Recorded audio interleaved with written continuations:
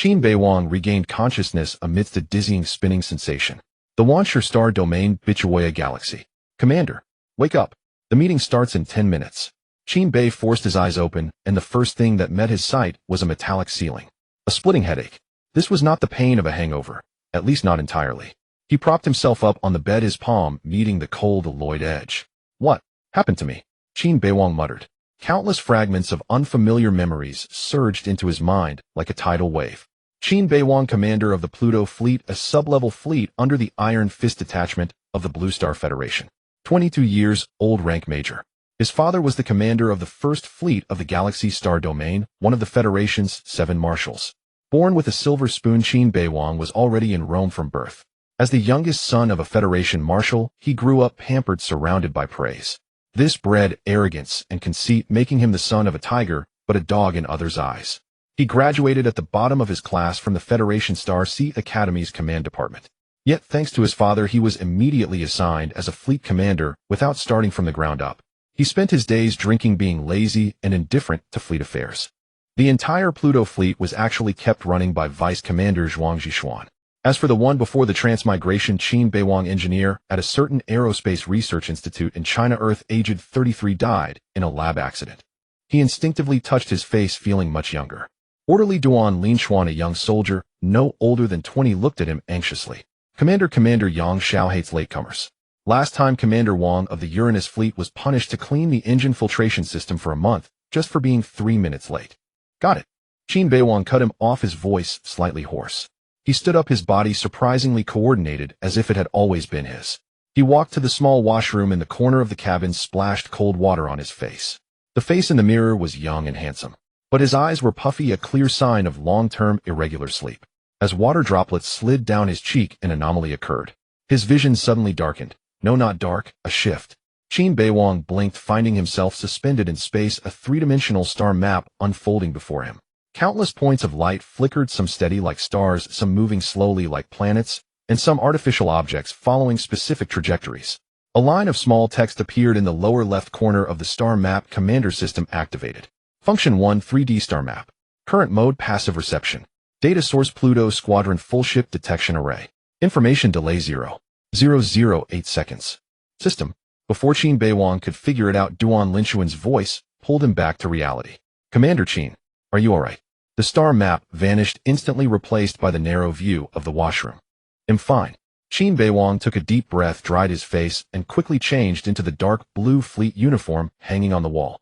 The uniform bore the Federation's starring emblem on the left chest, and a single silver bar, and a star on the shoulder, major rank. He followed Duan Linchuan out of his personal cabin into the ship's corridor. Both sides of the corridor were lined with constantly flowing status displays showing real-time data of various ship systems. Occasional crew members in similar uniforms passed by, saluting him, but with undisguised contempt in their eyes. So this is the interior of the T5 class battleship Kunlunchen. Qin Beiwang marveled inwardly.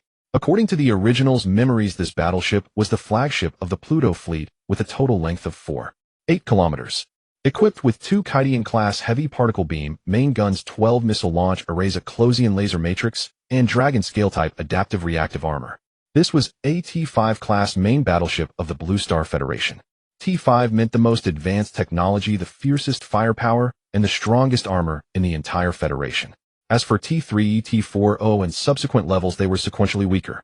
If not for Qin Beiwang's father's status, this T5 battleship would never have been assigned to a sub-level fleet.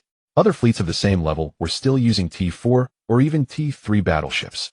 They passed through 3 airtight doors and entered the central bridge area. The space was suddenly spacious, 3 stories high, with a huge curved observation window in front.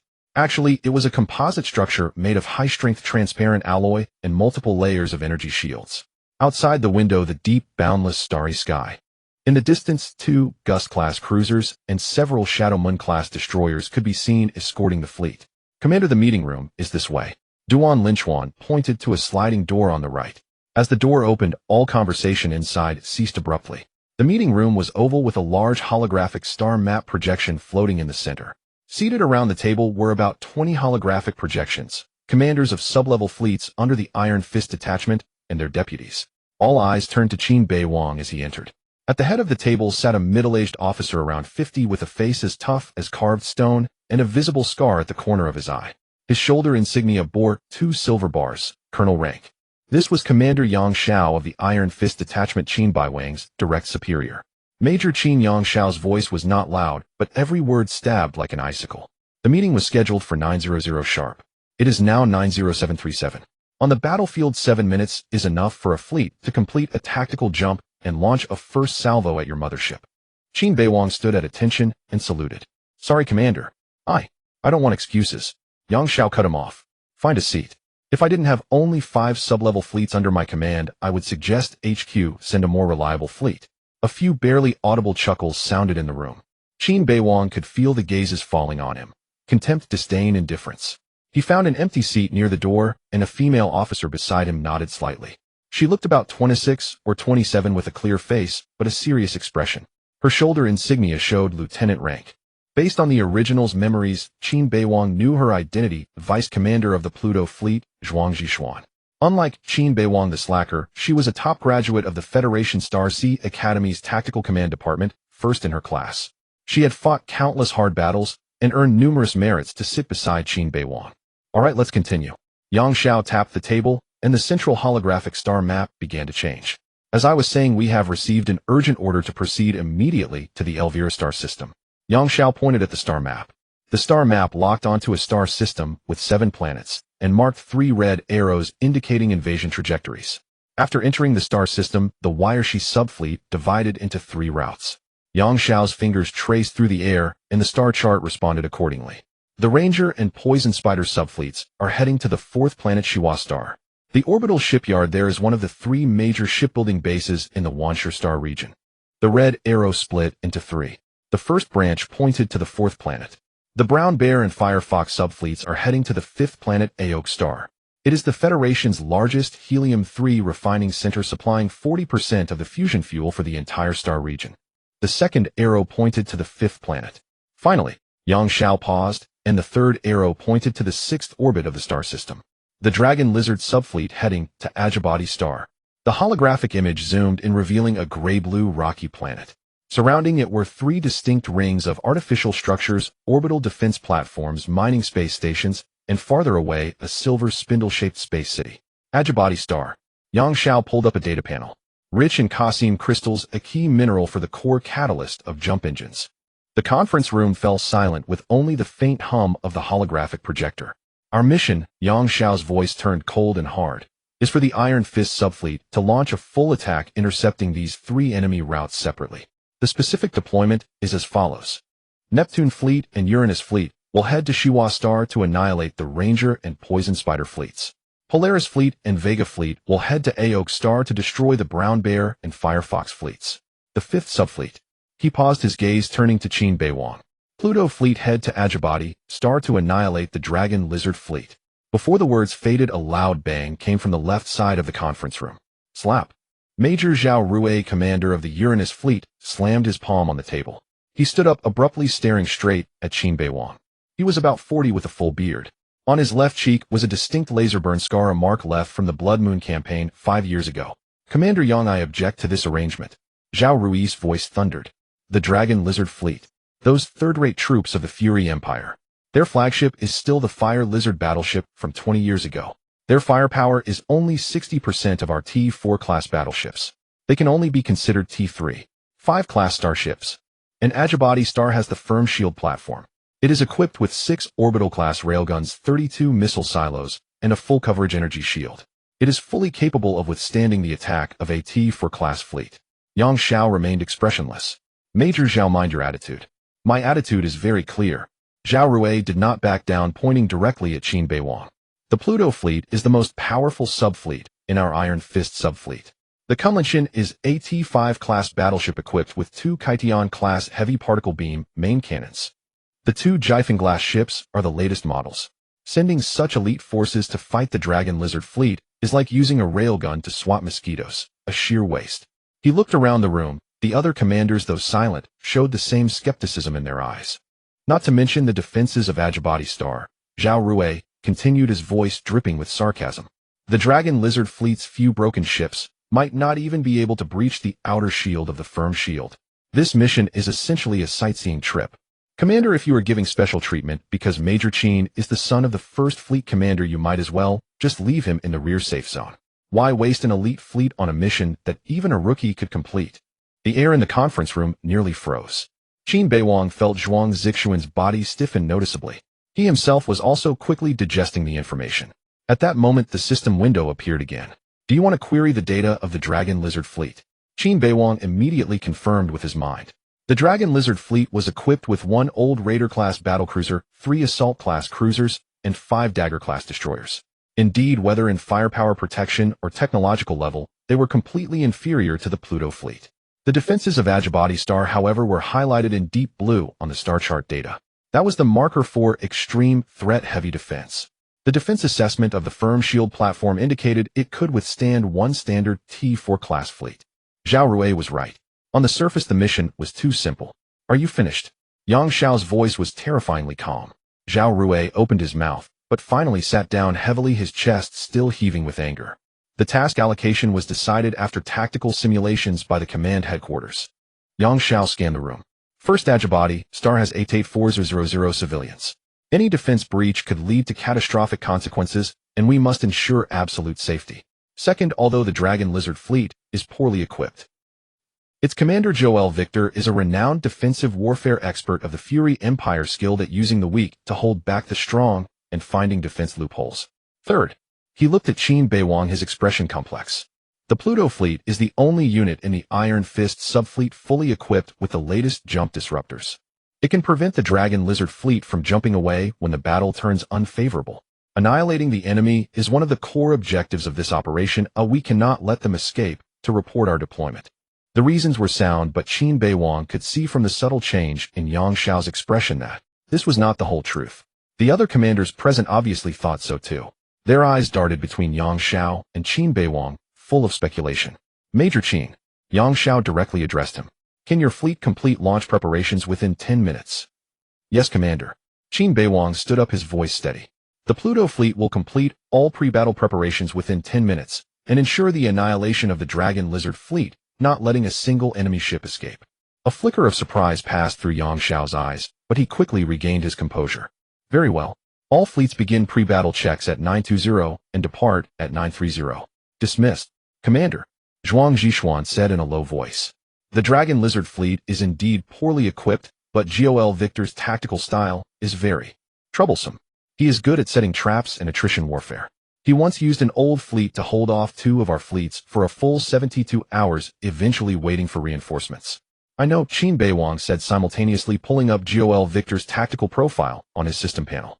The system quickly analyzed 7 common tactical patterns of that commander and deduced 3 most likely plans to be used in this battle. Zhuang Zixuan looked at his calm profile, a flicker of confusion in her eyes. Today's Qin Beiwang was a completely different person from the usual drunken, indifferent commander. On the way back to the bridge of the Kunlunchen, Qin Beiwang continued testing the commander system. He discovered that by concentrating his mind, he could summon the system panel at any moment, controlling its transparency, information hierarchy, and display range. After a brief test, Qin Beiwang found that this commander system possessed the following functions. 1. A 3-dimensional stellar map capable of displaying the real-time positions of fleet starships linked to the detection instruments of the commanded starships with 0 signal delay. 2. Real-time display of the status, weapon range, heading, and speed of the commanded starships. 3. The information panel could connect to the flagship's AI, allowing real-time data access and tactical simulations. Commander, Zhuang Zixuan reported beside him. All systems of the Kunlunchen have completed self-checks, and the 2 Kaiqian-class heavy particle beam main cannons have passed their charging tests. Peak output reached 101 of design specifications. The jump disruptors of the 2 Gale-class cruisers Thunderbolt and Lightning are operating stably. The 2 Shadowless-class reconnaissance ships Phantom and Shadow have departed ahead of schedule as planned. Qin Beiwang nodded, and in his system's stellar map, this information was presented in a more intuitive manner. The 11 ships became 11 blue light points, each accompanied by a status bar, equipment list, and brief data. He could even see the specific speed and course of every starship. His Pluto fleet, besides the Kunlunchen battleship, consisted of 2 cruisers, 6 destroyers, and 2 reconnaissance ships. It was a standard subfleet configuration. However, while the Kunlunchen was a T5 level starship, the remaining 10 were all T4 level. Such a high-end configuration was rare amongst subfleets. After all, both T5 and T4 level starships were expensive, typically deployed to core war zones before being assigned to subfleets. At this moment, Qin Beiwang couldn't help but think of his father, the legendary marshal of the Federation. He had saved the Federation from peril multiple times, even pushing the Fry Empire, which had reached the Milky Way star sector, all the way back to the Wanshur star sector. It was thanks to his father's great achievements that Qin Beiwang enjoyed such privileges. Meanwhile, Zhao Rui stepped heavily back to his flagship, the Iron Spine. This was a T4-level Taishan-class battleship in service for over 15 years. Its hull was covered with fine repair marks and a few incompletely healed battle scars. Compared to Qin Beiwang's gleaming new T5-level Kunlunchen, the Iron Spine resembled a scarred, old war elephant. "Commander." Lieutenant Commander Li Wen greeted him at the bridge entrance. He was about 35 years old, wearing glasses, always appearing calm and restrained, a stark contrast to Zhao Rui's fiery temper. "Spit it out." Zhao Rui waved his hand and strode straight to the command seat. Lieutenant Commander Li Wen followed him, lowering his voice. "Commander, at the meeting just now, questioning Commander Yang Xiao's deployment so openly and directly targeting Major Qin, isn't that a bit?" "A bit what?" Zhao Rui spun around, his eyes bulging like brass bells. "Too much. I tell you, Li Wen, I've held it in for 5 years. 5 years. Watching those sons of privilege ride the newest and best warships, turning a lap in the battlefield and returning to promotions and decorations, while my brothers." He pointed out the observation window where the Uranus fleet ships were docked. Mostly old T3 and T4 level starships. They could crush the enemy with superior firepower using advanced ships, but they hoard all the good stuff. They make us slug it out with the enemy. Every time after a battle, don't you feel the pain when you read the casualty reports? His voice echoed through the bridge, and several crew members instinctively shrunk their necks. Lieutenant Commander Li Wen pushed up his glasses, his tone still calm. "I do feel the pain, Commander. But publicly defying superiors and targeting colleagues will only push you further down the promotion list with no benefit whatsoever. Do you know why after the Blood Moon campaign 5 years ago, when you achieved such great feats, you were only promoted 1 rank, while others who did less are now lieutenant colonels or even brigadier generals?" Zhao Rui's face darkened. The Blood Moon campaign. It was a brutal encounter battle between the Federation and the Fry Empire on the border of the Wanshur star sector. Then Captain Zhao Rui led a hastily assembled subfleet, holding off 3 Imperial main fleets for 72 hours, buying precious time for the Federation's main force to assemble. In that battle, his flagship was destroyed 3 times. He changed ships 3 times. The laser burn on his cheek was from that time. Yet after the battle, he was only promoted from captain to major, still commanding this under-equipped subfleet. "Because I don't know how to suck up, won't grovel to the bigwigs sitting in the rear headquarters." Zhao Rui gritted his teeth. "Not entirely." Lieutenant Commander Li Wen shook his head. "It's because you've offended too many people. I walk upright and sit straight. If they wouldn't do those shady things, I wouldn't even spare them a glance." Zhao Rui argued.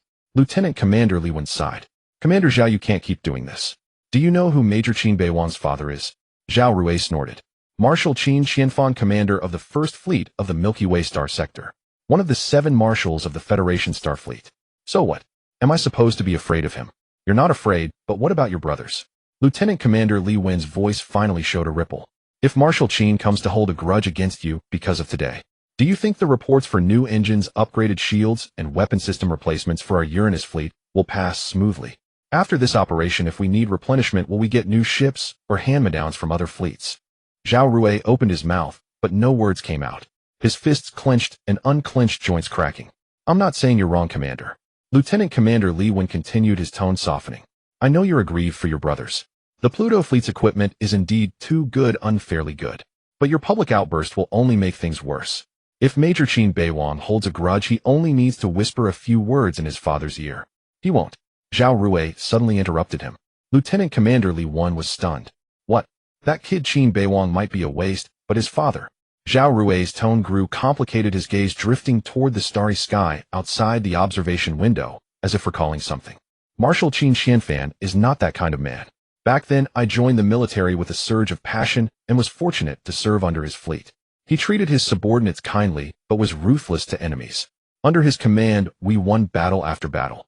The preferential treatment that Qin Beiwang now enjoyed was merely the higher-ups' gesture of goodwill toward Qin Qianfan.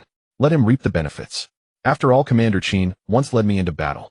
It's better to let his son take the spoils than to let the descendants of those useless gluttons do so." Zhao Rui let out a long sigh. He couldn't help but curse inwardly. Damn the Federation, it's rotten to the core. Seeing this, Li Wenkai breathed a sigh of relief. Meanwhile, on the bridge of the flagship of the Iron Fist Squadron's direct fleet, Yang Xiao wore a worried expression. It was only when his adjutant deputy Captain Lu Taining approached that he slowly spoke. Have the Scorpion ship lead the Flame Scorpion and Water Scorpion cruisers to follow the Pluto Fleet. Maintain the optimal support distance.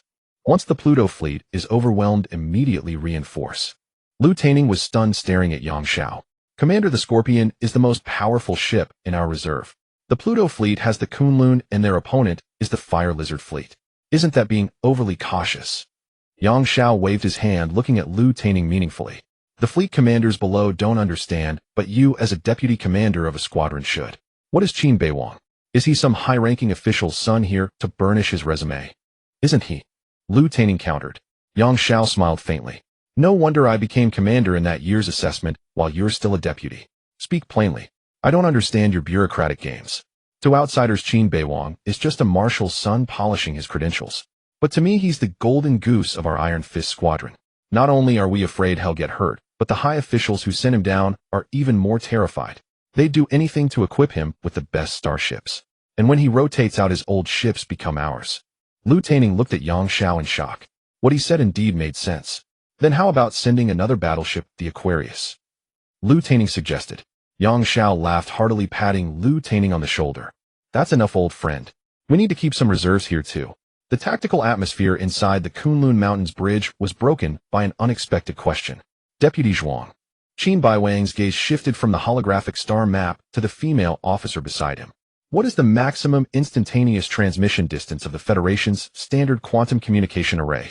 Zhuang Zixuan's fingers froze, and the data pad almost slipped from her hand. She looked up, her eyes flashing with disbelief. A complex mix of shock, confusion, and a hint of absurdity. Commander, what did you say? Her voice was dry. The maximum instantaneous distance of quantum communication. Qin Beiwang repeated, his tone as calm as if he were asking about today's menu. I need the exact data. In the bridge, several officers working slowed their movements, ears perked. In the corner, communications officer Lu opened his mouth instinctively, then quickly closed it.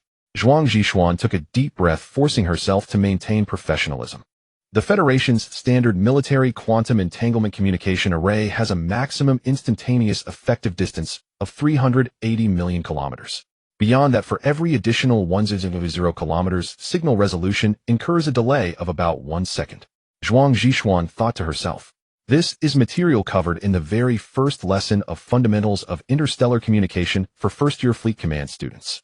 It seems this commander is indeed as rumored, ignorant and utterly hopeless as a student.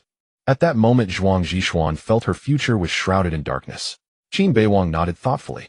380 million kilometers. So if our scout ship is 580 million kilometers from the main fleet, the communication delay would be half an hour. 33 minutes and 20 seconds exactly, Commander. Zhuang Zixuan's tone was already tinged with helplessness. But in actual combat deployment, scout ships usually don't stray more than 180 million kilometers from the main force. On one hand, it ensures real-time communications. On the other, it's for safety. 800 million kilometers is the optimal distance for engagement and retreat. With conventional nuclear fusion engines, it takes 20 minutes to reach the combat zone. Ships like the Kunlun and advanced T-5 class battleship are even faster. Under normal circumstances, that's true. Qin Beiwang turned to the main tactical screen. But this time is different. He quickly operated the console, bringing up a detailed star map of the Elvira system. The orbit of Ajibate was highlighted, and around it were marked potential positions of the Dragon Lizard fleet. Shadow, Dark Shadow. Qin Beiwang hailed the 2 Shadowless-class scout ships. I want you to maintain full speed and keep a straight-line distance of 580 million kilometers from the main fleet. There was a 3-second silence on the comm channel. The voice of He Shuani, captain of the Shadow, was laced with confusion. 580 million kilometers. That's 3 times the safe distance specified in our standard combat regulations. At that range, our communication delay would be over half an hour. And if we encounter enemy ships, the main fleet would need at least an hour to reach us. Execute the order, Qin Beiwang cut him off. Although there would be communication delays in reality in Qin Beiwang's system, star map, the information from the 2 Shadowless-class scouts appeared in real time. Only beyond 800 million kilometers did a slight delay occur. As for communication delay, then don't communicate. As for encountering enemy ships. He paused. If my judgment is correct, the Dragon Lizard Fleet simply doesn't have spare forces to intercept you. All their ships will be concentrated on the frontal defensive platforms of Ajibate. Zhuang Zhishuan said in shock. Don't communicate. Commander, are we maintaining radio silence? Qin Beiwang nodded. Correct. What's that thing called that can detect quantum communications? Zhuang Zhishuan answered frankly. Quantum harmonic directional detector. By measuring the quantum harmonics generated during quantum communication, it can roughly determine the direction of both parties. However, the Dragon Lizard Fleet is only a subfleet. They probably won't carry a quantum harmonic directional detector. It's not only energy intensive, but also bulky. Only specialized reconnaissance ships and squadrons carry such equipment. Qin Beiwang smiled slightly. The Whale Squadron is too small. If they rashly enter the Elvira system, even if they capture a planet, they can't occupy it long term. Instead, they'd be trapped and beaten like a dog in a closed door. As for destroying the planet's resource facilities, that's even less likely. Important planets are all equipped with orbital defense platforms. Trying to take them by force would cost a heavy price. A flicker of surprise crossed Zhuang Zixuan's eyes. You mean their target is our subfleets? Qin Beiwang nodded. 2 Shadow-class reconnaissance ships slid like specters toward the Agbate star. Aboard the Kunlinshan's bridge, the three-dimensional star chart before Qin Beiwang refreshed the entire star system's situational data in the aerial time. The 2 blue dots representing the U-Shadow and Dark Shadow had already crossed the 500 million kilometer line, following the planned route from above the ecliptic plane toward the dark side of the Agbate star. Reconnaissance ship distance 577 million kilometers, communication latency 0 seconds, sensor coverage 89. The data stream scrolled steadily. Everything seemed to be proceeding as planned. But Qin Beiwang's brow furrowed slightly. The star chart had just flagged an anomaly. Not a warning, not a highlighted alert, but an indescribable sense of dissonance. On the orbit of the Agbate star behind its first moon, the gravitational gradient data from the active gravitational wave detector showed faint periodic fluctuations. The amplitude was so minuscule that the Federation's standard sensor array would have dismissed it as background noise. But the star chart system had isolated it, marking that location with a translucent gray outline. An unidentified object. Blurred contours, dimensions impossible to measure precisely, but based on the fluctuation characteristics, it was at least the size of a medium warship. Qin Beiwang stared at the gray outline for 3 seconds. Then he raised his head. Lightning. He opened a channel to the Gale-class cruiser. Detach from the formation, veer 15 degrees west, and advance at full speed for 45 million kilometers. In the bridge, several officers turned to look at him simultaneously. Upon arrival, Qin Beiwang continued his command. Send encrypted quantum instructions to the U-Shadow and Dark Shadow. Continue forward, do not decelerate, do not alter course, proceed to the designated monitoring positions as planned. The voice of Lightning's Captain Commander Li Zhan came through, tinged with evident confusion. Commander, confirmed the order. Detach alone, advance 15 degrees west for 45 million kilometers, then send a continue forward command to the reconnaissance ships. Confirmed, Qin Beiwang said. But Commander, Li Zhan couldn't help asking. This command could have been sent directly from the main fleet. Why make Lightning travel such a distance? Execute the order. Qin Beiwang interrupted, his voice calm, but brooking no dissent. The communication cut off. A brief silence fell over the bridge. Zhuang Zhishuan was the first to approach. Her expression was restrained, but her eyes brimmed with confusion. Captain, sending Lightning alone increases the risk of ambush. And as Captain Li said, transmitting the command to the reconnaissance ships could be done through the main fleet's communication array. Why go to such trouble? It's not unnecessary trouble. Qin Beiwang's gaze never left the star chart. This is a necessary tactical maneuver. What tactic? Zhuang Zhishuan pressed. Sending a cruiser 45 million kilometers away just to relay a continue forward order. The reconnaissance ships were already continuing forward, and by the time the message arrives, it'll be half an hour later. Other officers gathered around.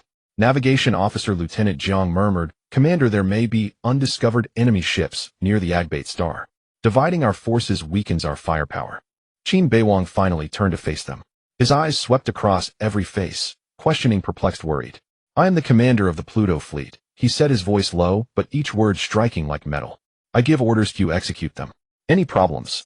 The words silenced everyone. The atmosphere in the bridge congealed. Zhuang Zhishuan opened her mouth, but ultimately said nothing, merely nodded and returned to her station. But her clenched fists betrayed her inner turmoil. Outside the observation window, Lightning began its turn. The sleek cruiser's engines roared to full power, blue jets casting a dazzling ribbon of light through the darkness as it accelerated away on a course 15 degrees deviated from the main fleet. Soon it became a distant speck, then vanished at the sensor's edge. Qin Beiwang refocused on the star chart. The blue dot representing lightning moved rapidly, growing farther from the formation. And behind the first moon the gray outline remained still. Time ticked by. The atmosphere in the bridge grew oppressive. The officers operated their consoles with deliberate lightness, as if afraid to break some delicate balance. Zhuang Zhishuan kept glancing at Qin Beiwang's back, her expression complex. She couldn't understand this order. Not at all. If Qin Beiwang suspected an ambush behind the moon, he should have either sent the reconnaissance ships to investigate or raise the fleet's alert level. Sending a cruiser to deliver a redundant command. It made no sense. Unless it wasn't redundant. A thought suddenly struck her. Zhuang Zixuan's fingers paused over the console, her eyes widening slightly. Commander, she spoke again, but this time her voice carried no doubt. Only a tentative probe. Did you send lightning to that specific direction to transmit the command because of the quantum harmonic directional finder? Qin Beiwang didn't turn, but a faint, almost invisible smile tugged at his lips. Go on. Zhuang Zixuan's mind raced. If there really is an enemy ship behind the moon and they're equipped with a quantum harmonic directional finder, then a command sent directly from the main fleet could be detected. But if it comes from another direction? Qin Beiwang picked up the thread. The enemy would think the main fleet is in lightning's direction. They might even attack toward lightning. Then we could strike their flank. He paused, adding. Zhuang Zixuan's pupils dilated. In the bridge the other officers finally understood. They exchanged stunned glances. This seemingly absurd command concealed such profound calculation. But Commander, Communications Officer Lieutenant Liu couldn't help asking, what if there's nothing behind the moon? Then lightning would have made a wasted trip and taken on unnecessary risk. Then consider it a communications security drill. Qin Beiwang said flatly. On the battlefield, caution is never excessive. He offered no further explanation, turning his gaze back to the star chart. At that moment the officers looking at Qin Beiwang couldn't help but feel a new respect. Even if the strategy might not work, it was far better than doing nothing before. For minutes had passed. Lightning was about to reach its designated position. Lightning distance 44.8 million kilometers, approaching command transmission position on the star chart. The blue dot representing lightning came to a halt. A few seconds later, a dashed line extended from that point toward the two distant reconnaissance ship dots, the simulated path of quantum communication. Lightning reporting arrived at designated coordinates. Transmitting command now. Li Zhen's voice came through. Acknowledged, Qin Beiwang replied, but his eyes were fixed on the gray outline behind the moon. 1 second, 2 seconds, 3 seconds. Nothing happened. Zhuang Zhishuan felt her heart accelerate. She didn't know what she was hoping for. Part of her wanted Qin Beiwang's judgment to be correct, to prove he wasn't just acting blindly. Another part wished there was nothing there so the fleet wouldn't have to face additional enemies. Conflicting emotions made her palms sweat. 5 seconds. Qin Beiwang's system star chart suddenly refreshed violently. Warning detection of massive engine start signals. Location beside Agbat star's first satellite coordinates marked energy characteristic analysis, Fury Empire Stinger class, fast assault ship confidence 87, Angel class battleship confidence 98. Quantity 24, ships status accelerating, expected to be within enemy fire coverage in 20 minutes. 2 Shadowless class scout ships will be enveloped by the enemy's fire coverage. Qin Beiwang's heart sank. 24 starships. That was the number of starships 2 subfleets would possess. This was no longer a force that the Lizard Fleet could mobilize. This was the main force of the Whale's subfleet. Qin Beiwang stared at the enemy fleet cluster on the star chart. The system simulation was underway, hundreds of possible tactical paths unfolding in virtual space. Soon a risky tactic was worked out. 11 ships against 24. Even with equipment advantage, it was an absolute disadvantage. To win, they could only rely on wit. We must disrupt them, Qin Beiwang muttered to himself. Commander. Zhuang Zhishuan looked at him. Qin Beiwang did not answer. His fingers tapped a few times on the three-dimensional star chart before him. In no time the positions of the 24 enemy ships were marked on the star chart. Commander, this is? Zhuang Zhishuan asked. These are the positions of the enemy starships. At that moment, everyone present was stunned. The Shadowless class scout ships ahead had not yet transmitted any information. How did Qin Beiwang know? Before anyone could figure it out, Qin Beiwang connected to the Lightning's communication. Lightning. Proceed at full speed toward the positions of the Phantom and the Dark. Everyone in the bridge turned to look at him. Captain Li Zhen's voice came through the communication channel, filled with confusion. Commander. How long to reach a position 3.8 billion kilometers from the scout ships? Qin Beiwang interrupted him. A brief silence, then the result of a quick calculation. At maximum cruising speed. 22 minutes. Enough. After reaching the position 3.8 billion kilometers from the scout ships, immediately execute a 180-degree turn. Simultaneously activate the full-band quantum communication array. I want you to simulate at least the command communication signals of an entire subfleet. Random frequency, random coding, random call signs. A deathly silence fell over the bridge. Zhuang Zhishuan was the first to react, her eyes widening slightly. You want to create false fleet communications? Yes. Qin Beiwang's finger traced across the star chart circling several asteroid belt regions. If the main force of the whale's subfleet is really here, they will definitely send out scout ships. According to standard tactical manuals, the best lurking positions for scout ships are here, here, and here. The 3 points he marked were all within the signal coverage range of the Lightning's planned route. The Lightning's false signals will be intercepted by those scout ships. Then they will report to the main fleet detected communication signals from multiple Federation fleets, converging toward Agbat star direction. Zhuang Zhishuan quickly grasped the plan. The enemy will think we are attacking from the Lightning's direction. But this is too risky. If their scout ships are equipped with advanced signal analysis systems, they might identify the false signals. The battlefield changes rapidly. They are on a long-range strike, seeking a quick strike and quick withdrawal. By the time they distinguish the truth, the opportunity will have slipped away.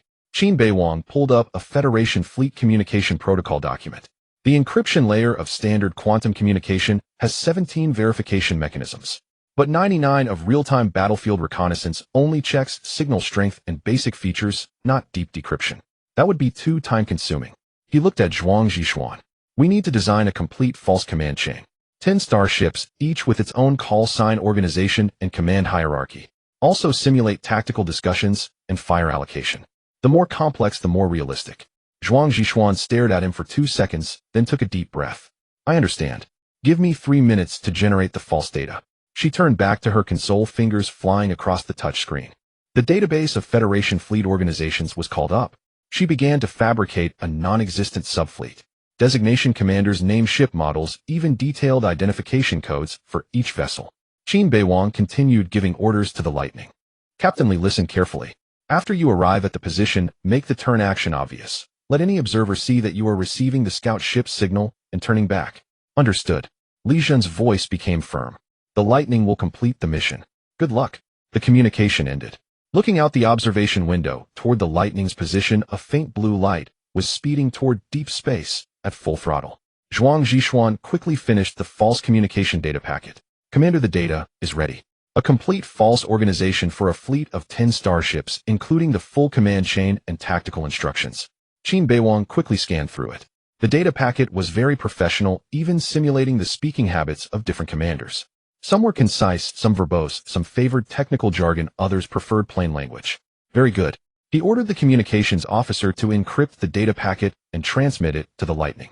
Begin execution. The next 20 minutes were a long wait. The atmosphere in the bridge was so tense it could be wrung out. Everyone stared at the tactical screen at the 2 clusters of red enemy ships slowly moving on the star chart. Time ticked by, and the enemy's speed, course, and formation data were constantly updated under Qin Beiwang's modifications. 22 minutes later, the Lightning arrived at the predetermined position. A corner of the main tactical screen switched to a real-time feed of that cruiser. The Lightning floated alone in the empty void. Then the communication arrays on both sides of its hull fully deployed. Lightning reporting. In position, beginning broadcast. Invisible quantum signals began to radiate in all directions. On Qin Beiwang's 3-dimensional star chart, the pale blue ripples representing communication coverage rapidly expanded, centered on the Lightning. The ripples swept over the 3 potential enemy lurking points he had marked, sweeping across most of the Agbat star battlefield area. Signal strength. Zhuang Zhishuan asked. The sensor chief stared at the readings. Full power output. Any receiving device in those 3 asteroid belts, as long as it's not shut down, will definitely detect these signals. And the enemy? Lieutenant Liu's voice was a bit strained. No one could answer. Qin Beiwang stared intently at the enemy fleet cluster on the star chart.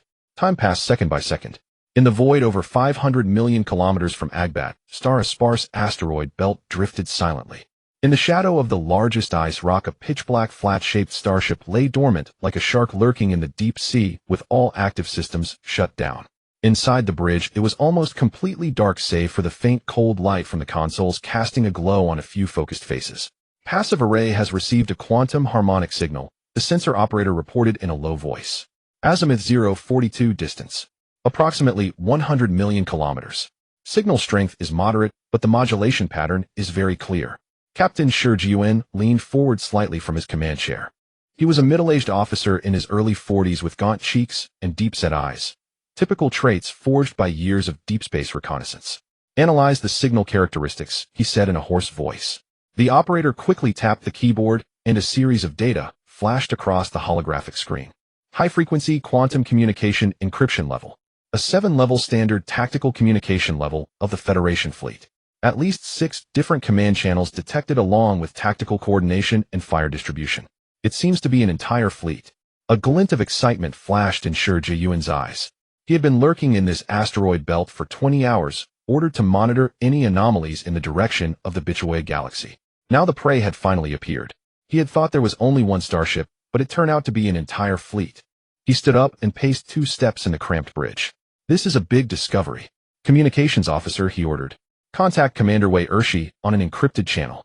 Report content. A Federation fleet communications signal detected 400 million kilometers off the flank of Ajibate Star. After a long while on the periphery of Ajibate Star. Inside the bridge of the flagship, Digua Rongyao Hao, of the Furui Empire's Wei Ershi detachment. Admiral Lei Mingdun Wei Ershi was staring at the encrypted report just transmitted on the tactical screen.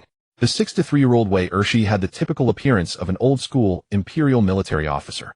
His gray hair was cropped short, his cheeks were gaunt, but his features were hard, and his deep-set eyes held a hawk-like gaze. He wore a crisp dark gray Imperial Space Force colonel's uniform adorned with 3 rows of medals on his chest, a testament to 40 years of military service. Sent by Shi Jiyuan, he asked his adjutant, his voice low and steady. Yes, Commander, the adjutant replied, standing at attention. A Federation fleet communications signal detected 500 million kilometers off the flank of Ajibate Star. At a distance of 3.8 billion kilometers away it stopped. Wei Er's eyebrows slightly raised. He walked to the tactical screen, swiping his fingers in the void to pull up a detailed star map of that area. 3.8 billion kilometers. He murmured. The main fleet is 3.8 billion kilometers from their 2 known reconnaissance ships. That defies common sense.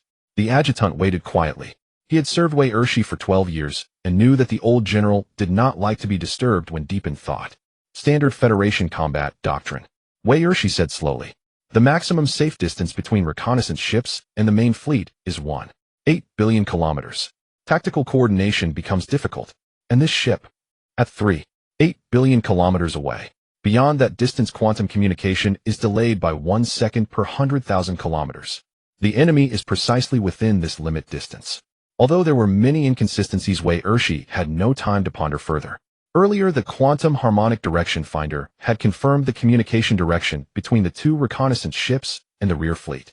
Now high-frequency fleet communication signals had been received as well. All signs pointed to a fleet heading toward Ajibate Star. At that moment, the NCS Special Reconnaissance Ship sent another communication request, using the quantum communication relay of another NCS Special Reconnaissance Ship. The communication between NCS and Digua Rongyao Hao was virtually lag-free. Commander, the quantum communication signal is gradually weakening. The enemy is likely turning around to flee. Shi Jiyuan's voice was urgent. It is fleeing. Why? Could it be that those 2 reconnaissance ships had relayed the detected information to the fleet? They know about the existence of our 2 fleets. Considering the enemy's previous maneuvers and their seemingly defenseless posture, it was completely unlike the actions a fleet commander would take. Wei Er's eyes narrowed slightly. He recalled the latest report from the intelligence department regarding the personnel changes in the Taekwon detachment. Marshal Qin Fan's youngest son, Qin Beiwang, had been appointed commander of the Ming Wangxing fleet. A 22-year-old major directly parachuted into the fleet commander position after graduation thanks to his father's connections. A typical child of Federation nobility, a typical gilded officer. But the Ming Wangxing fleet was the best-equipped subfleet of the Taekwon detachment, with a T-5 level Kunlun Heya-class battleship, T-4 level cruisers and destroyers. If such a useless waste were to command, Wei Ershi suddenly understood. It's the Ming Wangxing fleet. A hint of mockery crept into his voice. The fleet led by that Federation marshal's son. Only he could make such a foolish move, sending 2 reconnaissance ships 3.8 billion kilometers out. The adjutant was taken aback. Commander, are you certain? Certain. Wei Ershi walked back to his command seat, tapping his fingers lightly on the armrest. Think about it. If it were seasoned veterans like Zhao Rui, would they directly send reconnaissance ships to a distance of 3.8 billion kilometers away? Only a spoiled brat lacking combat experience and full of self-importance would come up with such a brilliant plan to stretch the distance between the reconnaissance ships and the main fleet in order to retreat early. He shook his head, his sneer growing more pronounced. Has the Federation become so corrupt that even the position of fleet commander can be used for gilding? A bottom-tier waste can become a commander even if it's just a small subfleet. Now that the reconnaissance ships have sent word they know we're here, they want to turn tail and run. So what do we do now? A hunter's gleam flashed in Wei Er's eyes. Now we know who the opponent is. An inexperienced rookie commanding a well-equipped fleet. This is a godsend. He stood up, his voice echoing in the command channel. Order the direct fleet and the Longxi fleet. Full speed pursuit. We can't let this big fish get away. Commander, the adjutant cautioned. This could be a trap. They might be deliberately luring us out. If it's a trap, we should go all the more. Wei Ershi interrupted him. How clever can a trap set by a rookie commander be? I want to see for myself what this marshal's son is really made of. The order was given. The massive Wei Ershi direct fleet and Longxi fleet began to advance at full speed.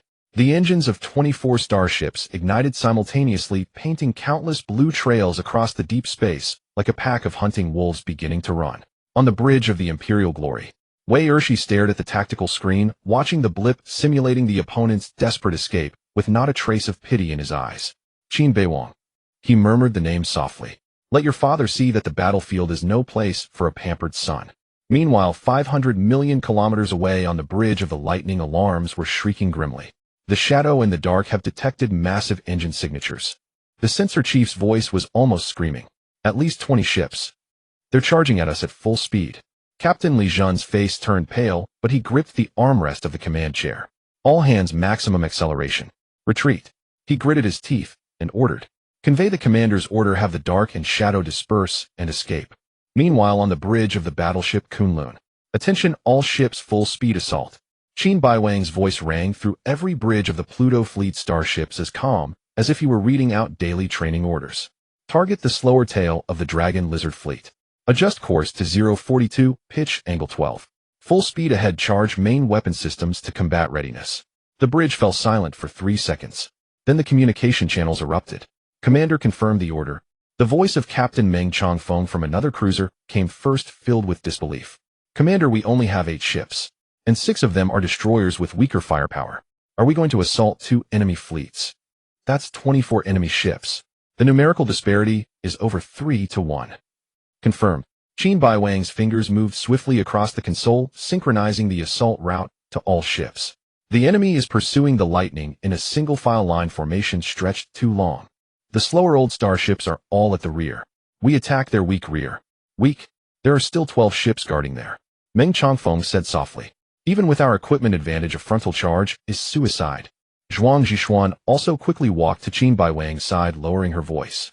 Commander, I understand you want to save the lightning, but such an assault is too risky. We could use the distance advantage to conduct harassing attacks from the periphery, pinning down the enemy and buying time for the lightning. Meanwhile, wait for Commander Yang's reinforcements. The lightning won't last that long. Qin Beiwang interrupted her, pulling up sensor data. The starships of Wei Er's direct fleet are relatively fast. The lead destroyer only needs 1.5 hours to catch up to the lightning. Besides, everything I've done so far is not to be a punching bag. His gaze swept over every shocked face on the bridge, then returned to the main tactical screen. A three-dimensional star map unfolded before him, and the system was running the latest round of tactical simulations.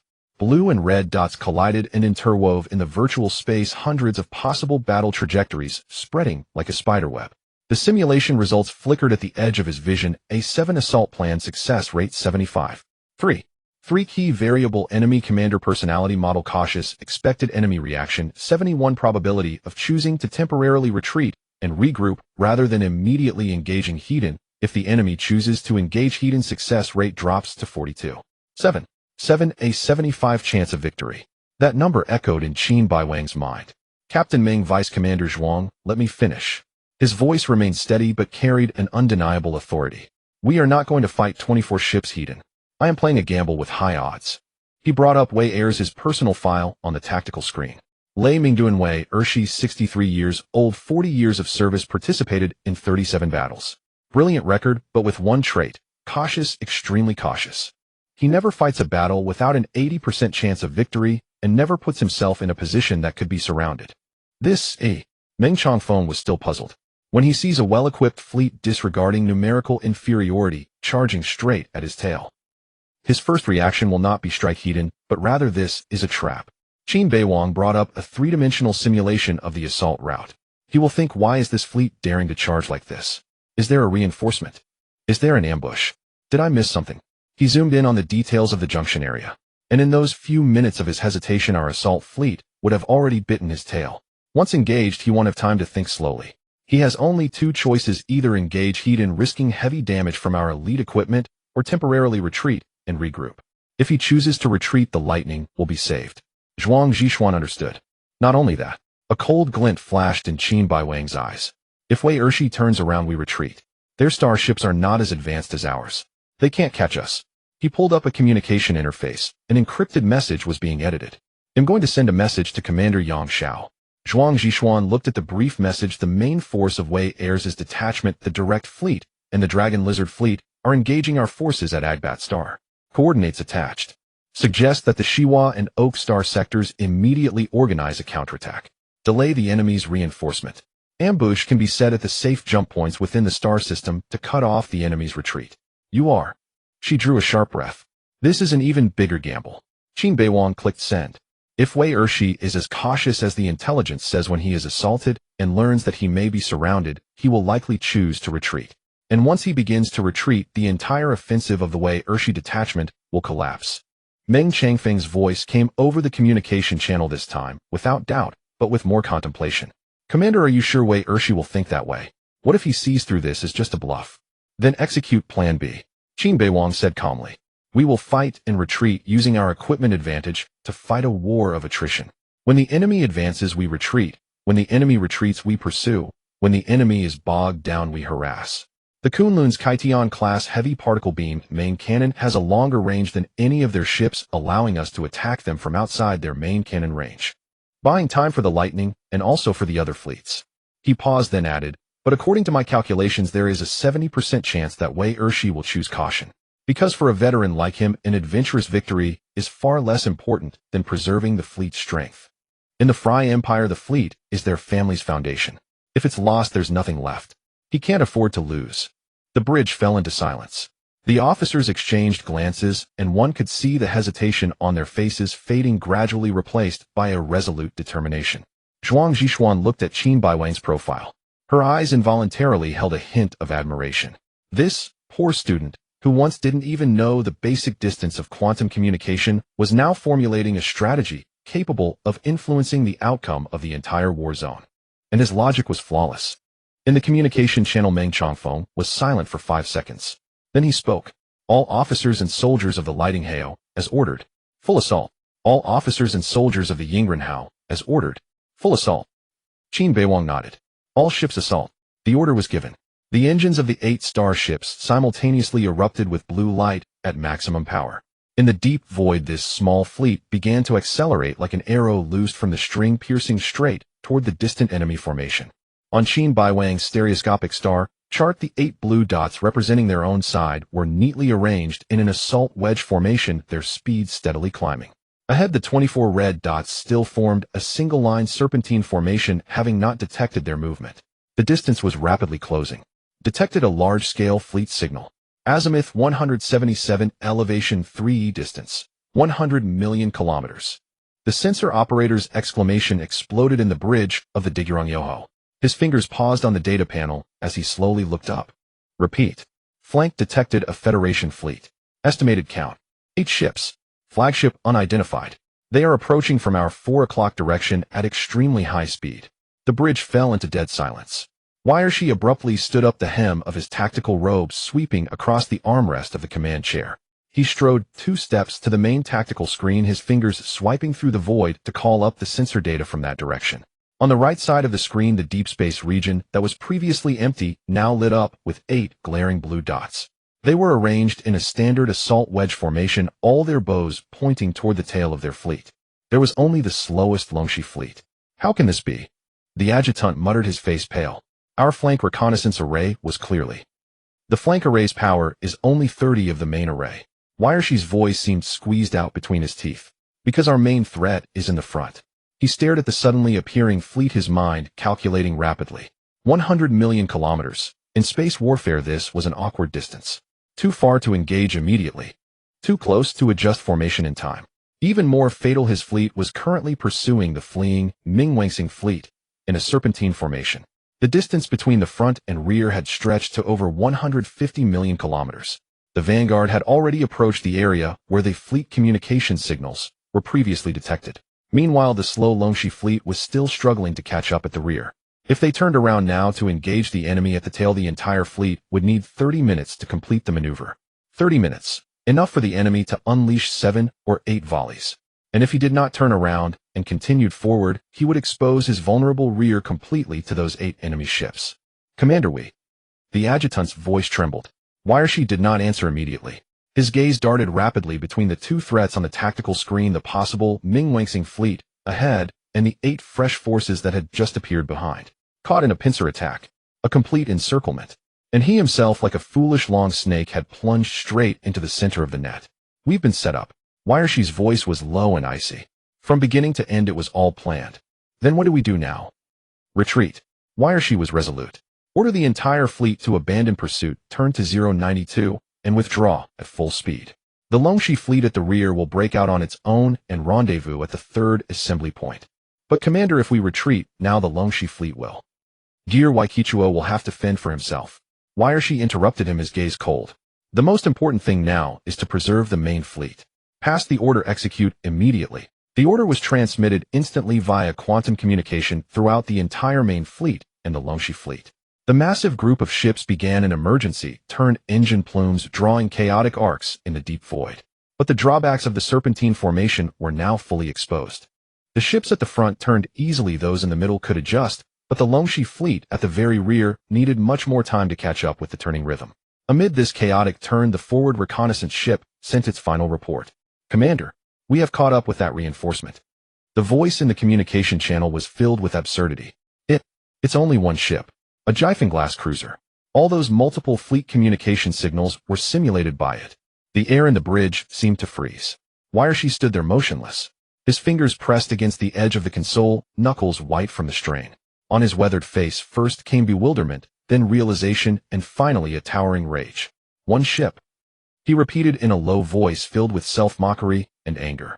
I was fooled by one ship. Toyed with by a cruiser. He recalled every decision before dispatching the main force to pursue, adjusting formation, fearing ambush, deciding to retreat. All of it was built on a false premise. They had been pursuing the Ming-Wangsing fleet. But the truth was only a solitary cruiser had played a one-man show in the deep void. But now was not the time for anger. He forced himself to calm down, his gaze returning to the tactical screen. The 8 enemy ships in the rear were already closing in on the fleet's tail, while his fleet's turn was barely a third complete. Even worse, the Longxi fleet at the very rear was about to be exposed to the enemy's firepower. On the bridge of the Kunlun Shanho, Qin Beiwang stared at the slowly turning red serpent on the stereoscopic star chart. They want to run, Qin Beiwang said slowly. Should we pursue? Zhuang Zhishuan asked. No. Qin Beiwang's fingers moved quickly on the console, locking onto the starship in the middle of the Longxi fleet. That was the flagship of the Longxi fleet, the Huaxi battleship, an old imperial battlecruiser with heavy armor but sluggish mobility. Lighting Heo calling Kunlun Shanho. Meng Changfeng's voice came through the communication channel. Lighting Heo has locked onto the Longxi fleet flagship, ready to fire at any time. Leave it to Kunlun Shan's main cannons. The flagship of a subfleet is the perfect first kill for its 2 main guns. Qin Beiwang said with a smile. Everyone in the bridge held their breath. They knew what was about to happen. The most powerful weapon of the Kunlun Shanho, the heavy particle beam main cannon, hailed as heaven-splitting, earth-shattering, had a single-shot power sufficient to vaporize a small asteroid in 0.3 seconds. But its charging time was long and energy consumption enormous. Typically, it could only fire 2 or 3 times in a battle. And Qin Beiwang intended to reserve the first salvo for that lagging old flagship. Target locked. Enemy flagship Huaxi Hao. His voice was calm. Then the gunner's voice rang out in the communication channel. Distance 2 million kilometers. Azimuth correction 0.3 degrees. Charging beginning. A low hum resonated within the bridge. The sound of the main cannon capacitor array beginning to charge like the low growl of a giant beast before it awakens.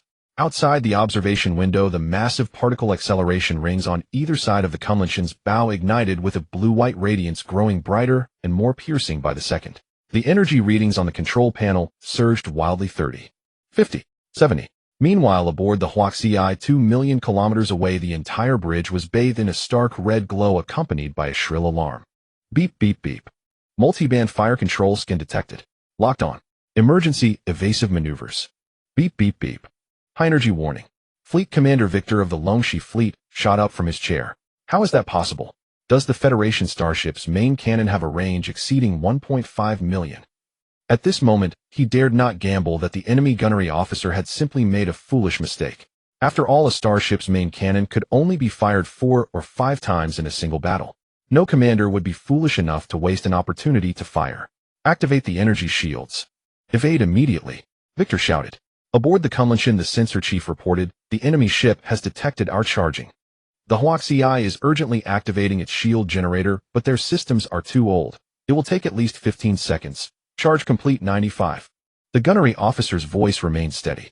Enemy shield activation progress 40, 45, 98. Shields at 60. They're accelerating the activation. 99. Aiming correction complete. Qin Beiwang shouted fire. Through the observation window, he could see the silhouette of the Imperial battlecruiser, a gray shadow struggling in the darkness. A faint blue glow, the initial sign of the shield's activation, just began to ripple around its hull. Too slow. At his command. In that instant, the entire bridge was swallowed by a blazing white light. Not one beam but two. The two main cannons on the Kunlun's bow fired simultaneously twin particle streams over 15 meters in diameter, like colossal swords from myth, cleaving chaos, tearing through the void of 2 million kilometers. There was no sound. Sound cannot travel in space. Yet in that moment, everyone seemed to hear a roar that transcended physical laws of phantom sound in the mind born of energy reaching its extreme. The beam's trajectory was as straight as a ruler, and the space it passed through warped slightly from the energy overload. Stray interstellar dust that drifted into the beam's edge was instantly ionized, erupting into brief, brilliant purple halos. 0.3 seconds later, the beam struck its target. The Huaxi shield had reached 72 activation at the moment of impact. This intensity should have withstood several volleys from a conventional main cannon. But before the Kaitian-class main cannon, the shield was as fragile as a soap bubble. In the first millisecond of contact, the shield overloaded. In the second millisecond, the beam pierced the bow armor. In the third millisecond, energy surged into the hull, racing upstream along the main power conduits, vaporizing everything in its path. Alloy armor, weapon systems, reactor casings, and hundreds of Fury Empire officers, in temperatures of hundreds of millions of degrees. Then the reactor went critical. The entire battlecruiser lit up from within like a lantern ignited. Light first seeped through the cracks, then grew brighter until the hull could no longer contain the raging energy. An explosion occurred. Not an explosion in the conventional sense, but a carnival of matter transforming into pure energy. The entire 3-kilometer-long starship in less than a second turned into a blazing white sphere over 50 kilometers in diameter. The core of the sphere exceeded the temperature of a star's surface. The expanding shockwave sent nearby destroyers unable to evade in time tumbling like autumn leaves. The light lasted 3 seconds before gradually fading. When vision returned where the Huaxi had been, only an expanding cloud of metal vapor and countless tiny, still-burning fragments remained. A deathly silence fell over the bridge. Everyone stared at the graveyard of light that had just been born and swiftly extinguished, forgetting to breathe, forgetting to blink. Zhuang Zhishuan slowly turned her head to look at Qin Beiwang. The young commander calmly stepped away from the console, as if he had just conducted a routine training exercise. Target destroyed, he announced, his voice devoid of any emotion. All ships continue advancing. But don't pursue too deep. The light sphere from the Huaxi's explosion left a 10-second overexposure afterimage on the Imperial Fleet's sensor screens. When the light finally dimmed, the bridge of the Diguo was left with only the faint hum of instruments and the suppressed breathing of over 20 officers. Remington Wales stood motionless before the tactical screen, his eyes fixed on the expanding metal vapor cloud, the fading afterglow reflected in the depths of his pupils. 2 million kilometers. He remembered that number. Sensor records showed that when the Kunlun opened fire, the actual distance to the Huaxi was 2,003,000 kilometers. At that range, the main cannon of the Diguo battleship would have a hit rate of less than 15. Even if it hit, the power would decay to less than a third. But those two particle beams spanning 2 million kilometers of void suffered no loss in power. They cut through the Huaxia's 72-strength shield like butter, then from bow to stern completely vaporized the 3-kilometer-long battlecruiser. This was not the firepower a conventional star system fleet should possess. Wallace's fingers unconsciously tightened on the armrest of his command chair. A cold conjecture like a venomous snake slithered into his mind. Sector-level core fleet, he whispered the words. The officers on the bridge turned to him simultaneously, their faces filled with confusion and fear. Commander, the aide's voice trembled. That's not an ordinary T5 class battleship, Wales said, his voice dry as sandpaper. An ordinary T5 class has a main cannon maximum effective range of no more than 1.8 million kilometers. And its power could never at 2 million kilometers penetrate a T3. 5 class battleship's full power shield with a single shot. He pulled up the Federation fleet's database, quickly flipping to the classified section. Most of the entries marked sector-level core fleet exclusive equipment had only names and vague descriptions, no specific parameters. But one piece of information he remembered clearly. Kydian-class heavy particle beam main cannon. Wales uttered the name, each syllable weighty as a mountain. Developed by the Federation Academy of Sciences 3 years ago, equipped only on the flagship vessels of the 3 major sector core fleets, the Galaxy Sector, the Wanshur Sector, and the Newman Sector. Theoretical maximum range 2.4 million kilometers. Theoretical single-shot yield equivalent to the directional energy release of a 500 kiloton tactical nuclear warhead. The adjutant's face instantly turned deathly pale. Are you saying that the battleship that fired such a terrifying shot is the flagship of the Star Domain core fleet? Wales nodded, the fear in his eyes growing increasingly clear. But it must be the elite of the core fleet. Only fleets of the Star Domain level are qualified to be equipped with weapons of this class. Ordinary border squadrons don't even have the right to apply for a glance at the parameters. For the first time, there was a wavering in Wales' voice. We are engaging a Star Domain core fleet. These words struck like a hammer on the hearts of every Imperial officer. A Star Domain core fleet. That was the Federation's true strategic force. They were fully staffed, equipped with the most advanced gear, and manned by the finest personnel. Their mission was not border patrol or minor skirmishes, but decisive battles at the Star Domain level. And Wales' squadron was merely one of 12 subordinate squadrons under the Imperial 3rd Mobile Fleet. Moreover, it was among those with relatively outdated equipment. Their most advanced battleship was only the T4 class Imperial Glory. Pitting a squadron against a core fleet was like using militia to fight special forces of a regular army. Suicide. Commander. The sensor operator's voice broke the dead silence. Enemy. That battleship's main cannon is charging again. On the tactical display, the blue dot representing the Kunlun Mountain showed its bow once again glowing with a terrifying energy reading. Though weaker than before, it was still enough to chill everyone's blood. Target. The operator swallowed. The target might be us. Panic spread like a plague through the bridge of the Imperial Glory. Despite the millions of kilometers between them, no one dared to gamble. All ships. Wales' voice suddenly rose almost a roar. Full retreat. Jettison all non-essential loads. Overload the engines. Now. The orders spread frantically via quantum communication. The Imperial fleet, which had been trying to form a defensive formation, now completely lost order. The flagship's order was retreat. But in the panic, it was interpreted as flee for your lives. The nearest cruisers to the Kunlun Mountain reacted first. They pushed their fusion engines to maximum, trying to escape the Pluto Fleet's fire coverage as quickly as possible. But it was already too late. The Kunlun Mountain's second salvo arrived. This time again, 2 beams of light. Clearly the ship's energy system was unimaginably powerful, with a firing interval so short it was despairing. 2 beams of death light cut across the void. The first beam targeted 2 cruisers. They couldn't even complete a shield restart before the fragile midsections of their hulls were pierced. The explosion's brilliance bloomed in the Imperial fleet's formation like 2 death flowers.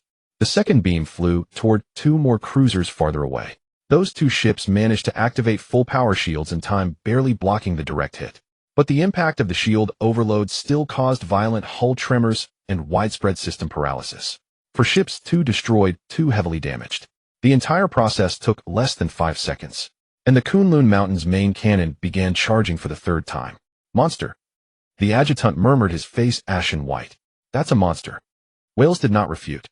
He just stared fixedly at the blue flagship on the tactical display, at the pair of particle accelerator rings on its bow like demon eyes. Then he made a decision he had never made in 40 years. Abandon the rearguard fleet.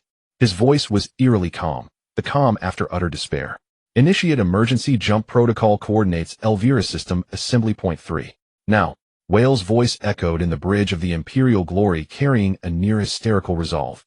On the main tactical display, the countdown for the Kunlun Mountains' third main cannon charge ticked mercilessly. 12 seconds, 11 seconds, 10 seconds. Commander, the risk of an emergency jump is too high. The adjutant's voice trembled with anxiety. Without a stable jump point or gravitational calibration beacon, the probability of us getting lost in space-time turbulence exceeds 20. And with a full fleet synchronized jump, if there's a deviation, it's still better than staying here and getting blasted to scrap by that monster. Whale spun around, his bloodshot eyes fixed on the adjutant. Don't you see? That's a Star Domain Corps fleet. They're waiting for the main force of the Iron Fist Squadron to complete the encirclement. Once Yang Xiao's fleet arrives, we won't even have a chance to jump.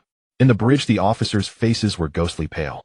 They understood. In a conventional engagement, there might be room to maneuver. But against a monster that could punch through a battleship from 2 million kilometers away, any tactic was a joke. But the adjutant tried to argue. No buts. Whale slammed his fist on the console. All hands cease all non-essential energy output, transfer 80 power to the jump engines. Lower shields to minimum maintenance level. Synchronized jump in 10 minutes. The order was forced through quantum communication. The entire 12 surviving ships of Whale's direct fleet simultaneously adjusted their attitude. The shield glow on the hull surfaces visibly dimmed. Meanwhile, the jump engine ring at the Imperial Glory's stern lit up with a blinding blue-white light. It was the energy buildup before a jump, like a lighthouse in the dark, broadcasting to the universe. We're running. In the deep void, the 12 Imperial ships, like 23 frightened fireflies, began to flicker with jump precursors. Space began to warp under the engines, pull the starlight around the hulls stretched into eerie arcs. Jump countdown 1 minute. The engine's hum came through the hull, low and resonant. Whale stared at the Kunlun Mountains' main cannon charge progress on the tactical display. It had already reached 45. In a few more minutes, the third salvo would arrive. Faster. Faster. Countdown 30 seconds. The flagship's jump navigation system frantically calculated coordinates, trying to find a relatively safe path among chaotic spatial parameters. The screen scrolled with dense warnings. Unstable gravity sources, abnormal space, curvature, potential quantum turbulence. These were fatal risks of an emergency jump, but there was no time to care now. Countdown 15 seconds. At that moment, in the void less than 500 kilometers from the fleet formation, 2 patches of dark space that had been empty suddenly rippled like water. Then 2 pitch-black flat-shaped starships materialized there without warning.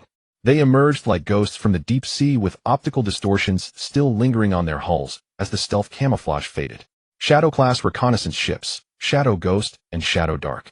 Detection of unidentified vessels. The sensor operator's voice was almost a scream. 2 of them, right on our warp path. Wireshi's heart sank. Before he could react, the bellies of the 2 scout ships simultaneously opened their launch bays. 6 cylindrical devices were ejected, unfolding into honeycomb-like structures in the void, their surfaces instantly lighting up with dense red dots. Warp jammers, and a special type at that. Not conventional jamming signal transmitters, but physical space anchoring devices. Upon activation, they would generate a miniature gravity well lasting 3 minutes, completely disrupting the spatial curvature within a radius of 1 million kilometers. Forcing a warp jump in such an interference field was akin to driving blind into a storm. No, Wireshi's roar was drowned out by the piercing alarm. All 6 jammers activated simultaneously. In that instant, the space around them seemed to be violently kneaded by an invisible giant hand. The paths of light twisted, distant star charts became ghosted, and the ship's sensor readings jumped wildly. Most lethal of all, the Imperial Glory's warp engine overloaded in 1 second. Warp engine forced shutdown. The chief engineer's voice was filled with despair. Space anchoring field interference. Reluctant. Inside the Imperial Glory, the hum of the warp engine ceased, abruptly replaced by violent vibrations from energy backwash. On the console, a third of the indicator lights instantly turned red, warnings flooding the screen like a waterfall. Engine damage 37. Shield generator overload. Main power conduit leak. Damn it. Damn it. Wireshi slammed his fists onto the console again and again, oblivious to the blood seeping from his cracked knuckles. Those 2 scout ships. They've been waiting for this moment. He finally understood why in all the previous battles those 2 scout ships had just the right distance. Why they could appear at the most critical moment in the most lethal position. Because from beginning to end it was all a setup. That battleship had used terrifying firepower to create panic, forcing them to make an emergency warp decision. And these 2 scout ships, like vipers lurking in the shadows, waited for the moment they exposed their throats, then struck lethally. Fire. blast those 2 scout ships to pieces. Warshi's voice was twisted with rage. The main cannon system is rebooting at least. Use point defense guns, missiles, anything. Just fire. The order was given. The 3 nearest Imperial destroyers swiveled their turrets, the point defense laser matrix began charging, and the missile silo cover slid open. But just 0.3 seconds before the first laser fired, the 2 Shadowless-class scout ships vanished again. It was not conventional stealth. The ship's outlines rapidly faded on the sensor screens like ink droplets dissolving in water, disappearing completely in less than 2 seconds. Only the warp jammers continued to flicker in the void like 6 mocking eyes. They vanished again. The adjutant's voice carried a sense of absurdity. Quantum stealth field. Warshi gritted his teeth. It's not conventional optical camouflage, but existential fading at the quantum level. When did the Federation acquire such technology? No answer. But he didn't intend to die. All fleet abandoned warp attempt.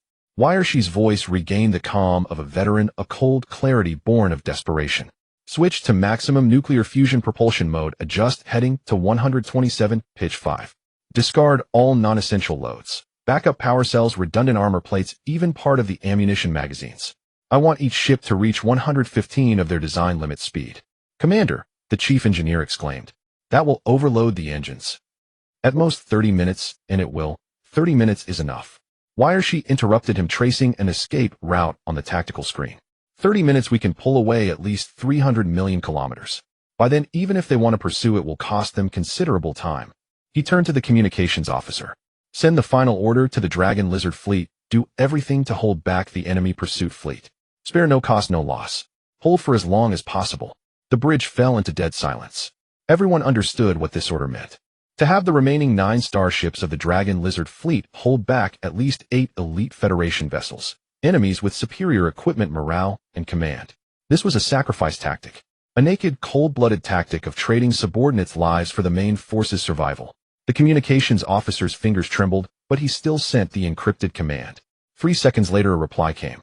Only 2 words, understood. That was the last response from the Dragon Lizard fleet. In the deep void, the 9 starships of the Dragon Lizard fleet began to turn. Most of them were antiquated models, 3 Raider-class cruisers, and 6 Dagger-class destroyers. Their hulls were scarred from battle damage, shield readings mostly below 40. But they did not hesitate, did not slow down, or instead they spread out a loose interception line, facing the pursuing Federation fleet. Enemy ships turning to engage. On the bridge of the Thunderbolt, Captain Meng Changfeng stared at the sensor screen, frowning. They want to hold us back. In the communication channel, Qin Beiwang's voice came calmly. Then let's give them what they want. All ships open fire at will. Priority to eliminate cruisers, destroyers, dealt with later. The order was given. 6 Shadow Moon-class destroyers were the first to react. They scattered like a wolf pack in pairs, pouncing on the Dragon Lizard fleet's formation from 3 directions. The blazing barrage of rapid-fire cannons wove a net of death in the vacuum.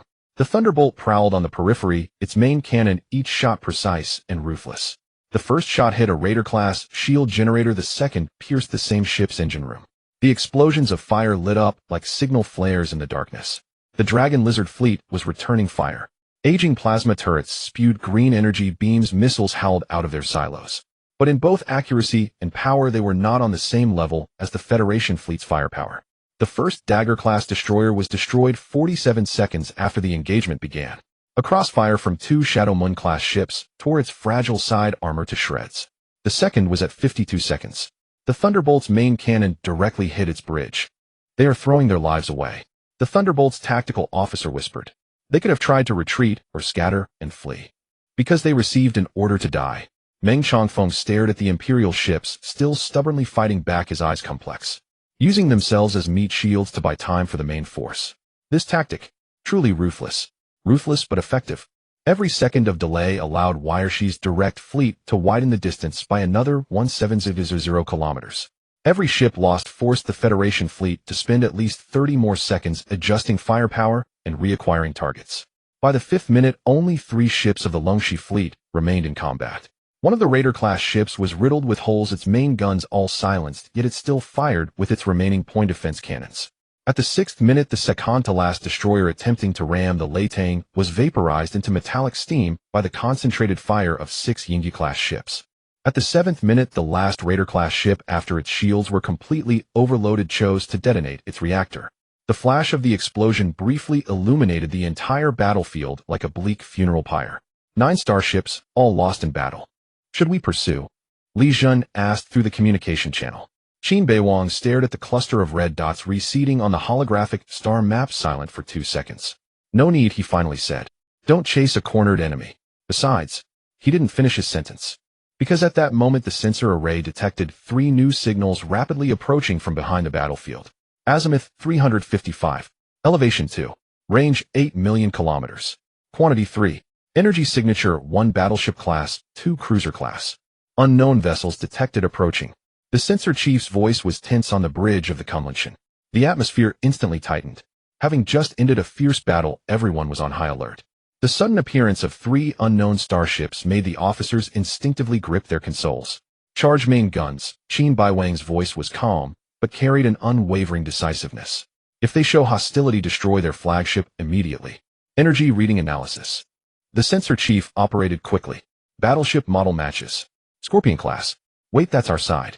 Suddenly a familiar call sign entered the communication channel. Tianxia battleship calling Kunlun. Identification code TF-102. Repeat identification code TF-102.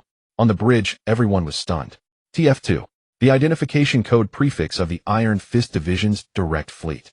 The Tianxia battleship was a battleship of the Iron Fist Division's direct fleet. It's the Tianxia. Zhuang Zhishuan let out a long sigh, almost collapsing into her chair. It's a battleship of Commander Yang's direct fleet. The tense atmosphere instantly dissolved, replaced by a surreal sense of relief. Moments ago they were poised for battle against an unknown fleet, only to find it was their own commander.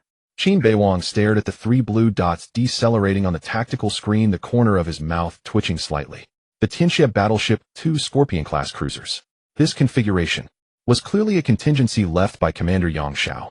Obviously they were not too reassured about him, the privileged son, and had deliberately arranged for people to follow behind. In case anything went wrong, they could immediately step in. On the bridge of the Tianxia, Captain Ran Xiaohua stood before the tactical screen, repeatedly cross-checking the battlefield data just synchronized from the Pluto squadron. He was in his early 40s with short hair already streaked with silver and a small scar on his cheek from an accident in his youth. At that moment the scar twitched slightly along with his tight lips. Confirmed. His voice was very soft, as if afraid to disturb something. Confirmed 3 times, Captain. The tactical officer's voice was also low, filled with incredulous awe. All 12 starships of the Longxi fleet have been confirmed sunk. Among them the flagship Huaxi was destroyed by a single shot from the Kunlun's main gun at a distance of 2 million kilometers. The other 8 were annihilated one by one within 15 minutes by the Leitang and 6 Yingyu-class destroyers.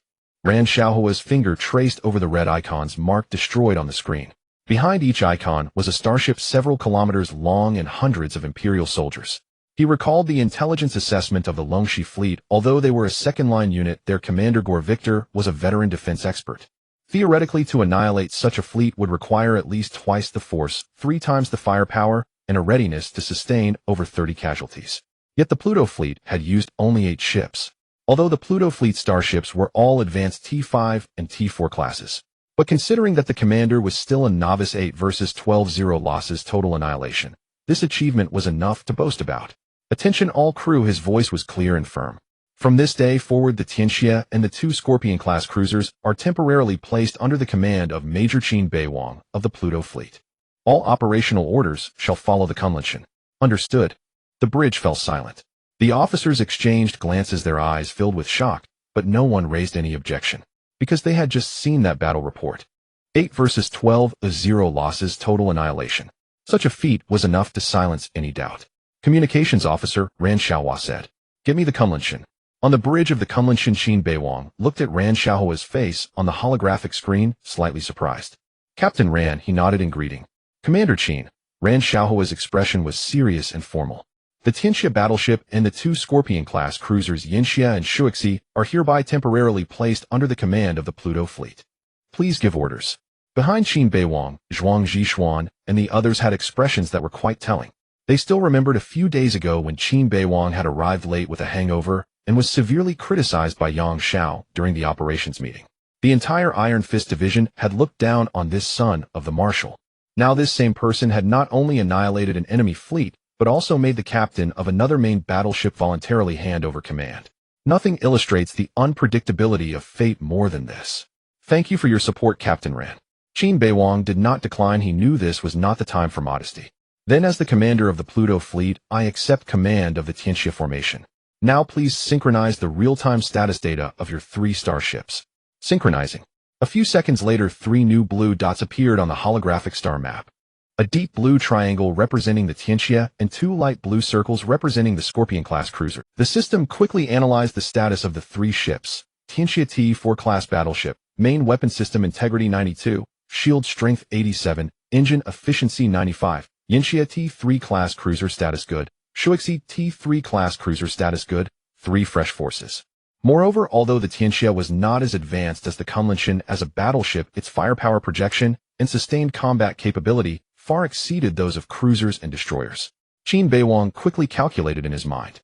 Adding these 3, he now had 14 starships available.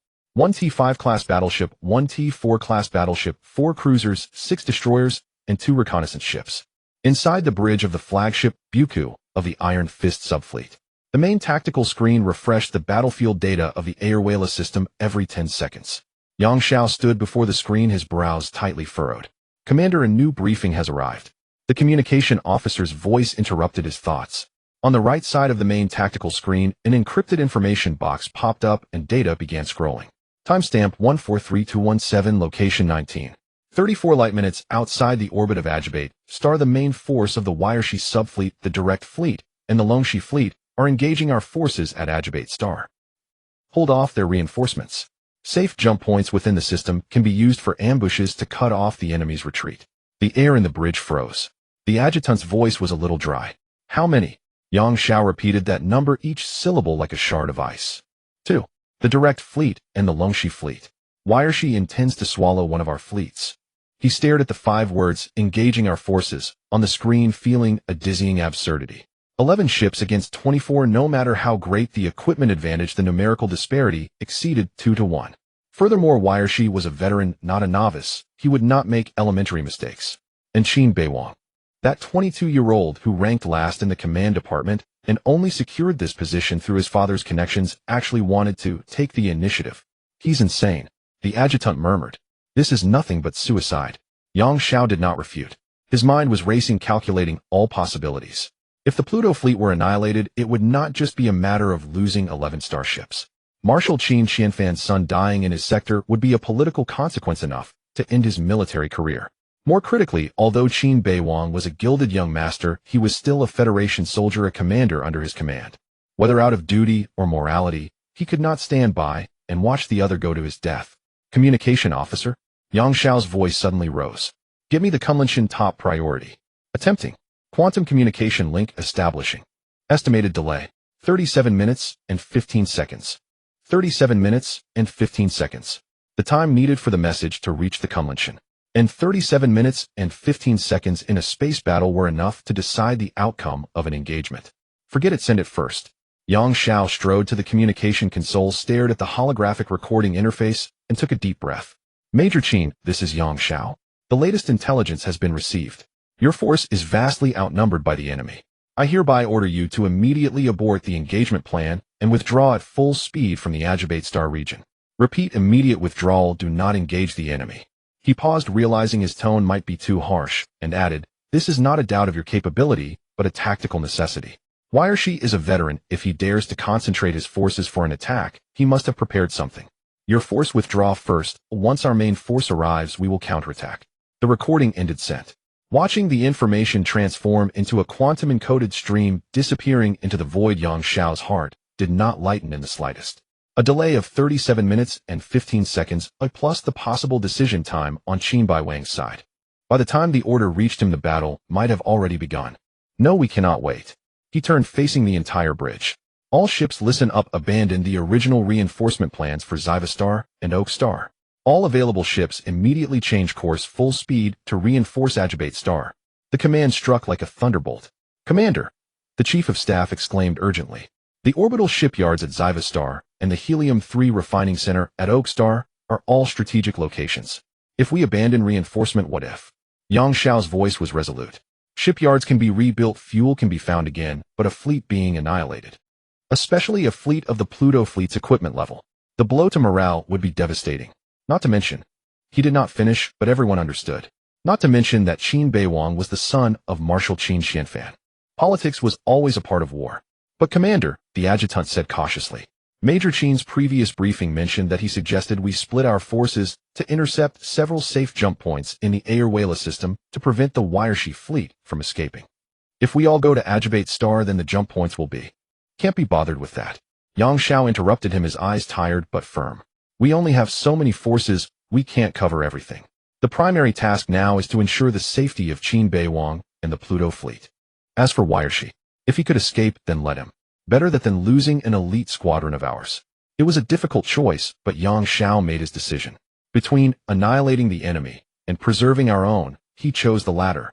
Not because he was cowardly, but because he had experienced too many wars and seen too many disasters caused by winning at all costs. A general's fame rests on 10,000 bones, but if those bones included the marshal's son, the Federation's most elite starships, and the chain reactions that could trigger a political earthquake, he could not afford to lose. All ships turning complete, the navigation officer reported. Estimated arrival at Ajibate Star 1 hour and 22 minutes. 1 hour and 22 minutes. Yang Xiao stared at the dot on the tactical screen, representing Ajibate Star, calculating silently in his mind. At the speed of space warfare, 1 hour and 22 minutes was enough to finish 10 medium-scale skirmishes. If Qin Beiwang really charged in recklessly. If Warships really had set a trap. If. He dared not think further. Communication officer, he said in a low voice. Keep trying to contact the Kunlunchen. Send the withdrawal order every 30 seconds until we confirm they have received it. Yes, Commander. Inside the bridge, the atmosphere was as oppressive as the dead silence before a storm. The officer's movements on the consoles became lighter, as if afraid to disturb something. Yang Xiao walked back to the command seat and sat down slowly. He recalled the operations meeting earlier that day, the scene of Qin Beiwang arriving late, being publicly rebuked by him, and the contemptuous glances from other commanders. At that time, he thought this young man was just a trouble, a burden that needed careful watching to avoid mishaps. Now he realized that the trouble was not Qin Beiwang's lack of ability, but that he had too much ability. So much that he dared to charge 24 enemy ships with 11, so much that he made a battle-hardened veteran's heart leap with alarm. Kid, Yang Xiao whispered into the void. Don't you dare get into trouble. Otherwise, how would I explain to your father? And just after Qin Beiwang annihilated the Longxi fleet, the fleet finally received Commander Yang Xiao's message. Zhuang Zhishuan walked over, her expression somewhat strange. Captain, we received a communication from Commander Yang Xiao, delayed by 37 minutes and 15 seconds. The content is an order to immediately withdraw and not engage the enemy. Qin Beiwang raised an eyebrow and called up the message. After listening to Yang Xiao's recording, he fell silent. He could detect the anxiety in Yang Xiao's tone and the carefulness behind the final words. It's not a doubt in your ability. It was the typical phrasing of a superior trying to preserve a subordinate's dignity. The commander. He's very worried about us, Zhuang Zhishuan said. He's worried about the political consequences, Qin Beiwang corrected calmly. But it's fine. Once the new battle report gets back, he won't be worried anymore. He looked at the main tactical screen. There, the blue dots of 14 Federation starships had already formed a pursuit formation. Ahead, the red dots representing the Warships fleet were fleeing in panic. Reply to the commander. Qin Beiwang said. Just 8 words, enemy routed in pursuit. Just that, eh? Just that. Soon on the flagship of the Iron Fist Squadron, the Indomitable, the communication console suddenly emitted a piercing alert. Encrypted transmission received. The communications officer nearly jumped out of his seat. Source. Kunlunchen. Priority highest. Play it. Yang Xiao spun around. A data box appeared in the center of the holographic screen, and information began scrolling.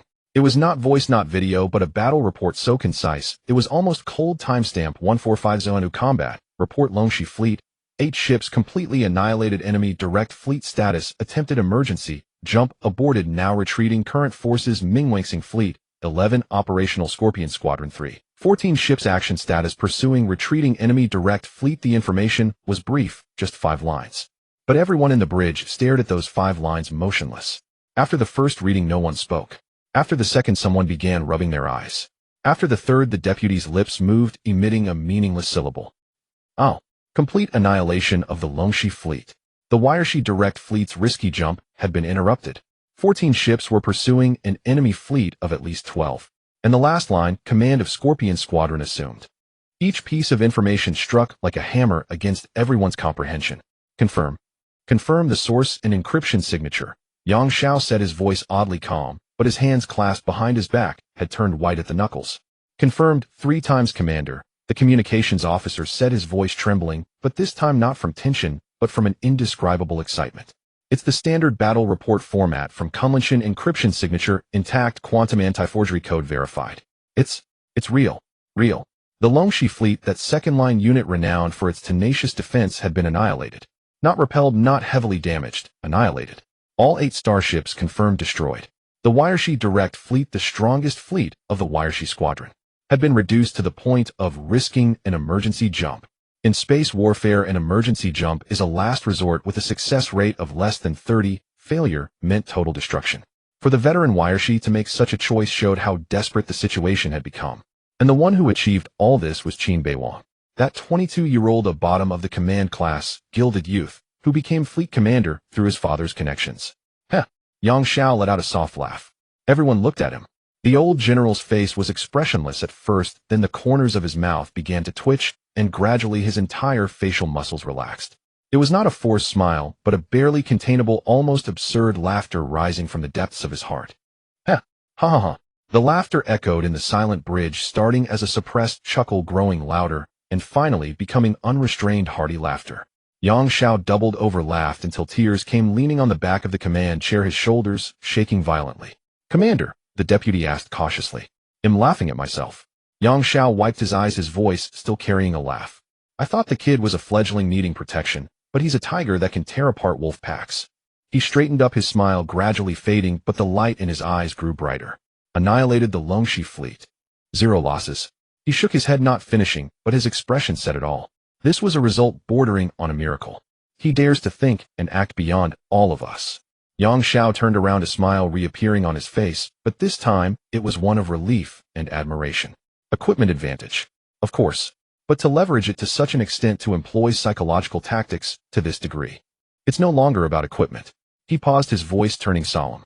This is talent. The gift of battlefield command. These words from Yang Xiao carried immense weight. The old general walked to the communication console, staring at the brief battle report for a full 10 seconds. Then he raised his head, his eyes no longer hesitant, only decisive. Chief of Staff reassessed the battlefield situation. His voice regained its usual steady authority. Qin Beiwang is pursuing Warships, but Warships still has at least 12 ships. Cornered beasts may still fight back. We need to create the best pursuit environment for him. What do you mean, Commander? Mobilize the Tianwangsing fleet and the Beijixing fleet, depart immediately. Together with our direct fleet, head to the 3 safe jump points in the Aerospace star system. Yang Xiao tapped 3 coordinates on the star map. Qin Beiwang's suggestion was right. If we can completely seal off Warships' retreat, this battle can turn from a defensive action into an annihilation. But Commander, the deputy reminded, the Tianwangsing and Beijixing fleets were originally responsible for the defense of Shiwa and Aok stars.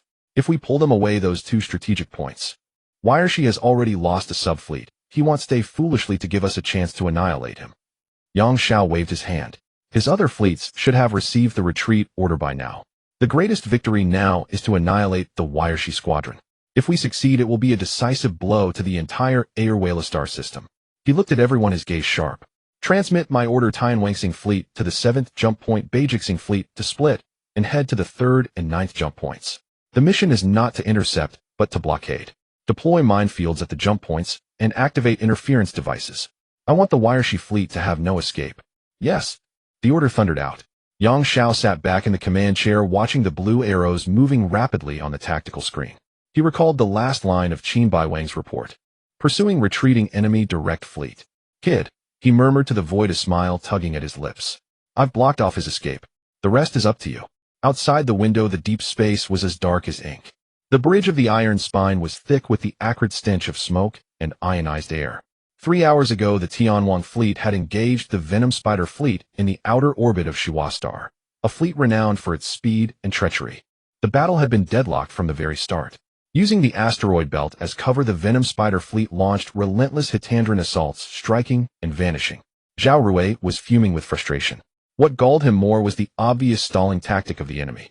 They sought no decisive clash, merely circling like flies, stinging now and then.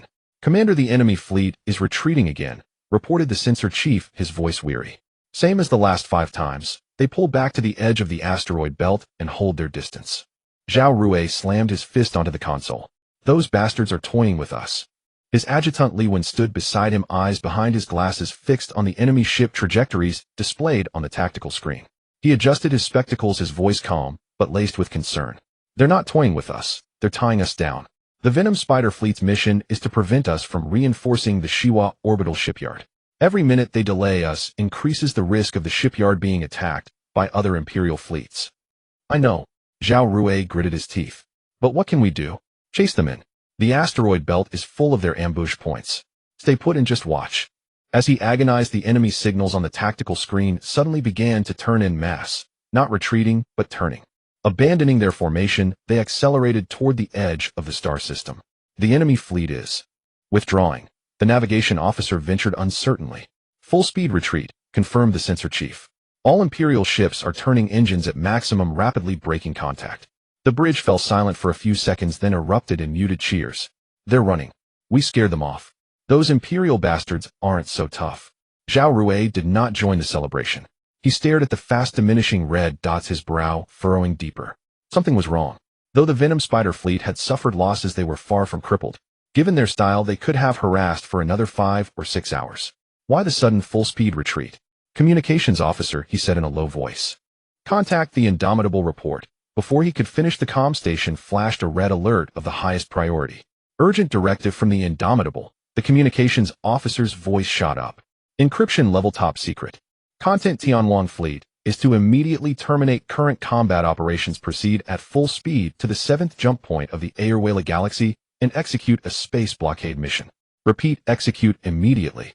The order was brief, but every word struck like a hammer. The 7th jump point. Li Wen strode quickly to the tactical screen and pulled up a star chart. That's on the far side of the Aerospace galaxy, at least 56 light minutes away. Even at full speed, it'll take 25 minutes to get there. And space blockade. Who are we blockading? Zhao Rui was equally perplexed. The 7th jump point was one of the major jump points in the Aerospace galaxy, typically used for long-range interstellar jumps. Why suddenly blockade it?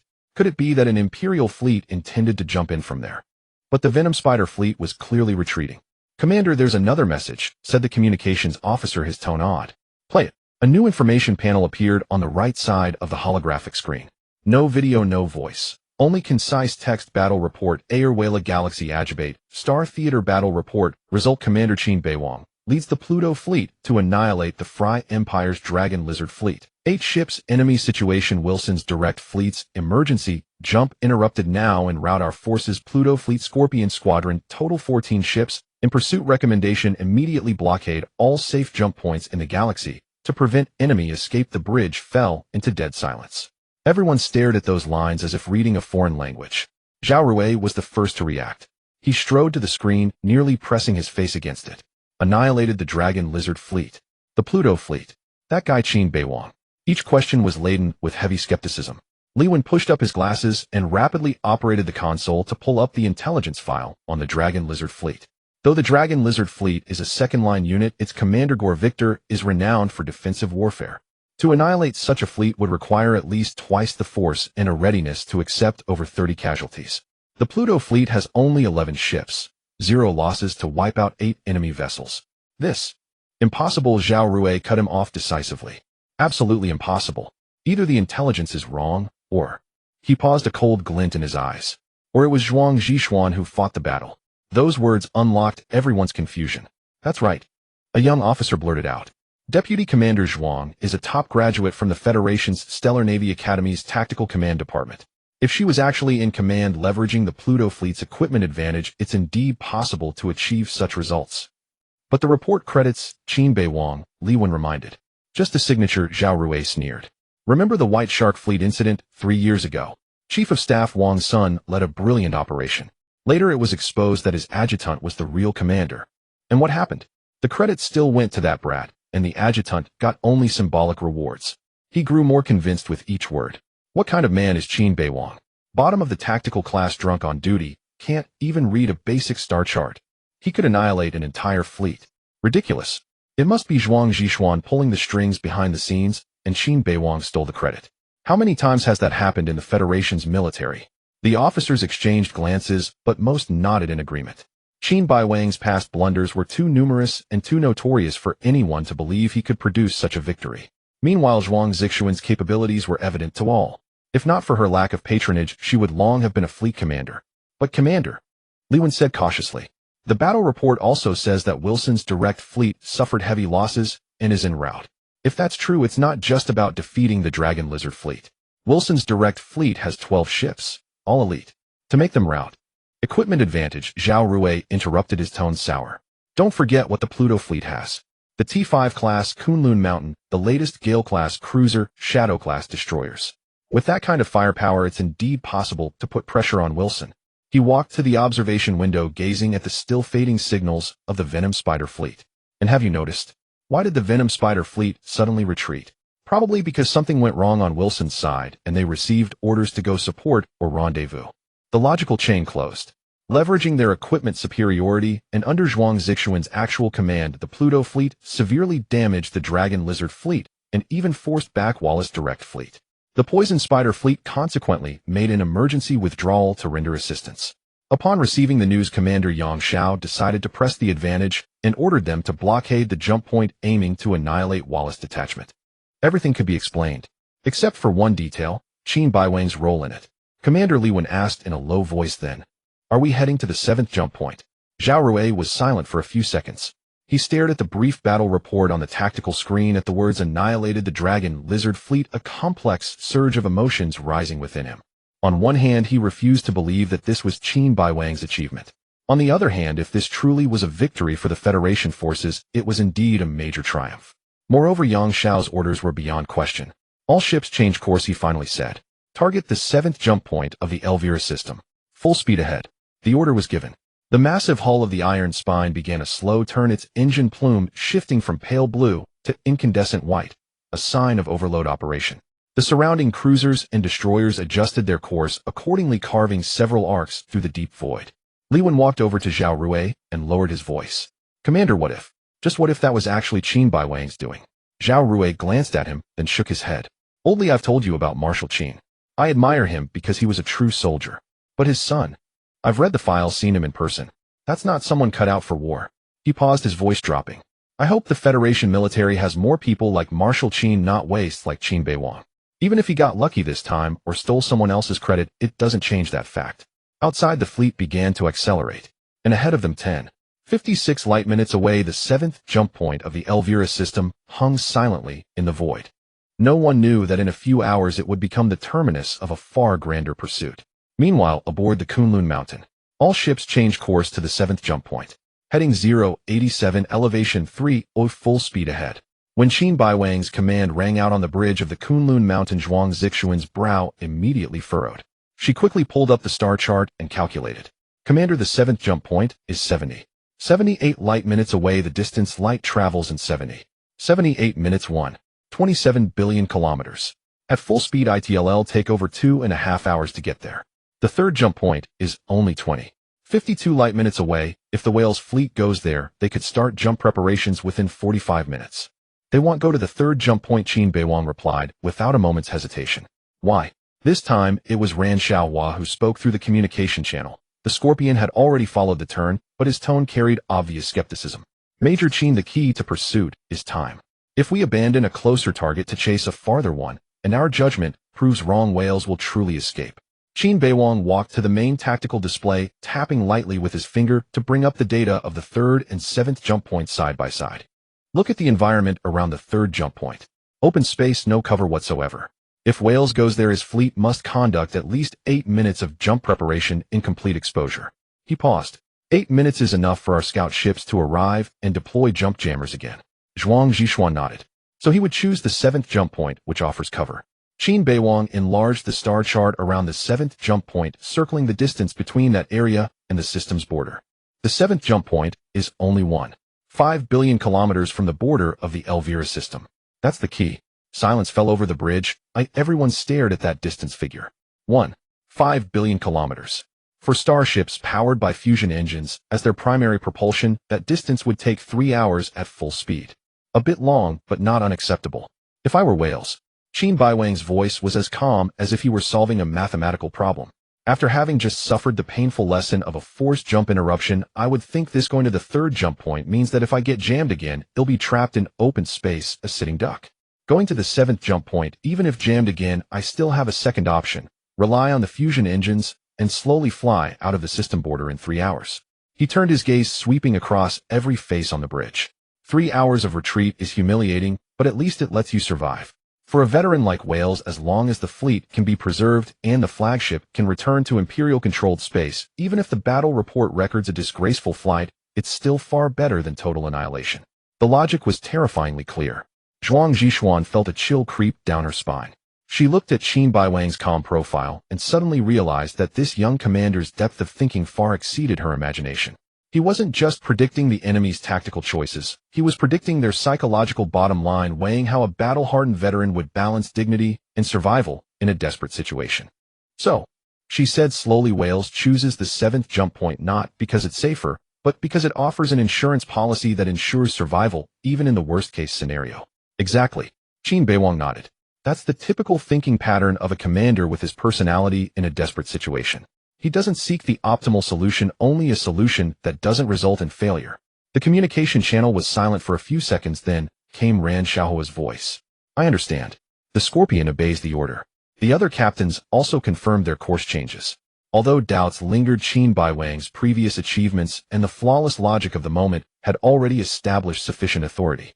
And deep within Qin Beiwang's field of vision, the three-dimensional star chart was verifying his judgment with scientific data. Tracking data relayed by the Shadow and Dark Shadow showed that the remaining 12 ships of the Whale's fleet had subtly corrected their course to 086, almost directly pointing to the 7th jump point. Even as the enemy retreated, Qin Beiwang had ordered the 2 Shadowless-class scout ships to trail behind them. Relying on passive detection, the 2 ships remained largely undetected by the enemy. Meanwhile, the enemy's course data was transmitted with pinpoint accuracy to Qin Beiwang's command system. Simultaneously, the system based on Wallace's personality model and the current battlefield situation produced the latest projection: Wallace's current decision priority, fleet survival, tactical victory, personal honor, probability of choosing the 7th jump point 76. 8.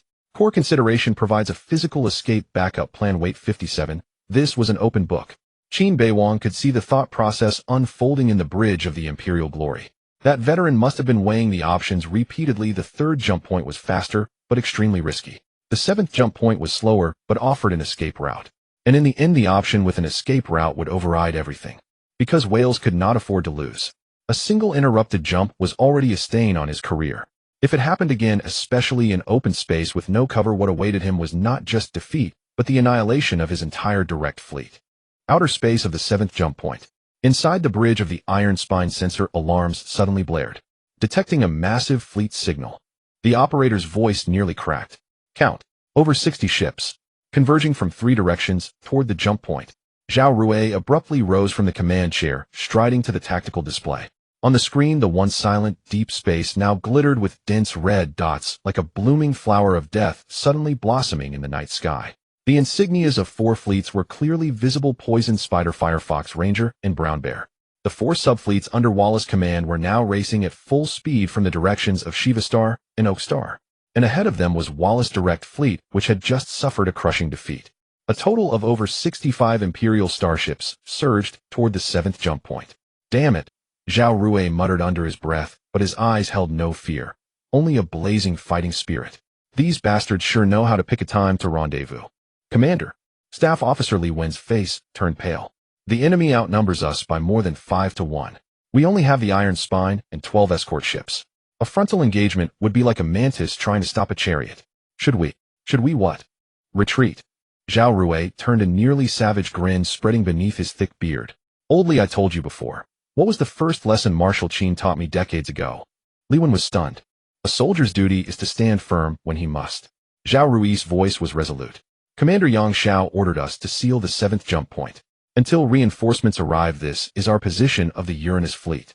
Losing the position is a disgrace. Dying here is our duty. He turned away from Li when facing the entire bridge. All hands battle stations. Shut down all non-essential systems, divert all power to weapons and shields. The order thundered through the ship. The Iron Spine, a 15-year-old veteran, roared as its main turrets slowly rotated, muzzles glowing with charging blue light. The 12 escort ships around it, 4 cruisers, 6 destroyers, and 2 scout vessels, swiftly deployed into a defensive formation, forming a thin yet tenacious metal dam between the Imperial fleet and the jump point. But Commander, the tactical officer's voice carried despair. The enemy is too numerous. Our firepower cannot cover all penetration routes.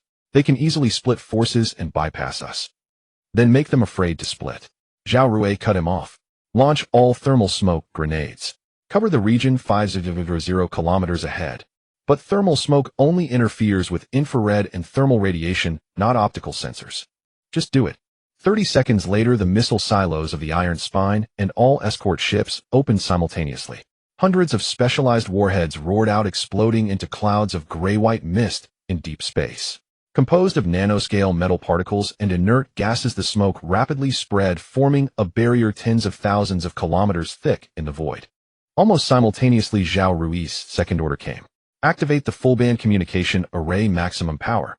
Simulate multi-fleet coordinated signals. I want whales to hear at least 3 federal main fleets closing in on us. The communications officer's fingers danced across the console.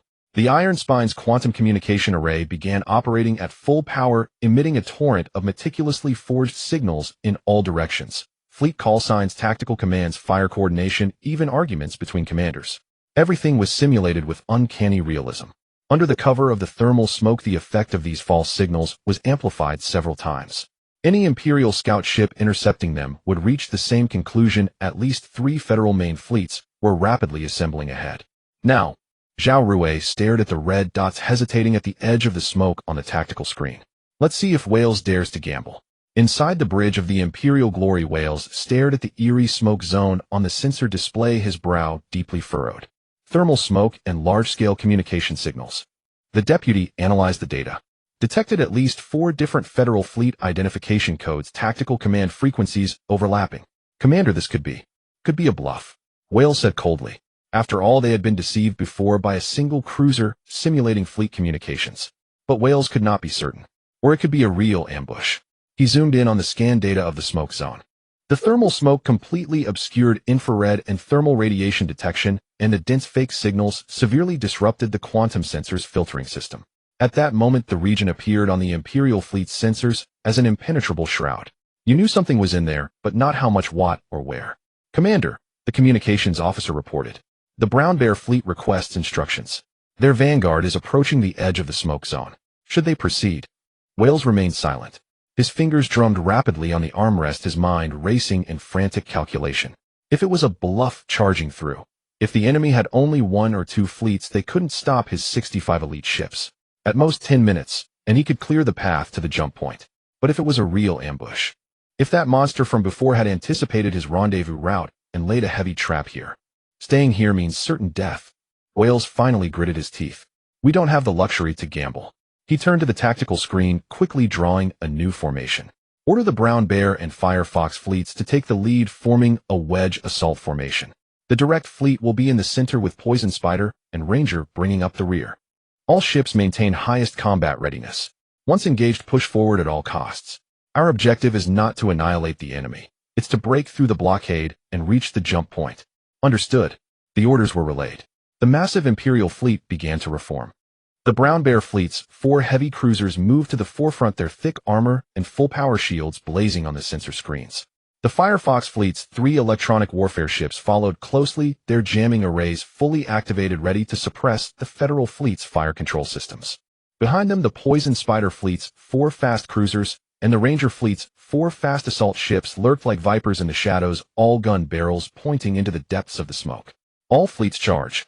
Wallace's voice, transmitted through quantum communication, echoed across every Imperial starship. The engines of 65 starships simultaneously erupted with blazing radiance.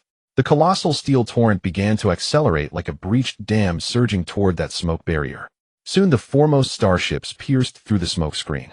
On the bridge of the Iron Spine, Zhao Rui gazed at the tactical screen, watching the Imperial fleet charge, and grinned. Here they come, he murmured, as if speaking to himself or to the version of himself from decades ago. Marshal Qin, what you taught me, I'm using it today. He opened the fleet-wide channel, his voice terrifyingly calm. Listen up, everyone. Our mission is not to win, it's to hold the line. Hold until Commander Yang Shao's main force arrives, until the Pluto Fleet bites the enemy's rear. So don't pursue kills, only pursue obstruction. Hit their vanguard, hit their engines, hit their formation. Slow them down, throw them into chaos. Understood. First volley, target the Brown Bear Fleet flagship. Fire. The instant the order was given, the iron spine's main cannons roared first. Two thick beams of energy tore through the smoke, spanning 1.5 million kilometers of void, precisely striking the foremost heavy cruiser of the Brown Bear fleet. That ship's shields flickered violently, its speed noticeably faltering. Then all the accompanying vessels of the Uranus fleet opened fire simultaneously.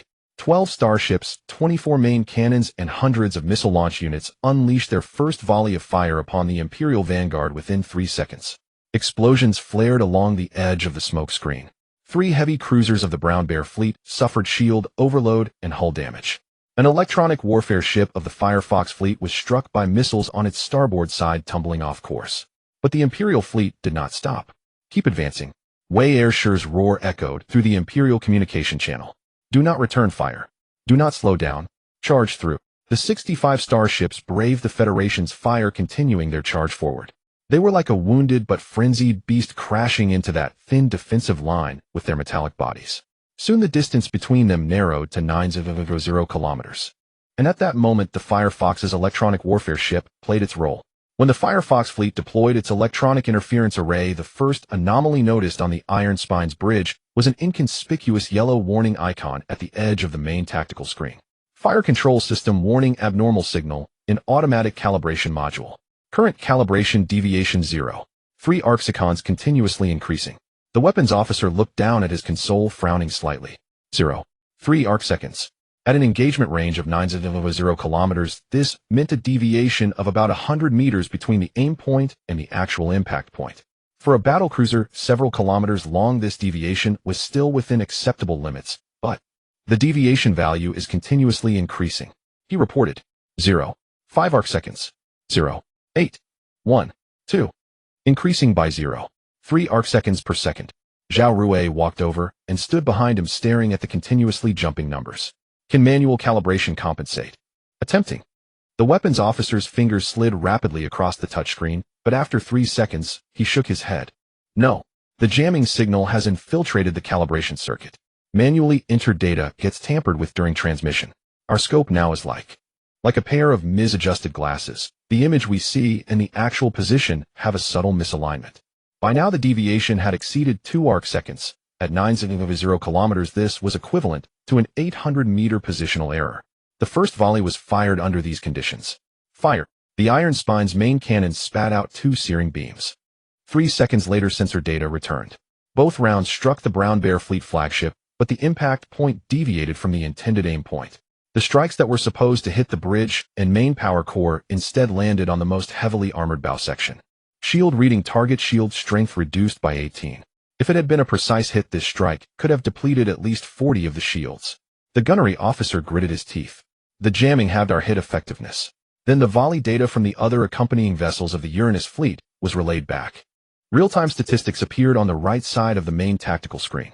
First volley totaled 24 main cannon rounds, 32 missiles. Hit rate 67. But precision hit rate hitting the intended aim point 12. Glancing hit rate hitting the target, but missing vital areas 55. Even worse was the subsequent analysis. The system quickly assessed the actual damage effect of each hit. The results showed that because impact points generally deviated from aim points by 100 to 800 meters, the strikes that should have pierced shields and severely damaged internal systems mostly caused only superficial damage. "They're not jamming our vision." Lewin stared at the analysis report, his eyes narrowing behind his glasses. "They're jamming the focusing ability of our eyes. We can see where the enemy ships are, but the fire control system cannot precisely determine where to aim, nor can it guarantee where the shells will land." Just then the data from the second volley refreshed. Hit rate 61. Precision hit rate 8. Glancing hit rate 53. The hit rate was dropping and the precision hit rate was plummeting. And the deviation had increased to 3.5 arcseconds. Jamming intensity is continuously increasing. The sensor chief reported. The Firefox fleet is adjusting its jamming mode. They are now sending deceptive signals, specifically targeting our ballistic prediction algorithms. Our fire control system believes the target's trajectory is like this. He called up a comparison animation. On the left was the actual sensor-captured enemy heading data. The Brown Bear fleet flagship was advancing in a straight line at a constant speed of 15 kilometers per second. On the right was the data received by the fire control system. That ship was performing irregular zigzag maneuvers, its speed randomly jumping between 10 and 20 kilometers per second. So when we aim, The gunnery officer's voice was filled with frustration. The lead calculation by the system is completely wrong.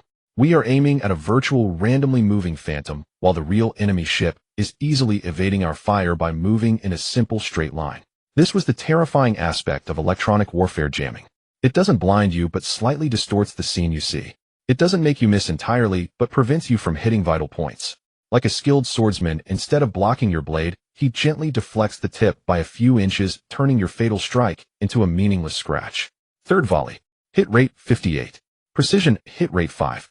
Deviation 4. 8 arcseconds. By now the Imperial fleet's distance from the Uranus fleet's defensive line was less than 5.0 kilometers. The heavy cruisers of the Brown Bear fleet began to return fire.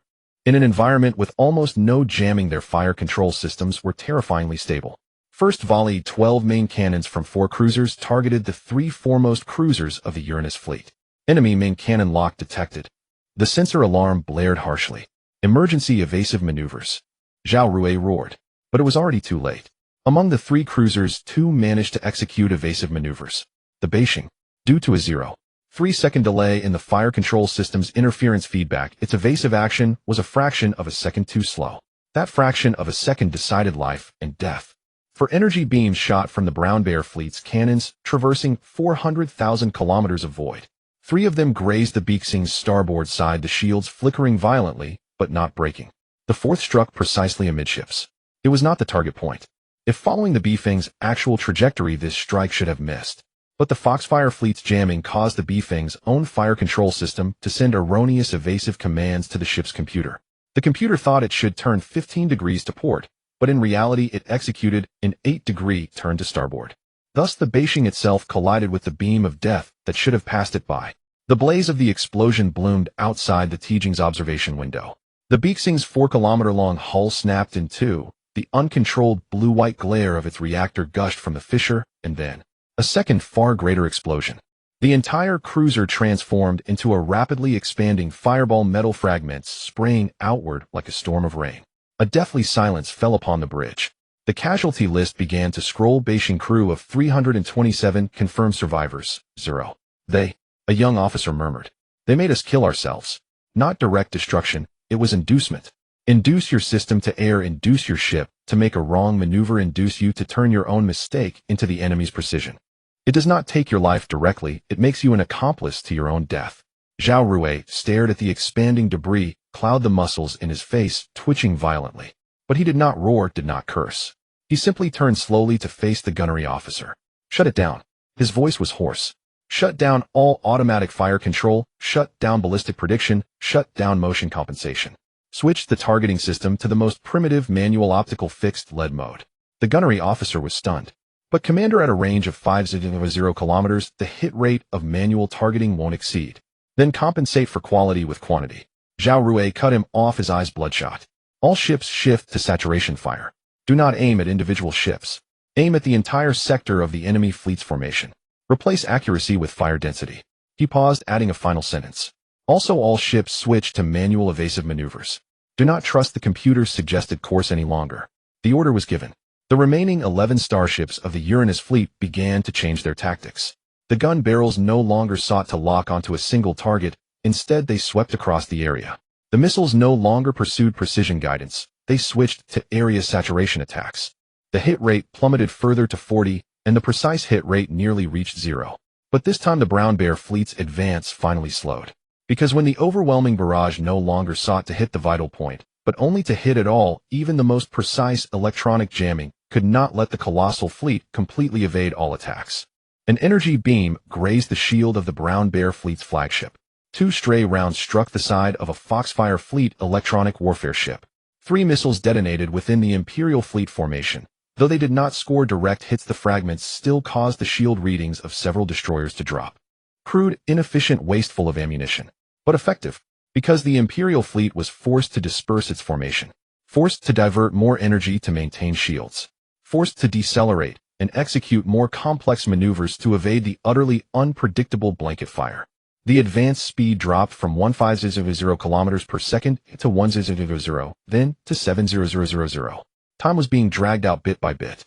Zhao Rui watched the tactical display. the red dots that had finally begun to slow his own fleet's hit rate plummeting to 35, and the faces of everyone on the bridge a mixture of grief and resolve. He knew this was merely buying time with ammunition, exchanging crew lives for distance. But he also knew that until Yang Xiao's main force arrived, this was the only thing to be done. All ships. His voice spread through the comm channel to every Federation starship still fighting. Maintain saturation fire. It doesn't need to be precise, only dense. Make them pay a price for every kilometer they advance. He gazed out the observation window where the Imperial fleet was struggling forward through a dense but chaotic web of fire. And behind that web of fire, the 7th jump point hung silently in the void, like the only calm within the storm's eye. Just as the Uranus fleet's saturation fire began to thin and their ammunition reserves neared depletion at the brink of despair, on the other side of deep space a massive fleet was slowly arriving. The entire formation remained in perfect battle order, like a metal beast leaping from the abyss, instantly filling the entire space behind the whale's fleet. The main force of the Iron Fist detachment had arrived. The flagship Indomitable stood at the center, its hull gleaming with a cold gray luster under the starlight. Flanking it were 12 starships from the Neptune Fleet, 13 from the Polaris Fleet, 12 from the Vega Fleet, and the elite starships of the Direct Fleet. A total of over 14 Federation mainforce starships completed their battlefield deployment in just 10 seconds. They did not open fire hastily, but quickly spread into a vast semi-enveloping arc, all gun barrels aimed at the rear of the whale's fleet. They're the positions of the Poison Spider and Ranger fleets, the most vulnerable part of the Imperial formation. Aboard the Imperial Glory, the sensor alarms nearly pierced the eardrums. Massive Federation fleet detected to the rear. The operator's voice carried fear. Count, over 14. It's the main force of the Iron Fist detachment. They've appeared behind us. Whale spun around, his eyes fixed on the new cluster of blue dots on the tactical display. Those dots were as dense as stars on a summer night, and were rapidly deploying into formation. A standard encirclement and annihilation formation. How is it possible? His voice trembled for the first time. How could they be so fast? Didn't I lay false trails to lure them to the 3rd and 9th jump points? How did they all come here? Commander. The aide's voice was equally panicked. We now have enemies ahead and pursuers behind. Oh, we are already. Silence. Wallace's roar cut off the aide. The old general took a deep breath, forcing himself to calm down. His gaze swept across the tactical display. Ahead, the Uranus fleet's line was tottering, but still stubbornly blocking the path to the 7th jump point. Behind, the main force of the Iron Fist detachment was completing the encirclement. To the left and right, deep space, but also dead ends. Once driven off the jump point course, there would be no more chance. No time to hesitate. Order the Brown Bear fleet. Wallace's voice was like quenched steel. At all costs, assault the defenses of the Uranus fleet. I want the 7th jump point cleared within 5 minutes. But Commander, the 4 heavy cruisers of the Brown Bear fleet are severely damaged. Then send the Fox fleet's heavy cruisers in as well. Wallace's eyes were bloodshot. Tell Major Ashton Colby that if he holds back once the Federation's encirclement closes, we all die here. The command was delivered in despair. The 3 Fortress-class heavy cruisers of the Fox fleet began to break formation, engines at full power, accelerating toward the Uranus fleet's defensive line. They joined the 4 heavy cruisers of the Brown Bear fleet. 7 of the Empire's most heavily armored and shielded starships formed a pure assault spearhead. These ships abandoned all fine tactics, abandoned evasive maneuvers. They even reduced the strength of some shield sectors, funneling all saved energy into the engines and frontal armor. Like 7 cornered rhinoceroses, they lowered their heads, using their thickest skulls to crash into that fragile line. On the bridge of the TG Zhao Rui stared at the 7 rapidly approaching high-energy signatures on the sensor screen. He grinned, a grin mixed with madness and resolve. Finally, here they come, he murmured as if to himself. On the main tactical display, the range reading dropped rapidly, 1500 kilometers, 9500. Commander. The chief gunnery officer's voice trembled with excitement. Only our main cannons can effectively penetrate their frontal armor. Then use the main cannons, Zhao Rui said calmly. Target the leftmost Fox-class heavy ship. 3 salvos, same point. Let's see if its armor is thicker or my cannons are harder. I'd. The main turrets of the TG began to adjust their angle. The 15-year-old battleship groaned under the strain of continuous high-intensity combat, but its gun barrels remained steady. First salvo. 2 energy beams struck the target ship's bow precisely. The frontal shield of that Fox-class heavy ship flickered violently, armor plates melted and vaporized under the heat, exposing the structural layers beneath. But the ship did not stop its speed, not even noticeably reduced. Second salvo. This time it struck almost the exact same spot. The armor breach widened internal conduits, exposed sparks like snakes darting through the gap. The target ship finally slowed, but still surged forward. Third salvo. The energy beams poured deep into the breach. An explosion erupted from within. The entire bow of the heavy cruiser was torn open as if by an invisible giant hand, metal fragments and plasma gushing out. The ship began to spin out of control, but it did not stop. Inertia carried it onward toward the Uranus fleet's defensive line. Meanwhile, the other 6 heavy cruisers were now less than 500 kilometers from the line. All ships hear this. Zhao Rui opened a channel to all his escorts, his voice eerily calm. Prepare for ramming formation. Transfer all shield energy to the frontal armor. Engines. Maintain minimum sustained power. He paused, his gaze sweeping across every face on the bridge. I know some of you have families, have ties. But today we are soldiers. A soldier's duty is to stand where he must and not retreat an inch. If we must use our hulls to hold them back, then use the hulls. The order was relayed. No objections, no hesitation. The remaining 10 ships of the Uranus fleet, including 2 cruisers whose shields had dropped to dangerous levels, began to adjust their posture. They no longer sought firing angles, no longer considered evasive routes. Instead, they aimed their thickest frontal armor at the charging Imperial heavy fleet. Like a row of pikemen bracing to receive a cavalry charge. Knowing they would die, yet they held the line. On the bridge of the Buku, Yang Shao stood before the main tactical screen, his face grim. The battlefield situation was clear ahead. The Uranus fleet was using their flesh and blood to block the Imperial heavy fleet's desperate charge. Behind his main fleet was rapidly closing the encirclement. The flank was empty. Where is the Pluto fleet? Yang Shao suddenly spoke, his voice laced with suppressed fury. Where is Qin Beiwang's fleet? According to plan, they should have arrived with us, cutting in from the left flank of Wallace's fleet. The communications officer quickly worked the console. Seconds later, he looked up, his face pale. Commander cannot contact the Kunlunchen. Quantum communication link is normal, but no response. Last confirmed position was 27 minutes ago, at which time they were en route to the 7th jump point at full speed. 27 minutes. Yang Shao's brow furrowed into a knot. From their last position to the 7th jump point, it takes at most 20 minutes. They should have been here long ago. It was Qin Beiwang who had informed them during their own journey to the 3rd jump point that Wallace's detachment was attempting to escape via the 7th jump point. Given the others' previous achievements, Yang Shao had chosen to trust him unconditionally. Yet now all other fleets had arrived, but the Pluto fleet was nowhere to be seen.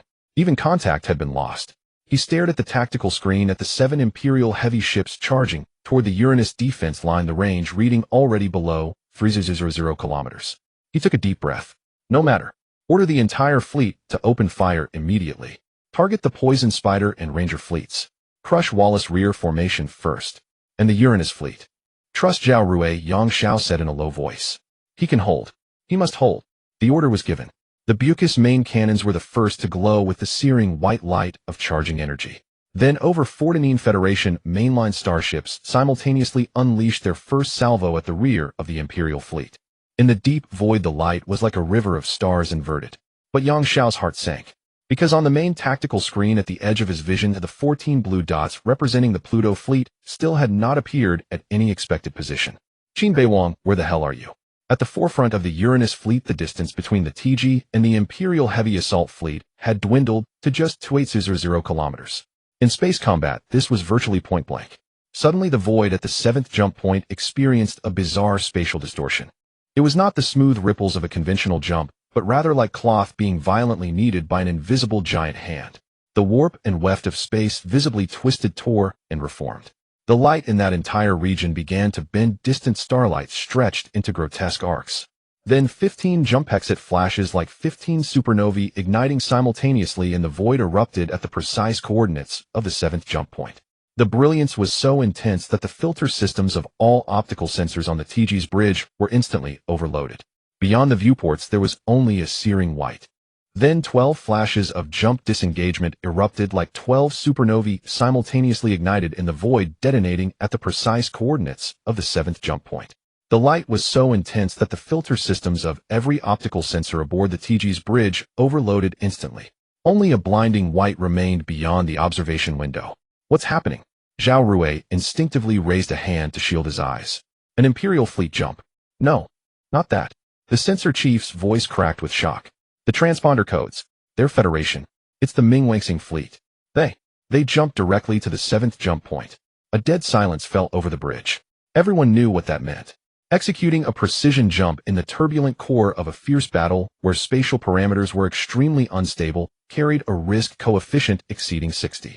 Even a slight deviation in coordinates could tear the entire fleet apart by spatial turbulence or worse, embed them directly into an asteroid or a friendly vessel. But Qin Beiwang had done it, and succeeded. 12 Federation warships.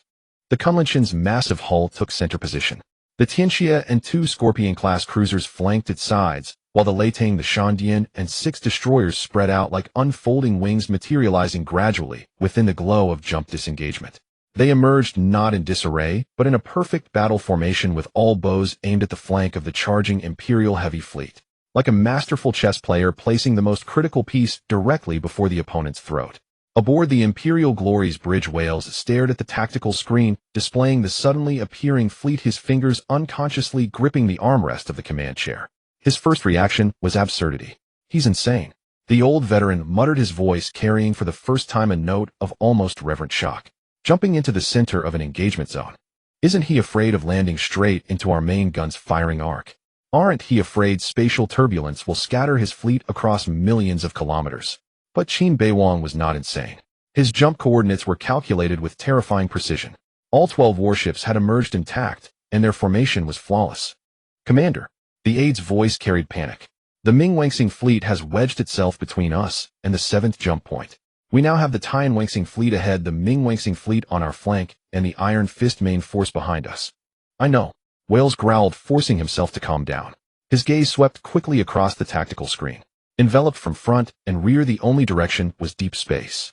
But that meant abandoning the jump point, abandoning the last chance of escape. There was no time to hesitate. Order the Brown Bear and Firefox heavy fleets to continue pressing forward. Wallace's voice rang like steel colliding. Ignore the Ming-Wangsing fleet. Their position is deadly, but they lack numbers. Concentrate all firepower, smash through the Tian-Wangsing and Ming-Wangsing defenses in 5 minutes, and break through the jump point. Wallace's eyes were bloodshot. We have 5 fleets over 60 ships. Even if we lose 10 or 20, as long as we get through, we win. This is not the time to count casualties. It's a matter of life and death. The orders were relayed in desperation. 7 Imperial heavy warships. One of them with its bow already shattered and speed drastically reduced, accelerated once more. Ignoring the newly arrived Ming-Wangsing fleet, they trained all their cannons on the Tian-Wangsing defense line, now tantalizingly close. Distance 15,000 kilometers. Aboard the Indomitable's bridge, Yang Xiao stared at the suddenly appearing Ming-Wangsing fleet icons on the tactical screen. His first reaction was not joy, but a scalp-prickling dread. How dare he? Yang Xiao's voice trembled. Jump directly into the core of the engagement zone. What if the coordinates were miscalculated? What if spatial disturbance? What if? Commander, the communications officer interrupted his muttering. The Ming-Wangsing fleet has sent a brief message in position, establishing intercept line. Intercept line. Yang Xiao jerked his head up. He's going to intercept Wallace's 65 ships with 12. Who does he think he is?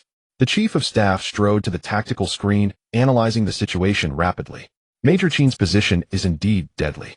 If he can coordinate with the Tian-Wangsing fleet to hold the frontal defense line, he might be able to stall Wales. But the problem is he can't hold.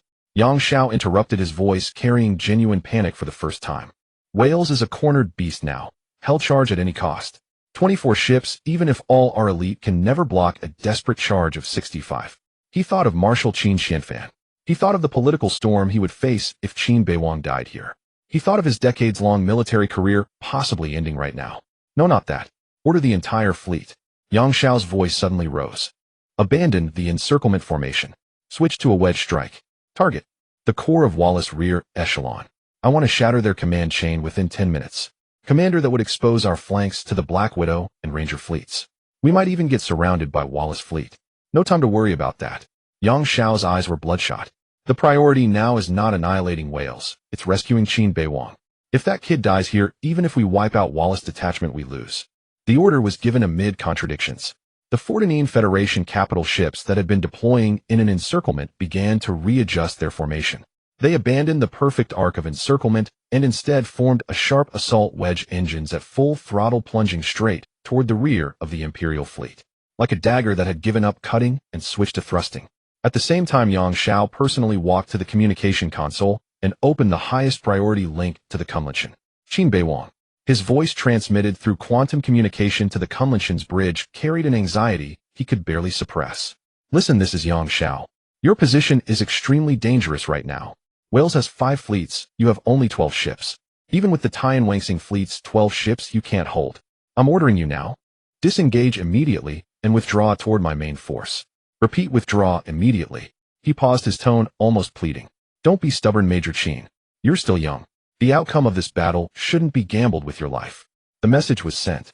Yang Xiao stared at the 24 solitary blue dots arrayed directly in front of the Imperial Armada, his palms drenched in cold sweat.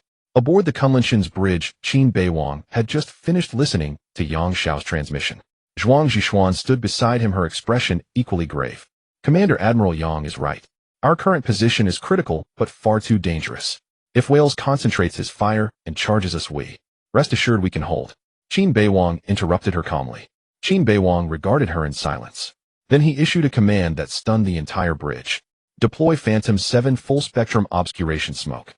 Coverage a spherical zone with a radius of 500,000 kilometers centered on the 7th jump point. Execute immediately. For 3 seconds after the order, the comm channel was dead silent. Then a furious roar from the Iron Spine flagship of the Uranus fleet nearly shattered the communicator. Qin Beiwang. What the hell are you doing? Zhao Rui's voice was completely distorted by rage. Deploying smoke now? You think I'm blind? Where the hell am I supposed to aim my guns now? And where do I ram? But the launch sequence of the Pluto Fleet had already commenced. From the undersides of the Kunlinshan Tianxia and 4 cruisers, 36 special launch tubes opened simultaneously. No flash, no roar. Only 36 pitch-black cylinders were gently ejected, rotating slowly in the void as they glided toward their designated coordinates. 10 seconds later, they detonated simultaneously. Not an explosion, a blossom. Each projectile fragmented into tens of thousands of nanoscale units, which rapidly unfolded into micron-thin sheets in the vacuum. The sheets were coated with complex absorbing materials and optical camouflage layers, and their edges carried microthrusters, allowing them to autonomously adjust their distribution density as if alive. More critically, these units maintained precise coordination via quantum entanglement. They could monitor ambient light, electromagnetic waves, and gravitational gradients in real time, then collectively adjust their orientation and reflectivity to create a dynamic full-spectrum obscuration effect. Within 30 seconds, a gray-black wall of mist began to form around the 7th jump point. By 50 seconds, it had expanded to a radius of 200,000 kilometers.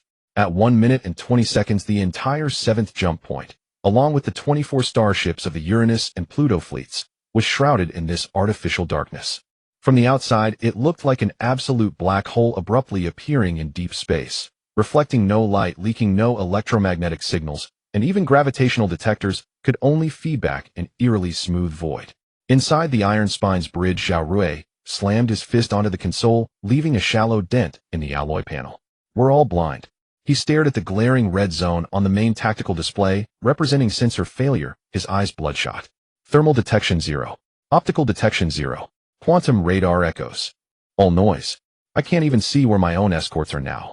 More critically, in the last second before the smoke fully closed, sensors had captured the 7 Imperial heavy ships charging within 10,000 kilometers. At that distance in space combat, it was practically hand-to-hand. But now they had vanished, as if they had never existed. Commander. Li Wen's voice was hoarse. What do we do now? Zhao Rui did not answer. He only stared fixedly out the observation window. Where there should have been stars, now there was only a pure, heart-stopping darkness. Even the light of distant stars was completely swallowed by that eerie smoke. He could imagine the 7 Imperial heavy cruisers using the smoke as cover, silently lunging toward his line like 7 beasts prowling in the night. And his fleet was blind. On the bridge of the Imperial Glory, Wales, after the initial shock, burst into a fit of nearly maniacal laughter. Ha ha ha. Heaven helps me. Truly heaven helps me. He pointed at the gray-black block on the tactical screen, representing the smoke zone, laughing until tears streamed down his face. That Qin Beiwang. That bottom-tier waste. Earlier, I thought he was the one who annihilated the Dragon Lizard fleet and fooled us with a single cruiser. Now I see I was wrong. What does he think he's doing? Covering his retreat. And instead, he's turned the entire battlefield into a blind fight between blind men. The aide asked cautiously, Commander, could this be a trap? The Federation might have set up. Set up what? Set up an ambush even they can't see. Wales wiped his eyes, his smile full of mockery. Once this full-spectrum obscuration smoke is released, everyone inside is just as blind as those outside. The only thing they can rely on is preset fixed coordinates. But we're moving. They don't even know where we are. He grew more excited as he spoke. Order the entire fleet maintain formation full speed into the smoke zone. Use the smoke as cover to pass through the 7th jump point. By the time Iron Fist's main force pursues, we'll have already crossed the jump point and be racing toward our own defense zone. Wallace's smile never faded. We have 65 ships, they have 24, and our heavy ships have already closed to within 10,000 kilometers. At this range we could collide with them even with our eyes closed. The order was transmitted amid euphoria. The entire Whales detachment, the heavy vanguard of Brown Bear and Firefox, the center of Spider and Ranger, and the direct fleet, began to accelerate in unison. Like a gigantic steel centipede, they prepared to plunge headlong into that darkness that devoured everything. Whales murmured to himself, Qin Beiwang, Qin Beiwang. I should thank you. Thank you for your stupidity for giving us the last escape route. On the bridge of the Indomitable, when Yang Shao saw the sudden smoke zone, he was stunned for a moment, then let out a long sigh of relief. That kid finally listened to advice. His voice carried the weariness of relief. The chief of staff approached his expression complex. Commander, do you think Major Qin released the smoke to cover his retreat? What else? Yang Shao pointed at the tactical display. Now the entire 7th jump point region has become an information black hole. Those inside can't see outside, and those outside can't see inside. This is the best cover for a retreat. Whales won't dare to pursue in total blindness. Instead, hell take the chance to flee. Qin Beiwang can use the smoke to quietly withdraw the Uranus fleet and rendezvous with us. He paused, his tone shifting to approval. Though risky, at least he wasn't foolish enough to let 24 starships go head-to-head with 65. Knowing when to advance and when to retreat, that's the mark of a mature commander. Then what do we do now? Accelerate, Yang Shao ordered. All ships abandon the original assault formation and advance in full force. While the Whales fleet is disrupted by the smoke, we exert pressure from outside and try to eat up their tail. The order was transmitted. The engine plumes of the 14 Federal mainline ships blazed brighter simultaneously, and the entire fleet pushed forward like a massive broom racing toward the Whales fleet. Yang Shao stared at the darkness, calculating in his mind. Once Qin Beiwang withdrew, once the two fleets rendezvoused, once the formation was reorganized, by then Whales would either retreat using the smoke or risk a jump. Though we couldn't annihilate them entirely, if we could devour the rear of their fleet, it would still be a decent victory. He opened the communication channel, ready to bestow praise upon Qin Beiwang the moment he emerged. After all, it was always a good thing when a young man could acknowledge his mistakes and correct them. However, Yang Shao was unaware of what lay hidden within the depths of the smoke. Aboard the bridge of the Kunlunchen, the three-dimensional star chart before Qin Beiwang displayed every minute detail of the entire battlefield with near-perfect clarity. The two shadowless glass reconnaissance ships that had been trailing the Welsh fleet were transmitting all the information they had detected to the system. Thus, while others were rendered blind, Qin Beiwang could see everything. When Zhao Rui roared in the darkness, when Welsh charged in ecstasy, and when Yang Shao pressed forward with satisfaction. Qin Beiwang could see the main force of the Welsh fleet like a blind python about to plunge headlong into the smoke-covered zone. He could also see the main Iron Fist fleet rapidly approaching from the rear like a tightening net. All gun muzzles were already calibrated. Attention, all ships. Qin Beiwang's voice cut in at that moment, as calm as if he were reading out training instructions. Commanders of the Uranus fleet and Pluto fleet, listen up. I will now broadcast bombardment coordinates at 3-second intervals. All main gun units, upon my announcement of the coordinates, will fire a full power salvo at that coordinate. Repeat, no need for targeting, no need for locking. Just open fire at the specified coordinates. The communication channel fell silent for 3 seconds. Then Zhao Rui's roar exploded. Qin Beiwang, the entire fleet's sensors are blind now. You want us to fire at coordinates you pulled out of thin air. Do you have any idea what's behind those coordinates? It could be empty space. It could be asteroids. It could even be our own ships. I know what's behind those coordinates. Qin Beiwang's voice remained calm. It's the main battleships of the Welsh fleet. You know, Jack. Zhao Rui's shout nearly shattered the communicator. My quantum radar, thermal imaging, and gravitational gradient detection have all been disabled by this damn smoke. And now you're telling me you know where the enemy is. Do you think I'm a 3-year-old? Seeing the lack of trust, Qin Beiwang didn't want to waste words. He directly announced the first coordinate. Azimuth 042, elevation 7, a distance 1040 kilometers. Target Iron Claw, the flagship of the Brown Bear fleet. All available main guns fire in 3 seconds. On the bridge of the Kunlunchen, the three-dimensional star chart before Qin Beiwang displayed the entire battlefield's three-dimensional posture with near-perfect clarity. The two shadowless glass reconnaissance ships that had been tailing the Welsh fleet, the Phantom Shadow and the Dark Shadow, were now hovering at the edge of the smoke zone. Unaffected by the smoke, they continuously tracked the precise positions of every Imperial starship through their passive detection arrays. This data was transmitted in real time to Qin Beiwang's command system. The system refreshed the coordinates, speed, and heading of enemy ships at a rate of 1,000 times per second. For Qin Beiwang, the smoke that obscured everyone else was like a one-way mirror. Welsh couldn't see him, but he could see every move Welsh made with crystal clarity. The 3-second countdown ended. The 12 starships of the Pluto Fleet, the Kunlun, the Scorpion II Scorpion-class cruisers, the Thunder, the Lightning, and 6 destroyers, fired their main guns simultaneously. 12 energy beams tore through the smoke, leaving 12 brief, blazing trails of light in the absolute darkness. They struck the same void coordinate with perfect synchronicity. On the bridge of the Iron Spine, Zhao Rui watched the beams disappear into the darkness through the observation window. He clenched his fists, ready to unleash the most venomous tirade against Qin Beiwang's absurdity once the salvo missed. But 3 seconds later, deep in the void far away at 1040 kilometers, a colossal explosion of light glowed dimly through the smoke. It was not the faint flash of a stray asteroid, but the incandescent white sphere of a starship reactor's critical explosion, like a supernova. The light persisted for a full 5 seconds before being gradually absorbed by the thick smoke. Then a second and third smaller explosion radiance followed. What did we hit? Zhao Rui asked instinctively, but then realized his fleet was blind. No one could answer. Just then Yang Xiao's voice suddenly came through the communication channel, brimming with indescribable delight. Well done. Your salvo directly took out the Brown Bear fleet's flagship, the Iron Claw, along with the 4 destroyers behind it. Hearing this, Zhao Rui was utterly stunned. Qin Beiwang had opened a heavenly eye. Amid the smoke, he could precisely concentrate fire on the enemy's flagship. But even more shocked was their opponent, Welsh, the commander of the Welsh detachment. He must be guessing, Welsh exclaimed, staring at his adjutant in astonishment. Before the adjutant could reply, Qin Beiwang had already announced the second salvo coordinates. Azimuth 039, elevation 5, distance 39100 kilometers. Target the electronic warfare ship Phantom flagship of the Fox fleet. All available, main guns fire in 3 seconds. Li Wen looked at Zhao Rui, a hint of expectation in his eyes. Zhao Rui didn't hesitate.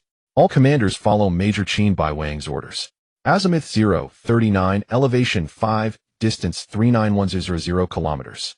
After witnessing the Pluto Fleet salvo destroy the flagship of the Brown Bear fleet, all commanders of the Uranus fleet were completely convinced of Qin Beiwang's capabilities. They replied in unison, "Aye." As the countdown ended, the main guns of 24 starships roared simultaneously. A total of 24 death rays pierced through the smoke, heading for the second void coordinate. 3 seconds later, another massive explosion of light blazed, even more dazzling than the first. Then a slightly smaller explosion radiance beside it lit up and sank. Bombardment effect confirmed with the Indomitable. The sensor officer's voice was still calm, but a hint of suppressed excitement was audible. The Fox fleet's flagship, the Blazing Fox, is confirmed destroyed. Its flank escort of 3 Ghost-class electronic warfare ships is also confirmed destroyed. Total of 4 enemy ships eliminated. The communication channel was left with only heavy breathing.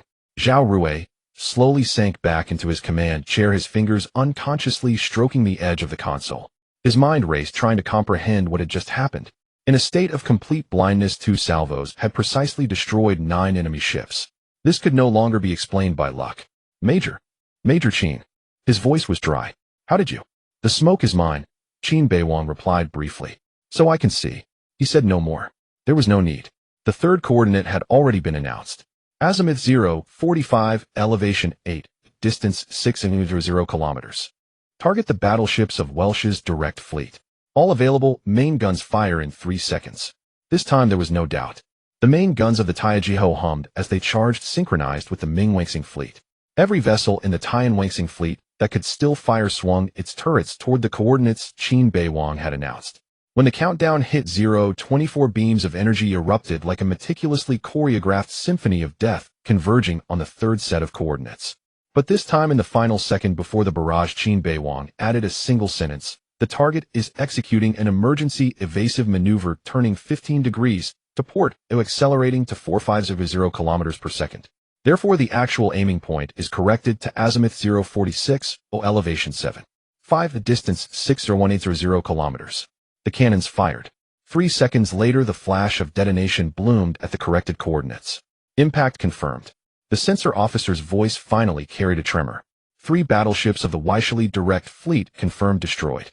It is indeed executing an emergency evasive maneuver. The direction and speed match Commander Qin's prediction perfectly. On the communication channel, even breathing seemed to cease. Everyone understood.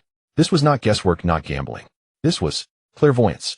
In the darkness where all others had become blind, only Qin Beiwang possessed complete vision. Zhao Rui stared through the observation window at the all-consuming blackness, and suddenly a chill crept up his spine. He recalled all his previous contempt, mockery, and doubt toward Qin Beiwang. Then he opened the fleet-wide communication channel, his voice hoarse, but resolute. All units of the Tianwenxing fleet, from this moment, fully obey Commander Qin Beiwang's orders. When he gives coordinates, we fire. When he points a direction, we charge. He paused, then added, because this kid really can see what we can't. On the other side of the smoke, aboard the Digua Rongyao, how Waishili was spiraling into utter panic. 2 flagships. 12 starships destroyed in 60 seconds with pinpoint accuracy. Waishili stared at the tactical display, where 3 crucial markers had blinked out in succession, his voice trembling. How are they aiming in this darkness? Impossible. The adjutant's face turned pale. Commander, should we halt the advance? This smoke is too strange. The Federation might have deployed some unknown detection system within it. Halt the advance. Waishili spun around, eyes bloodshot. Behind us are 49 ships of the Taekwon main force. Ahead is the jump point. Stopping means death. He took a deep breath, forcing himself to calm down, but his fingers still trembled uncontrollably. Order the entire fleet. Disperse formation. We can no longer let the flagships be targets. All ships free maneuver. Just get past the jump point and escape individually. The command was relayed amid panic. But it was too late, because Qin Beiwang had already announced the 4th set of coordinates. This time the target was not a single flagship. It was the densest core area of the entire Imperial fleet formation. Azimuth 041 to 048, elevation 6 to 9, distance 6 to 8 kilometers. All missile units, full salvo fire. 30 seconds later, over 300 missiles roared out from the depths of the smoke like a swarm of death emerging from a dark nest, surging toward the Imperial fleet that was trying to disperse. And under the cover of these missiles, the muzzles of 24 main guns had silently turned toward the next prey. The hunt had only just begun. Aboard the Digua Rongyao House Bridge, Waishili had just issued his 3rd emergency evasive command. Hard to port. Full reverse engine thrust. Concentrate all shield energy on the starboard side. Waishili's voice was hoarse, his eyes fixed on the red warning zone on the tactical display, representing incoming missiles. Over 300 missiles were hurtling from the smoke like a pack of sharks, smelling blood, their trajectories weaving a web of death on the sensor screen. On the vessel's exterior, 372 laser Closian weapon systems were running at full speed. Blazing white beams swept silently through the vacuum, detonating missiles tens of thousands of kilometers away. Explosions flared one after another like a brief and deadly fireworks display around the Digua Rongyao Hao. But there were too many missiles. The 37th missile broke through the CIWS net and slammed into the starboard shield. The shield flickered violently, energy readings plummeting by 14. The 42nd and 43rd hit the same area in succession. The shield overload alarm wailed. Starboard shield collapsed. The engineering chief cried in despair. Backup shield generator will take 12 seconds to start. At that moment, Qin Beiwang's 4th round of coordinates echoed through the internal channels of the Mingwenxing and Tianwenxing fleets. Azimuth 044, elevation 6. 2, distance 788,000 kilometers. Target Imperial flagship, the Digua Rongyao Hao battleship. All main gun units, full power salvo in 5 seconds. Repeat, full power. Hearing that the target was the flagship of the Waishili fleet, everyone held their breath. An indescribable excitement surged from the depths of their hearts. The 5-second countdown began. Waishili knew nothing of this. His entire attention was focused on the relentless incoming missiles. The 68th missile was destroyed, the 75th and 76th broke through, simultaneously slamming into the just-recovered backup shield. Shield strength at 41, the engineering chief roared. Emergency port turn complete. The navigation officer reported. We are exiting the missile coverage zone. Before he could finish, 24 points of light ignited simultaneously in the deepest depths of the smoke at the far end of the void. They were not the faint blue of missile engines, but the blazing white of main guns reaching critical charge like the birth of stars. The next second, 24 energy beams. 2 from the Kunlunxin House Kaitian class heavy particle cannons, 4 from the Tianxia House main guns, 2 each from 2 Xi-class cruisers, 4 from the Leitang Hao and Shandian Hao, 1 each from 6 destroyers, 2 from the Taijihou, and a total of 24 from the remaining 9 supporting ships of the Tianwenxing fleet. Like 26 swords of judgment traversing the void tore through the smoke, converging on the same coordinate with perfect synchronization. The Digwa Rongyao Hao. In that moment time seemed to freeze. Weishali was the first to sense the anomaly. The instinct honed on the edge of life and death made him jerk his head up 0.3 seconds before the main gun beams crossed the 788,000 kilometer gap. He saw through the observation window the 24 points of death suddenly blazing in the darkness. He saw those points rapidly expanding into 24 beams of pure destruction, each over 5 meters in diameter. He saw their straight trajectories like 24 chains locking the Digwa Rongyao Hao into a coffin of no escape. Then he heard the last sound from his own throat. It was not a word, not a sentence. It was a sigh of utter resignation, of exhaustion to the breaking point. Then light devoured everything. The first beam struck the bow. The thick forward armor of the Empire Glory before the might of the Kaidian-class main cannons was as fragile as a sheet of paper. At the moment of contact, the armor vaporized, and the energy beam pierced through the hull unimpeded, emerging from the stern. The second and third beams struck the bridge area. Observation windows, alloy structures, consoles, and people. Everything vanished in an instant under billions of degrees of heat. The 4th through 12th beams were evenly distributed along the midline of the ship. The Empire Glory. The 3-kilometer-long hull was pierced through like a skewer, leaving 9 massive holes over 100 meters in diameter. The 13th through 26th beams covered the engine room and reactor area. The entire process lasted 0.7 seconds. Then the reactor went critical. The core of the Empire Glory. The fusion reactor that powered the entire battleship. Under the direct hit of 13 consecutive main cannon shots, the containment field collapsed completely. There was no ordinary explosion. It was a process far more terrifying. The transformation of matter into pure energy. The entire warship lit up from within like a lantern suddenly ignited. Light burst forth from every breach and every crack, growing brighter until the whole vessel became a blue-white sphere of light over 2 kilometers in diameter. The sphere's brightness momentarily surpassed the surrounding starlight, briefly illuminating the entire smoke region as if it were day. Then expansion. The hull could no longer contain the raging energy and began to disintegrate from within. First, the outer armor plates peeled off and vaporized like fragile eggshells, then the frame structure snapped, and finally the reactor core released completely. The true explosion occurred. Not a single explosion, but a chain reaction. Thousands of energy release points erupting simultaneously. In less than a second, the Empire Glory transformed from an intact starship into a blazing nebula of metallic vapor and plasma over 100 kilometers in diameter. The shockwave expanded outward at light speed. The 3 nearest Imperial destroyers were instantly blown away, their shields overloaded, and their hulls disintegrated in tumbling rolls. The cruisers farther away barely held steady, but their sensors were all blinded, and the surface armor melted under the extreme heat. At the center of that still expanding death nebula, nothing remained. No wreckage, no fragments. Only emptiness and the slowly cooling dark red metallic vapor. On the bridge of the indomitable Yang, Shao stood motionless. He had witnessed the entire process with his own eyes. The 26 beams of main cannon light that suddenly flared from the smoke. The way those lights converged precisely on the position of the Empire Glory. How the massive battleship was riddled like a sieve in 0.7 seconds. Then the final devouring ball of blinding light. He did not even realize that his fingers had dug into the alloy armrest of the command chair, his nails breaking and bleeding without sensation. Confirmed. The communications officer's voice echoed in the dead-silent bridge, dry as sandpaper scraping. Confirmed. The Whale's squadron flagship, Empire Glory. Destroyed. Energy signature completely absent, no life signals, no wreckage. Confirmed. Total annihilation. No one responded. Everyone stared out the observation window at the fading afterglow of the explosion. The light was so intense that it left a 10-second afterimage on the retina, as if the death nebula were still there, still burning. The chief of staff finally spoke, his voice trembling. They actually did it. In a state of complete blindness. With one salvo, they obliterated the Whale's flagship. Yang Shao slowly sank back into the command chair. His mind went blank, then was flooded by a surge of complex emotions. Shock, all lingering fear, and a touch of absurdity. An hour ago, he had been worried about Qin Beiwang's safety, ordering him to retreat. Now that young man with a 24-gun broadside and a textbook decapitation strike had told everyone who truly reigned over this battlefield. Commander, the sensor chief suddenly shouted. Detected massive chaos in the Imperial fleet. With the loss of the flagship, the command chain of each squadron is broken. They are starting to fight on their own. The formation is completely collapsing. Yang Shao jerked his head up.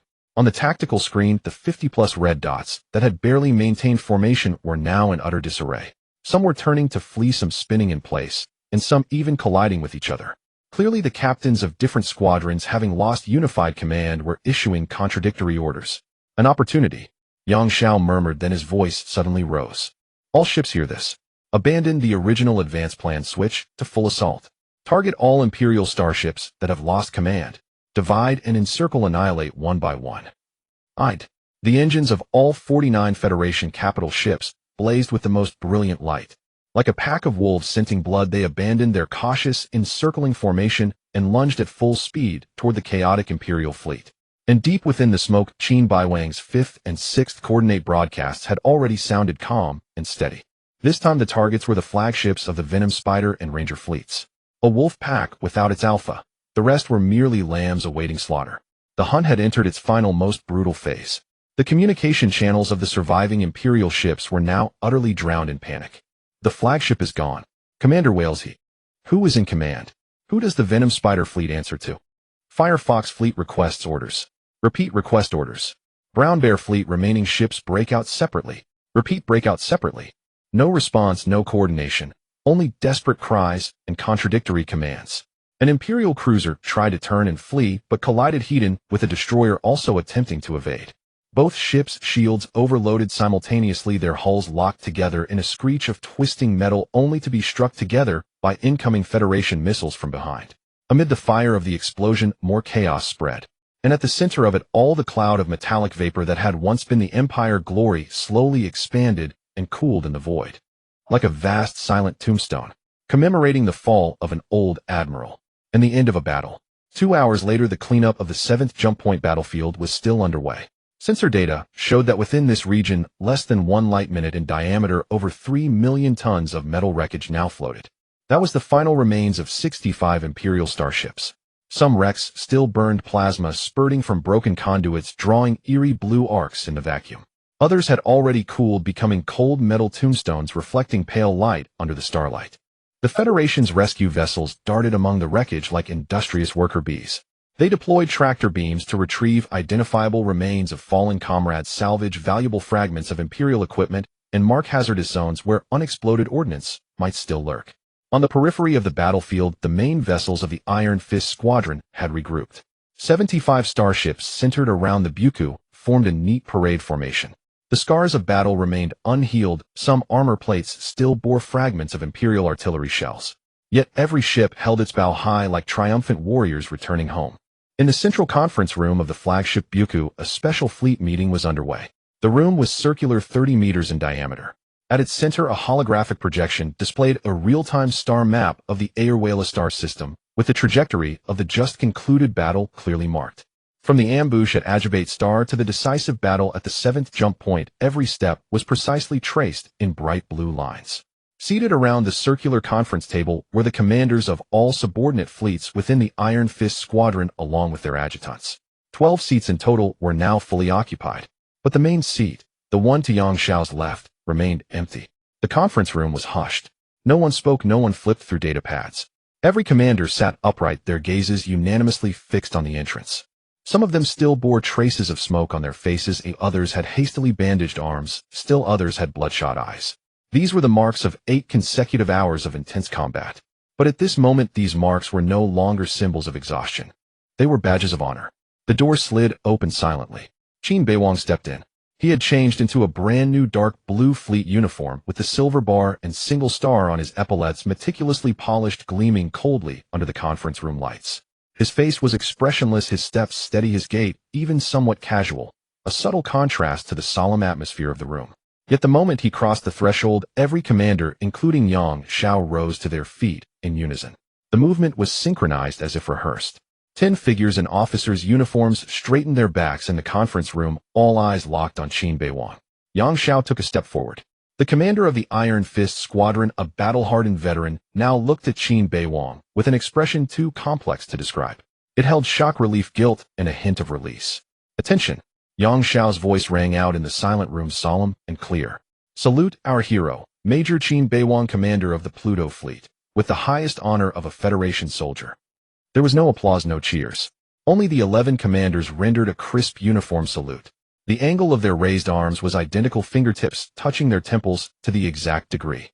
This was not a mechanical movement drilled by training, it was a heartfelt tribute to a victor. Qin Beiwang's steps paused for a moment. He looked at the saluting arms, at the eyes fixed upon him. Just a dozen hours ago those eyes had mostly held contempt, doubt, or indifference. Now only pure respect remained. He raised his right hand and returned a standard military salute. The motion was crisp and clean, without unnecessary force. At ease, Yang Shao said. Arms lowered, but no one sat down. Qin Beiwang walked to the empty seat at the head of the table and did not sit immediately. He swept his gaze around the room, pausing briefly on each face, then spoke, his voice calm. This victory does not belong to me alone. It belongs to every crew member of the Pluto Fleet who held fast to the last moment. It belongs to the warriors of the Uranus Fleet who used their flesh and blood to block the enemy's charge, and to every officer and soldier of the Iron Fist Squadron who fought on the battlefield. He paused. And it belongs to those who could not come to this room. Captain Li Zhen of the Shandian is still in the medical bay fighting for his life. The 327 officers and crew of the Beijing will forever remain in the stars. They are the true heroes. After saying these words, he finally sat down. The others sat down accordingly. But one figure remained standing, Zhao Rui. The commander of the Uranus Fleet, the bearded man who had once publicly questioned Qin Beiwang, convinced that he was nothing but a gilded wastrel. Now he stood there, back straight, but head bowed. A fresh scar ran across his face, a wound from when the bridge of the TG was struck by shrapnel, slicing from his right brow to his cheek. Though emergency treatment had been administered, the suture marks were still clearly visible. Every eye in the room turned to him. Zhao Rui took a deep breath, then raised his eyes to meet Qin Beiwang's gaze. Gone was the usual defiant light in his eyes, replaced by a nearly solemn candor. Major Qin, he said, his voice a bit hoarse, but each word distinctly clear. Before you say what you're about to say, I have a few words to say. Qin Beiwang looked at him, said nothing, only nodded slightly. Zhao Rui took another deep breath, as if the next words would require all his strength. From the moment you were assigned to the Pluto Fleet, I looked down on you. I thought you were a useless waste, relying on your father's legacy, a spoiled brat who would get all your subordinates killed. In the operation meetings, I openly contradicted you, questioned you, and even wished in my heart that you would get the hell out. His voice grew softer, but more resolute. I was wrong. 3 words. In the silent conference room, they rang out as clear as metal striking the floor. When you annihilated the Dragon Lizard Fleet at Ajibate Star, I thought it was Deputy Commander Zhuang's achievement. When you pursued Wiershi, I thought you were commanding blindly. When you ordered us to fire at the coordinates inside the smoke, I thought you were insane. Zhao Rui's eyes began to redden, not from anger, but from a more complex emotion. But every time you were right. Every time you proved with facts how wrong I was. He paused, then made a gesture that stunned everyone. He stepped forward and bowed deeply toward Qin Beiwang. It was not a polite nod, it was a solemn bow bent almost to 90 degrees. I apologize for all my previous rudeness, all my prejudice, all my foolish doubts. Zhao Rui's voice came from below, somewhat muffled, but utterly sincere. You are not a wastrel, not a spoiled brat, not a gilded young master. You are a true commander, a soldier worthy of the name of your father, Marshal Qin Qianfan. Qin Beiwang nodded slightly, accepting the other's apology. Yang Shao spoke up at the right moment, breaking the subtle silence in the meeting room. All right, let bygones be bygones. Now let us formally confirm the results of the battle. He called up a holographic star map and began to read. The Battle of the Elvira system lasted 8 hours and 47 minutes. Our participating fleet, all 5 subfleets of the Iron Fist Division, along with the Direct Command Fleet, totaling 92 starships. Enemy, all 6 subfleets of the Fry Empire's Wales Division, totaling 77 starships. Results: the Wales Division was completely annihilated. 8 Imperial battleships sunk, 23 cruisers, 29 destroyers, 3 electronic warfare ships, and 14 reconnaissance ships destroyed. 0 Imperial prisoners taken. The entire enemy fleet fought to the death, none surrendered. Our losses: 1 cruiser sunk, 1 battleship heavily damaged, 4 cruisers moderately damaged, 9 destroyers lightly damaged. Casualties: 489. Yang Shao finished reciting the last number, and silence once again fell upon the meeting room. 489 names. 489 lives. This is a glorious victory. Yang Shao's voice grew low, but also a brutal one. Behind every number there are real people. We must remember them, just as we remember today's victory. He paused, his gaze shifting to Qin Beiwang. Major Qin, in light of your exceptional performance in the battle, I will recommend your promotion to Lieutenant Colonel in the after-action report and award you the Federation Medal of Valor. All officers and soldiers of the Pluto Fleet will receive collective commendation. Qin Beiwang did not decline, merely nodding. Thank you, Commander. The meeting continued for another 20 minutes, discussing post-battle deployment, casualty evacuation, equipment repairs, and other matters. When the meeting ended, Yang Xiao called out to Qin Beiwang, who was about to leave. Major Qin. Yang Xiao looked at him with a complex expression. Your father. Does he know what you did today? Qin Beiwang was silent for a few seconds, then shook his head. I don't know, but I think he will soon. Yang Xiao nodded. He will, and he will be proud of you. He paused, then added, so am I. Qin Beiwang looked at Yang Xiao, and for the first time showed a genuine, unguarded smile. Thank you, Commander.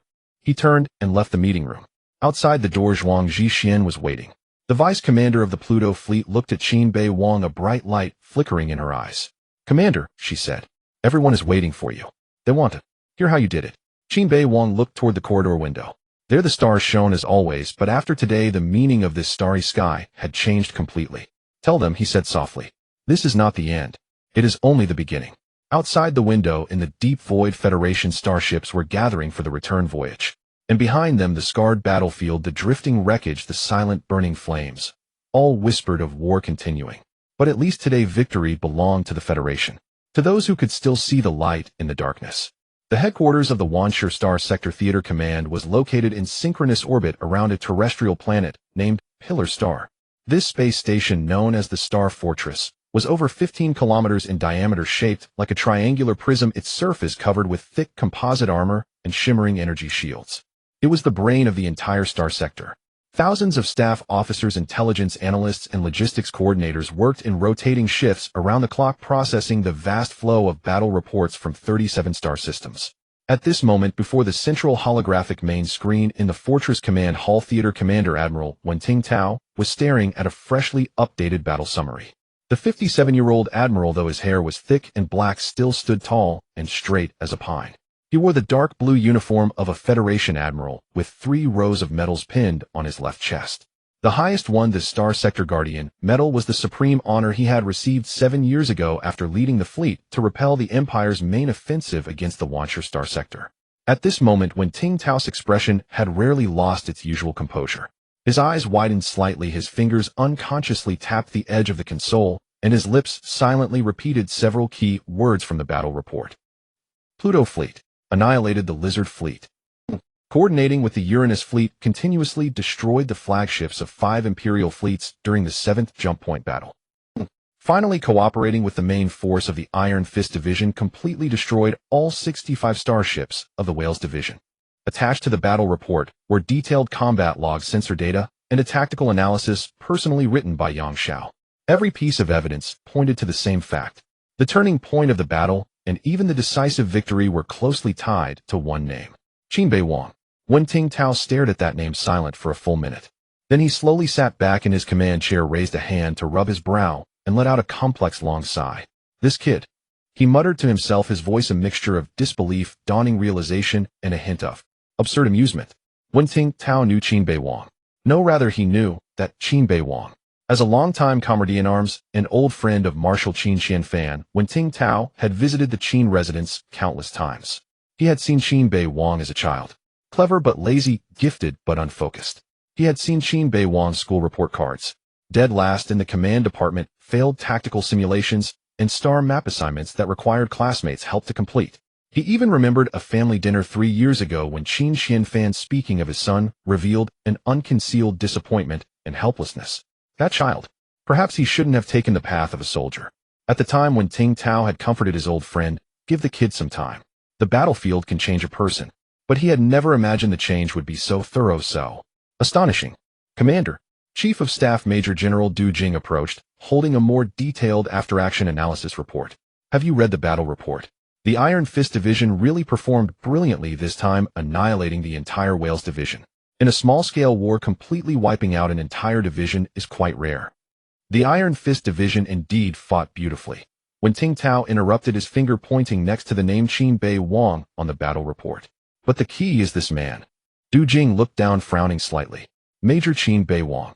He is Marshal Qin Xianfan's son, isn't he? I remember his performance at the Federation Academy. Dead last. Wenting Tao finished for him, then laughed. A laugh mixed with relief and emotion. But the battlefield doesn't look at files, it looks at results. Read Yang Xiao's tactical analysis carefully. From the baiting and ambush at Agbat Star to the psychological prediction and smoke tactics at the 7th jump point, and finally the decapitation strike on the flagship. This combination of moves was executed with incredible sophistication. He pulled up the battle sequence timeline, his fingers tracing through the air. Look here. The Welsh squadron attacked the Elvira Galaxy in 3 prongs. Conventional thinking would assume all 3 were real strikes. But Qin Beiwang saw through it. He judged the direction of Agbat Star was a feint, yet within that feint lurked a lethal intent. So he used a cruiser as bait, forcing out the Welsh forces hidden behind the satellite. Now look here. When Tingtao magnified the data from the 7th jump point battle. In complete blindness amidst the smoke, he could precisely direct artillery fire consecutively, taking out 5 flagships.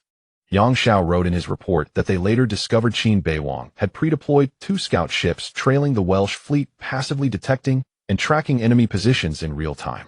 But the question arose, how did he know the Welsh would definitely go to the 7th jump point? This was foresight, and it was based on an extreme prediction of the enemy commander's psychology. Yet what puzzled me was this: even in the chaos of battle, the quantum communications sent by those 2 scout ships could be counter-detected by harmonic direction finders, eventually exposing their positions. Why would the Welsh allow those 2 scout ships to continuously transmit their location? Du Jing stared at the analytical data, his expression growing solemn. You mean? This wasn't a coincidence. Once is accident, twice is luck, 3 times, 4 times. When Tingtao shook his head. That's ability. Battlefield intuition, psychological analysis, tactical execution. The kid has it all. And at a terrifyingly high level. He paused, looking at Du Jing. In your opinion, for a 22-year-old major to achieve such a feat, what reward should he receive? Du Jing thought for a few seconds.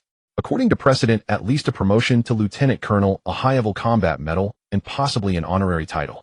But considering he is Marshal Qin's son, perhaps. No. When Tingtao interrupted him. We don't consider whose son he is. We only consider what he has done. The admiral stood up and paced a few steps in the command hall. His gaze fell upon the star map of the Elvira Galaxy displayed on the main screen. A fierce battle had just taken place there, but the war was far from over. Although the Empire had lost a squadron, the pressure on the entire Wanshur Star region front remained immense. Who is currently in charge of the Elvira Galaxy? He asked. Colonel Yang Xiao of the Iron Fist Squadron has temporarily taken over defense. But according to the organization, an independent squadron should be stationed there, Du Jing replied. The original garrison fleet suffered heavy losses 3 months ago in the Blackstone battle, and its structure hasn't been rebuilt yet. When Tingtao nodded, he walked to the console, pulled up the Wanshur Star region's theater organization chart, and traced his fingers over several vacant squadron commander positions. Eventually, he stopped at the Elvira Galaxy Garrison Squadron column. Current status: pending appointment. Du Jing. When Tingtao turned, his voice becoming decisive. Draft 2 orders.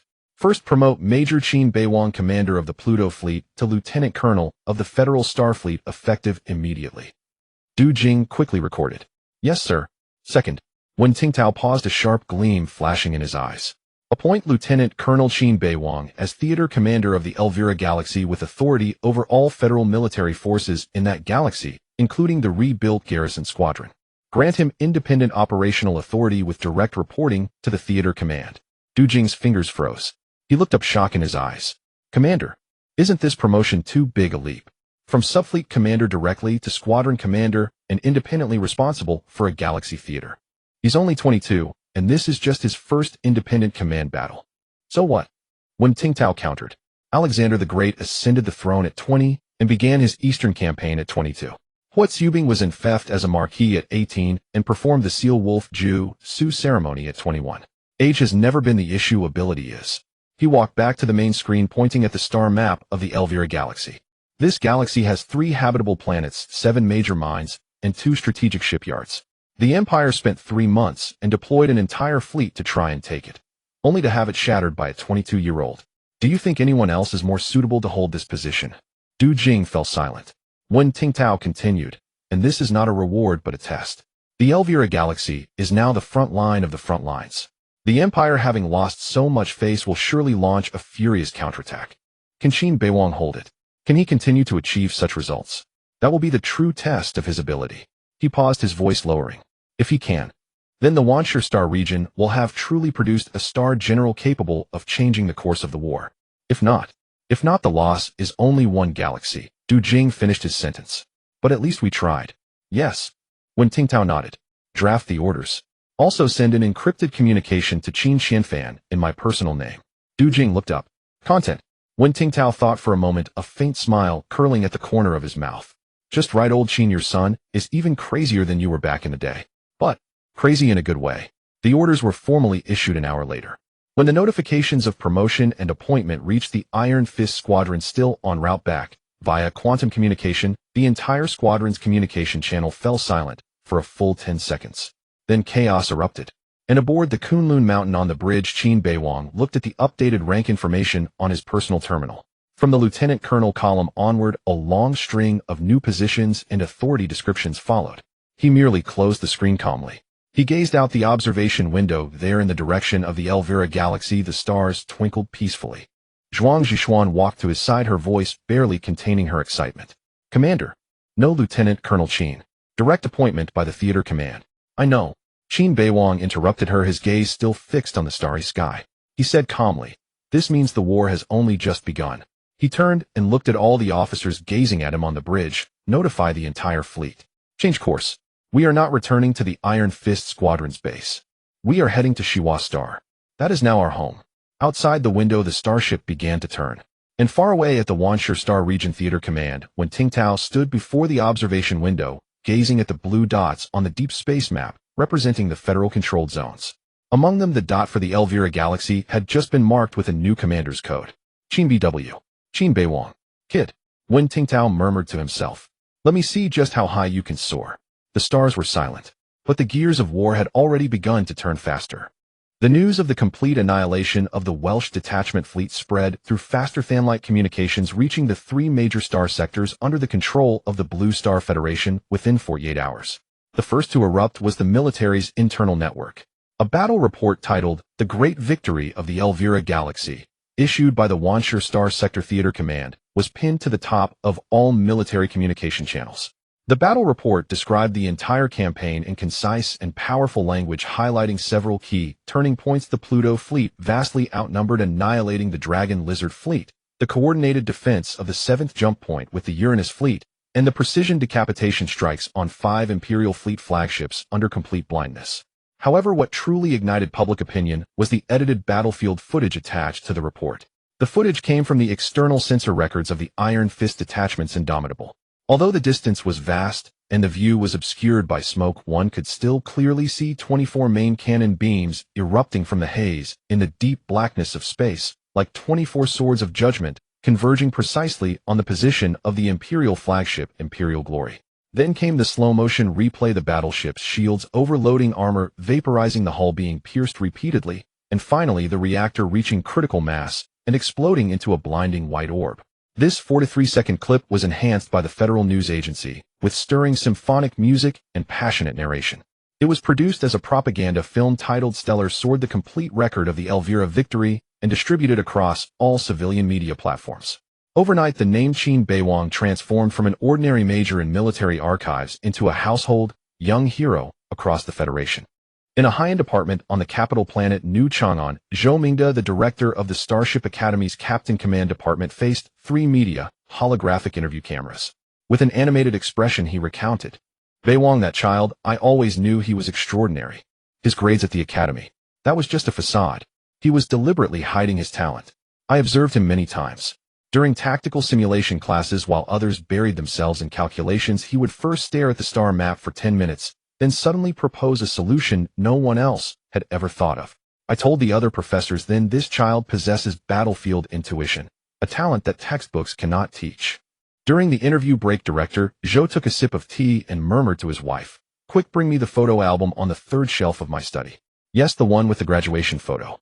I need to show them what Beiwang looked like back then.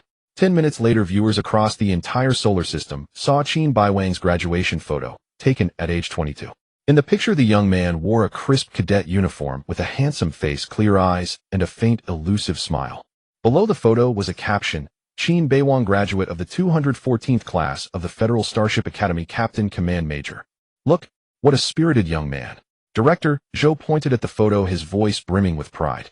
I said then that this child would surely achieve great things. And indeed he has. Across the city, Qin Beiwang's middle school homeroom teacher Li was surrounded by a group of reporters in her living room.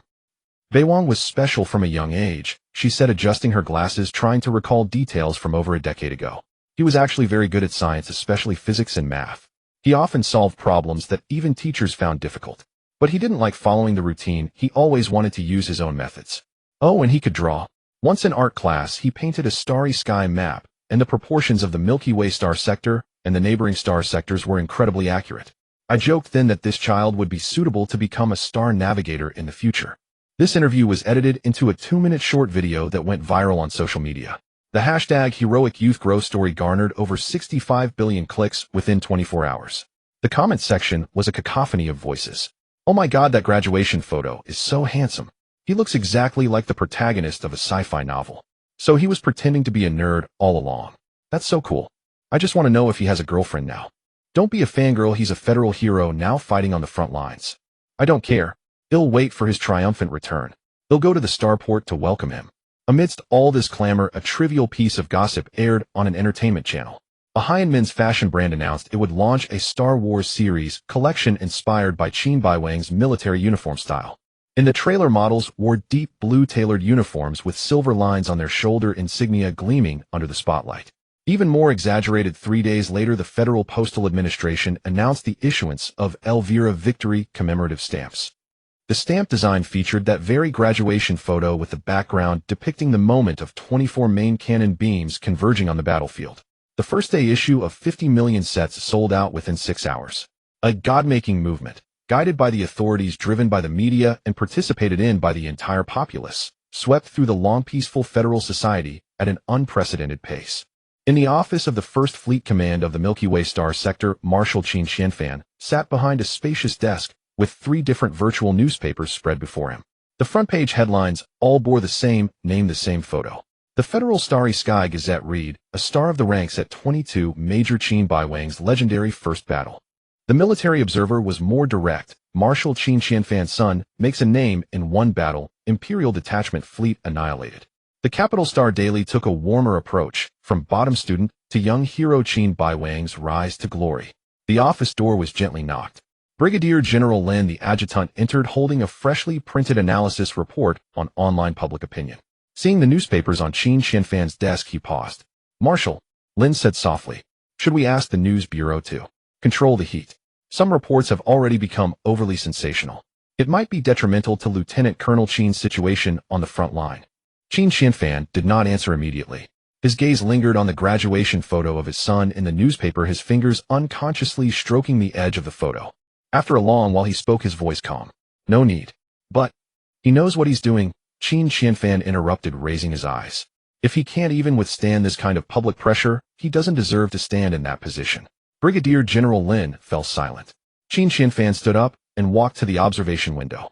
Outside was the night sky of the capital planet, where an artificial canopy simulated the star map of the Milky Way star sector, countless points of light quietly twinkling. "Print all those reports," he set his back to the adjutant. "Bind them and place them in the archives. Cabinet B47, third shelf." That was the cabinet for family keepsakes. It already held a thick stack photos of his late wife, the children's report cards, and awards from childhood to adulthood, and a family portrait from their last vacation together. "Yes," General Lin acknowledged, turning to leave. "Wait," Qin Beiwang called him back. The marshal turned around, his face expressionless, but a barely perceptible fluctuation flickered in his eyes. "Send an encrypted message to the Wansher Star Domain Theater Command in my private name." "Right. The defense of the Elvira star system is of great importance. The Empire may retaliate specifically. Please ask Commander Wen Tingtao to consider reinforcing the troop deployment in that area. Do not mention Beiwang's name." General Lin paused for a moment, then understood. This was a father in his own way, silently adding an extra layer of insurance for his son far away on the front line. Understood.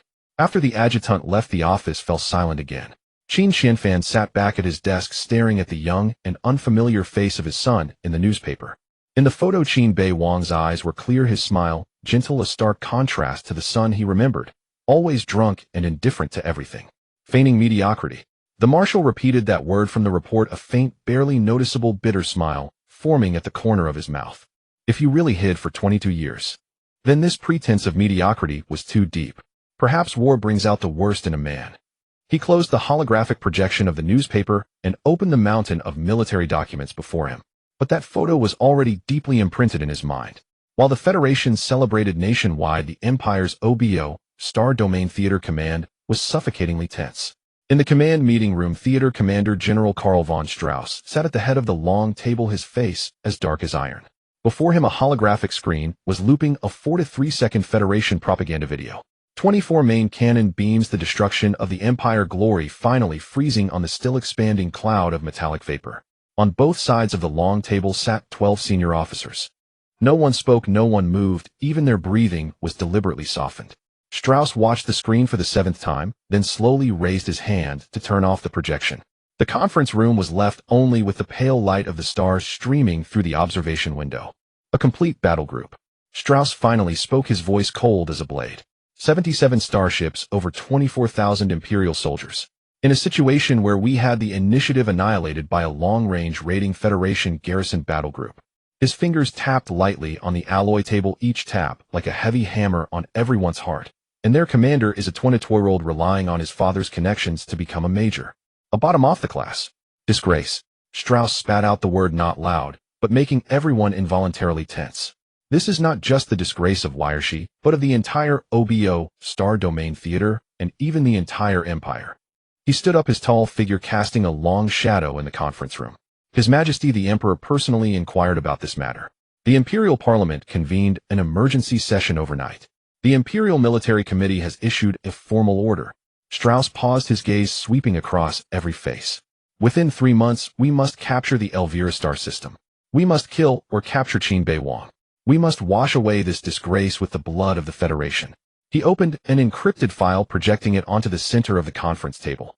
To this end, the Theater Command will deploy 3 main battle groups, Obsidian Bloodblade and Iron Curtain, to form a special task attack cluster. Total forces. He glanced at the numbers. 320 starships, including 4 Emperor-class super battleships. A stifled intake of breath sounded in the conference room. Emperor-class battleships were the Empire's T5-class starships. Commander, a senior lieutenant general couldn't help but speak. Deploying 3 main battle groups. Isn't that too much? After all, the enemy is only a battle group with no more than 100 starships. Strauss interrupted him, his eyes cold. Are you questioning me? At that, the lieutenant general immediately shrank his neck. Strauss pointed to the star on the holographic star map that had been marked blood red. I want the Federation to know that the Empire's lost dignity must be repaid with 10 times the blood. I want that brat named Qin Beiwang to know. Strauss' voice dropped low like a snake hissing. Some victories have to be paid for with life. The order was given. The Empire's vast war machine began to rumble. The orbital ring of Shiwa star gleamed coldly in the starlight. From a distance, it looked like an exquisite ring encircling the equator of this blue-gray gas giant. The ring's diameter exceeded 150 kilometers, with a maximum width of 300 kilometers, composed of 12 arc-shaped modules joined end to end. Blue-white energy beams flickered at the connections between modules. That was the gravitational anchoring field maintaining the ring's structural stability. As the Pluto Fleet slowly entered the ring's harbor area, Qin Beiwang saw the details of this massive structure through the observation window. The outer side of the ring was covered with dense facilities, docks, warehouses, gun emplacements, communication arrays. Hundreds of large docks were like gaping steel mouths, 8 of them already lit with work lights, with repair shuttles bustling like worker ants around damaged ships. In dozens of other empty docks, newly laid keels could be seen. New starships were being built. The inner side of the ring presented a different scene. Through the reinforced glass dome, large patches of green were visible. That was the artificial ecological zone. Further inside were rows of residential modules, commercial areas, training grounds, and even a small simulated beach with artificial waves rhythmically lapping at the white artificial sand. The orbital ring of Hope completed in Federation year 1578. Zhuang Zhishuan stood beside Qin Beiwang reading from a datapad. Permanent population 13 million, of which 60 are shipyard workers and engineers, 30 are garrison troops and their families, and the rest are service personnel and researchers. The ring's rotation provides 0.8 standard gravity, and the internal ecological circulation system can maintain closed operation for 3 years. She paused and looked up at Qin Beiwang. The Theater Command has approved our refit plan. For the next 3 months, the Shiwa shipyard will go all out to produce new starships for us. Meanwhile, reinforcements from the rear are arriving gradually. The first batch of 2,000 men will arrive tomorrow. Qin Beiwang nodded, his gaze still fixed on the observation window. The Kunlun Mountain was sliding slowly into berth No. 3, guided by the harbor's guidance beams. The berth's length just accommodated this battleship. On both sides of the hull, huge mechanical arms were already extending, preparing for a full inspection after docking. Additionally, Zhuang Zhishuan added, "The command has arranged a residence for you in the ring's residential area. They suggest you could rest there for a while." Rest? Qin Beiwang repeated the word, a faint, barely noticeable arc forming at the corner of his mouth. Qin Beiwang's residence was located in the stargazing district on the inner side of the orbital ring. This was one of the most prestigious living modules on the ring, reserved exclusively for senior officers and key technical personnel. The dwelling was a standalone 3-story villa nestled in the heart of a man-made garden. Within the garden there were real trees, though genetically modified to thrive in low-gravity conditions, along with flowing water and even a few brilliantly feathered bionic birds chirping among the branches. The villa itself was constructed from pale gray alloy and reinforced glass, its lines sleek and fluid. The most striking feature was the roof, a single adjustable transparency, arched glass dome. When Qin Beiwang stepped into the living room under the guidance of the smart butler, the dome automatically shifted to full transparency. And then he saw Shiwa Star. That gray-blue gas giant hung directly above the dome. Due to the rotation of the orbital ring, the planet appeared motionless in the sky, but a closer look revealed the slow-moving cloud bands drifting across its surface. Further out, Shiwa Star's 3 moons lined up like 3 pearls of varying sizes against the pitch-black celestial curtain. The living room already bore traces of life. The furniture was minimalist, standard issue for the Federation military, but the sofa was adorned with a few soft cushions, and a potted green plant with small blossoms sat on the coffee table. The air carried a faint scent of cleaning agent mingled with the fresh fragrance of vegetation drifting in from the garden. The gravity feels about the same as Blue Star. Qin Beiwang took a few steps, adjusting to the 0.8G pull beneath his feet. The ring's rotation speed has been precisely calculated. The smart butler's electronic voice emanated from the ceiling to provide you with a living environment closest to standard gravity. If you need adjustment, you can always. No need, this is fine. Qin Beiwang interrupted, walking to the enormous floor-to-ceiling window. Outside the window lay the public garden of the stargazing district. A few people in casual clothes were strolling along the paths. From their gait, most were military personnel or technicians. Everything was so peaceful. It didn't feel like the front lines. But Qin Beiwang knew it was only an illusion. Deep within the living quarters of the Hope Ring, there was a water park styled after Blue Star's tropical regions. Beneath a vast transparent dome, artificial waves rhythmically lapped against fine white sand. The climate control system maintained the air at a comfortable 28 degrees Celsius, and the air was infused with a faint scent of sea salt spray and coconut. Qin Beiwang floated in the shallow area, eyes closed, letting the simulated waves gently rock his body. The water was perfectly warm, and the filtration system kept it crystal clear. He could hear the distant laughter of children, the whispers of couples, and the soft background music. An ancient Blue Star piano piece, its melody soothing like afternoon sunlight. This was his 32nd day on the ring. Over the past 4 weeks, he had lived a nearly rigidly routine life. Mornings he watched the simulated sunrise from the villa's open terrace. Afternoons, he wandered through various parts of the living quarters, and evenings he curled up in the villa watching blockbuster films. At that moment, he took a deep breath and submerged himself. The underwater world was even quieter. Light filtered through the surface, casting rippling patches on the pool floor. He swam slowly for a few meters, then surfaced, wiping his face. A service robot glided over to the poolside, its mechanical arm holding a dry towel. "Mr. Qin, would you like a drink?" The robot's electronic voice was gentle and natural.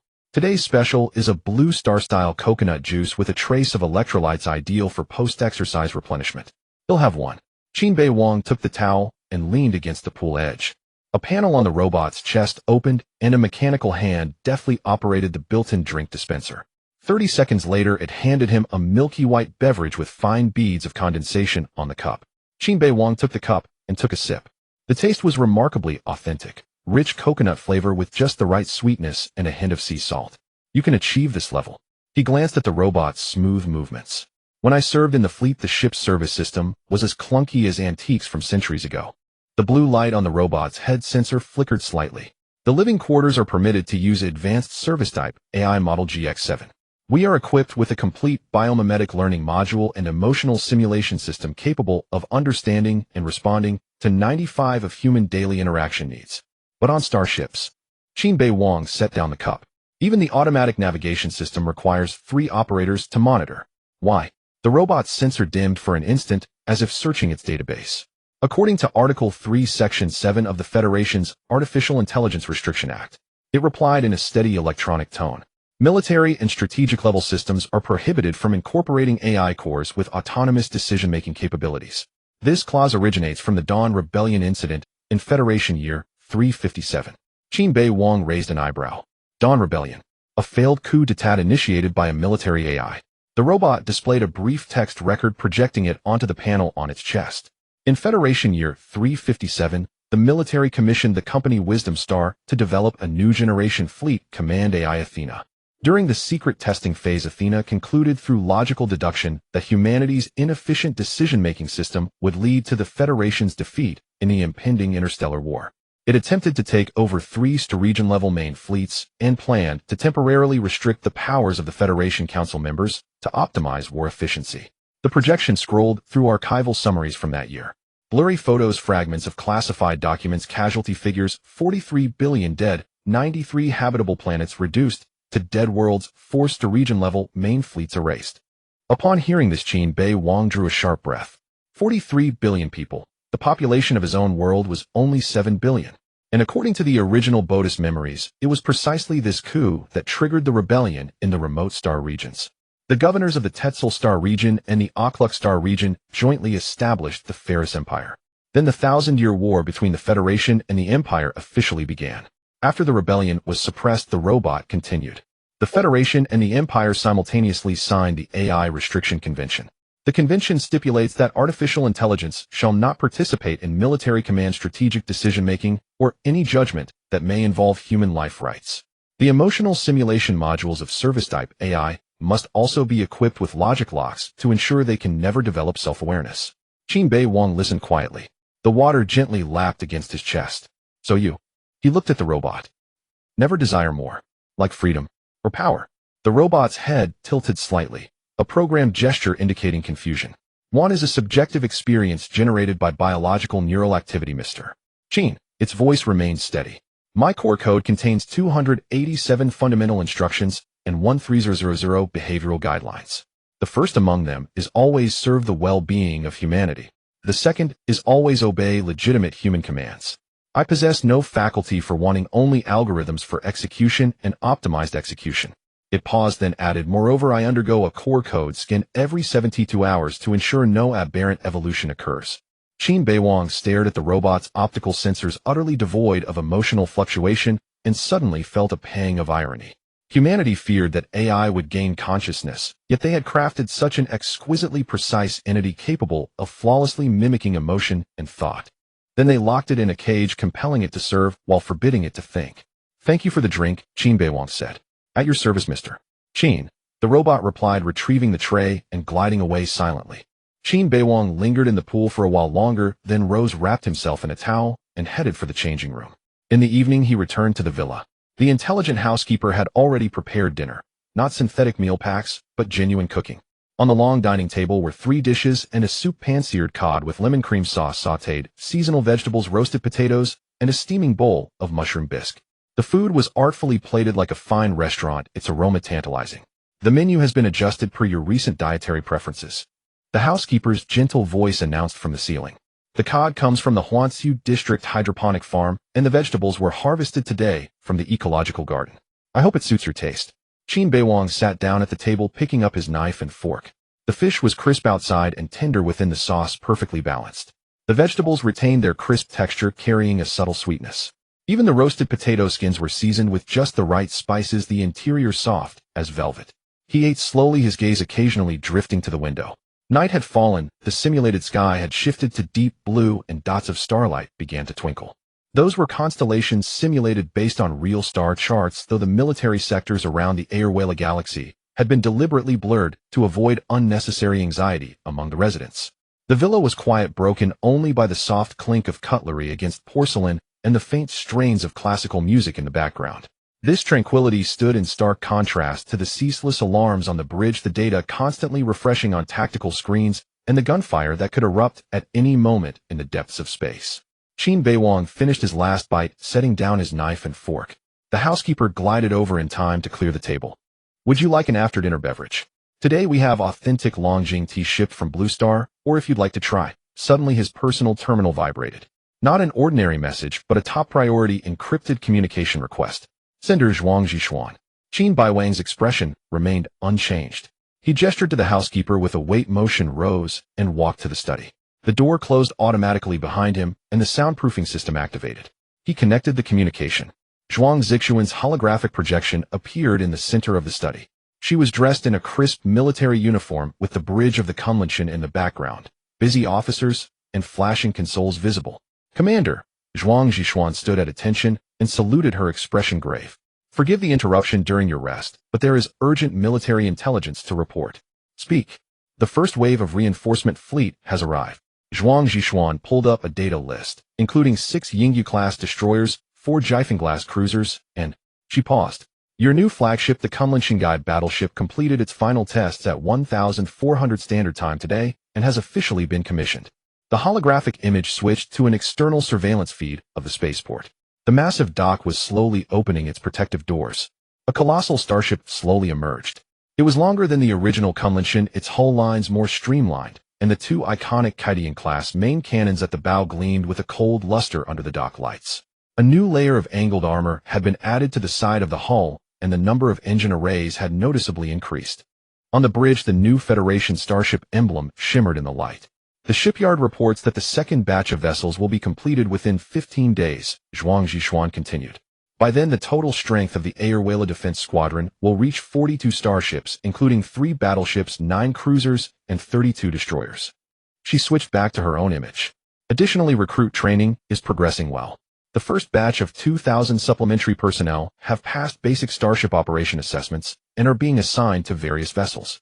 The second batch of 3,000 will arrive next week. Qin Beiwang listened quietly. His gaze passed through Zhuang Zixuan's projection, as if seeing the calm simulated night sky outside the study window. Also, Zhuang Zixuan's voice lowered slightly. Intelligence has updated the movements of the Imperial fleet. The Obsidian Squadron has completed assembly and begun maneuvering toward the Aerospace galaxy. According to the latest projections, they may reach the outer edge of the galaxy within 45 to 50 days. 45 days. Qin Beiwang tapped his fingers lightly on the edge of the desk. I understand, he finally said. Tomorrow I will go to the spaceport to inspect the new ships. Make the arrangements. Yes, sir. Zhuang Zhishuan saluted. Additionally, Commander Yang Shao sent a communication inquiring whether you needed an extension of your rest period. He said if you needed more time. No need, Qin Beiwang interrupted. See you tomorrow. The communication ended. Silence returned to the study. Qin Beiwang stood there for a long time, unmoving. Then he turned and walked to the window. Outside, the lights of the residential area shone as brightly as ever. In the distance, neon signs on the commercial street flickered, and an open-air cafe was filled with people enjoying the evening. Further away, the artificial waterfall in the ecological park shimmered with a silvery white luster under the lights. Everything was as peaceful as if it were truly a time of peace. But he knew that beneath this tranquility, the shipyards were building warships day and night. Recruits were sweating profusely on the training grounds. In deep space, the Imperial fleet was drawing near. And tomorrow he would end this month-long vacation, put on his uniform again, and step onto the bridge. Qin Beiwang raised his hand and turned off the study light. In the darkness, his silhouette stood before the window like a silent statue. Outside, the simulated starry sky remained brilliant. The next day, the main reviewing stand of the spaceport was located at the edge of the isolation zone, a metal platform extending outward. From the platform, one could see the infinite void ahead, the soft sky of the residential area, behind and below. Lay the steel fleet fully assembled and ready. When Qin Beiwang stepped onto the reviewing stand, Zhuang Zhishuan and a group of senior officers were already lined up waiting.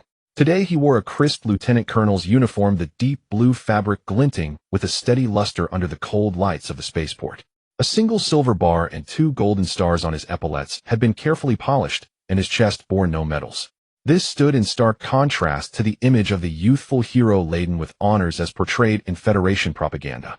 The fleet is fully prepared, Lieutenant Colonel. Zhuang Zhishuan stepped forward, saluting and reporting. Qin Beiwang returned the salute, his gaze sweeping across the assembly. In the main berthing area, 27 starships were moored in a neat wedge formation. At the forefront was the new Kunlun-class battleship, its hull 30 meters longer than the original flagship with the armor slope redesigned. The optical sensors displayed a matte finish with low observability. Below, the 2 iconic Kaitian-class main guns at the bow for additional secondary gun arrays had been added. Behind it were 4 Gale-class cruisers, their streamlined hulls studded with missile silos and point defense turrets. Further back were 22 Shadow Moon-class destroyers, small but lethal vessels that flanked the main force like a wolf pack. Crew members stood in formation along the sides of each starship. The newly supplemented 2,000 soldiers stood in the front rows, most of them young, many still wearing expressions of excitement and curiosity. When Qin Beiwang appeared at the front of the reviewing stand, a slight stir rippled through the ranks. That's Lieutenant Colonel Qin. He looks even younger in person than in the footage. He single-handedly took out 5 Imperial flagships. The whispers could not travel in the vacuum, but the exchanged glances and slightly forward-leaning postures of the soldiers clearly conveyed the excitement and admiration. Qin Beiwang watched them in silence for a full 10 seconds. Then he opened the all-frequency channel. It was not a rousing speech mode, but a cold battle report-like tone. Soldiers. 2 words, and all murmurs ceased instantly. I have read your files. Qin Beiwang's gaze slowly swept across the front row. Among you, 73 come from rear star sectors facing the front line for the first time. 41 are fresh recruits who have just completed basic training, having never truly seen war. Of the rest, most have experienced nothing more than escorting a few smuggling ships during border patrols. His voice was steady, but every word was like an ice pick. So you are excited now? Because you see brand new starships, see the hero from the propaganda reels, and think you are about to become part of a legend. Qin Beiwang paused. Let me tell you what war is. He raised his hand, pointing toward the rear of the formation. There, a few old ships that had just undergone repairs were moored, their hulls still bearing the scars of battle. The side armor of the Lightning bore a 100-meter-long melting scar left by a direct hit from an Imperial plasma cannon. The engine bay shell of another cruiser was dented with craters from missile fragment impacts. War is when on that cruiser beside you 300 officers and crew lost their lives in 30 seconds to vacuum and extreme cold after the shields overloaded. It is when the predecessor of this new destroyer beneath your feet was snapped in half during the Battle of Agbat, and the reactor detonation turned the entire ship into a cloud of metallic vapor 50 kilometers in diameter. Not even a body could be found. A deathly silence fell over the assembly. The young soldiers began to pale. War is when you press the main gun firing button. You must know that you are ending the lives of several hundred people on another ship. Those people are just like you. They have families, dreams, only wearing different uniforms. It is when your bridge is breached, and you must watch your comrades vaporized by beams, then continue operating the console, because the battle is not over. Qin Beiwang stepped forward. There are no heroes in war. Only those who survive and those who die. And the only reason you stand here now is that we need more survivors to turn more enemies into the dead. He closed the all-frequency channel and switched to an encrypted channel only for officers. Captains, take your crews aboard. In 3 hours, the first round of live combat exercises begins. I want to see fire coordination, emergency maneuvers, damage control. Real battlefield standards. Whoever's men make mistakes, whoever's ship gets the highest combat loss, gets an extra 8 hours of training tomorrow. The order was given. The ranks began to disperse in an orderly fashion, but the atmosphere had completely changed. The earlier excitement and commotion had vanished, replaced by a heavy, fear-laden solemnity. Zhuang Zhishuan walked up to Qin Beiwang and said in a low voice, "Commander, isn't that too harsh? They are still recruits. Recruits need the truth." Qin Beiwang watched the backs of the young soldiers boarding the ships. False hopes will get them killed on the battlefield, and their comrades too. He turned and walked toward the passage leading to the dock area. Come, let's see our new ship. Inside the Kunlun everything was as new as its exterior. Qin Beiwang walked down the main corridor, his feet on anti-static alloy grates, with neatly arranged pipeline interfaces and emergency panels on the walls. The lighting system had been replaced with soft, cool white light, ensuring brightness without harshness. The air circulation system was nearly silent, leaving only a faint hum. The hull structure has been reinforced by 15, explained Chief Engineer Wu Tao, who accompanied them. He was a technical officer in his early 50s. The main armor belt thickness has increased, but we reduced weight by 8 through new materials. Additionally, we redesigned the energy pipeline layout, cutting the main gun's continuous firing interval from the original 45 seconds to 37 seconds. The group arrived at the bridge. The changes here were even greater. The originally cramped console area had been reorganized to be more spacious. The main tactical screen had been changed from a single panel to a wraparound 3-panel display capable of showing different regional situations simultaneously. Each station's seat had been upgraded with shock absorption and life support systems. This meant that even if the hull was hit, the bridge crew would have a higher survival rate. As per your previous request, Wu Tao pointed to a new separate compartment added at the rear of the bridge. We have installed a tactical analysis center. 6 quantum processors can run battlefield simulations independently without consuming main system resources. Qin Beiwang nodded, walked to the captain's seat, and placed his hand on the armrest. The seat automatically adjusted its height and angle to fit his body. Very good, Qin Beiwang said, then shifted his tone. But it's still not enough. Wu Tao was taken aback. Lieutenant Colonel, what do you mean? I need some special types of ships. Qin Beiwang brought up a holographic design interface and began sketching rapidly. First, a high-speed reconnaissance ship. No heavy firepower, no thick armor, even the shields can be weakened. Put all the saved mass and energy into the engines and sensors.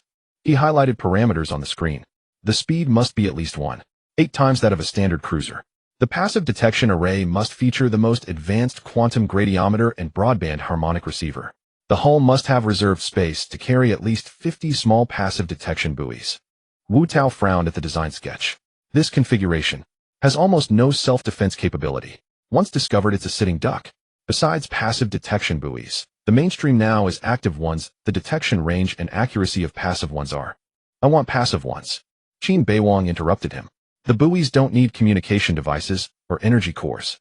Use long half-life isotope batteries to ensure they can operate for over 3 months.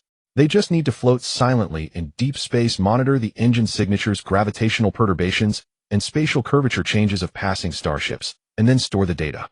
But without communication devices, how do we retrieve the data? No retrieval needed, Qin Beiwang said. When our reconnaissance ship passes by next time, the buoy will transmit the stored data in a package via a directed laser beam. A single transmission, then self-destruct. The entire process is completely passive, emitting no signal that could be detected. Wu Tao's eyes widened. You're planning to set up a silent monitoring network? Yes. Qin Beiwang continued, drawing the second type of starship. The second type, a large supply ship. Not an ordinary transport. I want a rapid resupply platform that can maneuver with the fleet. Equipped with modular repair bays capable of performing emergency repairs on damaged ships in the battlefield. Also a fuel refining system that can collect and refine fusion fuel from asteroids or gas giants. He added several modules to the supply ship's sketch. These ships themselves don't need combat capability, but they must have the highest level of mobility. Their role is to extend the fleet's sustained combat duration, not to engage in battle. Wu Tao was taking notes, quickly, sweat beading on his forehead. The technical difficulty is enormous. Modular repair requires standardized interfaces, but our current ships are not unified in model. Then unify them, Qin Beiwang said calmly. Tell the shipyard all future new ships must be designed according to the new standards. The refitting of existing ships will be carried out in batches. Yes. Wu Tao wiped his sweat. What about the third type? Qin Beiwang was silent for a few seconds. Then he drew a completely new ship type on the screen. More massive than a battleship, with a huge crater-like gun mount in the middle of the hull. A planet destroyer. When he uttered that word, everyone in the bridge was stunned. Not a true planet destroyer, Qin Beiwang explained. It's a planetary assault platform, equipped with a super heavy railgun, or, if technology permits, a miniaturized atmospheric ablation beam generator. Its mission is not to engage ships, but to strike ground targets. Orbital defense platforms, planetary fortresses, even surface command centers. Wu Tao's face completely changed. Commander, this kind of weapon. The Federation hasn't built a new planetary assault ship in hundreds of years. According to the Valencia-Kuiper Convention, the convention prohibits the genocidal destruction of habitable planets. Qin Beiwang looked at the engineer. I didn't say we're going to strike civilians. But the Elvira system has 3 Federation-controlled resource planets with mining bases, fuel factories, and orbital shipyards. If the war escalates, we need the capability to destroy those targets. He paused, his voice lowering. Besides, on the Empire's side, do you think they don't have similar things? Wu Tao opened his mouth, but ultimately said nothing. Qin Beiwang closed the design interface. Among these 3 ship types, the reconnaissance ship has the highest priority. I want to see the first prototype ship within a month. The supply ship can be relaxed to 2 months. The planet destroyer. First, do conceptual design and start construction only after technology verification is complete. Yes. Wu Tao stood at attention.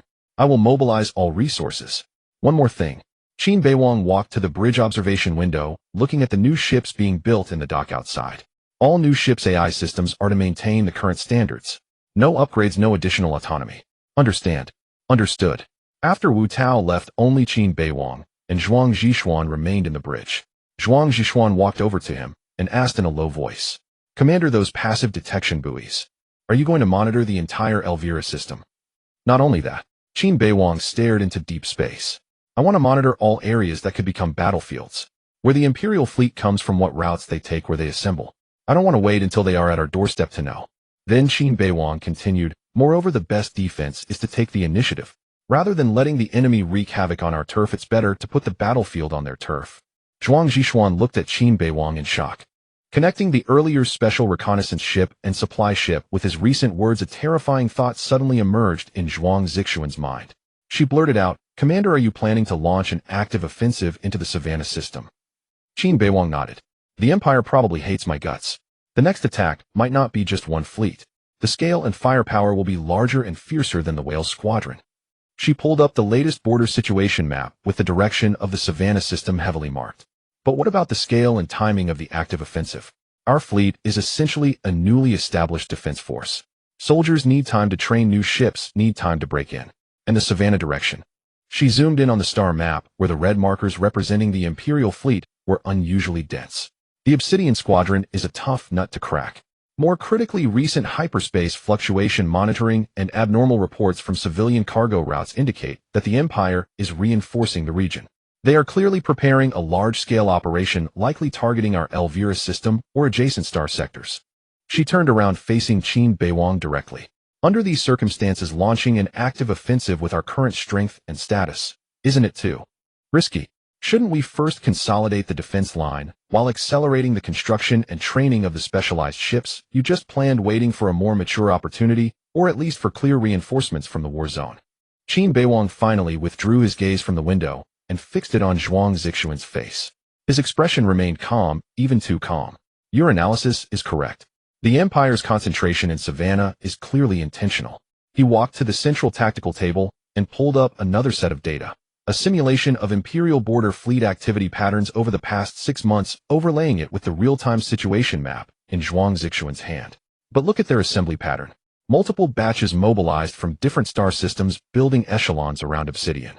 Completing the final integration will take at least 60 to 90 days. This is the phase when their forces are most dispersed and their command chain is most vulnerable. He pointed to several gravity anomaly zones between Elvira and Savannah. If we wait in 90 days, we'll face a monolithic Imperial assault cluster that has completed its battle preparations. By then, even the most impregnable defenses will crumble under the relentless assault of an overwhelmingly superior force. Reinforcements from the theater. The main battlefield is under even greater pressure. What they can allocate to us is at most symbolic. So we must act within these 90 days. Qin Beiwang's fingertip traced across the star map a dashed line extending from Elvira. It was not a direct thrust towards Savannah's primary star, but a flanking maneuver striking at the logistical choke points and rear supply lines of the Imperial force echelons. Not to engage the Obsidian Hedon, but before they fully encircle us, to exploit our speed and intelligence advantage and strike at their soft underbelly. Supply lines, communication relays, second-line fleets, not yet in position. Harass, cut off, delay. Turn the battlefield into a blaze on their turf. Disrupt their timeline, force them to commit unprepared forces prematurely, or disperse their strength to counter us. He looked at Zhuang Zhishuan. This requires extreme mobility, endurance, and most critically, intelligence. Therefore, reconnaissance ships and buoy networks must be deployed as quickly as possible, and fast supply vessels must be built in tandem. As for planetary assault ships, he paused. Those are chips reserved for a worse scenario. But our soldiers, the proportion of new recruits is too high, Zhuang Zhishuan insisted. This kind of high-mobility, high-risk, deep strike operation demands too much from individual ship commanders and the rank and file. Training. Qin Beiwang cut her off, his tone leaving no room for argument. Every minute from now on will be dedicated to high-intensity combat realistic training. The simulators will run at full capacity, focusing on small unit deep infiltration, high-speed maneuvers, disengagement from skirmishes, and rapid coordination with supply ships. There is no time to take it slow. He seemed to perceive the unspoken doubt in Zhuang Zixuan's eyes, and after a few seconds of silence, he added slowly, as for the rest, do your part. Progress on fleet formation and equipment will come soon. Zhuang Zhishuan sensed the unspoken weight in his words, a complex mixture of resolve and something heavy. Time raced by amid the tense war preparations. Qin Beiwang kept his word. The fleet was plunged into a hellish training cycle. Simulated loss rates were once alarmingly high and complaints were rife. But after several simulated battles where Qin Beiwang personally led the charge and turned the tide with near-impossible tactical maneuvers and atmosphere blending, awe, pressure, and a faint glimmer of anticipation began to permeate the fleet. Meanwhile, the fleet's organization was being fleshed out and adjusted at an astonishing pace. The docks worked day and night integrating newly launched vessels according to the new standards. News came from Wu Tao. The first prototype of the Wine-class reconnaissance ship had completed its hull assembly 3 days ahead of schedule and was entering outfitting. The mandatory implementation of modular standards for fast supply ships encountered considerable resistance, but under Qin Beiwang's firm stance and a certain tacit approval from the theater's logistics department, it began to take shape. 2 months later, when the latest fleet readiness report was presented to Qin Beiwang, even he paused for a moment. The report showed that in addition to his direct command fleet, 7 subfleets had been fully formed. Following his instructions, they were named after the Big Dipper: Tianshu, Tianchuan, Tianji, Tianshuan, Yuhan Kaiyang, and Yaoguan. A total of 120 starships constituted a multi-layered attack array, blending firepower, mobility, and depth. Though the new recruits were still inexperienced, they could at least execute basic tactical maneuvers in the simulators. However, what truly drew a low gasp from the bridge was the colossal silhouette that had just arrived via hyperspace jump at the outer dockyard anchorages of the Elvira system. Through observation windows and high-definition surveillance screens, everyone saw the massive vessel. It dwarfed any battleship in the fleet with sleek, powerful lines and a cold gray special coating that barely reflected the starlight. The prominent emblem on its side, a falcon encircling a star and olive branches, and the concise CVNT-5 designation beneath it siphoned away all sound as if by magic. Qilin class. Attack carrier, murmured a senior operations staff officer next to Zhuang Zhishuan, his voice dry. This. More data scrolled. Each carrier was standardly equipped with 4 Swift V-type, 5th-generation space fighter wings totaling over 1,000 cutting-edge aircraft. Supplementary equipment specially approved by the theater command. The communications officer read the brief message just received. To enhance the defensive capabilities and emergency response of the Pluto Fleet sector. The bridge fell silent, then erupted into a low buzz of murmurs. Excitement, disbelief, and confusion intermingled. Everyone understood that equipment of this caliber was not something a border defense fleet or even a typical main subfleet could acquire easily. This could no longer be explained by enhanced defense. Qin Beiwang stared at the carrier, silent as a leviathan on the screen, his face showing no surprise, only a profound calm. Pressure and resources arrived simultaneously like 2 sides of the same coin. He raised a hand to silence the discussions. Receive the equipment. Complete pilot adaptation training for carrier-based fighters and carrier battle group integration drills as soon as possible. His command tone was as steady as ever, as if the T-5 carrier were just an ordinary destroyer. The fleet was armed to the teeth beyond anyone's imagination. But the path ahead had not become smoother, instead it grew more delicate and perilous. Wanshur Star Sector Theater Command, Main Communications Hub. The low hum of equipment and the occasional standardized communication responses were the dominant sounds here. On the massive circular light screen, data streams representing Star Sector's fleets and outposts glided silently. Director received a highest priority encrypted communication from the Elvira system designated for the theater command's personal attention. Sender Elvira System Defense, Fleet Pluto Subfleet. Commander Lieutenant Commander Qin Beiwang. Verification code. Correct. Classification: Strategic Operation Request. A young communications officer looked up, his voice carrying an instinctive solemnity in the face of high-level information. The communications director, a stern-faced lieutenant commander with graying temples, immediately strode over. Strategic Operation Request.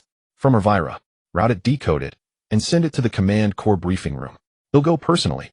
Minutes later, inside the briefing room, the theater commander, Admiral Wen Tingtao, and his core staff saw projected onto the circular tabletop the clear, calm face of Qin Beiwang and the attached brief plan text.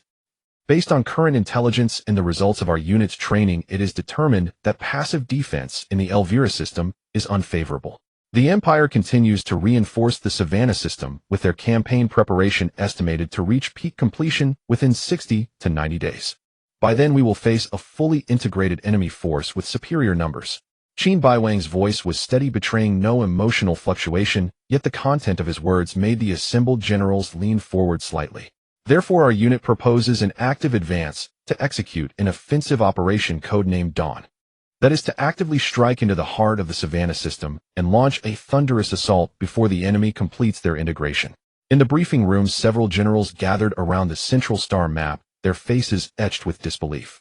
The Deputy Chief of Staff pointed at the red arrow slicing from Elvira straight into Savannah, his voice trembling. A single squadron, diving deep into a system that the Empire is heavily reinforcing. Does he have any idea how many forces are now massed in Savannah? Who does he think he can cripple with his newly formed garrison fleet? This is sheer madness. It's audacious to say the least. Another general in charge of intelligence pulled up the latest surveillance data. The Imperial fleet in Savannah has increased by 40% in the past week, and these aren't ragtag units. They're fully formed battle groups. To make matters worse, we've just confirmed that the Imperial High Command has dispatched the Obsidian Squadron as the core strike force to the Savannah sector. The mere mention of the name Obsidian seemed to thicken the air in the briefing room. That was the true elite among the Empire's border fleets. A unit with a storied record, superior equipment, and officers from the rank of ship captain upward, who were all veterans forged in the bloodiest battles. Their main starships were predominantly T4 class, and intelligence even suggested they possessed several of the latest T5 class battlecruisers. Compared to them, the Whale Squadron that Qin Beiwang had previously defeated was on an entirely different level, both in equipment and combat experience. What is the Pluto Squadron made of? Mostly new ships, and even more new recruits. Even if Commander Qin is exceptionally talented, leading such a force headlong into Savannah where the Obsidian Squadron is stationed and the enemy's strength is swelling. Someone shook his head, leaving the rest unsaid, but the implication was clear. It would be suicide. All eyes eventually turned to the sitting commander of the theater, General Wen Tingtao, who had remained silent. Wen Tingtao stared at the solitary red arrow on the star map, his fingers drumming unconsciously on the table. A maelstrom of emotions churned within him. Shock, certainly. He had never seen such a audacious operational request. A single fleet attacking a heavily defended system. In his decades of military service, he had never heard of such a thing. The plan was bold to the point of recklessness, defying all conventional military logic. Fear too was real. He feared that this fleet, that this young commander Qin Beiwang would shatter against the Empire's iron wall, leaving no trace. This was no ordinary border skirmish. It was a frontal assault on a strategic stronghold the Empire was actively reinforcing. Yet amid the shock and fear, there was a faint, complex undercurrent. This was indeed Qin Qianfan's son. That same reckless drive and the audacity to push the battlefield into the enemy's heartland left a profound impression. He even felt a nostalgic pang for the bloodlust of his own youth. If it succeeded, even partially, it would tear an unexpected gap in the entire war situation, greatly relieving pressure on other fronts. However, reason quickly overwhelmed that fleeting sentiment. The presence of the Obsidian Squadron rendered any romantic fantasy hollow. From any angle, Qin Beiwang's fleet was at an absolute disadvantage. He cannot be allowed to do this. When Tingtao finally spoke, his voice steady, but carrying an unyielding resolve. This is not courage, it's recklessness. Gambling with the entire fleet and the lives of countless soldiers. Send the order immediately. He turned to the communications director, his words quickening. Use the theater command's highest priority to directly contact the Elvira System Garrison Command and attempt to establish a direct link with Commander Qin Beiwang's flagship. Order cancel Operation Dawn. The Pluto Squadron is to immediately cease all forward movement and return to its original area of deployment for standby. Repeat, this is an order, not a discussion. Yes, sir. The communications director turned and left at once. The order was sent, but when Tingtao's unease did not diminish. He knew all too well how frontline commanders, especially those like Qin Beiwang with a strong sense of autonomy and background, could interpret and execute orders with their own rhythm. Minutes later, the communications director returned with a grim expression. Sir, the Elvira System Garrison has replied. They cannot directly execute your order. What do you mean? When Tingtao's brow furrowed. The Garrison Command says that the main force of Commander Qin's Pluto Squadron completed its assembly and final resupply 8 hours ago. They have since departed from the standard monitoring network and entered the planned radio silence trajectory. When Tingtao froze, then a chill crawled up his spine. 8 hours ago. That meant at the very moment or shortly after the request was sent to the theater command, Qin Beiwang had already departed. That request now seemed more like a notification, or rather a report of an accomplished fact, procedurally irreproachable, but essentially forcing the hand. He had set out ahead of time. He had cast himself and his entire fleet into the star-studded abyss of Savannah, surrounded by powerful enemies. The briefing room fell into a dead silence. Everyone understood what this meant. The order could not be delivered, the operation could not be cancelled. That fleet, carrying immense ambition and enormous risk, had already embarked on its solitary journey. All they could do now was wait and pray that the reckless young man would somehow work a miracle, or at least that some of them would return alive. At the edge of the Savannah system, in orbit of the planet Langkawi, the 7th starport, the massive starport clung like a metal spiderweb to a gray-brown asteroid. At this moment, its outermost cargo berths were exceptionally busy. Dozens of colossal, clumsy-looking barges with weathered hulls were using their weak thrusters to adjust their attitude and slowly dock into the berths. Their size was staggering, lengths commonly exceeding 3 kilometers. Apart from a few dim navigation lights, the bloated hulls showed almost none of the weaponry or sensitive equipment arrays typical of conventional starships.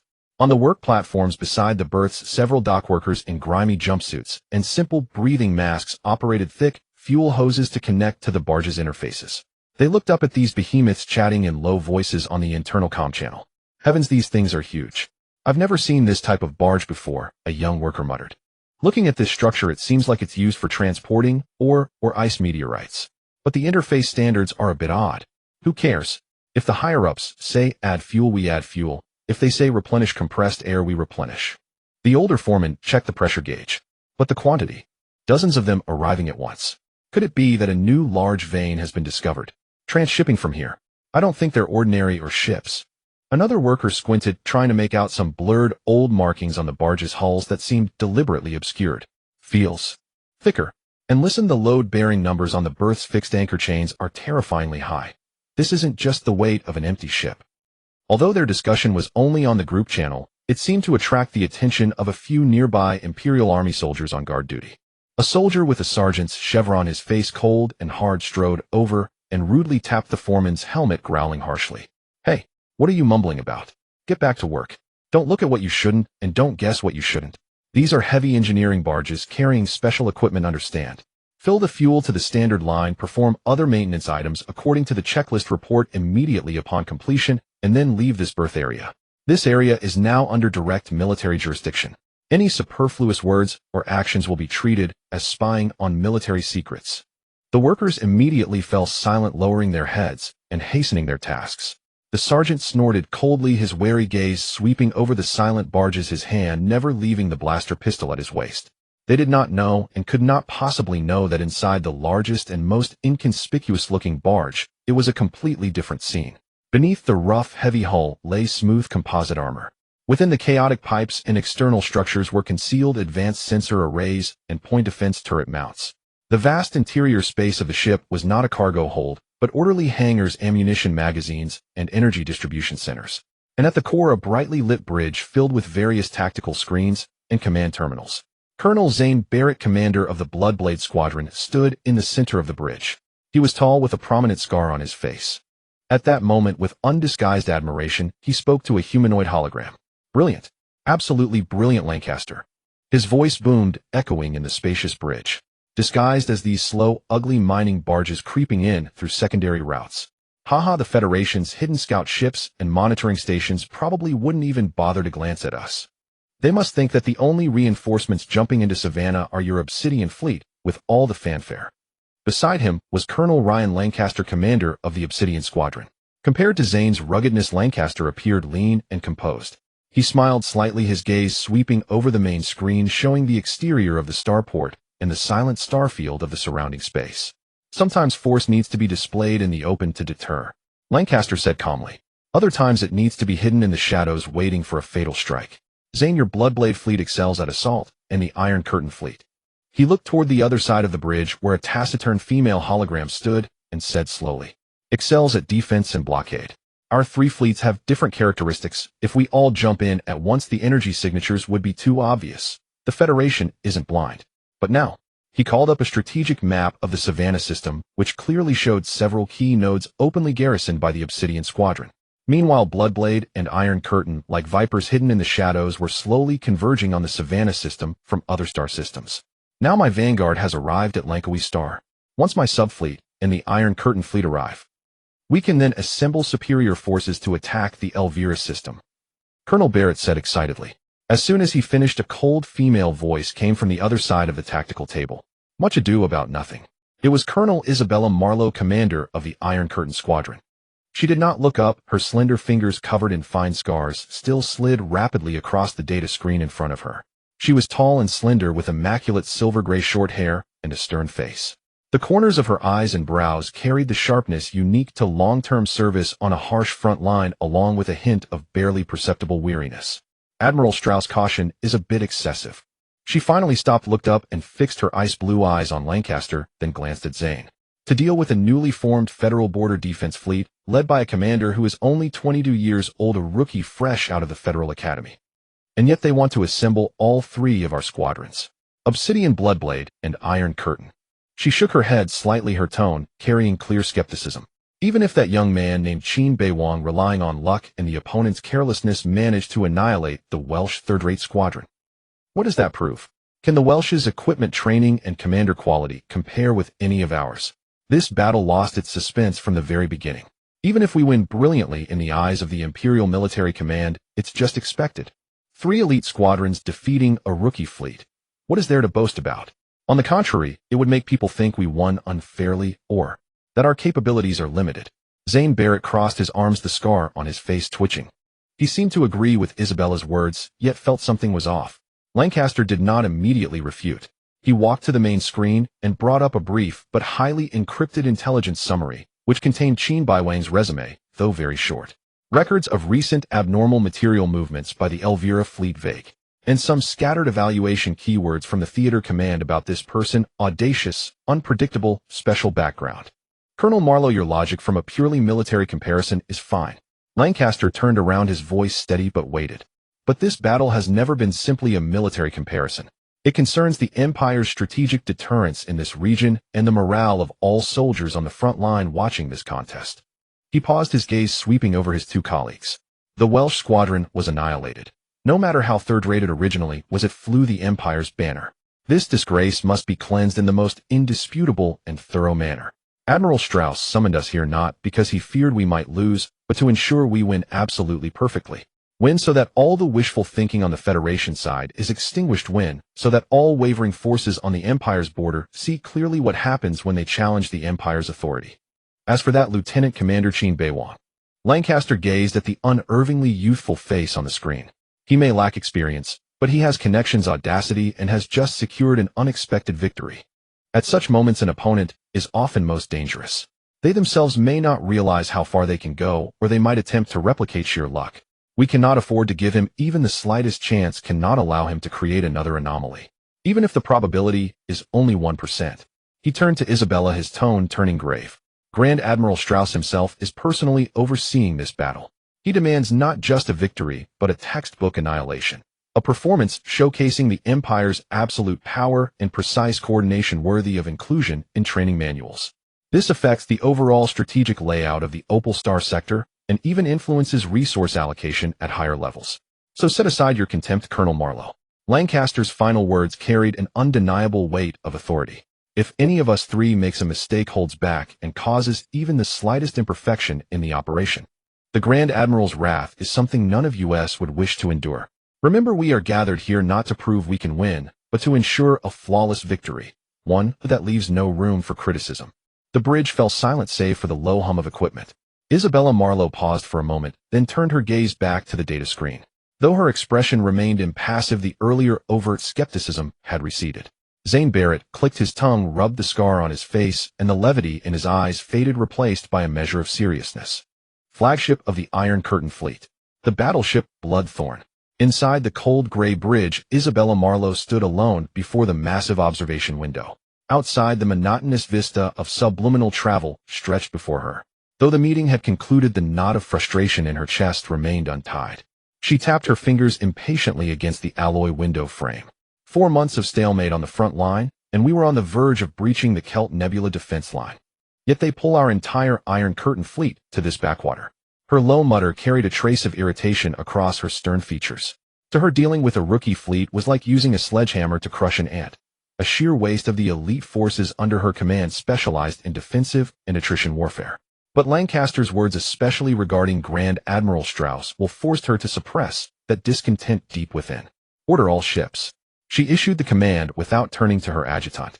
Maintain course, continue moving toward the Savannah star system as planned. Upon reaching the preset coordinates, enter full spectrum silence. No vessel is to deactivate camouflage or initiate active detection without my direct order. Yes, Commander. She could only follow orders for now, despite still believing this was entirely overkill. Savannah Star System, Imperial Monitoring Station No. 17. A piercing alarm instantly erupted. Report. Detected jump signals. Intensity. Confirmed as battleship class. Coordinates L7N12 OS 22.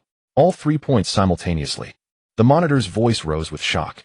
The information was transmitted within seconds to the flagship of the Obsidian Fleet, the bridge of the impregnable bastion.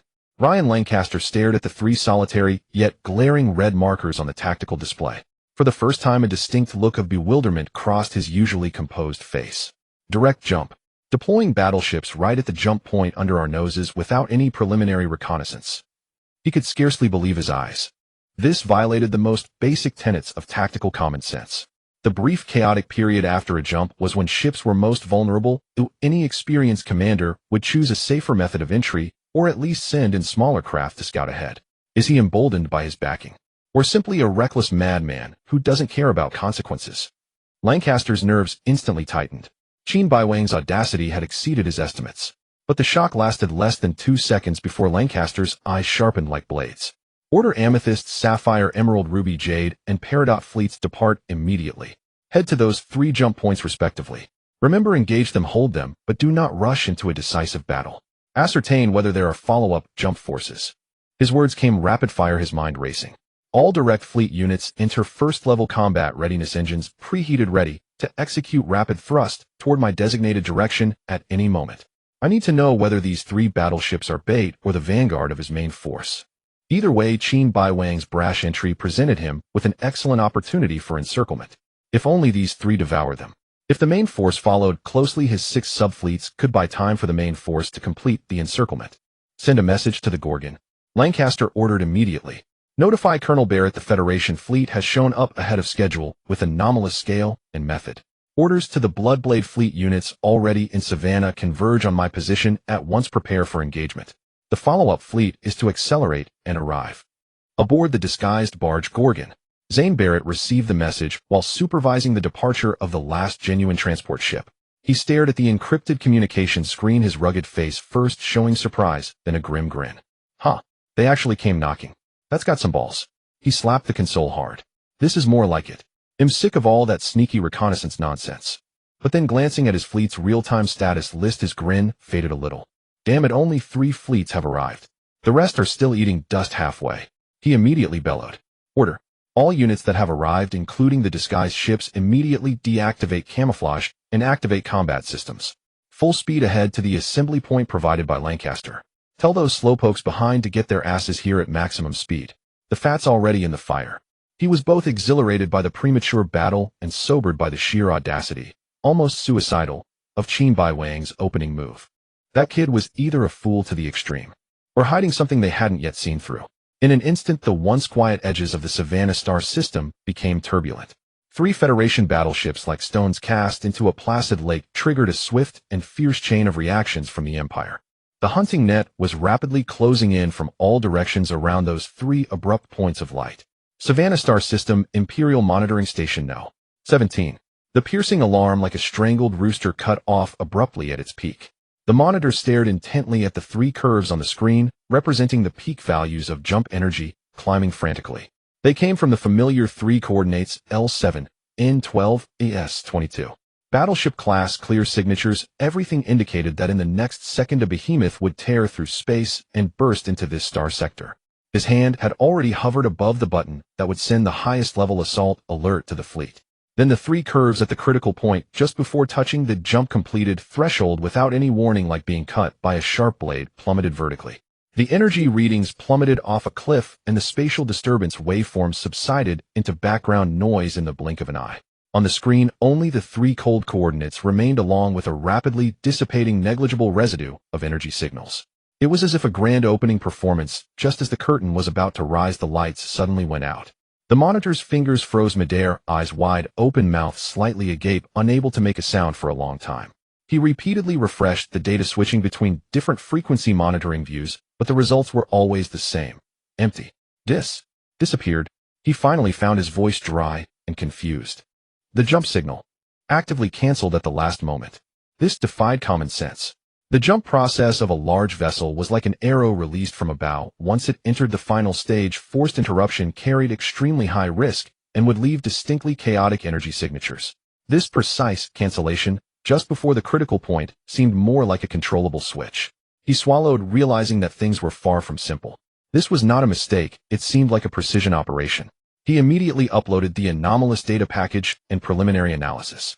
Suspected human-controlled high-fidelity jump signal actively terminated at the final stage. Emergency upload. On the bridge of the Obsidian Fleet flagship, Impregnable Bastion, Lancaster stood before the tactical table, hands on its edge, eyes sharp as an eagle, repeatedly scrutinizing the 3 coordinates and the vast surrounding star map. The bridge was unusually quiet, only the low hum of equipment and the suppressed breathing of the commander. He murmured to himself as if organizing his thoughts or speaking to the staff beside him. In the final stage of a simulated jump actively cancelled. Commander, do you mean? This was a feint. Their main force doesn't intend to break through from these 3 points, asked the Chief of Staff. It's highly likely a deception, Lancaster said slowly, his finger tracing the star map, pointing to other areas far from these 3 busy coordinates. Those more concealed interstellar dust belts, the edges of gravitational anomaly zones, or even seemingly impossible long-range jump paths. Their real breakthrough point is likely elsewhere. They use realistic false signals to pin our attention firmly here. Deploy our forces back and forth, exhaust our vigilance, and then... He paused, his tone deepening. Of course, it cannot be completely ruled out that they are playing the crying wolf game. The staff officers exchanged glances. Crying wolf. Yes. Lancaster's eyes were cold. This time or the next few times are all false. They make us run around, gradually relax our vigilance, thinking this is just the enemy's harassment tactic. By the time we become psychologically slack, thinking it's fake again. The 4th time might be a real main force jump. By then our reaction speed and troop deployment could have fatal gaps. 2 possibilities, each more troublesome than the last. The first meant the opponent had a meticulous plan, making a feint in the east, while attacking in the west with the real blade hidden in the shadows. The second was a precise psychological manipulation, testing the discipline and sustained focus of the imperial military. Either way, Qin Beiwang, this opponent, had displayed cunning and patience far beyond his age and experience. Orders. Lancaster did not hesitate, his voice resolute. Amethyst, Emerald, Jade fleets maintain high-intensity surveillance and rapid response posture on coordinates L7, N12, ES22. Do not relax, but expand the alert range to the surrounding 10 light-minute space, focusing on searching for possible stealth reconnaissance units or subsequent infiltration signs. Sapphire, Ruby, Emerald fleets withdraw from ambush positions. Form mobile patrol formations, expand the alert range, and guard the reliable passage from the Elvira system to the Savannah system. Direct fleet, adjust formation, enhance mobile readiness. I need to be able to provide strong support in any direction within 1 hour. Orders were quickly transmitted. The Obsidian Fleet's formation began complex and cautious adjustments, neither daring to completely abandon defense of the 3 points, nor having to disperse more forces to deal with unknown real threats. Lancaster felt a long-lost pressure. It was not the pressure of facing superior numbers, but the solemnity of facing unknown strategies and high uncertainty. In the Elvira system, 3 River-class battleships. 3rd simulated jump terminated. The cold electronic voice echoed in the bridge of Sky River. On the Imperial monitoring screens, the drama of energy peaks suddenly rising and then abruptly stopping played out once again. The observers at the Imperial monitoring station were too lazy to make expressions, mechanically recording signal X3, suspected false, interrupted. The officers and soldiers at the forward positions of the Obsidian Fleet, from initial tension, turned into irritability and vague slackness after being repeatedly teased. Once or twice was vigilance, 3 or 4 times. There was a bit of, again, helplessness. But then a change occurred. Almost at the same time, the 3 River-class ships had just finished their 3rd false jump performance. The vast silent border buffer zone between the Savannah system and the Elvira system. Thousands of sparsely distributed, relatively rudimentary Imperial passive monitoring buoys, their internal chips, recorded a set of subtle but synchronous data changes. Not violent jump fluctuations, but sustained high-energy radiation significantly above background noise. That was the Wake's signature of multiple high-power Starship fusion engines running at full speed, which could not be completely concealed, as well as specific frequency harmonics generated by the friction between the hull moving at high speed and the thin interstellar medium. There were solid engine activity traces at the border. This report was quickly marked as border anomalous activity and sent to the Obsidian Fleet Command. On the flagship, Impregnable Bastion, Lancaster had just finished listening to the report of the 3rd jump signal interruption, pondering the ultimate purpose of this repeated deception, when the border anomaly report jumped before his eyes. Multiple high-energy engine reactions detected at the border. He immediately called up the detailed star map of that area, his brow furrowing deeper. What does he want to do? The Chief of Staff was also puzzled. using a fake jump at a fixed point to draw our attention while conducting a genuine infiltration reconnaissance on the boundary. A feint. Or perhaps, these boundary forces are the true vanguard, and the jump signals at the 3 points are merely a decoy to make us concentrate our heavy forces in the wrong place, allowing his infiltration units to slip in a. Lancaster did not answer immediately. Qin Beiwang's tactical intentions became blurred. If it were merely a boundary infiltration, why go to such lengths with 3 high-fidelity fake jumps? If the main thrust were still those 3 jump points, why expose real engine traces at the boundary? Wouldn't that be akin to stirring the grass and alerting the snake? At that moment, a 4th jump signal struck. The oppressive pressure of the 4th jump signal combined with the vague, but undeniably real engine activity traces at the boundary made Lancaster feel a rare sense of difficulty in the face of an unfamiliar strategy. He quickly weighed the pros and cons. Launch an active attack, splitting forces to intercept the boundary infiltration while keeping a tight watch on the jump points. But with the enemy's true intentions unclear, dispersing forces might allow any single point to be breached. Hold fast to the main defensive nodes and let the boundary infiltration go. That might allow small enemy units to penetrate deep into the rear, causing harassment or even damaging critical facilities. Time was of the essence. The 4th jump signal was ongoing and could morph into a true steel tide at any moment. Lancaster's eyes regained the steadiness and decisiveness of a veteran commander. He chose the path he deemed most prudent, aligning with traditional defensive wisdom: consolidate forces, secure key points, and remain steadfast to counter all changes. Orders. His voice was resolute, cutting through the murmurs on the bridge. Sapphire, Ruby, and Emerald fleets immediately abandoned current patrol positions. Return at full speed to the vicinity of jump points L7, N12, and S22. Establishing high-intensity interception blockade lines. No enemy vessel shall be allowed to complete a full jump from these 3 points. He glanced at the flickering faint signal markers on the star map for the anomalous boundary region. Maintain only minimal long-range monitoring for now. Dispatch a small number of high-speed reconnaissance boats for distant observation, but do not approach to avoid ambush. All main forces shall not be diverted by these unclear small-scale signals. Direct fleet. He finally pointed to the star map. Maneuver here to the 3rd alert line behind jump point L7. This is the nearest major threat point to the boundary line, and also the central position linking the defense zones of the other 2 jump points. Here we can support any point as needed while also keeping an eye on possible subsequent developments along the boundary. This was a classic conservative defensive decision. In Lancaster's view, it was the most reasonable approach to the current fog of war. Even if he dispersed forces and sent fleets to the boundary line for vigilance, it would be futile. Instead, it would allow the enemy to devour an entire fleet. So it was better to hold the easily defensible jump points, await reinforcements from Bloodblade and Iron Curtain, and then crush Qin Beiwang with overwhelming force. The staff quickly executed the orders. The vast Obsidian fleet began to retract its scattered tentacles, and 3 important subfleets altered course, like homing bees racing toward the 3 jump points that had already been harassed 4 times by false signals. The direct fleet also slowly started moving toward the preset position behind point L7. Lancaster stood on the bridge watching the blue dots representing his own fleet converge toward the designated positions, the formation becoming clear and solid, and he felt a slight relief. He believed in his judgment that the strength of the Obsidian fleet and its well-ordered defensive formation were sufficient to repel any attack from a fixed jump point. He did not know and could not foresee that his prudent decision just now to concentrate his main forces at the jump points and adopt a wait-and-see stance toward the seemingly weak infiltration signals at the boundary had precisely fallen into the tactical trap Qin Beiwang had meticulously woven. He had personally left a seemingly insignificant gap in his own solid shield, a gap just wide enough for a lethal blade to slip through silently. In the vast, dim interstellar space along the border between the Savannah star system and the Aerospace star system, the main force of Qin Beiwang's Pluto Fleet did not appear with a dazzling flash from a jump point, as the Empire had anticipated. Instead, like a pod of silent deep-sea leviathans, they crossed the invisible boundary line, where sparse monitoring buoys were placed, in orderly cruise formation. The special coating on the hulls absorbed most radiation, and the engines operated in a high-efficiency, low-signature mode, leaving only faint traces on the Empire's passive monitoring network, traces easily ignored or dismissed as background noise. The fleet's course was clear straight toward the farthest preset jump point from this boundary line, within the Savannah star system, S22. On the bridge of the flagship, Kunlun Mountain refit, Qin Beiwang stood before the vast tactical star map, his gaze calm. He issued an order that left the 2 newly joined subfleet commanders stunned. Shadowless-class 1st to 16th Special Reconnaissance Ships detach.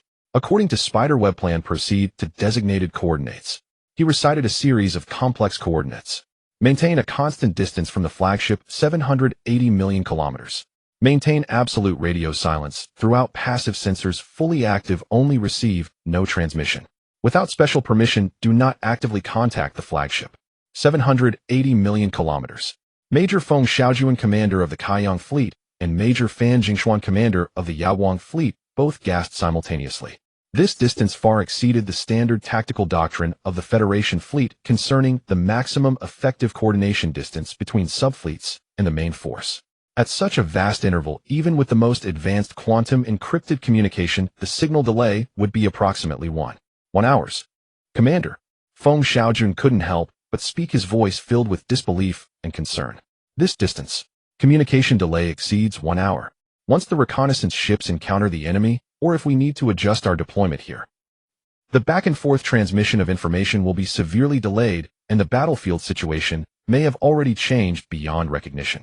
This is tantamount to having the reconnaissance ships operate in near independence with extremely high risk. Could we shorten the distance? Even 500 million kilometers would cut the delay by nearly half. Fan Jingxian immediately echoed. Yes, Commander. The situation in the S-22 region is currently unclear, and the Obsidian fleet's movements are difficult to fully grasp. Dispersing our valuable special reconnaissance ships so far out, if they are discovered and entangled by Imperial patrols, we won't be able to support them or order their withdrawal in time. Isn't this too risky? The concerns of the two majors were reasonable. In an uncertain enemy territory, placing one's ears and eyes so far away was almost equivalent to temporary blindness and deafness, violating the conventional tactical principle of concentrating forces and immediate response. Qin Beiwang did not answer immediately, nor did he turn to look back at them. Instead, he focused intently on the 16 tiny points of light receding across the star chart.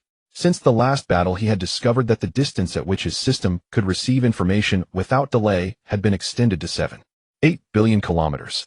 At this distance, even a starship traveling at 1500 kilometers per second would take over an hour and a half to cover the gap. This warning range gave him ample time to accomplish many things. At that moment, Chief of Staff Zhuang Zhishuan stepped forward, her voice calm, yet carrying an undeniable certainty. Major Feng, Major Fan, please rest assured. This is one of the command traditions of the Pluto Fleet, and a tactic Commander Qin has validated in practice. The results of the previous battle were to some extent attributable to this. Her words left Feng Xiaojun and Fan Jingxian momentarily stunned as they recalled the dazzling combat report. The complete annihilation of the Imperial Lizard Squadron, including the precise cannon execution of 5 enemy flagships amidst the chaos.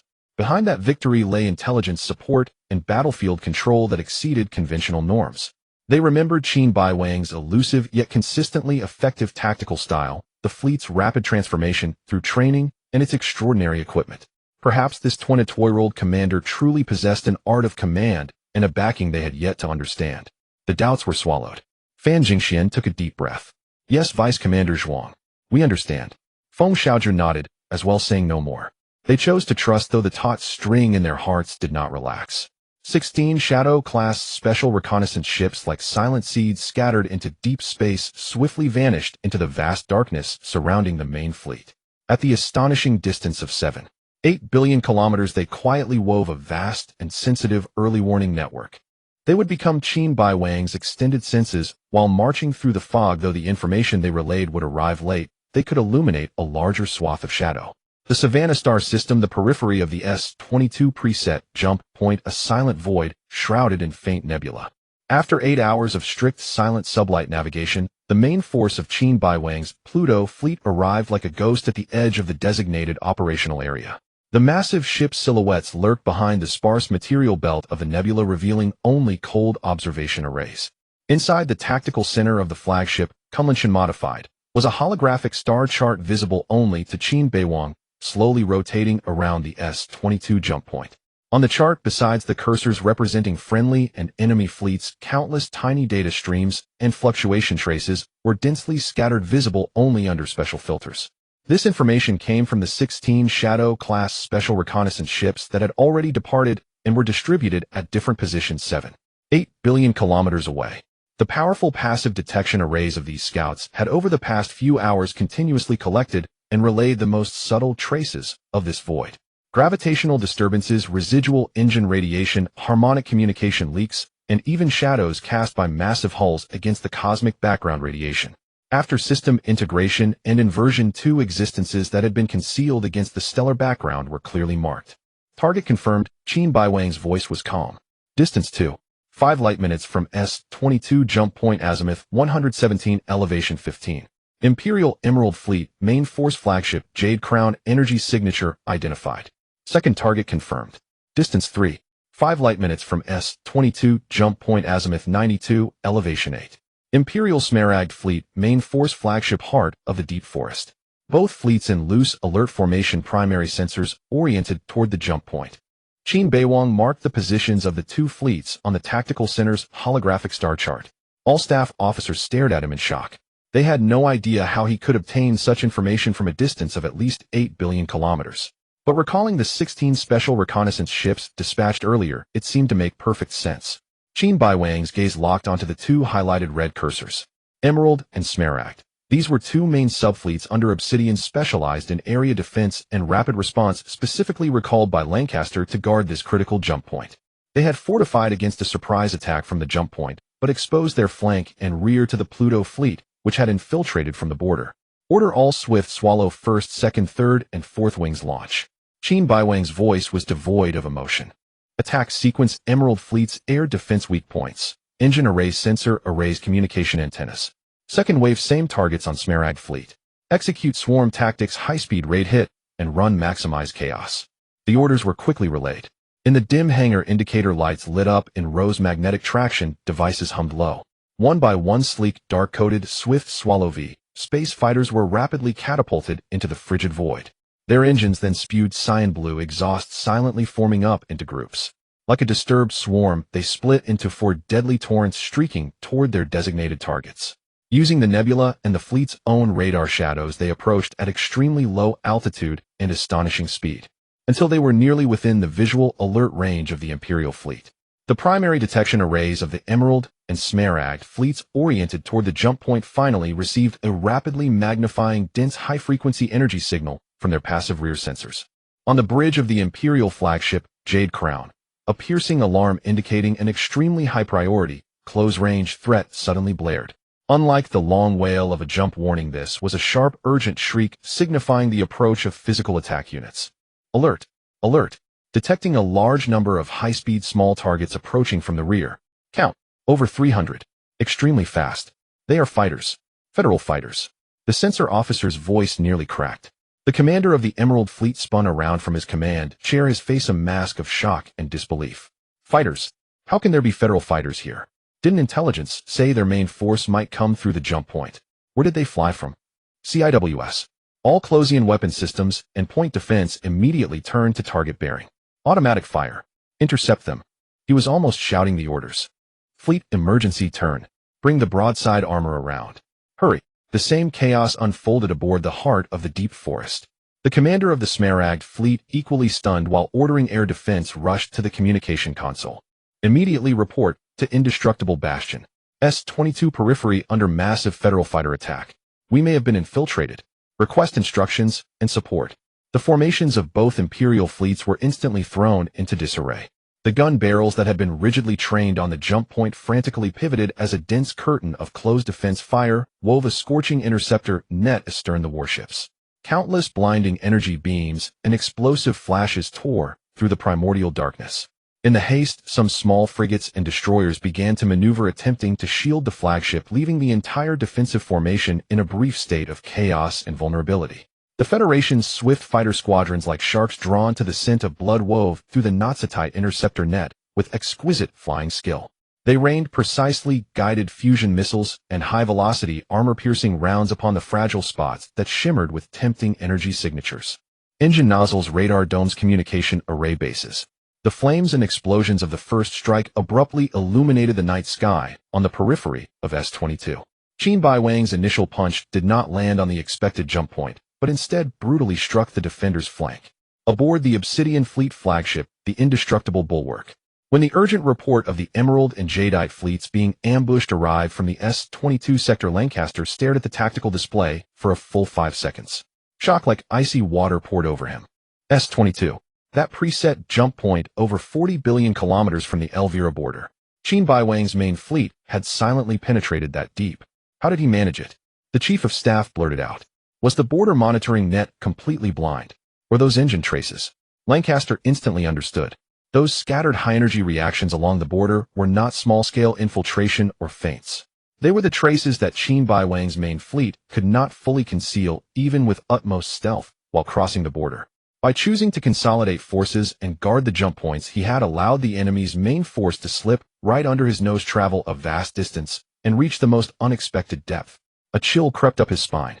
Such a bold, deep penetration, placing the entire fleet in the heart of enemy territory. Once discovered and encircled, it would be a death trap.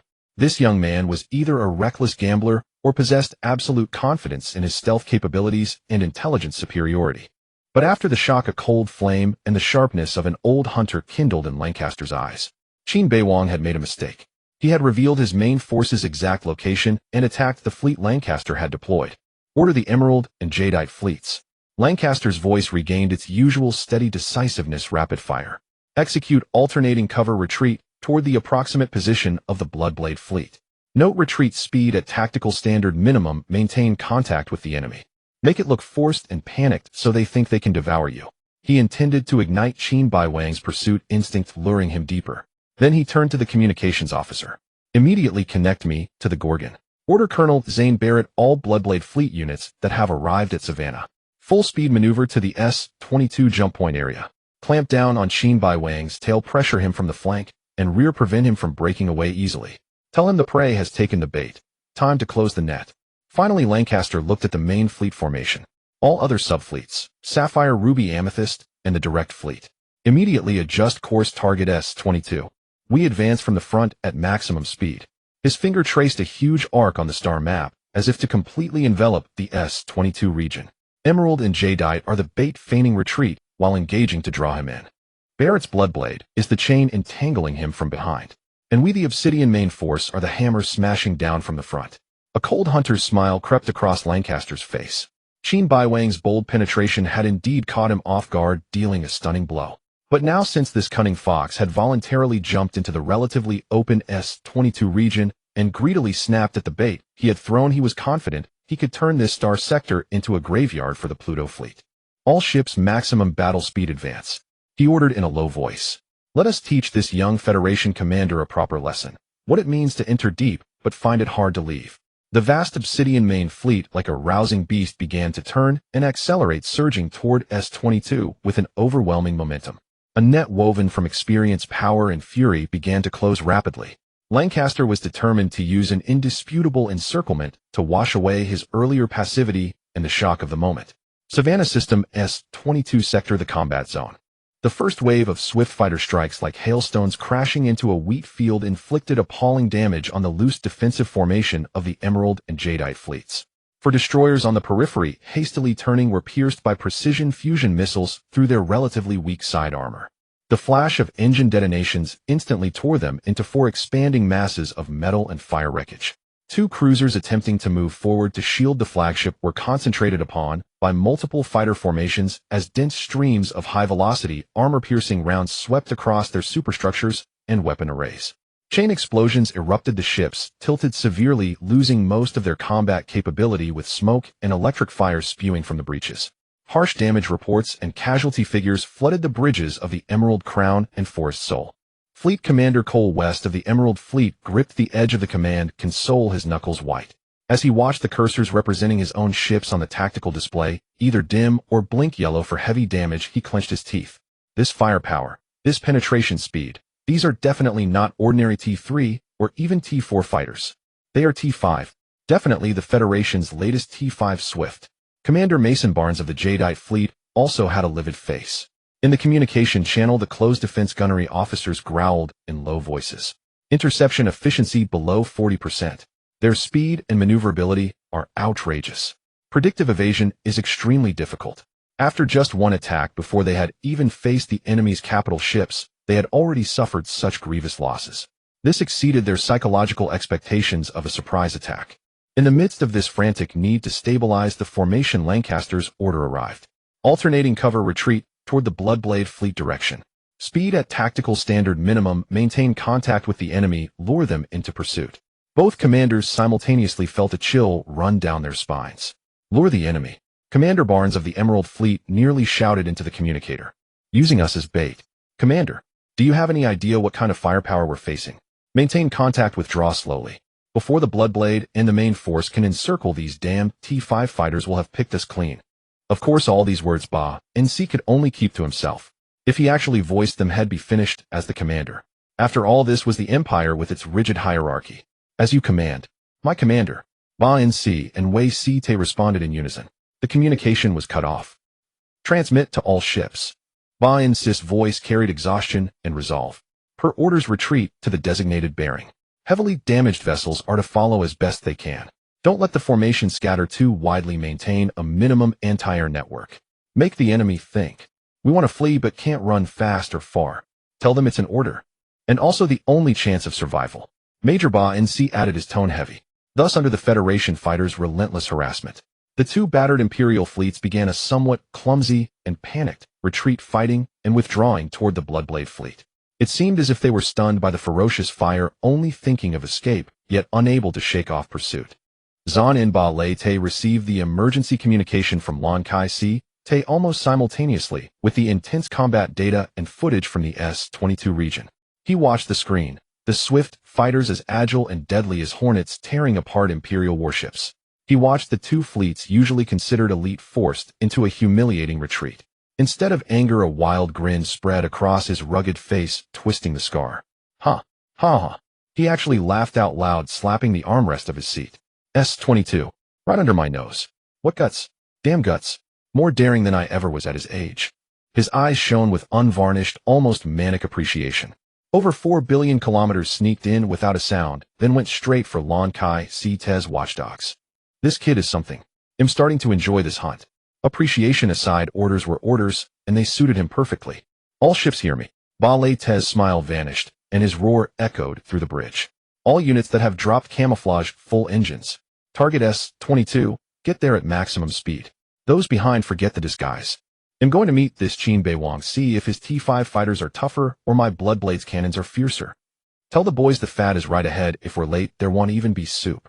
The infamous Bloodblade Fleet, like a pack of sharks scenting blood, suddenly accelerated with brute force, bursting out from the shadows of ambush and plunging straight into the war-torn S-22 region. Ba-Lei-Te's excitement and battle fervor, like an invisible flame, ignited the entire fleet. Savannah Galaxy S-22 region combat zone. Time passed amid the flashes of explosions and the screech of tearing metal. The Emerald Fleet and the Zumyalu Fleet, like wounded buffalo repeatedly savaged by a wolf pack, were visibly collapsing under the precise and ferocious assaults of the swift fighter squadrons, wave after wave. After the first wave of devastating losses, the Federation fighter squadrons under Qin Beiwang's command launched a more rhythmic attack. They no longer sought maximum output in a single wave, but divided into several echelons, diving, attacking, and disengaging in rotation, maintaining constant pressure. At the same time, they minimized their own exposure to the anti-air net. This tactic further exhausted the Imperial fleet's defenses. Another blinding flash. A cruiser of the Emerald Fleet was struck simultaneously by multiple missiles on its bridge and main power bay. The massive explosion tore it in two, the wreckage shrouded in debris and flames drifted slowly away. Then another cruiser of the Zumyalu Fleet, while trying to shield a companion, had its propulsion array pierced by armor-piercing rounds from a flanking fighter squadron. It was completely disabled, reduced to a floating target. Destroyers. Already in the earlier attacks, their relatively thin armor and limited anti-air capability had made them priority targets. Now all the destroyers of both fleets had become cold wreckage. Even the flagships, the core and command centers of the fleets, the Jade Crown and the Deep Forest Spirit, did not escape. Several swift fighters braved dense point defense fire to force their way in and launch missiles at the massive hulls. A secondary turret on the starboard side of the Jade Crown was completely destroyed. The explosion sparked a fire that spread across half the deck, billowing thick smoke. The Deep Forest Spirit's communication array antenna was severed at the root, and several sensor domes were riddled with holes, severely hampering command efficiency.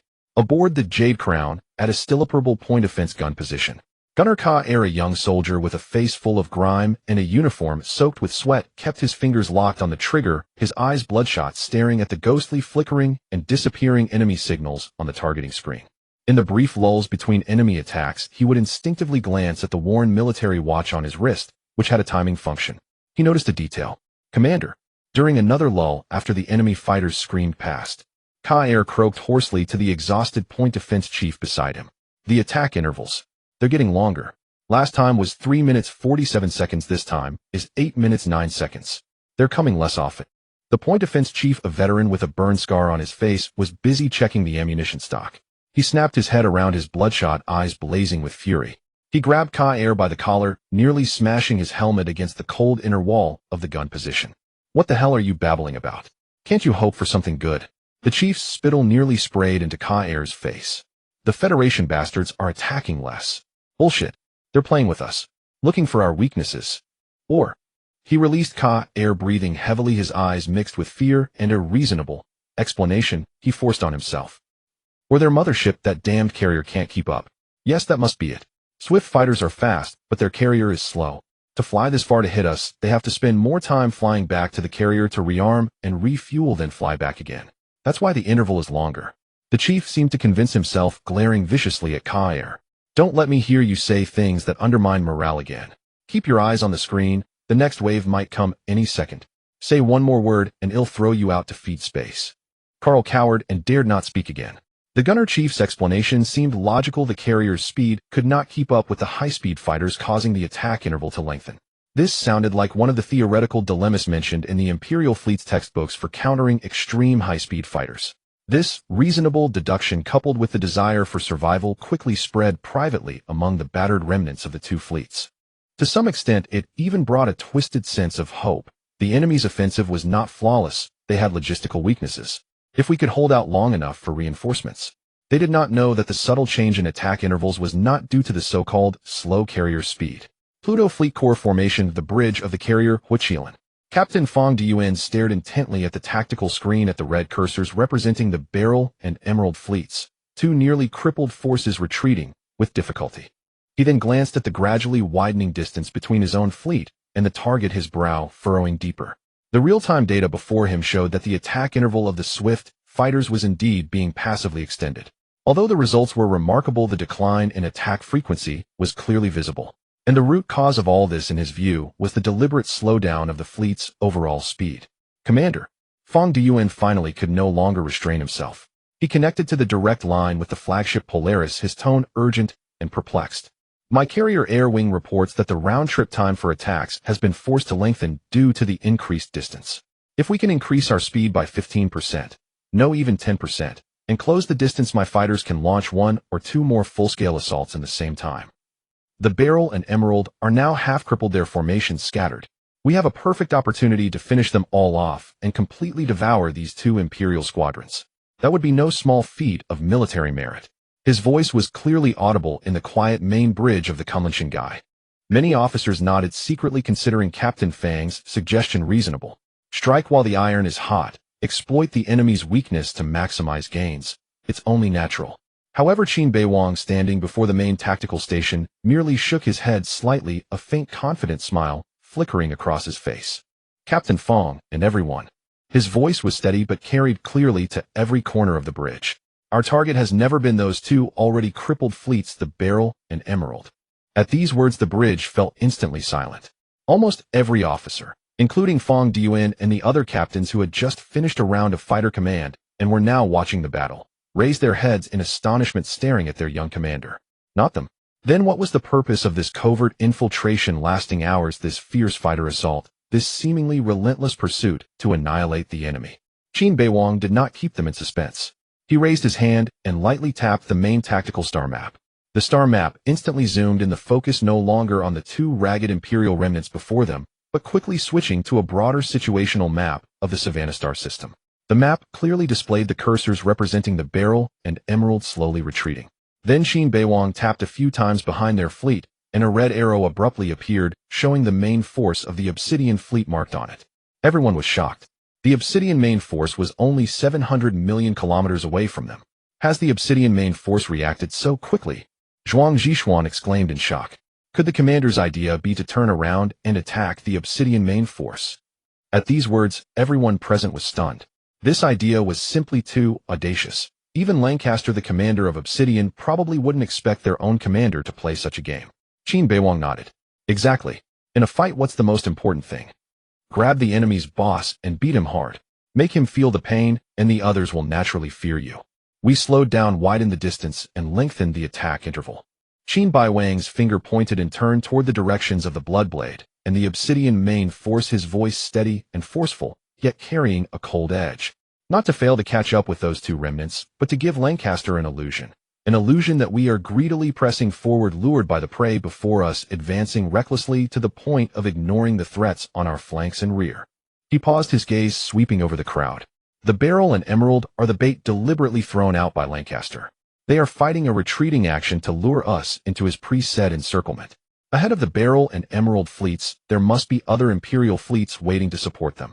And the main force, led by Lancaster himself, intends to strike us a fatal blow from behind. Their plan is clear and classic: lure the enemy in deep, then encircle from front and rear. The bridge was deathly silent, only Qin Beiwang's calm narration echoing. At this moment, the expressions of everyone gradually turned grim, and a wave of fear surged in their hearts. If what Qin Beiwang said was true, then their rash attack on the Beryl and Emerald fleets would surely have plunged them into an irredeemable abyss. So, Qin Beiwang's tone shifted, a sharp glint flashing in his eyes. Why should we gnaw at those two undoubtedly poisoned baits? Why rush into their carefully laid trap? His finger landed heavily on the huge red arrow representing the Obsidian main force. Our target from beginning to end is right here. The main force of the Obsidian fleet, the core of Lancaster. What we aim to destroy is not a few battered scraps, but the backbone of the Empire in the Savannah Star system. It is the flag emblazoned with the Obsidian insignia, the banner that has made countless Federation fleets fear. Qin Beiwang's voice was not loud, but each word struck like iron and stone, pounding into everyone's heart. Slowing down is to adjust our own formation and gather strength. The attacks by the Swift Wing are meant to make him lower his guard, to make him believe we are still pursuing his Beryl and Emerald fleets, causing his main force to draw closer and spread out its formation. As for those two remnants, he glanced at the Beryl and Emerald, still struggling to retreat on the screen. Keeping them alive is more useful than annihilating them. They are our real-time battle report to Lancaster, the living props in our act of greedy pursuit. Moreover, a cold arc curled at the corner of his mouth. Once we crush the Obsidian main force, turning back to deal with them will be a mere side task. The entire bridge fell into a brief moment of shock and contemplation. Fong Duan opened his mouth, then finally stood at solemn attention. Understood, Commander. This subordinate's vision was too short-sighted. Next, Qin Beiwang ordered, Huasalin, maintain course, maintain speed. What further perplexed and even unsettled the subfleet commanders was the subsequent command. Tianshu, Tianshuan, Yaoguang, Kaiyang, the 5 directly subordinate fleets immediately break from your current course. Maneuver into the Ghost Nebula, a vast, dense interstellar cloud with chaotic electromagnetic characteristics located on the flank of S-22. After entering, maintain absolute silence, shut down non-essential energy output, and await further orders. The command was transmitted over encrypted channels. Seconds later, barely concealed doubt echoed through the communication loop. Commander. The voice of Tianshu Fleet Commander Feng Xiaojun came first, carrying his usual steadiness and now evident anxiety. The interior of the Ghost Nebula is complex with extremely high concentrations of ionized gas and dust. Our conventional detection methods become essentially useless once inside, equivalent to blindness. The ship's hull and external equipment may suffer continuous corrosion, and internal circuits risk failure from static buildup. Most importantly, once inside, we ourselves will find it difficult to observe external enemy movements, making maneuvering and coordination extremely difficult.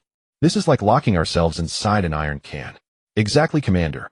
Yaoguang Fleet Commander Fan Jingxian added, his tone urgent. The Obsidian fleet is about to pursue, dispersing most of our main forces into a blind zone at this moment. If the enemy fleet bypasses the nebula, or if our position is exposed and we come under attack, we might not even have reaction time. Should we reconsider? The other subfleet commanders did not speak directly, but their silence carried the same doubt. Placing the fleet in such a passive and dangerous position was far from conventional tactics. Facing their confusion and concern, Qin Beiwang's voice remained steady, betraying no trace of emotion. Everyone execute the order. I will send the specific coordinates and orientation after entering the nebula one by one later. As for observation and navigation. He paused slightly, as if confirming something, then continued. Do not worry. I have my own means to grasp the external situation, especially the movements of the Obsidian main force. You only need to hide while maintain silence and wait for the signal to strike. His tone radiated an unshakable certainty, but where did this certainty come from? Doubt lingered in their hearts, but military orders were absolute, and Qin Beiwang's past achievements and incredible tactical successes forced them to suppress their concerns. Yes, Commander. Understood. With a mind full of questions, the 4 subfleet commanders accepted the order. The massive Pluto Fleet began to divide. The Qilin-class carrier, Huasalin, and 2 escort cruisers continued the posture of pursuing the remnants of Lubayoshi and Zumyulu, but their speed had noticeably slowed like a fist that had withdrawn some of its force. Meanwhile, the other 5 fleets, totaling over 70 capital starships, turned like fish swimming into ink. They slowly veered and headed toward the nearby Ghost Nebula, which rolled with magnificent and dangerous light. Gradually, they were swallowed by the dense ionized gas and cosmic dust, disappearing from the main battlefield. Meanwhile, aboard the flagship tactical center of Kunlun, the atmosphere here was starkly different from the confusion outside. Qin Beiwang stood alone before the central holographic tactical table upon which 2 star charts floated. One was the standard fleet-shared tactical star chart, with relatively conventional information currently showing the positions of their 2 carrier formations, the retreat trajectories of the Lubayoshi remnants, and the approximate bearing of the Obsidian main force. The other was his system star chart. This star chart was far clearer, more detailed, and more real-time. On this private star chart, vast areas of the Savannah star system were no longer just empty void or rough simulations. Countless subtle, almost imperceptible data streams were converging from the vast star sea. The source of this data was the passive detection buoys that had been secretly deployed by Wine-class reconnaissance ships along key routes, gravitational anomaly points, and the periphery of the star system long before the fleet departed, or even earlier.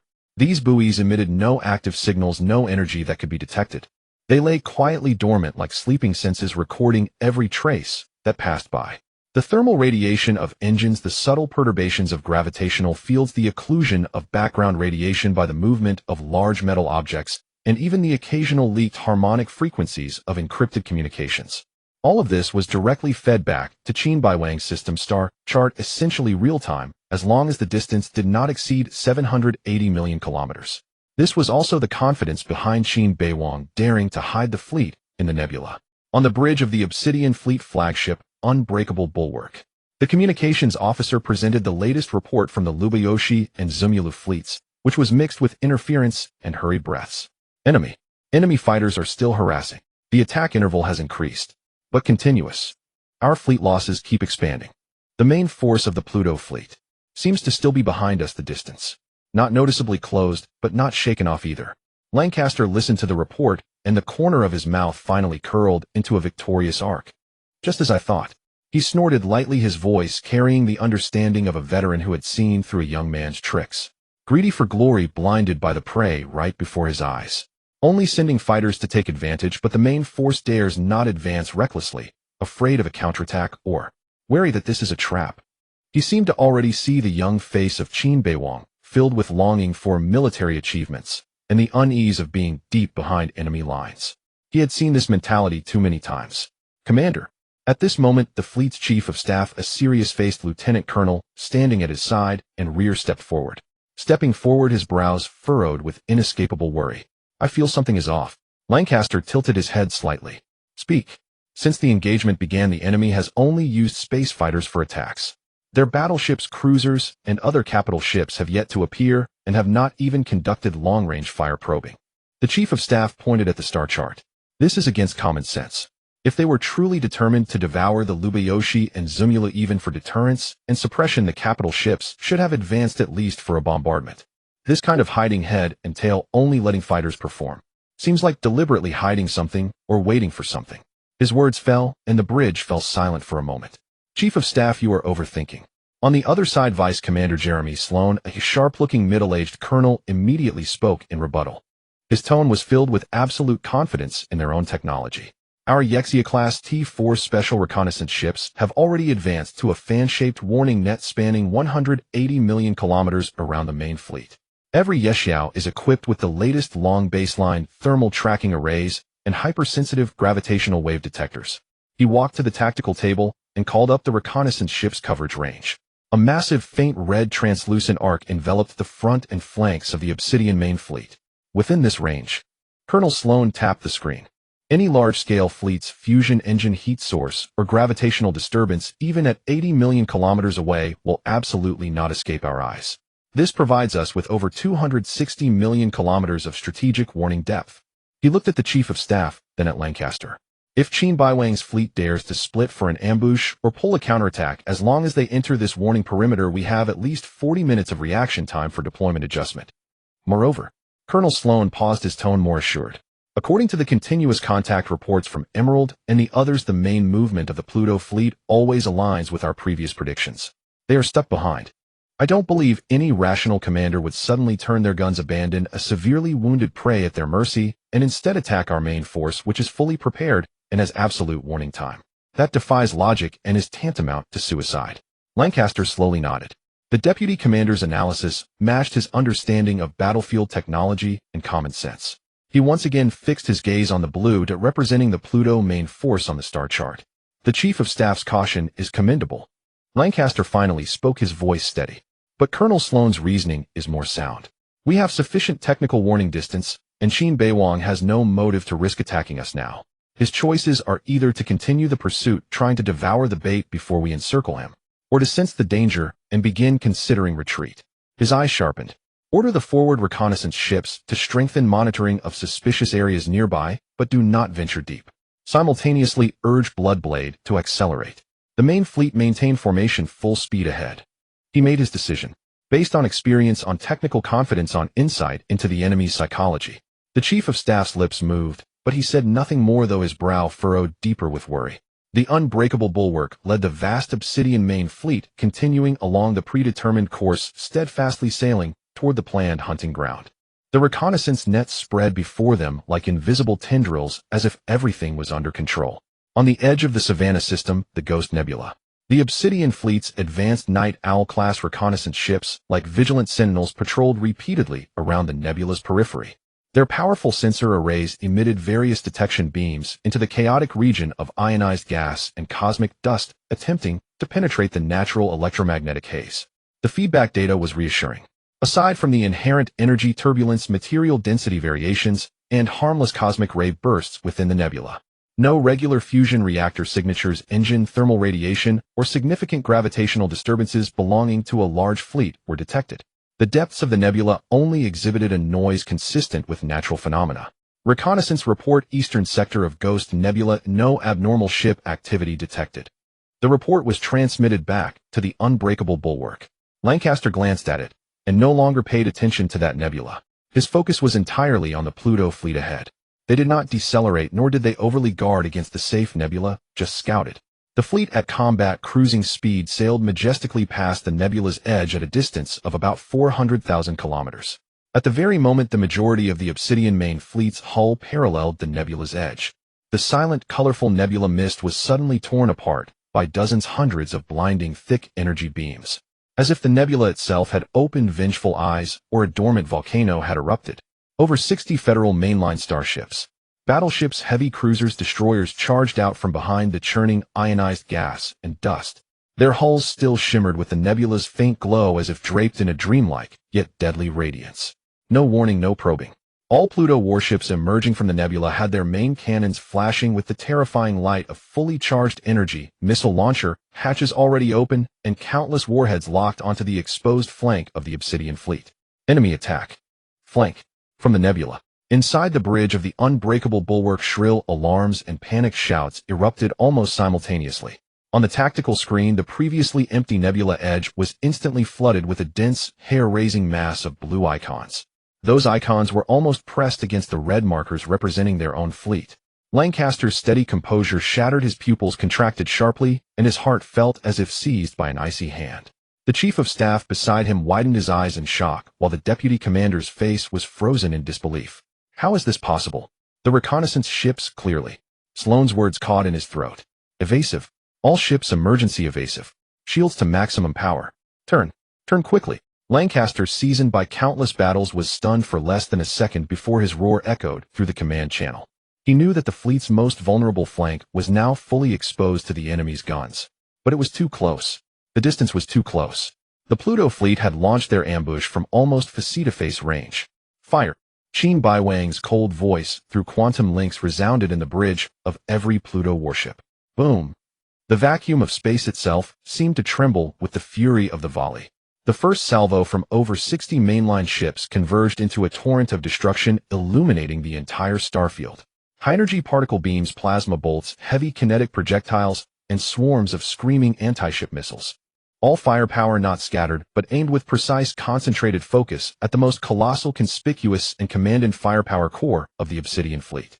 The two mobile fortresses, the Emperor-class T-5 super dreadnoughts, the unbreakable Bulwark, and the Eternal Dignity. However, as the Empire's top-tier strategic weapons, the Emperor-class battleships not only possessed terrifying firepower, but also formidable defense. In the instant the alarm sounded, the experienced defense officers of both ships instinctively boosted the multi-layered combined shields to overload, emitting a dazzling, intense light. Simultaneously, the loyal escort ships maneuvered desperately, trying to shield the flagships with their own hulls. In that moment, the Pluto Fleet's first devastating salvo struck. Several Obsidian cruisers and destroyers blocking the trajectory had their shields torn like paper. Their hulls were directly pierced and vaporized by massive energy beams or blasted into countless flying fragments by dense missiles. Their brave but futile sacrifice ballooned into a series of brief and tragic fireballs in space. Some of the missed firepower slammed violently into the shields of the two Imperial-class ships. The terrifying energy, enough to instantly vaporize small and medium starships, stirred up violent ripples on the surface of the shields of the impregnable Bulwark and Indomitable Dignity, with blinding light that overloaded the observation equipment instantly. The shield generators emitted an overloaded hum. Energy readings plummeted sharply, but they held. The colossal bodies of the two giant warships shook violently under the impact of the barrage, and the outer armor plates were scorched with terrifying marks. Some secondary turrets and sensor arrays were damaged in the aftermath, but their core hull structures were largely intact. The command system had not suffered a fatal blow, and the main weapon arrays were still operational. Shields dropped to 42%. The damage control officer of the Indomitable Dignity reported in a hoarse voice. Starboard Sector 3 armor melted. Point defense cannons lost 30%. The defense chief of the impregnable Bulwark gritted his teeth. Lancaster steadied himself amid the violent shaking, seeing that the identifier of the Indomitable Dignity was still lit. He was immediately relieved. Although the shield energy had plummeted, it had not been penetrated, and his heart settled slightly, only to be flooded with immense rage and a trace of lingering fear. What a Qin Beiwang! He almost spat out this name through clenched teeth. So this is where you've been hiding. All ships immediately turn. Counterattack. Take out these rats crawling out of the gutter. Contact Barrett, have him accelerate at all costs. Encircle them. The Obsidian Fleet, this iron fist of the Empire's border. After suffering the heaviest and most unexpected frontal assault since the start of the war, it finally demonstrated the quality of a veteran elite unit. After the initial chaos, the ships began to struggle to turn, and the wounded giant warships roared as they aimed their guns at the flanking Mingweixing fleet. The remaining destroyers also charged madly, trying to tie down the enemy, and buy time for the main force to adjust. The piercing alarms, the tremors of explosions, the flashing damage reports, and the devastating gunfire outside the viewports that lit up the stars, all composed the main theme of the bridge at this moment. Lancaster was suppressing the shock and fury brought by the flank attack, roaring orders for the entire fleet to turn, ready to fight to the death with the Mingweixing main fleet that had emerged from the nebula. Hard to port. All turrets turned to enemy ships. Missile volley, suppress them. Concentrate shield energy on the damaged side. Orders were issued rapidly. The massive Obsidian Fleet, like an enraged beast, began to twist its body clumsily, but firmly, turning its scarred, but still deadly fangs toward the flank threat. In this chaotic moment of life and death struggle at a critical juncture, Commander, emergency communication. From L7 Jump Point Observation Station. Highest priority. The communications officer's voice, nearly breaking, drowned out all the noise. Lancaster's heart clenched suddenly. A chilling premonition, colder than the flank attack, instantly seized him. Put it through. A brief text message with a marked time delay was projected onto a corner of the main screen, its content striking everyone like a hammer. L7 Observation Station, urgent report, detected large-scale, stable jump signals identified as Federation Fleet. Confirmed that at least 3 Mingweixing subfleet formations have completed jump, appearing at L7 point. Currently maneuvering at high speed in formation toward the interior of Savannah Galaxy. Estimated direction, S22 sector. Transmission time 1 hour ago standard time. L7. 3 fleets. 1 hour ago. Vice Commander Colonel Sloan muttered, his face instantly turning pale. A 1-hour delay. The straight-line distance from L7 jump point to the core of S-22 sector, where they were now, was nearly 1 billion kilometers. Calculated at the fleet's conventional sublight cruising speed, 1 hour was enough for the enemy to cover nearly half the distance. This meant that while they were fully focused on the ambush and counter-ambush before them, 3 full Mingwangsing fresh forces had already jumped into Savannah from the other jump point they had originally guarded tightly and were silently racing toward their rear. Lancaster felt a chill surge from the soles of his feet to the top of his head, his scalp tingling. On the flank, there were over 60 Mingwangsing main warships staring menacingly, and now behind them 3 complete enemy fleets were encircling them. This was not an ambush, this was a trap that had long been woven. They, the Obsidian fleet, were the prey that had been lured step by step into a death ground. We. Vice Commander Sloan's voice trembled. We are surrounded. Before the words faded, another emergency communication came in, this time from the Night Owl reconnaissance ship detachment that was on alert ahead and attempting to scout toward the carrier. The signal was full of interference and explosion noise, clearly under heavy attack. Encountered enemy. It's a carrier. Fire Chelan. And 2 Gale-class high-speed cruisers escorting. Very close. They are actively pushing toward our main force. Enemy fighter swarms. Too many. We are. The communication cut off abruptly amid violent explosions. Almost simultaneously, the fleet's sensor edge captured brief and intense energy burst signals.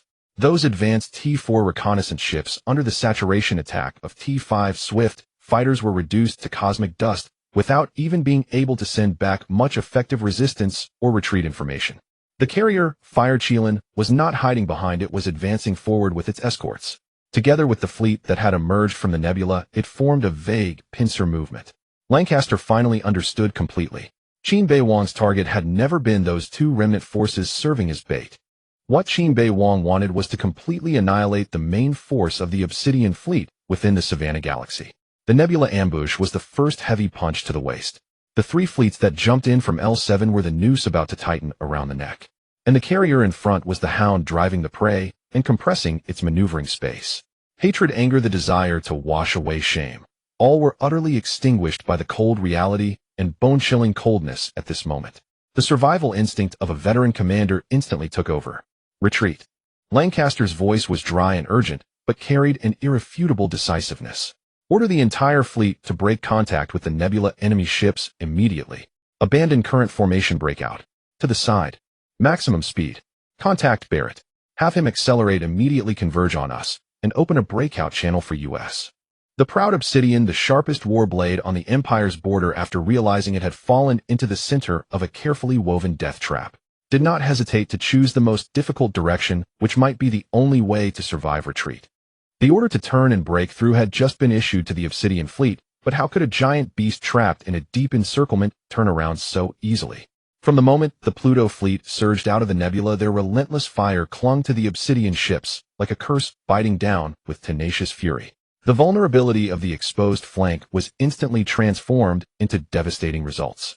Shells, beams, and missiles rained down like a tempest of steel and energy, ceaselessly battering the yet unadjusted formation of the Obsidian fleet.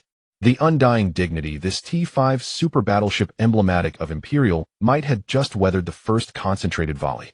Its shields were critically overloaded and much of its armor had melted away.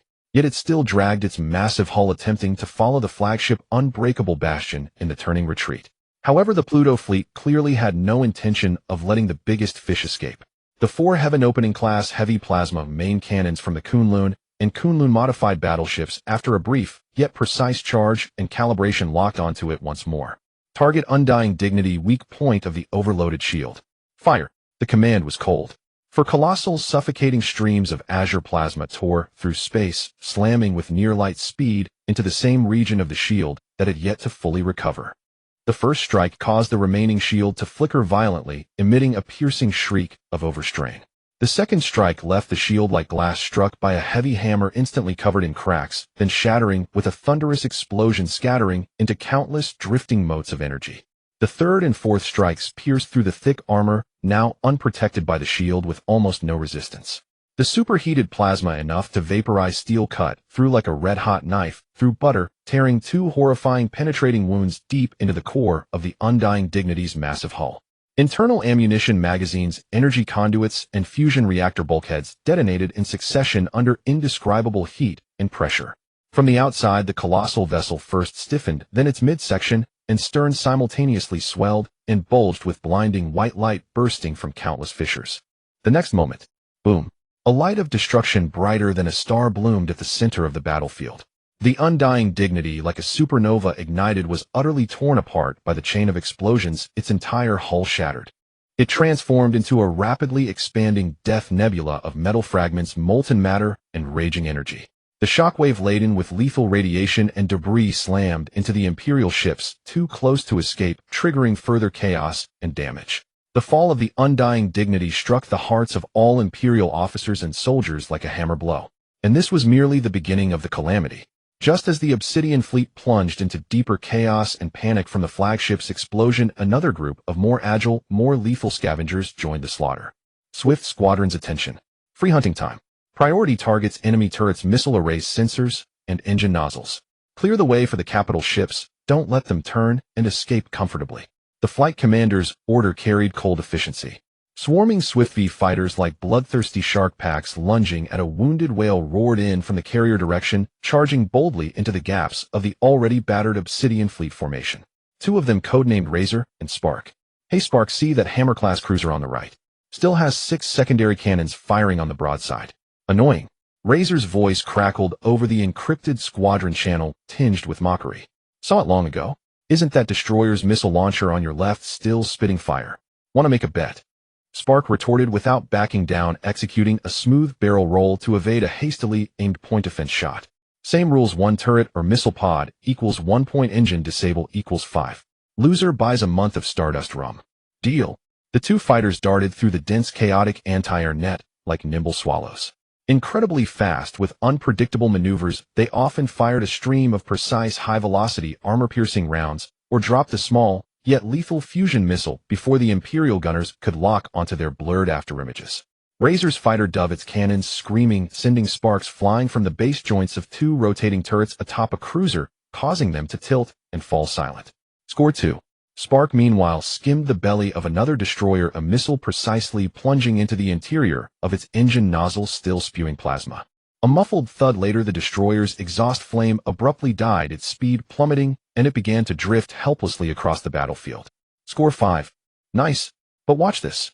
Razor locked onto the flank of an Imperial battleship, desperately turning where a row of menacing missile silos were opening. Spark helped me draw the fire of its port point defense. Got it.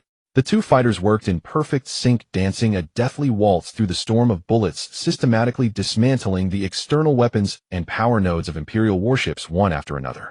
Behind them, more and more Swifts were doing the same. The Obsidian fleet's vessels were like a beast gradually stripped of its fangs and claws.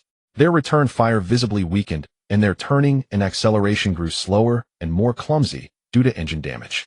The battlefield presented a scene of one-sided slaughter.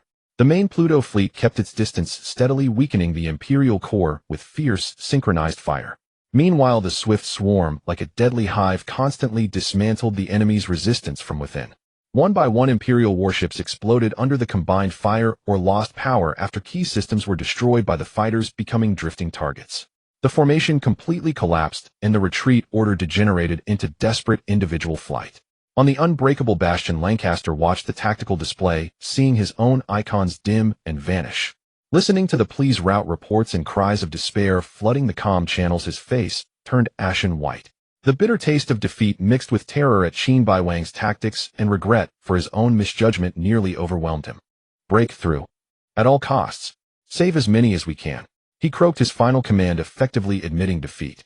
An hour later, the Obsidian fleet finally escaped the Pluto fleet's encirclement. But of the original 5 fleets with over 60 starships, only 30-some remained. The Amethyst and Emerald fleets had been completely annihilated.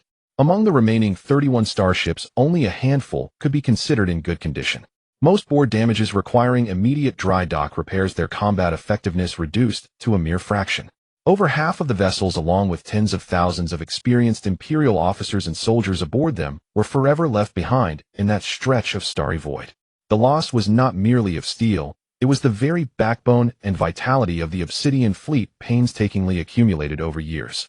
Deputy Commander Colonel Sloan, his face still smeared with blood, a gash from a flying screen fragment, gazed at the gruesome battle report, his voice hoarse. Commander, we. Lancaster raised a hand to stop him. His eyes, empty and hollow, swept over the sparse, battered shapes of his own ships visible through the viewport, then slowly closed.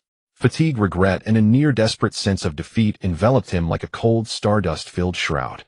Once wherever the Obsidian fleet's blade pointed, the Federation fleet would retreat in fear. Once they had been brimming with confidence, planning to use 3 elite squadrons to stage a textbook annihilation battle. Now textbook had become a mockery. The Annihilators had nearly been annihilated. Inventory all remaining ships and personnel. Prioritize medical treatment and stabilize ship conditions. After a long pause, Lancaster issued the order in a voice parched beyond measure. We need a safe place to lick our wounds. He paused, then almost ground out the last few words from between his teeth. Send a preliminary battle report encrypted to General Strauss. Note that our forces encountered a meticulously planned ambush and encirclement by the enemy's main fleet. Losses are severe. The word severe weighed like 1,000 June. He knew that when this report reached the Opal Star Sector Command, it would trigger an earthquake. The Obsidian's invincible myth was shattered by a newly formed fleet, led by a young commander in a manner bordering on humiliation. On the retreat route, only the low moan of engines and the pervasive shadow of death and collective silence clinging to every surviving Imperial warship remained. The once gleaming Obsidian now lay dim and fractured, deep within the Savannah Star system at the rendezvous point of the Neptune fleet.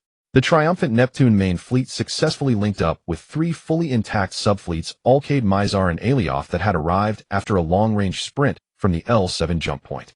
Over 120 starships unfurled in the Star Sea, a formidable array. The grime of battle had not yet fully settled on their hulls, but the weapon arrays were recharged, exuding a sharp, killing aura. There was little time to celebrate the major victory over the Obsidian. Qin Beiwang's orders had already been issued. All ships adjust course. Target Langkawi Star. Cruising speed condition 2. The command was concise, yet it invigorated the senior officers of the newly assembled fleet. Langkawi Star? That was the Empire's vital logistics hub in the Savannah Star system.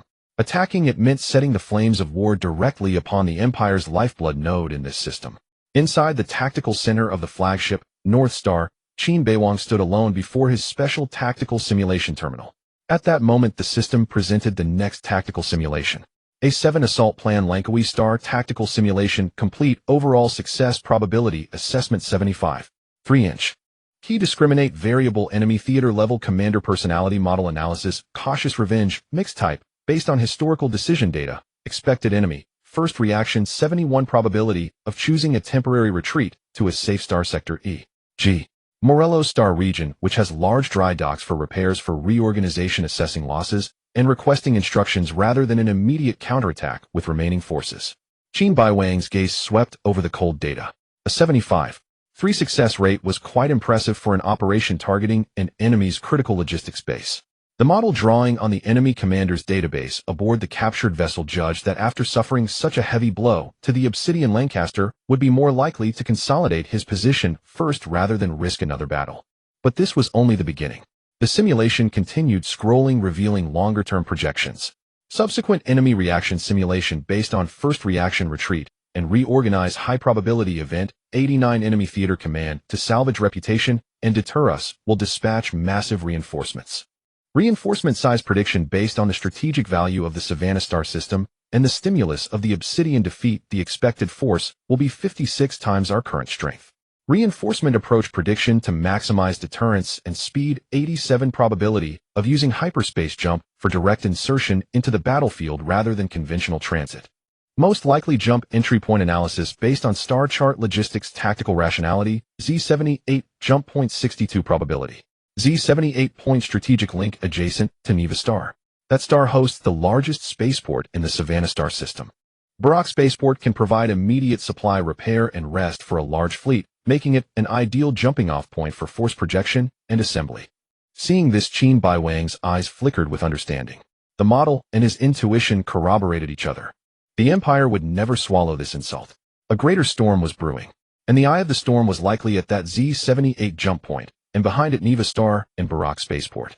Now the significance of attacking Langkawi Star became even clearer. He turned to face the corps officers assembled in the tactical center awaiting further instructions, including the 3 newly arrived subfleet commanders. Ladies and gentlemen, our attack on Langkawi Star has 2 objectives. Qin Beiwang's voice was calm, yet carried the penetrating force of one in full command. First live-fire exercise and resupply. We need a controlled intensity siege operation to further integrate the fleet, let the newly joined brother units get familiar with the rhythm, and allow the main fleet crew, who have endured a hard battle, to recover their morale through a victorious offensive, while also acquiring tangible spoils and supplies. Second, and more importantly, deception and misdirection. He brought up the star chart highlighting Langkawi Star and the distant Neva Star. Langkawi Star is the Empire's major logistics node and trans-system bridgehead. Attacking here will send a strong signal to Imperial Command. We intend to expand our gains, threaten their logistics lines, and perhaps even seek to sever Savannah's connection to the outside. This is a target that fits the logic of pursuing a victory, pushing for gains, and acting rashly. He pointed to the more distant Neva Star and Z-78 point.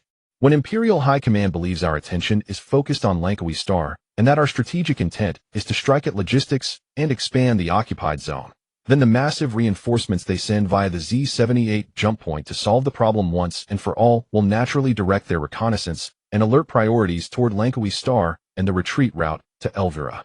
Qin Beiwang paused, his gaze sweeping over the assembled officers. Our true focus from the very beginning should be here. The Z-78 jump point and the potential enemy forward bases on Neva Star and Barak Starport. The attack on Langkawi Star is meant to convince the enemy that we should be there, thereby creating the time and space for our next truly decisive maneuver. The officers suddenly understood.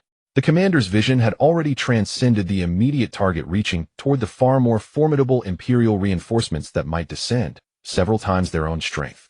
The assault on Langkawi was both a tangible gain and the first gambit laid for the greater battle that might determine the fate of the Savannah Galaxy and the entire border region, or rather a feint to lure the enemy into massing their forces in the wrong direction. All forces advance. Qin Beiwang's final command was brooking no dissent. Let Langkawi Star become the next war report we send to Imperial Command, and let them pre-select the stage for our true opponent to come. At this moment, the eyes of those present were filled with admiration. They had never imagined that a young commander only 22 years old could possess such profound strategic foresight. He had not only calculated the retreat of the Obsidian fleet, but also incorporated the inevitable wrath and retaliation of the Imperial High Command along with the most likely routes and assembly points of their reinforcements into a comprehensive plan. The attack on Langkawi, seemingly a greedy pursuit of a defeated enemy, was in truth a probing stone cast into the far shadows, a lure to draw the enemy's main forces into the wrong direction. At this moment, the fleet commanders who had previously harbored doubts about Qin Beiwang were filled with sudden reverence. They shouted in unison, "Aye." Meanwhile, in Sector S-22, the Bloodblade fleet, urged on by Zane Barrett, finally arrived at this space region that had just witnessed a brutal slaughter. There was no expected fierce firefight, nor the spectacle of the Imperial fleet encircling and annihilating the enemy. What the sensors and observation windows revealed was a chilling stillness and desolation. Scattered across the vast void were countless metal fragments of all sizes. Debris from warships, torn armor plates, twisted cannons, disintegrated engine components drifting and colliding slowly like trash strewn by an invisible giant hand. Some larger wrecks were still burning, belching brief, eerie flames that flickered silently in the vacuum. Frozen coolant, leaked fuel, and crew bodily fluids formed thin, strangely colored icy clouds like shrouds of frozen stars. Farther away, the utterly still corpses of several Imperial warships could be seen. Their hulls were charred and riddled with holes, some snapped, and two others with their internal structures fully exposed, like the carcasses of giant beasts with their entrails hollowed out, casting grotesque silhouettes against the dim starlight. Occasionally, a short circuit in a not fully destroyed component would spark a faint flash of electrical light, then plunge back into darkness. The entire region was suffused with an absolute silence after the calamity, broken only by the faint hiss of background radiation and the dull thuds of occasional debris collisions, emphasizing all the more the ghastly emptiness of the battlefield. Barrett stood on the bridge of the Gorgon, his rough face devoid of its usual wild grin. In its place was an expression of shocked gravity and a barely perceptible trace of awe. "So, it's real," he murmured, his voice dry. Earlier, when he received the news of Obsidian's crushing defeat, a part of him had harbored doubt, suspecting Lancaster might be exaggerating to excuse his failure. But now, witnessing the hellish remnants of the battlefield with his own eyes, feeling the high-energy radiation and desperate signals still lingering in the sensor feedback, he had to believe. The fleet led by Qin Beiwang, the Pluto Fleet, had truly beaten the renowned Imperial Border Force Obsidian so badly. A new fleet defeated Obsidian and 2 Emperor-class battleships. The adjutant beside him muttered in a daze as if his worldview had been shattered. Barrett snapped back to reality, a sharp gleam flashing in his eyes. After the brief shock, the instincts and thinking patterns of a radical general began to race. Reply to Lancaster, he ordered the communications officer in a deep voice. We reject the proposal to assemble at Morelos Star. The adjutant was taken aback. Commander, we want join the Obsidian remnants. They urgently need support and reorganization. Join. Barrett interrupted, a cold, almost cruel smile curling at the corner of his mouth. Gather together and wait for that Qin kid to wrap us up in another dumpling. He strode to the star map, stabbing his finger emphatically at the position of Lonkaway Star. Here, Lonkaway Star. Why Lonkaway? The adjutant was even more confused. That's a logistics hub, but our priority should be to concentrate forces and prepare for retaliation, shouldn't it? Precisely because that kid is a complete, unpredictable madman. Barrett growled, his eyes gleaming with a mixture of excitement and wariness, as if recognizing a kindred spirit. A madman who just beat Obsidian. Will he be content with one victory and obediently retreat? No. He'll want to win more. He'll push deeper, expand his gains. And what's the fastest way to expand gains? Cut the enemy's supply lines. He pointed at Lonkaway Star. This is the bridgehead connecting Savannah to other Imperial systems stocked with vast supplies, and one of the possible assembly points for follow-up reinforcements. Hitting here nets real gains, cripples our sustained combat capability, and sows panic. If I were him, my next punch would land here. Barrett's voice dropped, laced with ruthlessness. Besides, part of our Bloodblade subfleet is still en route, and the Iron Curtain fleet is also moving in that direction. If that madman really goes to Langkawi or ambushes our reinforcements along the way, the losses would be huge. We must get there first, either to hold Langkawi or settle the score with him there. The adjutant suddenly understood and felt a chill. His commander was predicting the enemy's actions by thinking entirely from the perspective of that madman commander. All ships change course. Target Lonkaway Star. Maximum speed. Barrett gave the order sharply, without hesitation. He abandoned the plan to join the survivors and chose to race alone toward what he believed would be the next flashpoint of war. Opal Sector Theater Command Strategic Briefing Room. The encrypted hyperspace communication had just been decrypted. When the full preliminary battle damage report from the Obsidian fleet materialized on the huge central screen, the air in the room, previously busy and orderly, seemed to be sucked away. The room fell into a terrifying silence. A young intelligence staff officer was sipping coffee, his eyes scanning the key phrases on the screen. Undying dignity confirmed lost. Amethyst and Emerald fleets annihilated. Estimated total loss rate exceeds 50. His hand holding the cup suddenly froze, scalding coffee splashing out. He didn't even feel the burn on his hand, his mouth agape, eyes fixed on the screen, as if unable to comprehend the words. This is impossible. The veteran staff officer responsible for fleet composition statistics, sitting beside him, was the first to lose his composure, his voice distorted by sheer astonishment. He abruptly stood up, nearly knocking over his chair, his trembling finger pointing at the screen. Obsidian. Crippled. Over half lost. Undying dignity. That's an Emperor-class T-5 battleship. Who did this? How could the Savannah Galaxy have such power? It's that newly formed Federal garrison fleet, the Pluto Fleet. Another intelligence analysis officer, pale-faced, quickly brought up Qin Beiwang's brief, almost pathetic file. Commander Qin Beiwang, 22 years old, son of Federal Marshal Qin Xianfan. Last battle report confirmed he annihilated the Whales squadron, but that was Whales, not even on the same level as Obsidian. Could it be an intelligence error? Someone voiced doubt, but the tone lacked conviction. The fragmented battlefield data and high-energy radiation residue evidence attached to the report from various surviving ships pointed to an extremely brutal and one-sided defeat. 2 T-5s, all T-4 class starships, over 60 main warships. A 3-star general murmured, unconsciously tapping his fingers on the table, a look of absurdity on his face. And they were beaten like this. By a newly formed fleet, likely with T-3 or even mixed forces, that was established just a few months ago. What the hell is Lancaster doing? Low exclamations, disbelieving questions, and the rapid rustling of documents intertwined in the briefing room. The once solemn military command center now exuded a near-absurd tremor. Obsidian had lost, and so devastatingly that it nearly overturned their long-held perception of the border power balance. Just then, bang! A dull, heavy, slamming sound overpowered all the noise. All eyes instantly focused on the main seat. The theater commander, Grand Admiral Strauss, slowly withdrew his hand from the thick alloy tabletop. The joints on the back of his hand were slightly white, revealing the force of his blow. His expression was terrifyingly dark, like a storm cloud laden with countless lightning bolts before the tempest. The veins on his temples pulsed faintly, his eagle-like eyes fixed on the battle report on the screen, churning with shock, fury, and a cold, deeply offended killing intent. Obsidian. That was his most formidable and most anticipated border fist besides the core elite squadrons. 2 T-5 Emperor-class battleships were his personal order allocated to the Obsidian Fleet as the anchor to deter the Federation's border. All T-4-class main ships represented the Empire's technological and numerical superiority in this region. Now that anchor was broken, that fist was shattered, and shattered by a Federation rookie fleet with a commander younger than his grandson. A profound disgrace, and a heavy blow to Strauss' personal authority and the theater strategy. Icy fury replaced the initial shock. Strauss lifted his head, his gaze slicing like a blade across the still murmuring staff officers. His voice was low yet carried an unyielding, iron-blooded tone, each word slamming into the now silent room. Orders. The staff officers immediately held their breath and stood at attention. Megalodon Fleet, Jellyfish Fleet, Sphinx Fleet, Mermaid Fleet. He rattled off 4 squadron codenames equally notorious in the Opal Star sector. 4 fleets immediately cease all current missions and enter highest combat readiness. Within 72 hours, complete assembly and resupply and use the fastest FTL routes to reinforce the Savannah Galaxy. Theater HQ authorization. Upon arrival in Savannah, the Megalodon Fleet Commander will coordinate unified operations. Primary objective: seek and destroy the Federation Pluto Squadron, completely eliminate the unit, and restore absolute control over the Savannah region.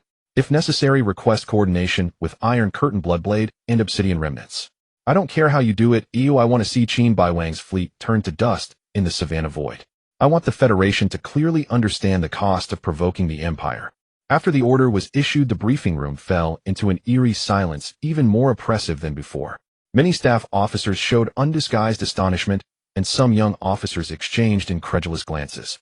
For squadrons, plus the existing Iron Curtain, Bloodblade, and Obsidian Remnants in Savannah, the forces mobilized. A rough estimate put it at over 7 times the known strength of that Pluto fleet. To deal with a newly formed fleet that had won a single fluke battle was such a massive sledgehammer-to-cracking-it response necessary. If this got out, not only would the Federation mock them, but even colleagues from other Imperial Star sectors would think the Opal sector was overreacting, losing face. Strauss, a seasoned commander, immediately read his subordinates' expressions. He didn't get angry, instead a cold, slightly sardonic smile curved his lips. Think it's overkill? Think it'll be a laughingstock? His voice echoed in the silence, carrying a grim understanding of the situation. Losing an Obsidian squadron is not just a military defeat. It's a severe blow to the Empire's deterrence in this star sector. If we don't crush this provocateur with overwhelming lightning force, then today it's one Qin Beiwang, tomorrow there could be more Qin Beiwangs popping up. How brazen would the Federation's hawks become? He paused, his gaze sharpening. This is not a simple revenge operation, it's a punitive campaign, a show of force. I don't want an evenly matched victory, I want an absolute total annihilation. Use this overwhelming power to tell everyone the Empire's border is not to be challenged, the Empire's majesty is not to be diminished. Even if it means using 7 times, 10 times the force, as long as it brings absolute deterrence and long-term stability, it's worth it. Face. Strauss snorted. Losing, that's losing face. Crushing the enemy and all potential challengers' wishful thinking with absolute power, that's real strength. Execute the orders. The officers snapped to attention, all doubts vanished, and they chorused acknowledgement. Yes, sir, Grand Admiral. In the Charis Galaxy, at the home port of the Megalodon Fleet Commander Isaac Jenkins, a robust and formidable officer known for his ferocity and temper, had just concluded an intense live-fire exercise. He was wiping sweat with a towel as he strode into the command center. When his adjutant handed him Grand Admiral Strauss' secret directive with a peculiar expression, he glanced at it. Then his eyes widened, and he snatched the order, scrutinizing it again. 4 fleets, plus Savannah's people. 7. To attack a single fledgling Federation squadron. Jenkins' voice grated like sandpaper. Has old man Strauss lost his mind? Using a sledgehammer to crack a nut. He gazed out the window at the harbor where his dreadnoughts with their jagged shark-tooth paint schemes lay silent at anchor. Well, fine. He suddenly grinned, flashing a row of white teeth, a predatory gleam in his eyes. I've been itching for action lately. Time to stretch my limbs. And he'll see what kind of 3-headed monster beat Lancaster's proud ass. In the Brisbane Galaxy, beside the orbital Garden City, Azure Melody, the elegant home port of the Mermaid Fleet.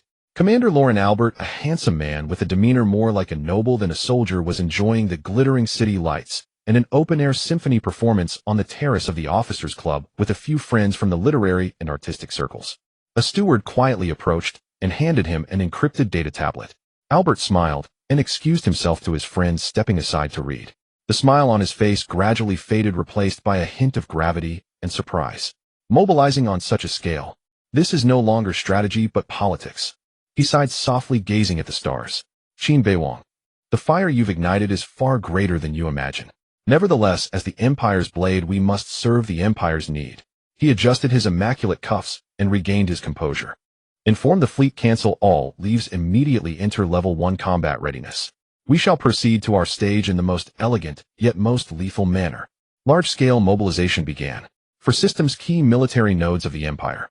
Within the port, starships of diverse shapes, but all radiating deadly intent, ignited their engines and slipped their moorings. Maintenance bays were cleared, supply shuttles bustled in transit. The vast fleets began to form up like awakened beasts, converging toward the system's major military jump points. The ferocity of the megalodon, the stealth of the deep-sea jellyfish, the frenzy of the sphinx, the elegance and sharpness of the mermaid, all melded into a suffocating torrent of steel. Federation Border Control FCB monitoring station, codenamed Lighthouse. Hidden in asteroid belts or disguised as civilian facilities, Federation spy satellites and agents captured images of this anomalous massing almost simultaneously. The data stream, like a startled school of fish, surged through layers of encrypted relay nodes toward the Federation's intelligence hub at FCB Headquarters Analysis Center.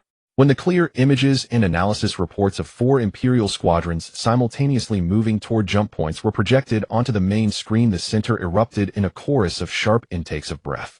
4 fully organized squadrons mobilized at once. What is Strauss of the Opal Sector trying to do? A prelude to a full-scale offensive, a senior analyst exclaimed. Elevate the intelligence to yellow alert immediately and transmit to the Wanshur Sector Theater Command with top priority. Require them to assess the threat urgently and strengthen vigilance in the relevant systems, the duty officer ordered decisively. At the Wanshur Sector Theater Command, the emergency intelligence arrived, triggering a similar wave of astonishment. 4 squadrons. Reinforcements for the embattled Greditor system, or an attempt to open a new front with a surprise attack. Lieutenant General Wen Shiheng, the Chief of Staff, stared at the star map, frowning deeply. Staff officers debated, proposing and challenging various possibilities. Could it be? A young lieutenant, newly transferred and sitting in a corner, hesitated and raised his hand. For Savannah. The room fell silent for a moment, then a few light chuckles broke out. Savannah. Just for Lieutenant Commander Qin Beiwang's new fleet. A senior colonel shook his head. Impossible. The Obsidian fleet is not like the Welsh fleet. They're a relatively strong squadron. Sending 5 more fleets. 5 squadrons against 1 new fleet. The Empire isn't that prodigal, and they'd be a laughingstock. The young lieutenant shrank back and said no more. Just then another urgent intelligence report arrived from FCB. This time it included images. When Xiang opened them and high-resolution photographs were projected. The Morelos Star military port docks packed with starships, but those ships. Their hulls were riddled with appalling gashes, torn armor, the melted scars of laser burns, and blackened soot from explosions. Some had lost structural sections held together by temporary scaffolding. A brutal, just survived death aura seemed to leap from the photos. And on the broadsides of the most severely damaged but still recognizable giant ships. The unique emblem, like fractured black obsidian, was clearly visible. Obsidian, someone murmured. The entire operations room fell into dead silence. All the staff officers stared at the photos, faces etched with shock, disbelief, and bewilderment. Recently, besides the Pluto Fleet, which of our fleets has been active in Savannah? When Shiheng's voice was dry. Report none. Only the Pluto Fleet was dispatched for Operation Dawn. The intelligence officer confirmed swiftly. In the deathly silence, the young lieutenant's voice rang out again, trembling with a bolder speculation. Sir, could it be? The Pluto Fleet did it. They reduced the Obsidian to this. Hiss. This time there were no chuckles, only a collective gasp. Crippling the Obsidian. That was an elite veteran force of the Empire equipped with T-5 class battleships. The Pluto Fleet. That newly formed fleet commanded by a 22-year-old. When Xiang spun to face the intelligence officer. Has the FCB confirmed which Federation fleet did this? The officer shook his head. The FCB couldn't confirm, which is why they sent the photos to us. They're also suspecting. Contact the Pluto Fleet immediately. Any frequency, any means. I need to know right now where Lieutenant Commander Qin Beiwang is, what he's doing, and what the hell happened in Savannah. When Xiang barked. Minutes later, the communications officer reported back. Report the Pluto Fleet remains under strict radio silence. All preset emergency communication channels are unresponsive. Unable to establish contact. The Empire's Savannah Galaxy orbit of Langkawi Star 7th Military Port. The colossal metal mountain-like dock structure clung to the asteroid's surface, its interior ablaze, with light the ceaseless roar of machinery and the sparks of welding never fading. At the berths, several massive mining barges, rough-modeled and just returned from an endless voyage, were slowly docking, their bloated hulls firmly grasped by the connecting arms. On the work platform beside the berth, a swarm of tracked or hovering engineering robots had already taken their positions. Their agile mechanical arms switched between laser cutters, plasma welders, and heavy wrenches, methodically dismantling the extra frameworks, rough shells, and non-functional structures that disguised the barges, revealing the sharp-lined, heavily armored, true hulls beneath. Two subfleets under the Bloodblade fleet, having completed their submerged journey, were now removing their camouflage. At the mid-level maintenance access of the dock, not far from the berths, a few human workers in greasy coveralls, their faces etched with exhaustion, huddled beside a ventilation duct inspection hatch, sharing the last hand-rolled cheap cigarette in the faint warmth from the duct's exhaust. This was their only breathing spell, less than an hour, after 12 straight hours of labor. The smoke drifted slowly through the murky air, they squinted, nearly asleep. The sound of heavy military boots on the metal grid floor drew closer. The workers jolted, reflexively tossing the half-smoked cigarette onto the ground and hastily stamping it out with their thick work boots. Then they quickly straightened, lowered their heads toward the approaching figure, and spoke in unison, respectful yet numb. "Good day, sir." The newcomer was an Imperial Navy lieutenant, his uniform neat but slightly wrinkled, his face etched with the irritability and impatience of prolonged stress. He didn't even glance at the cigarette, but his cold gaze sweeping over the workers' oil-stained, weary faces. "What are you dawdling for?" The lieutenant's roar echoed through the empty corridor. "Why is the camouflage removal progress on berths D7 and D8 15% behind schedule? The next cargo ships are arriving soon. This dock must keep running without a single moment's pause. Do you want to delay the entire fleet's deployment?" The foreman, a balding man in his 40s, rubbed his hands together, trying to explain, his voice pleading. "Sir, the brothers have been working 12 hours straight, just changed shifts. Taking a smoke break for a minute, just 1 minute. There are at least 6 more cargo ships to handle, it's just a break." The lieutenant looked as if he had heard an absurd joke. He stepped forward abruptly. Before the foreman could react, he swung his arm and slapped him hard across the face. Slap. The sharp sound cut through the corridor. The foreman staggered, his cheek quickly swelling, a trace of blood seeping from the corner of his mouth. The other workers trembled in fear, keeping their heads down, not daring to make a sound. The Empire has no use for slackers who find excuses to rest. The lieutenant withdrew his hand, shaking it with disgust, as if it had touched something filthy. "The fleet is waiting to dock, and the enemy is running rampant in the galaxy. Every second you delay the Empire's victory is delayed by a second. Now get the hell back to your posts. Finish today's quota, or you'll all be charged with dereliction of duty." The foreman covered his face, his eyes flashing with humiliation and anger, but more than anything, deep fear and numbness. He dared not look at the lieutenant again, only mumbling a response. "Yes. Yes, sir." Then he turned and urged his men in a hoarse voice. "You heard him. Grab your tools, head to berth D7. Move." The workers silently picked up the heavy cutters and welding torches, dragging their weary steps toward the colossal starship that was shedding its skin. The lieutenant snorted, about to turn and leave for the next work site. Beep. Without any warning, every light inside the entire dock instantly switched to a glaring, spinning, flashing blood red. At nearly the same moment, a full-frequency alarm, shrill enough to tear eardrums and pierce through all mechanical noise, surged like a tsunami through every corner. Highest level alert. Enemy attack. Enemy attack. Detecting multiple high-speed aircraft signals approaching. Unrecognized codes. They are enemy fighters. Repeat, enemy fighters. The port's public address system broadcast the air defense commander's distorted scream. The lieutenant's face went pale. In an instant, his earlier ferocity vanished, replaced by sheer terror. The workers were stunned, looking up blankly at the source of the wailing alarm at the dock's dome, stained blood red like a hellish prison. 5 seconds. Or 10. For most of the unprepared people inside the port, time lost its meaning. Boom, boom, boom, boom. A series of deep, soul-shaking explosions, as if hammering directly on the heart, came from the outer wall of the dock. The entire massive metal structure shuddered violently, the fixed trusses groaning with teeth-grinding agony, the lights flickering madly. Then in the largest section dock, the thick composite armor that could withstand small meteor impacts was torn open by a blinding flash of light, and a subsequent, even larger explosion, creating a terrifying gap over 50 meters in diameter with molten edges.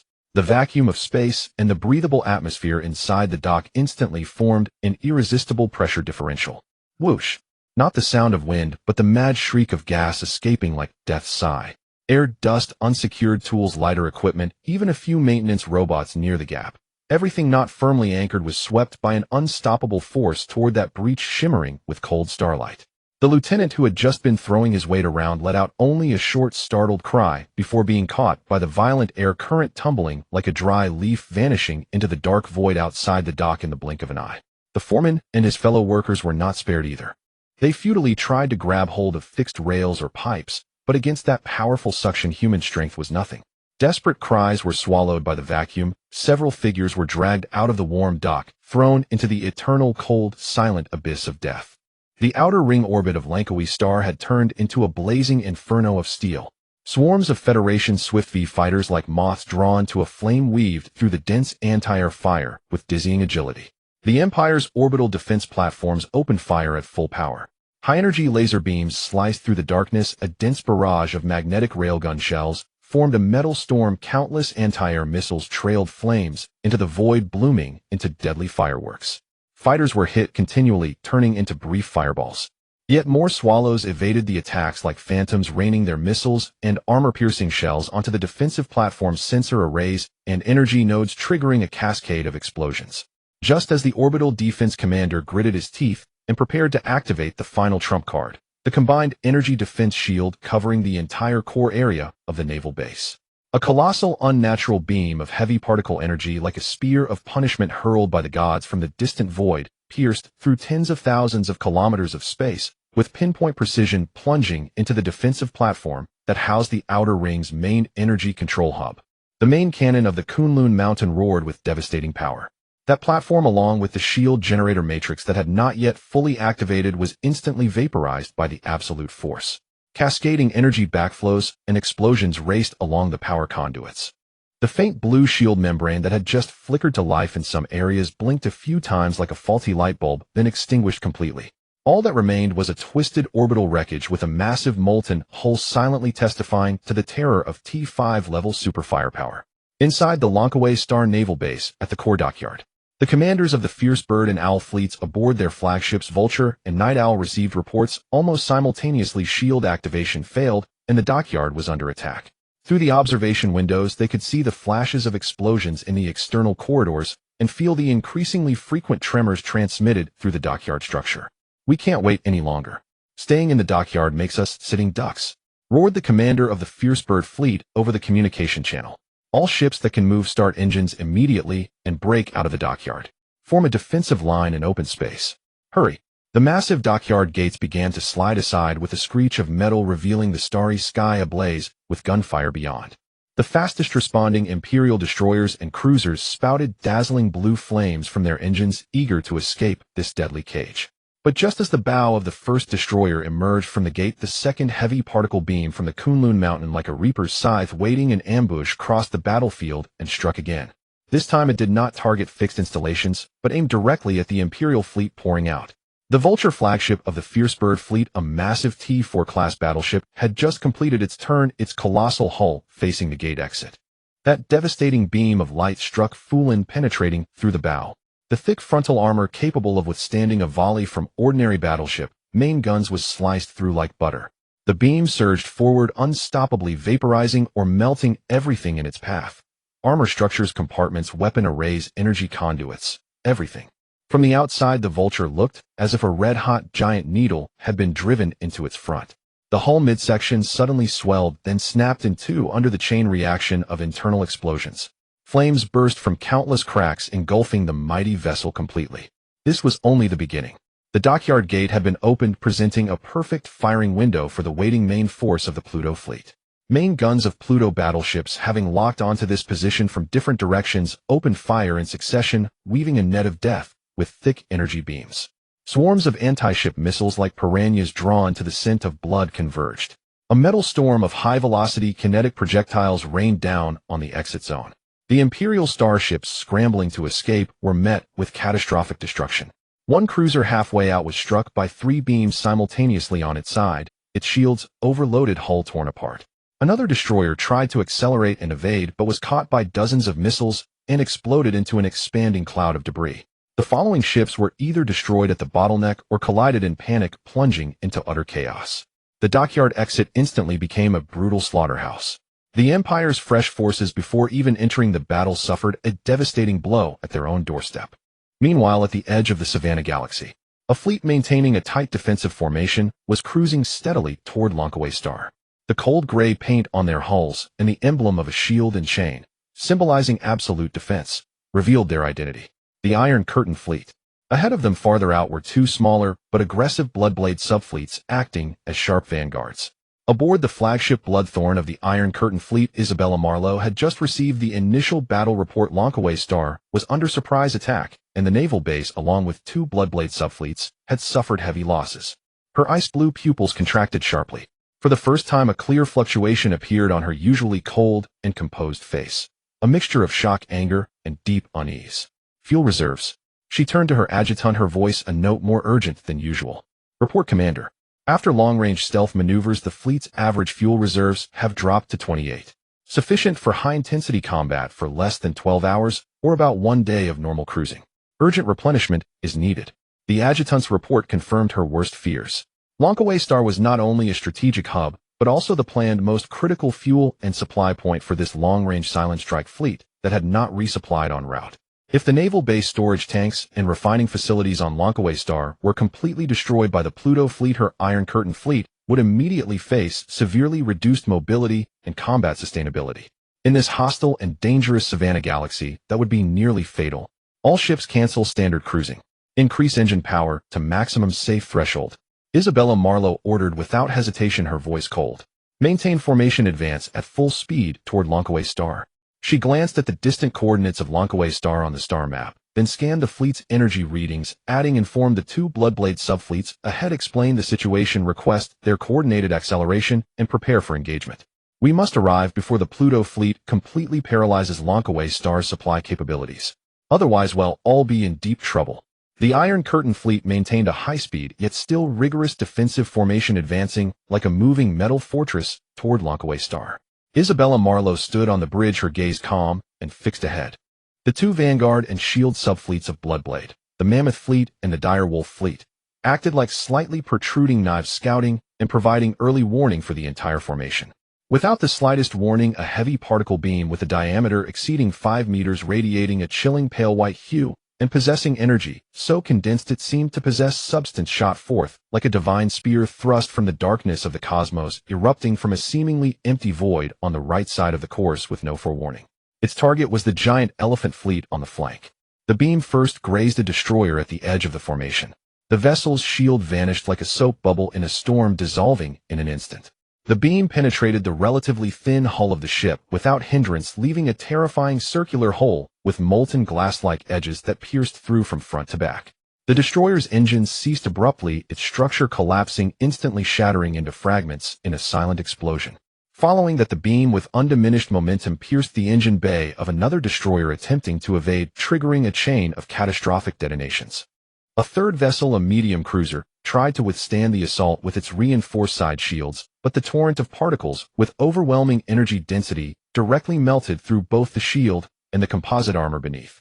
It carved a deep, scorching trench across the hull, exposing and violently burning internal equipment before emerging from the other side. After completing these 3 fatal penetrations, the ultimate target of this devastating beam was unmistakably locked onto the core of the giant Elephant Fleet, the flagship, the battleship Mammoth. The colossal bulk of the Mammoth had just completed a slight emergency turn, attempting to angle its more robust frontal armor toward the incoming threat. Yet the beam arrived too swiftly and too cunningly, still striking with precision the mid-right section of its hull during the turn. The Mammoth's combined shield flared with blinding brilliance, furiously draining energy in a desperate attempt to neutralize this terrifying strike. The 2 fearsome forces collided violently, unleashing a radiance akin to a minor supernova, illuminating vast stretches of the surrounding space. After a stalemate of approximately 0.3 seconds, amid the screeching overload of the shield generator, the Mammoth's shield shattered with a thunderous crash. The remnants of the particle torrent slammed into the mammoth's thick armor. The superalloy plating like butter under a high-temperature flame rapidly eroded, vaporized, indented, and tore. The beam bored into the ship's interior and wherever it passed. Armor layers, structural beams, pipelines, weapon mounts, compartment bulkheads. All matter was annihilated by violent ionization and extreme heat. From the outside, a charred, gaping wound hundreds of meters in diameter and seemingly bottomless, with molten metal flowing at its edges, appeared on the starboard side of the Mammoth. Inside, secondary explosions erupted with flashes of fire and thick smoke, the entire giant vessel shuddering violently, its navigation posture clearly out of control. This earth-shattering strike not only crippled the flagship of the giant elephant fleet, but also plunged everyone on the bridge of the Iron Curtain fleet into a brief stupor of shock and confusion. Where did the attack come from? Analyze the trajectory immediately. Isabella Marlowe's voice suddenly rose, cracks appearing in her calm facade. Before the sensor officer could respond, a more piercing full-spectrum alarm blared throughout the Bloodthorn. Alert! Alert! Massive mass reaction detected on the right in the shadow region behind the fourth planet, a gas giant. Starship signals. Count exceeding 90. Rapidly emerging from the planet's shadow, entering attack formation. On the main tactical screen, the star-charred edge that had represented empty space suddenly swarmed with dense blue cursors. Like a vast school of fish rising from the deep sea, they carried a chilling, killing intent, swiftly deploying to block the must-pass route for the Iron Curtain and Bloodblade fleets heading to Lankawi Star. Isabella's pupils contracted. Hiding in the shadow of a planet for ambush was indeed a classic tactical maneuver capable of masking most long-range detection. But the question was, how had they perfectly timed their strike? As if they knew in advance that the fleet would pass this point at this exact time and formation. What precise intelligence and synchronization did that require? She immediately grasped the gravity of the situation and forced herself to remain calm. Communications officer reconfirmed the scale and ship types of the enemy force attacking Lankawi Star, especially the position of the Kunlun Mountain. The communications officer quickly referenced and aggregated scattered reports from the surviving defenders of Lankawi and remote observation stations. Confirmed. The enemy force attacking Lankawi includes at least one fully composed subfleet, approximately 15-20 capital ships, plus a carrier battle group centered on the T5 class carrier fire Chelan, including escort vessels.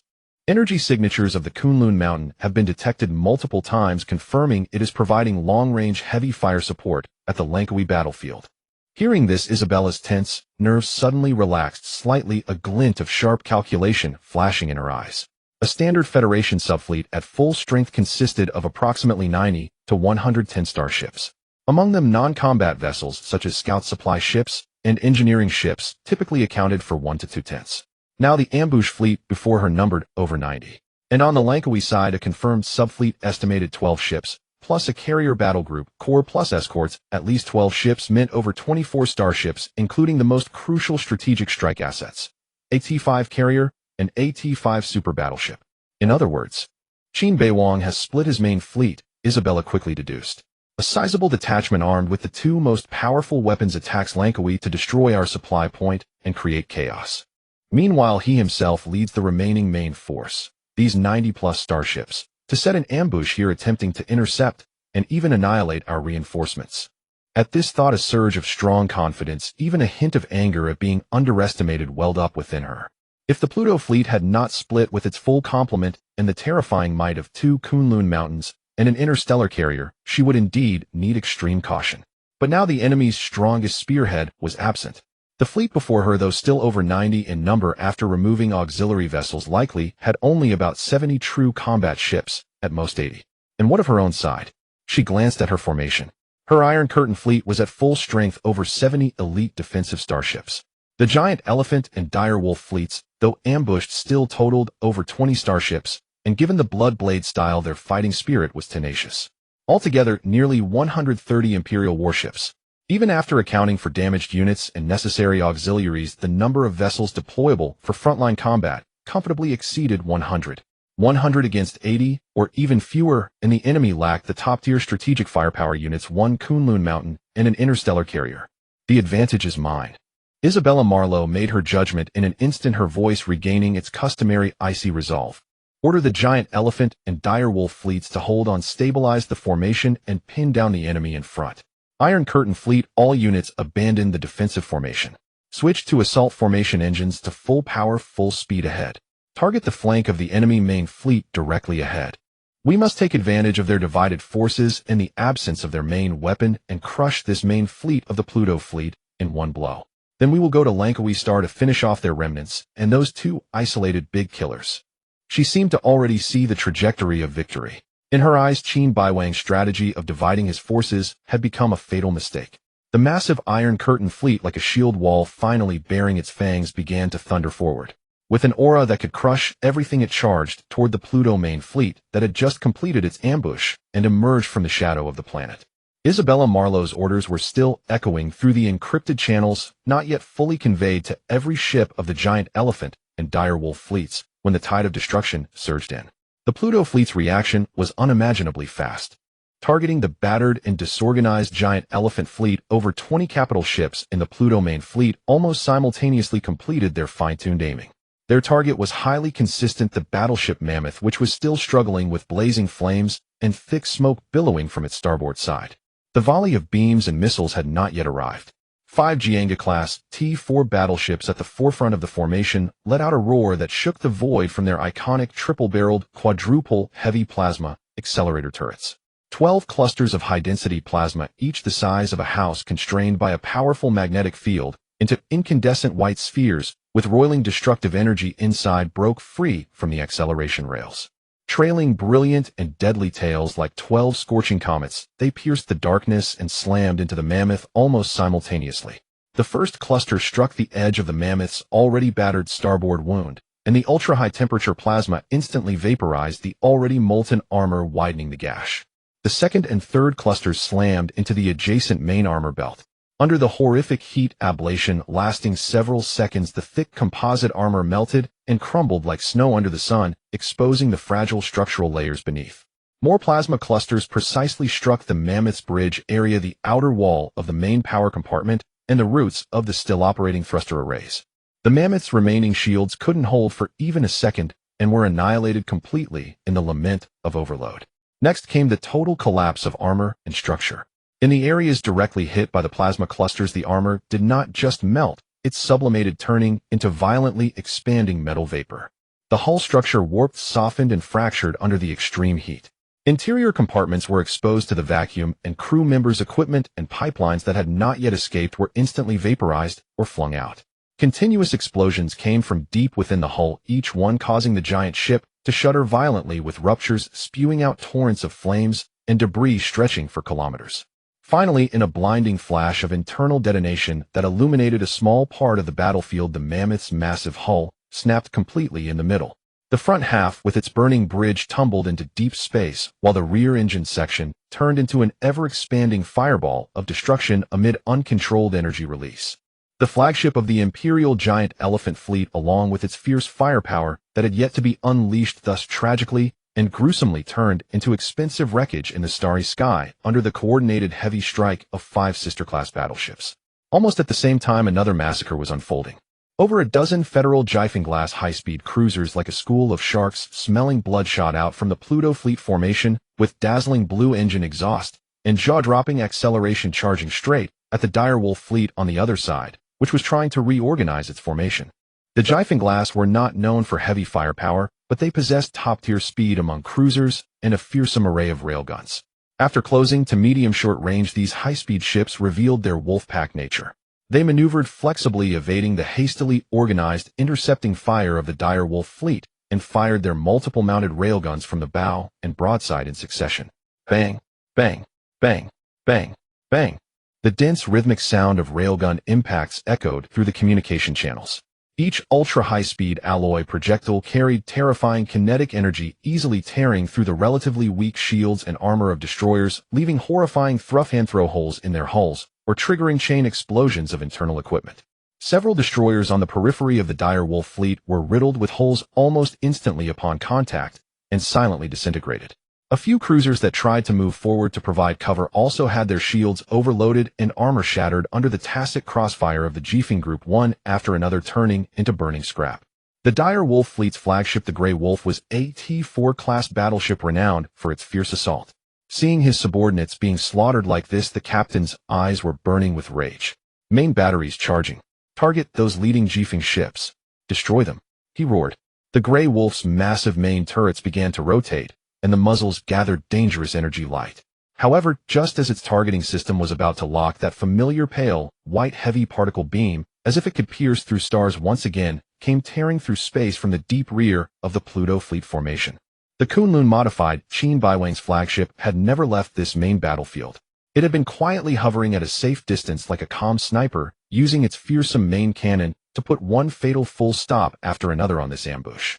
The beam precisely struck the base of the Grey Wolf's charging main turret. There was no explosion, only extreme penetration and annihilation.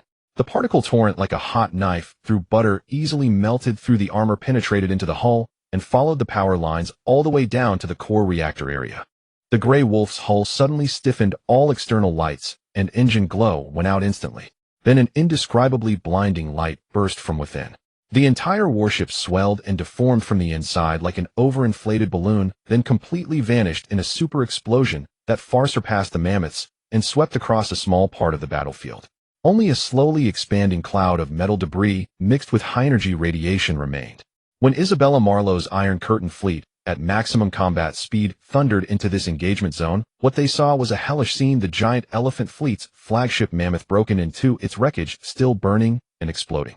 The Dire Wolf Fleet's flagship Grey Wolf was nowhere to be seen, only a deadly radiation cloud remained. Two elite subfleets of the Blood Blade, numbering over 30 starships, were now reduced to less than 20 battered leaderless destroyers and a handful of cruisers lingering like sheep that had survived a Wolfpack's assault, terrified and disoriented. The cruiser-level combat power had been nearly annihilated by the Gale Swarm. Isabella Marlowe stood on the bridge, her ice-blue pupils reflecting the chaotic battlefield on the tactical screen, along with the still imposing and orderly array of the Pluto Fleet. Shock like icy steel needles pierced through her usual composure and calculation. Too fast. From the ambush launch to the concentrated fire that crippled the giant elephant, then to the Gale Swarm's hunting of the Dire Wolf's cruisers, and finally the coup de grace from the Kunlun modified, the entire process flowed like water, ruthless and decisive, without a trace of hesitation. The coordination between ship types, the timing of firepower, and the devastating strikes on key targets. Their synergistic efficiency was terrifyingly high.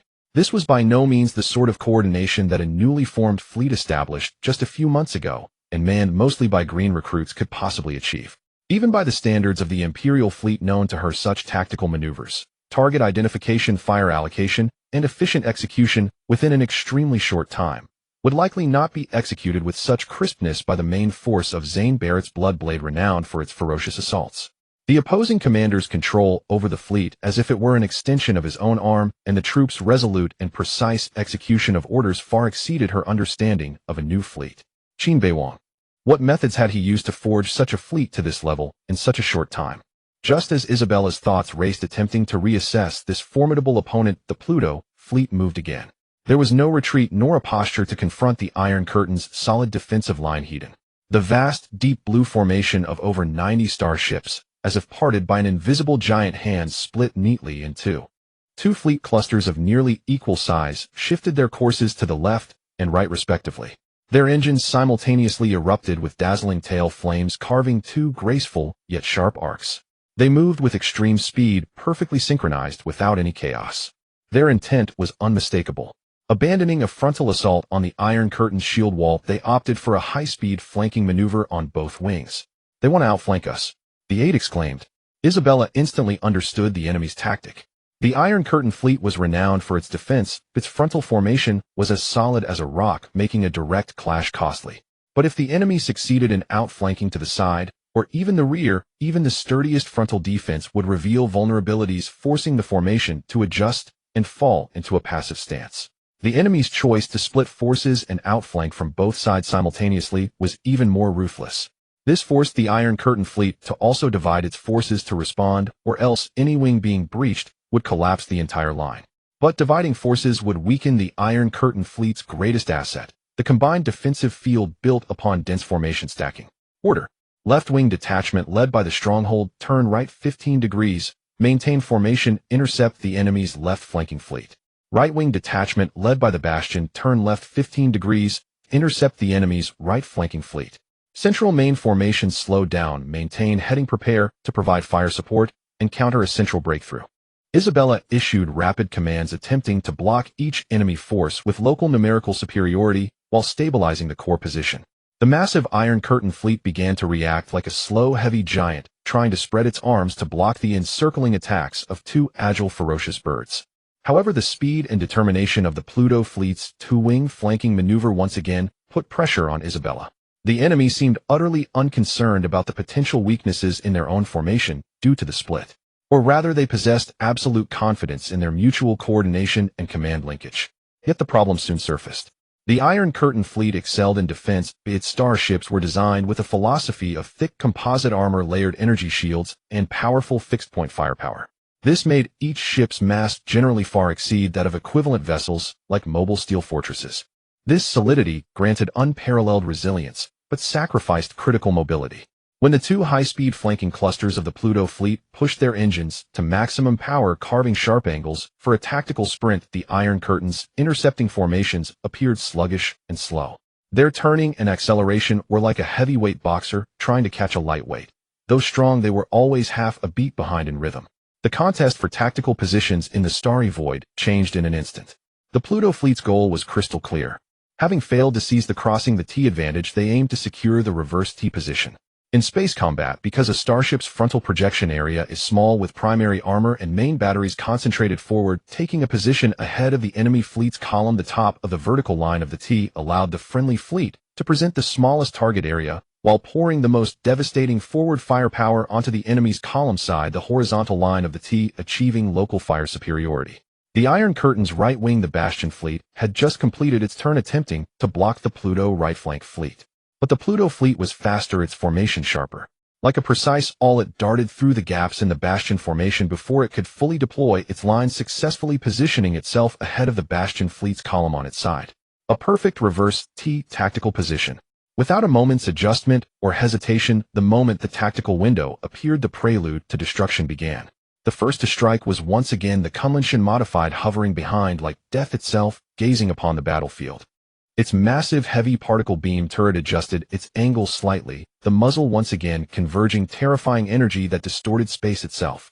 A pale white torrent of destruction crossed the battlefield for the second time. This time its trajectory aimed directly at the flank of the Bastion fleet's column. A destroyer on the outermost edge of the column bore the brunt. Its shields and hull were pierced and vaporized like paper. The beam continued unhindered, penetrating a medium cruiser attempting to cover, leaving a terrible molten-edged hole in its center. The beam's ultimate target was none other than the core of the Bastion fleet. The flagship, the battleship Steel Plate, a heavy defense battleship renowned for its exaggerated frontal armor and super shield generator. The captain of the Steel Plate had issued a full defense order the moment the beam lit up. All the warship's energy was frantically funneled into the combined shield array facing the incoming threat, while the thick multi-layered armor plates were adjusted to their optimal angles. The pale beam of light slammed violently into the legendary super shield of the Gangbang, a defense reputedly capable of withstanding sustained bombardment from battleship main cannons. A blinding radiance erupted as the collision of two extreme energies triggered a localized space-time ripple. The shield flickered wildly, its energy readings plummeting. It held for barely a second against the transcendent T5 strategic main cannon of the Kunlun modified. The proud defense of the Gangbang melted like butter before a hot knife. The shield generator shattered into fragments amid an overloaded screech, and the pale particle torrent, irresistible, struck the heavy frontal armor of the Gangbang directly. Armor capable of withstanding ordinary heavy plasma cannons now eroded and vaporized at a visible rate. The beam, like a red-hot iron rod, piercing ice, penetrated deeper, with unwavering determination, slicing through layer after layer of armored compartments, annihilating all matter in its path. From the point of impact on the bow to the opposite side of the hull, a terrifying tunnel several meters in diameter with edges as smooth as polished glass was molten through. The colossal Gangbang shuddered violently, all lights extinguished in an instant, and the glow of its engines dimmed. It was not blown to pieces, but the penetrating trauma had utterly destroyed its core power and command systems. The giant vessel, renowned for its defense, became a floating steel coffin in space, its interiors still torn by small-scale, secondary explosions. Yet that deadly particle beam, after piercing through the Gangbang, still retained residual energy, exiting from the other side to punch clean through two destroyers that had been unable to evade in time before finally dissipating into the void. A single strike. The flagship of the Rampart fleet was crippled, its flank defense ripped open like a bleeding wound, with multiple escort vessels destroyed. The vaunted solid defense of the Iron Curtain fleet proved fragile in the face of such an absolute disparity in firepower. The Pluto right-wing fleet, having seized the advantageous vertical T position, naturally did not let this golden opportunity slip. All ship main cannons, already fully charged, opened fire simultaneously. Dense bolts of high-energy beams, plasma clusters, and kinetic projectiles rained into the chaotic flank of the Rampart fleet, whose flagship was destroyed and formation was breached. The left-wing stronghold fleet was in a slightly better state, but was also being pressured and entangled by the Pluto left-wing fleet through similar tactical maneuvers, unable to effectively support the right wing. While the main cannon of the Kunlun modified tore open the defense, and the main Pluto fleet exploited the breach, with volley fire, another deadlier blade had already been drawn. More than 30 Federation Yingyu-class high-speed destroyers like phantoms detaching from the fleet suddenly accelerated out from behind the Pluto wings. Their hulls were slender lines, sleek engine nozzles blazing with a pale blue flame far exceeding their size. Their speed was so extreme that afterimages were left on sensors. The design philosophy of the Yingyu class was the antithesis of the Iron Curtain's heavy armor ultimate speed and lethal close-range burst. They had stripped away almost all non-essential armor, dedicating the saved mass entirely to propulsion systems and a special weapon system. The Kingslayer Resonance Torpedo Launcher. The Kingslayer torpedo, known as a Star Destroyer for its terrifying effects, did not rely on brute force to penetrate shields directly. Instead, through its special warhead, it released a highly tuned electromagnetic pulse upon approaching the target, creating a lethal resonance with the target's shield generator frequency.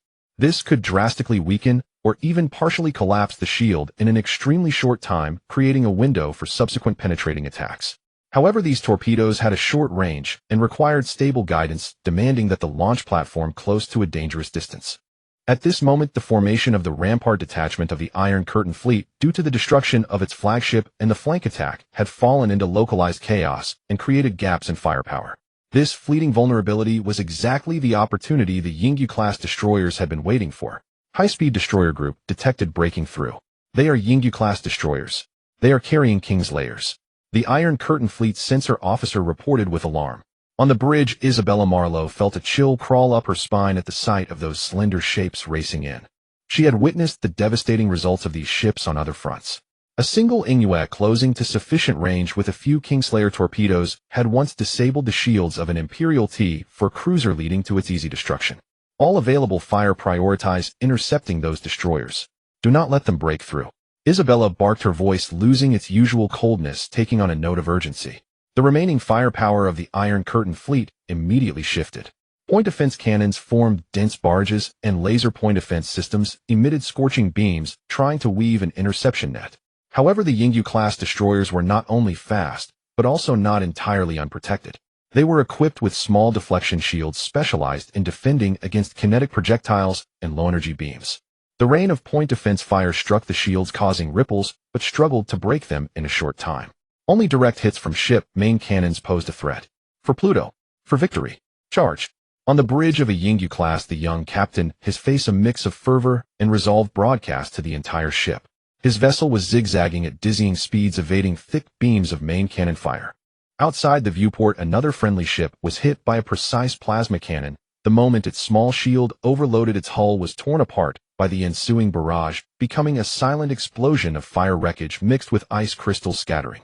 But this did not make the survivors flinch. Maintain formation. Deploy decoys. Draw fire. Another Inuit captain roared, his ship releasing a large number of decoys, creating opportunities for the comrades behind. Constantly, Yingyu-class ships were hit by main cannons during the approach. Some disintegrated in midair, others had their engines destroyed, becoming helpless targets that exploded into fragments under subsequent fire. Yet their charging momentum never ceased, like moths diving into a fiery net, sacrificing some to advance the whole. Finally, more than 15 Yingyu-class ships, relying on speed and sacrifice, audaciously breached the critical distance of 3.0 kilometers to the Iron Curtain fleet's flank. Fire! The captains of each ship issued the order almost simultaneously. Sleek black Kingslayer torpedoes slid silently from the rotating launchers of the Yingyu class. Their initial speed was not high, like swordfish in the deep sea, silent, yet deadly, streaking toward their respective locked targets. The cruisers and battleships of the Iron Curtain fleet, their formations in disarray, were firing desperately. The torpedoes, initially coasting on inertia at a speed of about 50,000 kilometers per second, were within the effective interception range of the point defense systems. The Iron Curtain Fleet's point defense network reacted instantly, enveloping the projectiles with a curtain of barges and beams.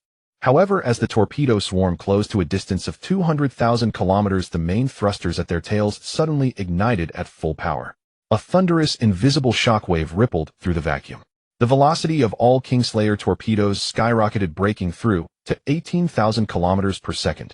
This acceleration caused most of the predictive close-range defensive fire to miss the barges, grazing harmlessly past. The gunners of the Iron Curtain Fleet's point defense systems, their pupils contracting, hastily adjusted their interception parameters. But it was not over yet. As the torpedoes closed to within 100,000 kilometers, a distance considered point-blank for interstellar weaponry, the auxiliary pulse thrusters on both sides of their bodies ignited simultaneously. A second acceleration. The speed indicators surged wildly, breaking through the terrifying threshold of 200,000 kilometers per second.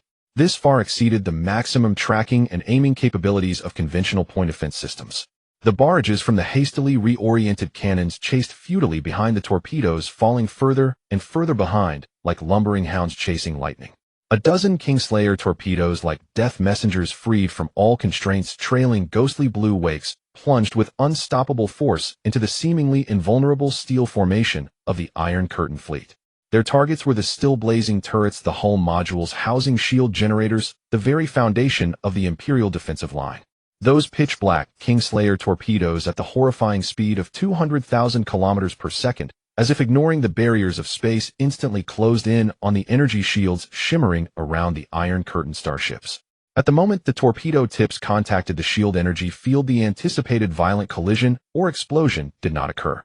Instead, the specialized warheads of the torpedoes were activated, releasing highly tuned electromagnetic pulse waves.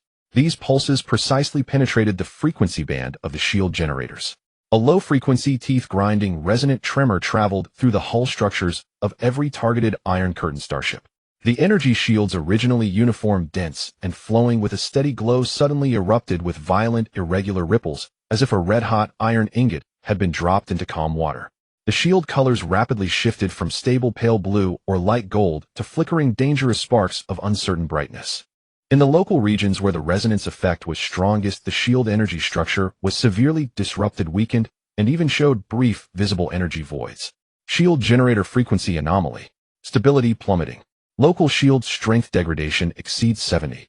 The shield chief's scream erupted simultaneously on the bridges of several Iron Curtain warships. But there was no time to adjust. At the very moment the shields were weakest, the hard bodies of the Kingslayer torpedoes, like a hot knife cutting through semi-coagulated fat, effortlessly pierced the energy barrier that should have been impenetrable. They did not detonate externally. Instead, relying on their residual kinetic energy, they slammed violently into the starship's solid armor. Immediately, the forward warheads exploded. The intense heat and pressure, like a drill, directly poured onto the contact surface between the warhead and the armor. The originally thick armor was directly melted through. The torpedo burrowed into the starship's interior. Aboard a heavy cruiser in the lower engine maintenance passage, several engine room crew were urgently repairing a damaged pipeline when they suddenly heard a piercing screech and tearing sound from above. They looked up in terror to see the ceiling suddenly bulge and crack. A black elongated cylinder, its tail still flickering with unstable electric sparks, squeezed through the twisted metal wedge between the beams and pipes less than a dozen meters from them. What is this? A young soldier stared blankly at the still vibrating, unfamiliar projectile. A new type of missile from the magazine. How did it get here? As his words fell, a red indicator light on the side of the projectile changed from a steady blinking to a constant glow. The delayed firing timer reached 0. No earth-shattering sound came from outside first. Instead, from within the starship burst forth a blindingly intense white light. The light erupted from the breach where the torpedo had entered from the gaps of nearby hatches from the ventilation ducts, instantly consuming everything nearby. Then came the muffled, deep explosion like the roar from the bowels of a giant beast. The heavy cruiser directly hit by the torpedo suddenly swelled in its mid-torrier section like a balloon. All armor seams spewed scorching flames and molten metal droplets. Then it broke in two amid a chain of sympathetic detonations, the explosion of its internal ammunition and energy core tearing it apart completely. A nearby destroyer likewise struck, seemed to be squeezed from within by an invisible hand. its hull twisted and deformed severely, countless fragments and human remains spewing from every breach, instantly losing all power and signals. A battleship called the Iron Anvil was more fortunate. The torpedo penetrated a non-critical area, but the violent internal explosion still tore apart a small portion of its broadside, igniting a raging fire inside, disabling multiple weapon systems, turning it into a burning, broken fortress. With just one salvo of Kingslayer torpedoes at close range, the surviving cruisers and destroyers of the Iron Curtain fleet's right wing, which had still been capable of organized resistance, suffered devastating internal damage. More than a dozen starships were completely disintegrated or rendered combat ineffective by the violent internal explosions. Most of the rest were damaged, their formation utterly shattered, their command chain in chaos. The originally somewhat orderly right flank defense line had now become a death zone of floating burning wreckage and leaking gases and liquids. The meticulously constructed shield wall of the Iron Curtain fleet had been smashed open by this fatal internal blow, creating a blood-soaked, irreparable gaping wound. Isabella Marlowe, watching the main screen as the icons of the right-wing fleet dimmed one after another, flashing red signs of heavy damage or destruction, her knuckles gripping the armrest turned white from excessive force. On board the flagship of the Pluto Fleet, in the tactical center of the Kunlun Mountain-modified class, the enormous curved main screen was divided into multiple windows displaying real-time dynamics of the battlefield. Qin Beiwang stood silently before the command podium, his posture still erect, his face devoid of any excitement or pride at defeating a powerful enemy, only a deep-sea-like calm. It was as if the grand and brutal starship slaughter that decided the fate of the Savannah system unfolding outside the viewport was merely a routine exercise on the tactical sand table before him. Deputy Commander Zhuang Zhishuan stood half a step behind him on his flank, her gaze shifting from the tragic battlefield scene to the calm profile of the young commander. The turmoil within her heart finally condensed into a complex sigh and an involuntary exclamation of admiration. "Commander," she spoke, her voice crisp in the command center where only the low hum of equipment sounded. "You have once again predicted everything perfectly." Qin Beiwang slightly turned his head, signaling for her to continue. "From the moment we split our forces, you foresaw the Iron Curtain's response." Zhuang Zhishuan pointed to the star map where the traces of the battle simulation still remained. "You predicted that Isabella Marlowe would divide her forces to block us, attempting to neutralize our two-flank encirclement with local numerical superiority. Because she had to preserve her formation, that is the foundation of the Iron Curtain fleet. Then you calculated that their ships were heavy with turning and acceleration inevitably slower than our high-speed vessels." Her finger traced the luminous band representing the Shadow Moon-class destroyer's assault route. Thus, seizing the vertical position was no accident, it was the inevitable result of the speed differential. The first salvo of the Kunlun Modified's main guns disrupted the bulwark fleet, not merely for destruction. It was to create a window of chaos for the Shadow Moon-class destroyers to penetrate. She paused, her eyes shimmering with admiration for the rhythm of the battlefield. "The most lethal move was the timing of the Kingslayer torpedoes. You didn't deploy them during the initial chaos. You waited until their formation was stretched, their attention drawn by our capital ships and the heavy guns of the Kunlun Modified, and their flank defense showed inertial fatigue and firepower gaps before releasing this blade. Isabella spotted the Shadow Moon-class destroyers and ordered an interception, but under that tempo her fleet simply couldn't redirect enough firepower to stop such a desperate assault." Zhuang Zhishuan concluded, a hint of emotion in her voice.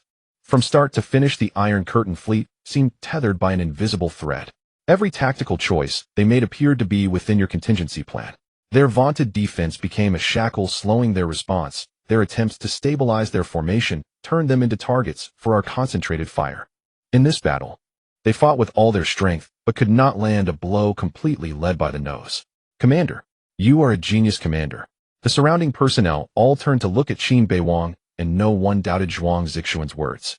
Qin Beiwang listened quietly, his gaze returning to the main screen. All of this was merely the result of him issuing orders according to the system's tactical simulations. At that moment, Chief of Staff Major Tang Haoyan pointed at the situation map, his tone exhilarated. "Commander, the Iron Curtain's left and right arms have been severed. Their formation is in disarray. I suggest we launch multi-layered maneuvering penetrations, splitting and encircling their main force and annihilate them in motion. Our morale is high, and we are fully capable of expanding the gains." Several staff officers nodded in agreement, their eyes burning with the desire to destroy another main Imperial fleet. The situation seemed excellent. However, Qin Beiwang shook his head, his voice calm but unyielding. "No.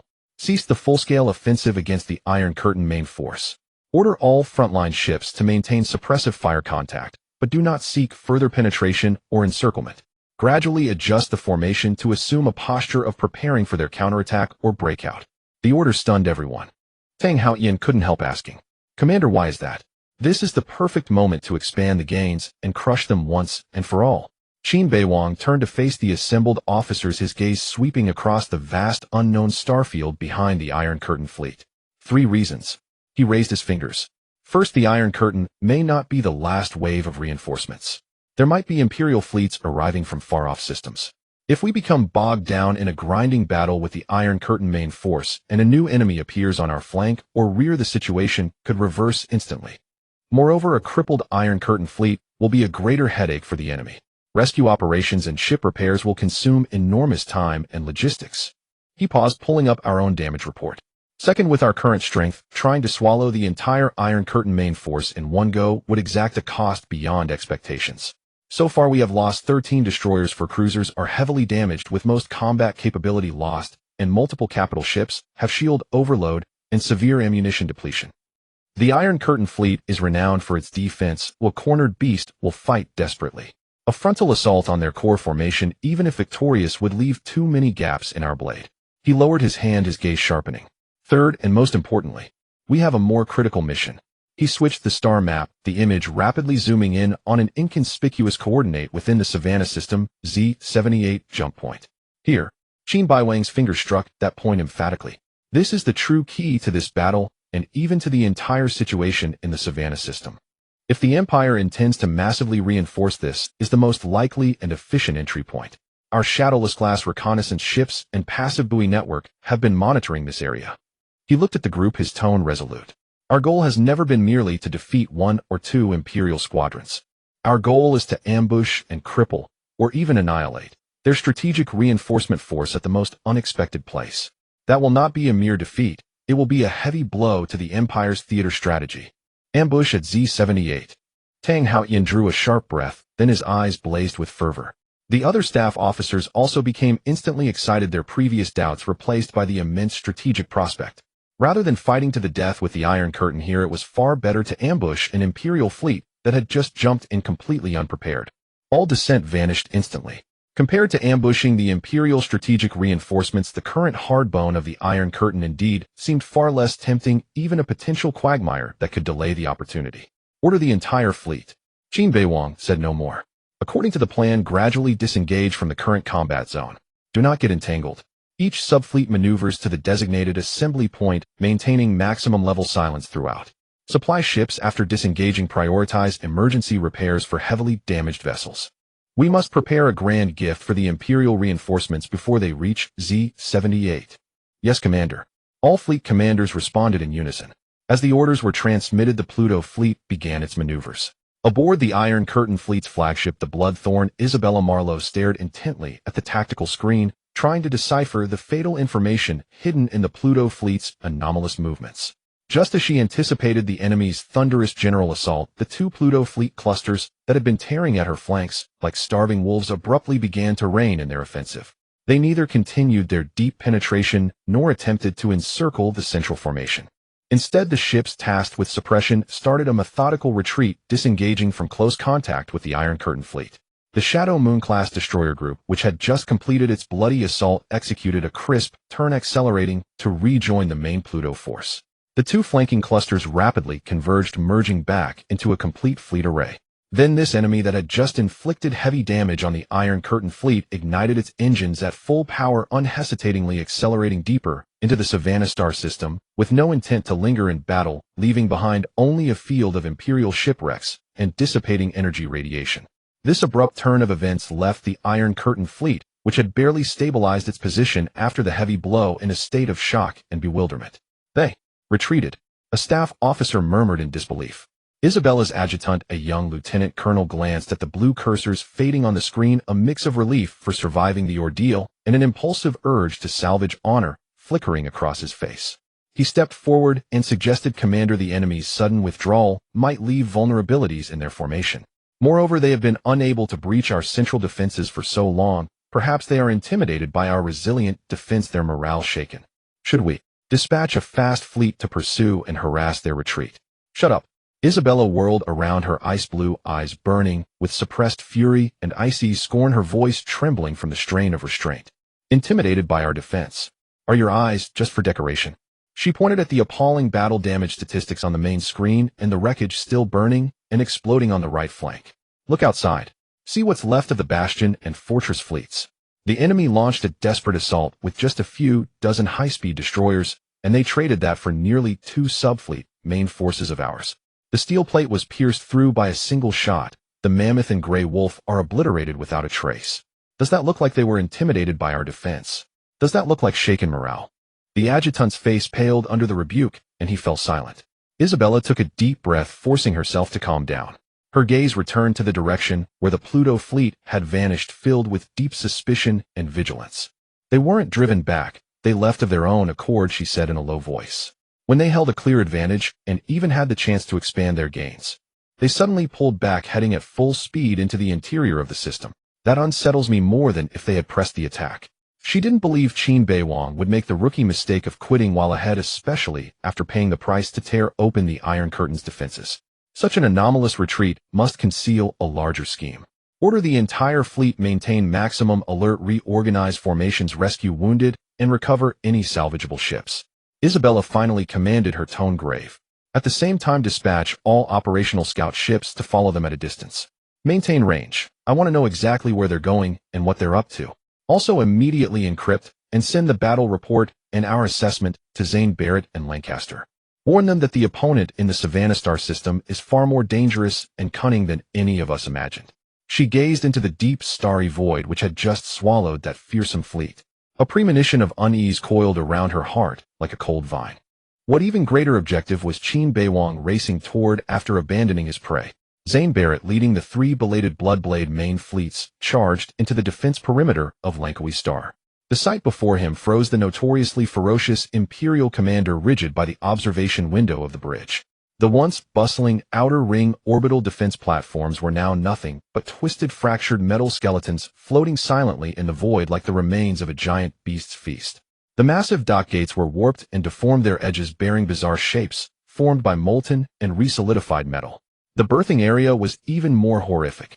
Heaps of starship wrecks of all sizes were piled and interlocked, some still burning, with a faint dying light casting eerie colors on drifting droplets of frozen coolant.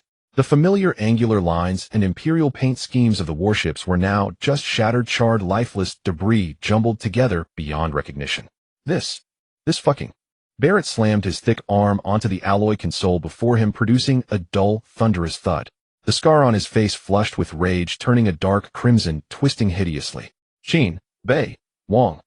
He roared the name, the sound reverberating through the bridge, rattling the eardrums of several officers. He tore open the top button of his collar, as if the uniform were choking him. I'm going to kill you. I'll tear your damn fleet apart ship by ship. Ill. Vicious curses burst from between his teeth like a machine gun laced with obscene slang and threats. Like a cornered beast fully enraged but unable to find its adversary, he paced back and forth on the bridge, his fists clenched so tightly his knuckles cracked, his eyes sweeping venomously over every gruesome image on the screen. Just then the communications officer tremblingly handed him a freshly decrypted urgent battle report.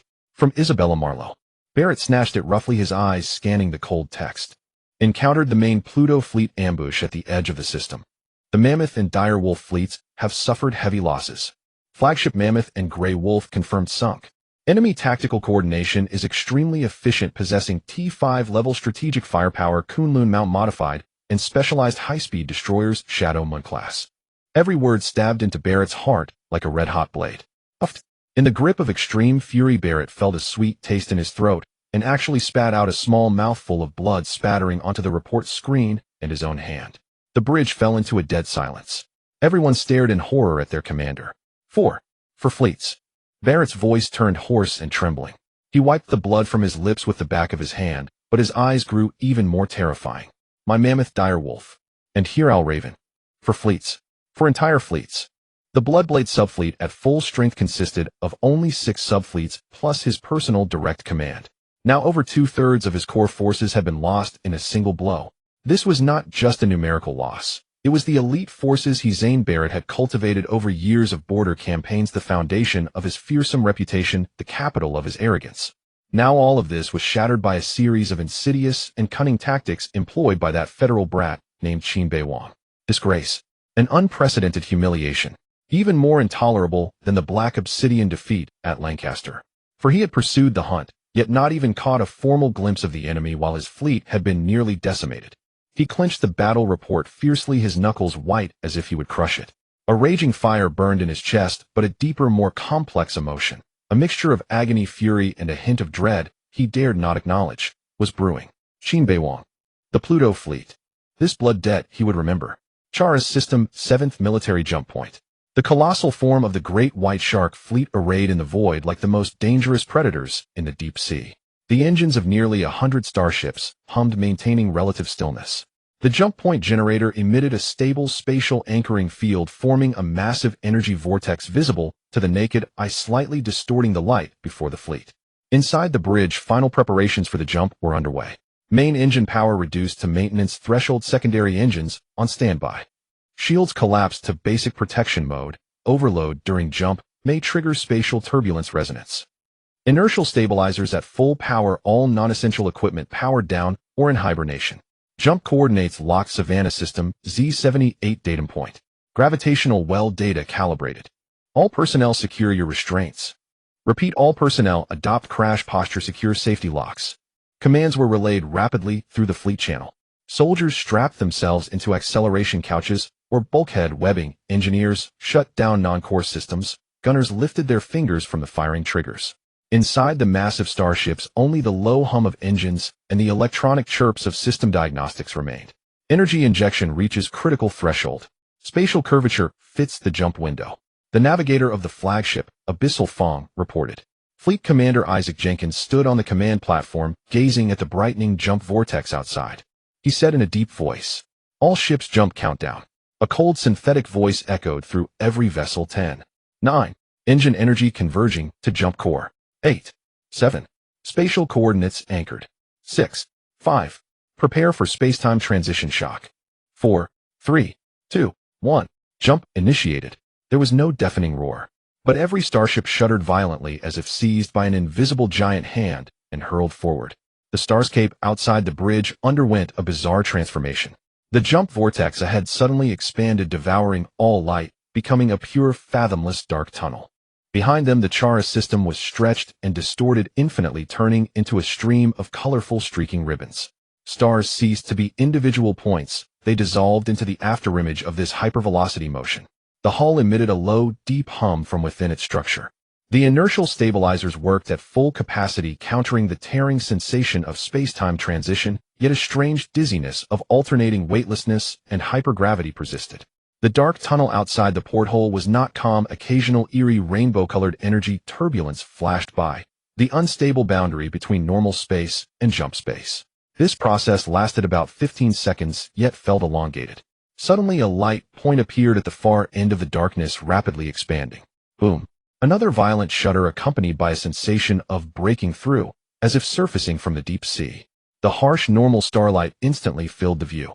Savannah System, Z78 jump point. The great white shark fleet emerged from the void as if spat out. Each starship still bore the residual energy of the jump, like a rapidly fading pale blue film on their hulls. Jump complete. Repositioning. Confirmed arrival at Z78 sector. The navigator's voice was a bit hoarse. Activate full fleet scan, establish defensive formation, restore cruising speed. Jenkins ordered, immediately shaking his head to clear the brief dizziness and tinnitus. This was a common physiological discomfort after long-range jumps, known as jump aftermath. Many crew members experienced similar mild nausea and disorientation, requiring a few minutes to adjust. The fleet began to reform, engine glow gradually stabilizing. They had successfully crossed the vast distance, arriving at this starfield that might soon witness more intense battles. And while they were still adapting, certain eyes, lurking in the shadow of the asteroid belt near Z78, had already detected their arrival. Just as the great white shark fleet's alertness momentarily slackened. Without any warning, 4 pale, destructive heavy particle beams like venomous snakes lying in ambush suddenly burst from a shadow zone above the jump point previously marked as a sparse asteroid belt, and tore through the void. Their target was clear and concentrated, the flagship of the great white shark fleet, the Abyssal Fong, which had just emerged. Enemy attack. Above starboard. The sensor officer's scream and the piercing alarm almost exploded simultaneously. On the bridge, even seasoned veterans froze for a moment in disbelief. This was a jump point within the Empire's controlled system. A preset safe zone and rear passage. How could there be an attack? Was the jump coordinate wrong? Or friendly fire? Confusion and panic began to spread. What are you panicking for? Commander Isaac Jenkins' thunderous roar drowned out all noise. He didn't look at the attack's origin, his eyes fixed on the main screen, showing the incoming beam trajectory and his own ship's posture, his mind making a split-second judgment. Navigator. Hard left rudder bow elevation 35 degrees, point the nose directly at the attack vector.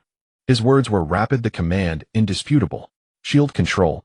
Abandon uniform defense route, all redundant energy, to the bow sector, maximum power. Quickly. His calm and clear orders acted like a shot of adrenaline. The well-trained crew swiftly suppressed panic and executed commands reflexively. The massive abyssal Fong began to turn and tilt with the scream of thrusters. The fierce ram and main gun array at the bow slowly pointed upward. Simultaneously, energy from shield generators across the ship was frantically channeled to the front. The pale blue energy membrane that had covered the entire ship rapidly condensed and thickened into an abnormally bright, almost solid heavy shield. All this was completed within 2 to 3 seconds. At that very moment, the two lethal particle beams carrying the might of piercing through stars slammed violently into the newly adjusted bow shield of the abyssal Fong from an oblique angle above. A thunderous boom.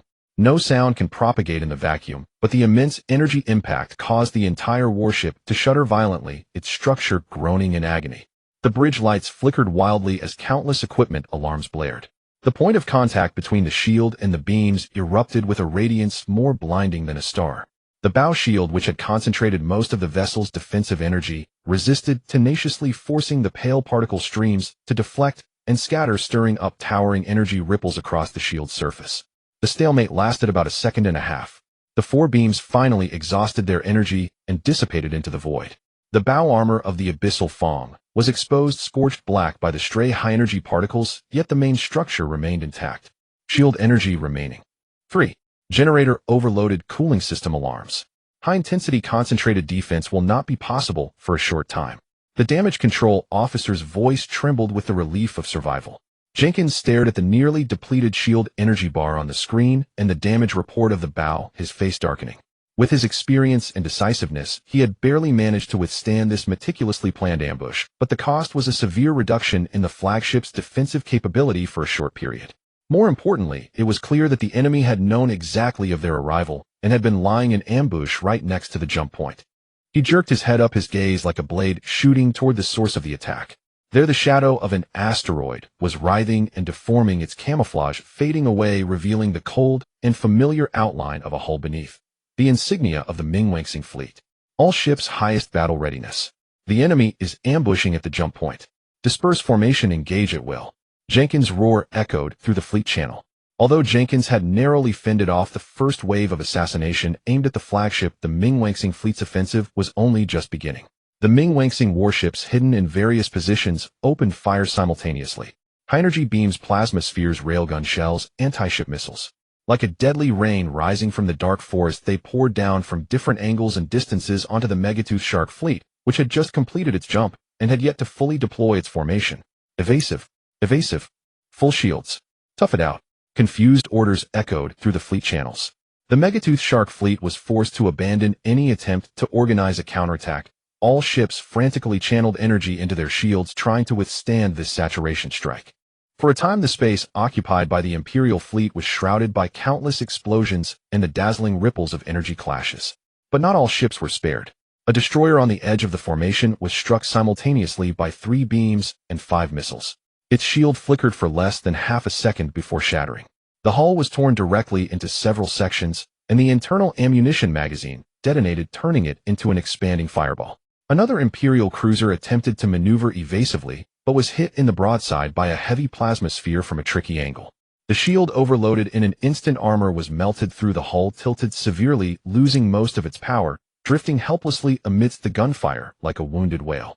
Explosions and destruction flashed continuously within the Imperial formation. We cannot take this passively here.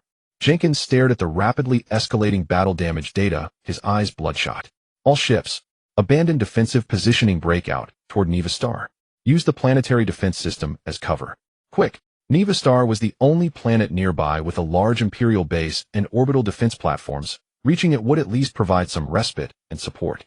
The remnants of the Megatooth shark fleet, like sharks driven into a corner, began to change direction. Engines at full throttle, they braved the continuous bombardment, trying to tear open a path to survival. Aboard the Mingwangsing fleet flagship, the Kunlunxingai, Qin Beiwang observed the battlefield calmly. Seeing the Megatooth shark fleet starting to move toward Neva Star, he immediately issued new orders. Enemy fleet shields are generally depleted. Regrouping will take time. All Yuyin fighter wings launch. Target enemy ship areas lacking shields, or with weak shields. Engines weapon array sensors.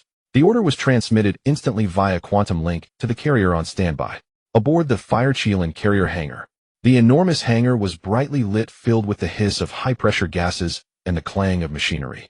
Sleek matte-coated UNV fighters were being moved from maintenance racks by the automated tug system, precisely delivered to the lift platforms leading to different deck levels. 4 on the upper deck and 4 on the middle deck, a total of 8 electromagnetic catapult tracks were ready, their ends open to the bay doors and the cold starfield beyond. Beside each track, laser guiders emitted faint green beams outlining clear launch paths in the void. The pilots had already settled into the cramped cockpits, data streaming on their helmet displays. Yuyin Unit 758. Fanjie ready for launch. A young but steady voice rang out on the launch channel. Second Lieutenant Fanjie, this is Control. Guidance path locked. May the stars guide your course, and may glory be with you. The communications officer's voice came through. Received. Fanjie Yuyin Fighter 758, launching. Thump. The electromagnetic catapult released immense kinetic energy, accelerating the fighter to launch speed, in an instant flinging it into the cold void like a stone from a slingshot. One after another, the Yuyin fighters launched from the 8 catapults at a high frequency, quickly forming attack squads outside the bay doors. Within moments, hundreds of Yuyin fighters, like a disturbed swarm of bees, assembled in space. Then they transformed into deadly blue streaks of light, diving toward the Megatooth shark fleet, which was struggling to break out with its shields already dimmed. Their targets were the bare steel behemoths that had lost their energy barriers. The lethal second round of the hunt was about to unfold in a more agile and precise manner. Just as Jenkins was directing the fleet in a desperate turn toward Neva Star, the hull shuddering under the fire of the Mingwangsing fleet, a piercing alarm once again tore through the already frayed nerves. Detecting numerous high-speed small targets. Count. Over 700. Identification signals. Federation UNV space fighters. They are launching from the enemy fleet's rear area and approaching at high speed. On the tactical screen behind the blue icons representing enemy capital ships, a dense cluster of fast-moving red dots suddenly emerged. Like a swarm of bees pouring out of a broken hive, they were bearing down on them in overwhelming numbers. Jenkins stared fixedly at that red cloud of death, a muscle in his face twitching uncontrollably. His face, previously flushed with anger and tension, turned a livid green. A carrier. The intelligence was actually damn true. When the command from the Warzone headquarters arrived, the intelligence regarding the Mingwangsing fleet's potential possession of T-5 class carriers had been marked by the Staff Department as dubious or exaggerated. After all, a carrier, a strategic projection platform, was typically allocated only to higher-level fleet-level squadrons or elite core star sectors. How could a newly formed border defense detachment deserve such a privilege? Zhang Jinsi himself was skeptical, even suspecting it might be a smoke screen released by the Federation or an exaggerated excuse for Obsidian's own failure. But now the overwhelming swarm of fighters surging before his eyes shattered his last shred of hope.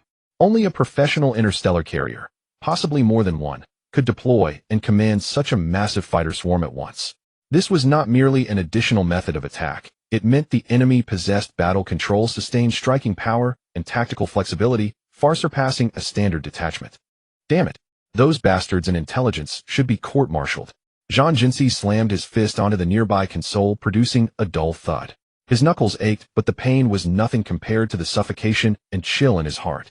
Having just ordered the fleet to concentrate shield energy to withstand those 4 heavy particle beam strikes, many ships' shields were now in low energy recovery or had already overloaded and cooled. Facing the capital ship's firepower, thick armor might still hold for a while, but against these agile, lethal, weakness-seeking space fighters. All ships. Abandon partial fire suppression on enemy capital ships. Bring all Closian defense systems online. Laser point defense and dense arrays form an interlocking crossfire. Destroyers and frigates move forward and protect the damaged ships and the flagship with your anti-air firepower. Zhang Jinsi almost roared the orders, his voice distorted by urgency. Accelerate. Don't stop. Keep charging toward Neva Star.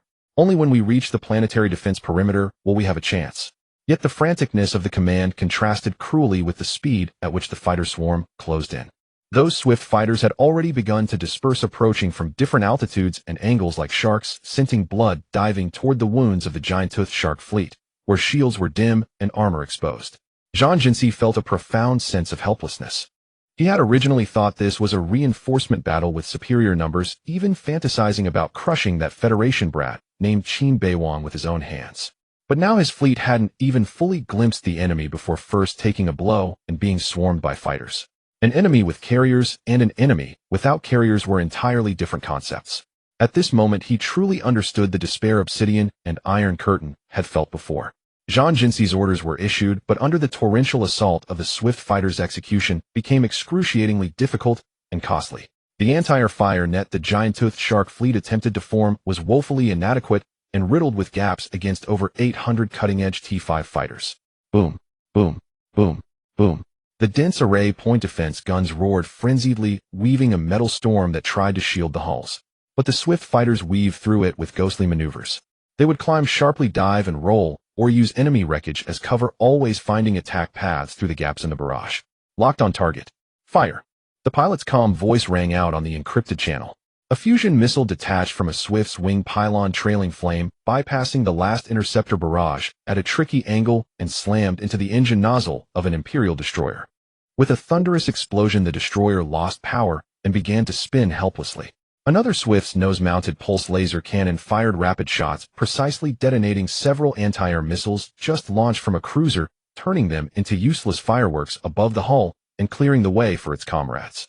More fighters, like bloodthirsty mosquitoes, specifically targeted ships whose shields had failed or were extremely thin. They swept over the superstructures using cannons and light missiles to clear turrets, radar arrays, and communication antennas.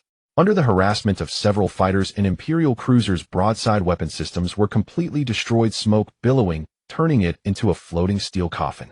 Explosions flared one after another in the ranks of the giant-toothed shark fleet.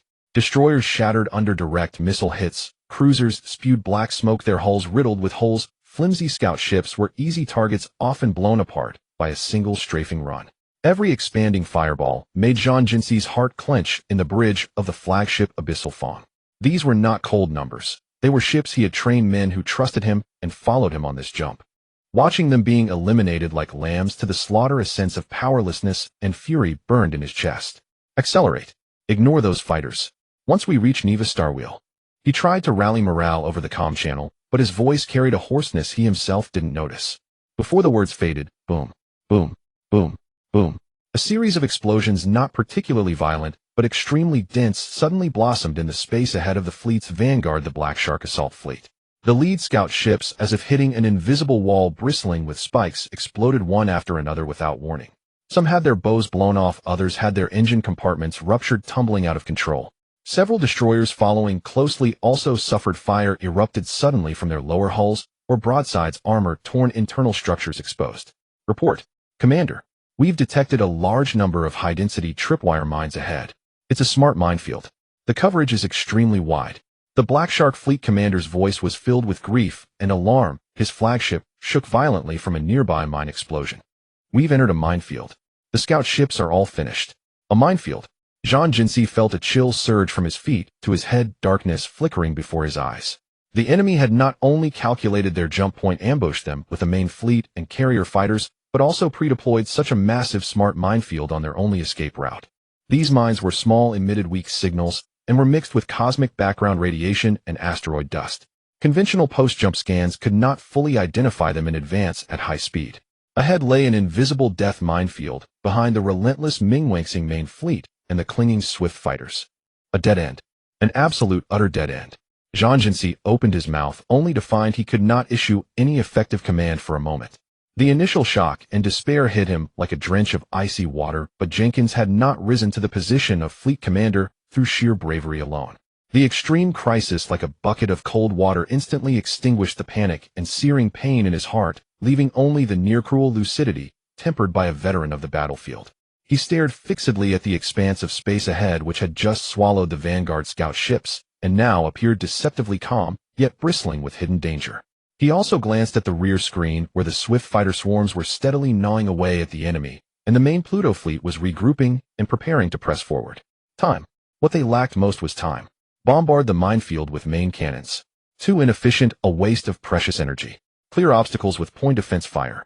A drop in the bucket. Against such a dense field of intelligent minds, it was a fool's errand. A brutal but viable plan crystallized in his mind, cold and clear. Orders. Jenkins' voice regained its usual gruff decisiveness, even colder than before.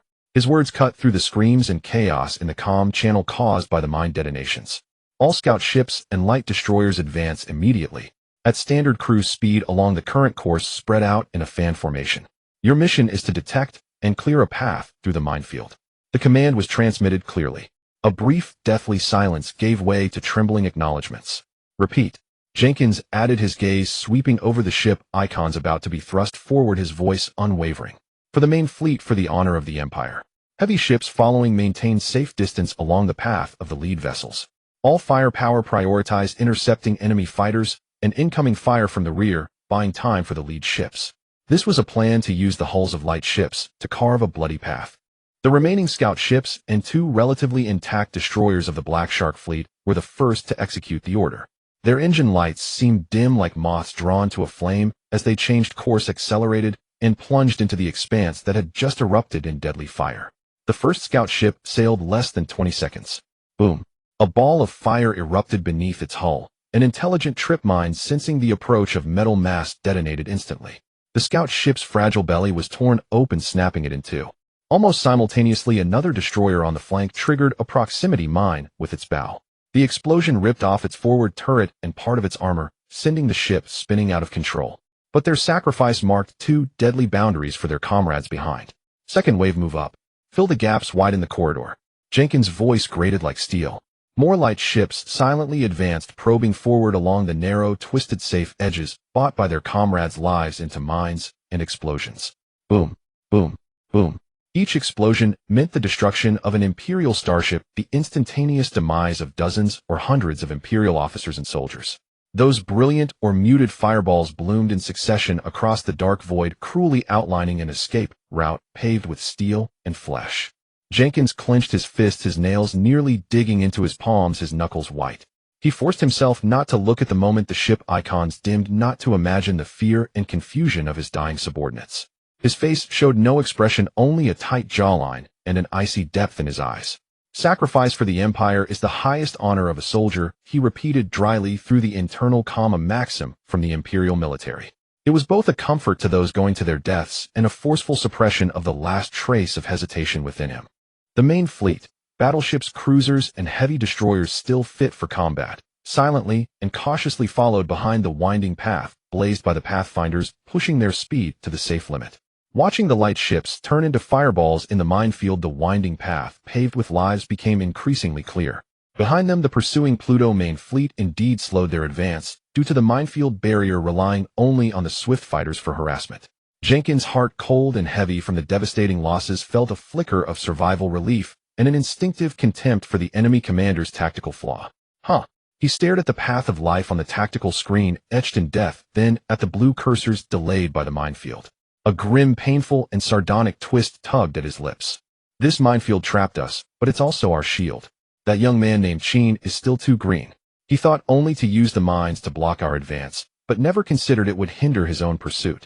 A more sinister thought surfaced. Since the minefield could block the pursuers, why not make it more thorough? Order all rear cruisers and destroyers to immediately deploy shipboard mobile trip mines. Jenkins' voice carried a desperate, reckless harshness. Deploy them densely along the flanks of the path we've just carved, especially at the entrance behind us. Seal this road completely. Let those annoying swifts and their main fleet stare at the mines in frustration.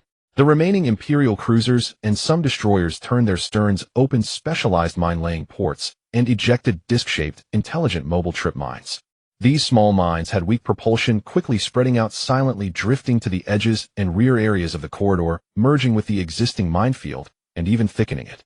Watching the minefield schematic where the safe corridor they had just passed was rapidly recovered and thickened by new red danger markers, the sting of sacrificing his subordinates seemed replaced by a twisted satisfaction of turning the tables. He even murmured to himself on the bridge, as if lecturing the unseen opponent. A 22-year-old graduate. Might be good at armchair tactics, but in a real battle clever schemes and luck aren't enough. If the enemy were a veteran, he'd be waiting at the minefield exit now pincer attack. That would be a killing blow. Pity young man, you're still a bit green. Only focused on intercepting, but forgot to block the door. He could already see the Pluto Fleet stuck behind the reinforced minefield, forced to watch them escape toward Neva. Once within the planetary defense perimeter, relying on orbital gun platforms and ground fire, he could regroup. However, this relief, tinged with bloodshed and superiority, did not last long. Commander, urgent dispatch from the front. The communications officer's voice was laced with unprecedented panic, even cracking. The Vanguard scout ship reports. At the minefield's exit in the direction of Nyewa Star, detected a massive gravitational reaction. Its starships. At least 30 of them. No, they're still increasing. 40. 50. They were already waiting there. As if to corroborate the report, the flagship Abyssal Fang's long-range sensor array, which had just partially repaired its functions, finally pierced the weak interference at the minefield's edge and captured a clear signal. Directly ahead of that narrow escape corridor carved out with countless Imperial soldiers' lives. The space that should have led to the safe Nyewa Star was now densely packed with the silhouettes of starships slowly emerging from the planet's shadowy background like a cold preset trap. The light of the main cannons was silently converging at the bows of those ships. The mocking curve on Jenkins' face instantly froze, then crumbled like a shattered mask. He lunged to the tactical screen, staring fixedly at those enemy designations that had suddenly appeared, blocking the final escape route. His pupils constricted to pinpricks. So, the enemy hadn't forgotten to block the door. They had already welded it shut, patiently watching him perform his clever escape from desperation inside. Qin Beiwang had never intended to merely pursue from behind the minefield. What he wanted was to complete the final encirclement in front of the minefield. Amid the suffocating shadow of the fleet ahead, a blinding light suddenly flared, then expanded and stretched, morphing into a deadly torrent that tore through space. It was the main cannon of the Kunlunchen. It was actually blocking the minefield exit, and it had opened fire without hesitation. A thick, pale white heavy particle beam, like a spear of judgment, shot straight along the narrow corridor that the Megalodon fleet had carved out with their lives. The beam first devoured the flagship of the Black Shark fleet, which was at the very front of the corridor and had just been thrown into panic by the discovery of the enemy. That battleship's shields evaporated like morning dew under the sun. Its hull was directly pierced through the core, and it snapped in two amidst the flames of a catastrophic explosion. The beam did not pause, it continued to plow backward. Several destroyers and scout ships in its path instantly vaporized, leaving not even wreckage. Then the flagship of the Tiger Shark fleet on the flank attempted an evasive maneuver, but was grazed by the beam's edge. Half of its hull was neatly sheared off, and the internal fires consumed the remainder. This beam of destruction was like a red-hot branding iron, searing a horrifying trail of death across the remaining formation of the Megalodon fleet. A trail composed of shattered hulls and scattered flames. It finally slammed into the bow of the flagship Abyssal Fang, which was located in the middle front of the formation. The heavy composite armor of the Abyssal Fang withstood the deadly test. A blinding light burst forth, the hull shuddered violently, and the structure groaned under the unbearable strain. The terrifying particle stream furiously eroded the armor, melting deep craters into its surface and scorching it red-hot, but it did not fully penetrate. Bow armor damage 65. Structural integrity remains. We help. The damage control officer's tearful report carried a hint of desperate joy. Jenkins was also shaken, staggering, his ears ringing, but hearing the report, a fierce light blazed in his bloodshot eyes. We helped. Just give him a little more time, just. The thought hadn't even formed. A piercing alarm once again rang throughout the ship, this time from the rear. Rear? Behind the minefield. High-energy reaction. It's another Kunlunchen. It's behind us. What? Jenkins spun around only to see on the tactical screen that behind the minefield in the direction of the main Pluto fleet, another equally terrifying signal source was flickering. And two slightly thinner but still deadly pale white beams had already broken through the void. They shot precisely along the death corridor that the Empire had marked with their own ships and corpses through the minefield from the rear. It was the Kunlunchen guy, Qin Beiwang's flagship. It hadn't tried to go around the minefield, instead it had coldly used the road that the Imperial fleet had carved out with their lives, launching a sniper strike from behind. These two beams entered the crowded Megalodon fleet formation from the rear, which had not yet recovered from the front assault. A battleship at the tail of the formation, which was about to release more trip mines, bore the brunt. The beam entered from its aft engine cluster, pierced all the way forward, detonating thrusters, energy conduits, and ammunition magazines, along the way finally exiting through the bow, turning that giant vessel into a torch of death, spewing flames from stem to stern. The other beam slanted through the formation, cutting a cruiser that was trying to turn and evade cleanly in two. Its residual force, undiminished, then slammed into the broadside of another battleship, opening a horrific crater several meters in diameter, with molten metal flowing at its edges, triggering a violent secondary explosion within. Just 2 shots from the rear, but because of the narrow channel and the dense formation, they caused even more terrifying chain damage and psychological shock than the front shot.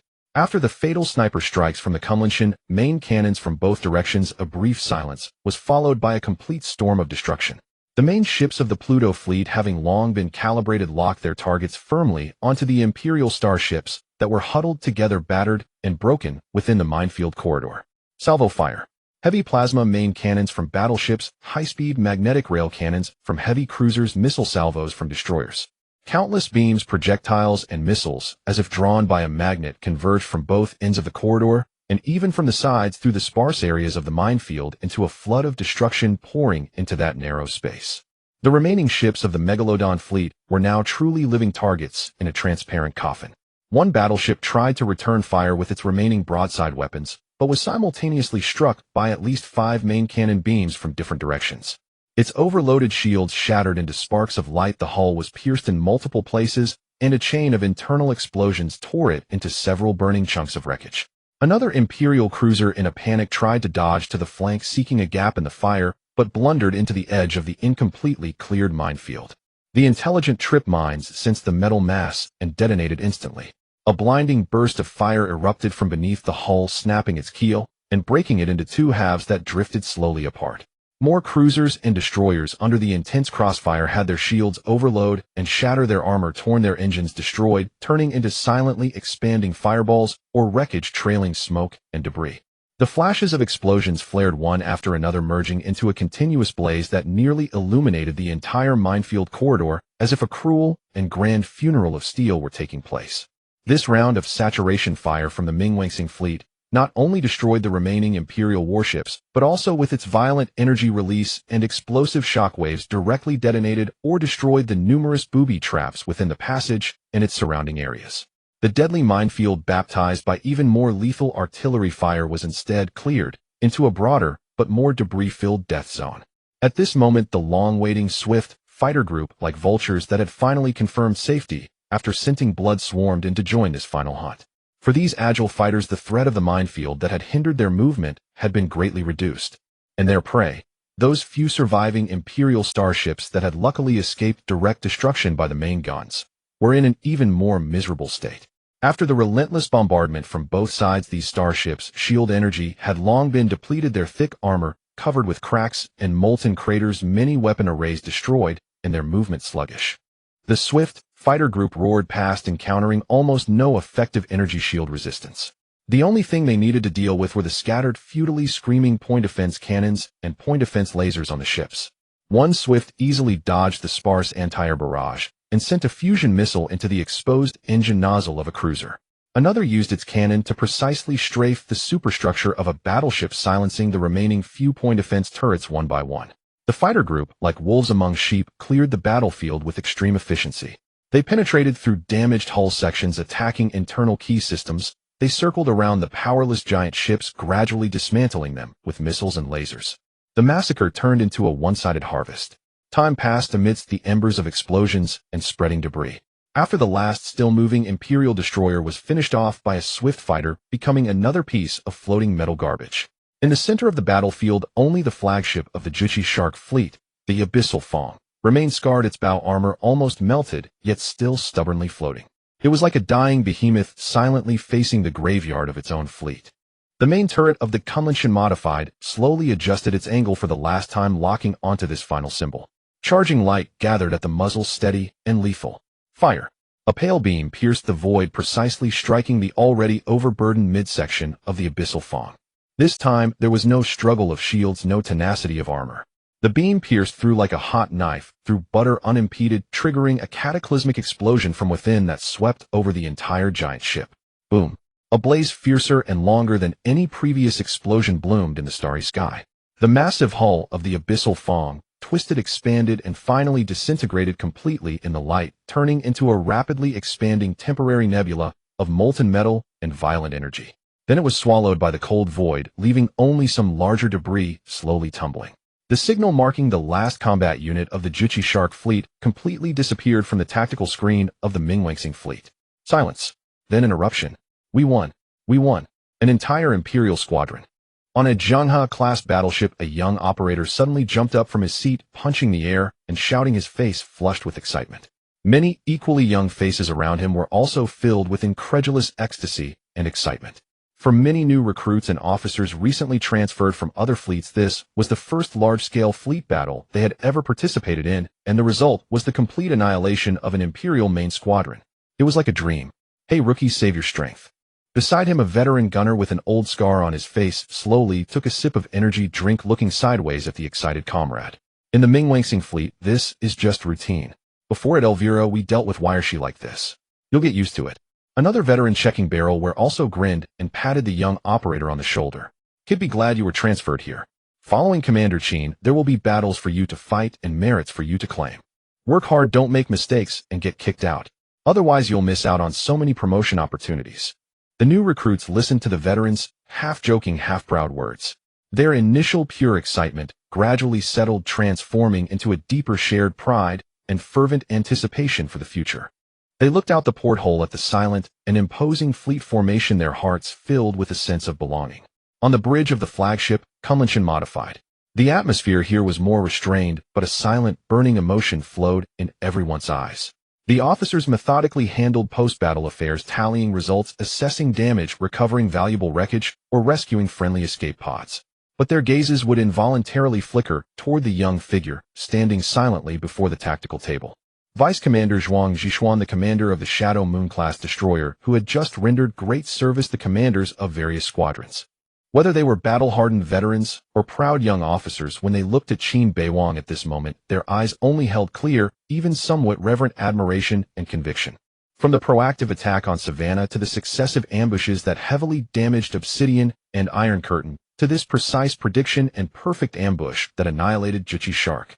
Through this series of campaigns, Qin Beiwang, with his incredible intelligence, mastery, cold and precise tactical calculations, and daring yet methodical command art, had completely won over everyone.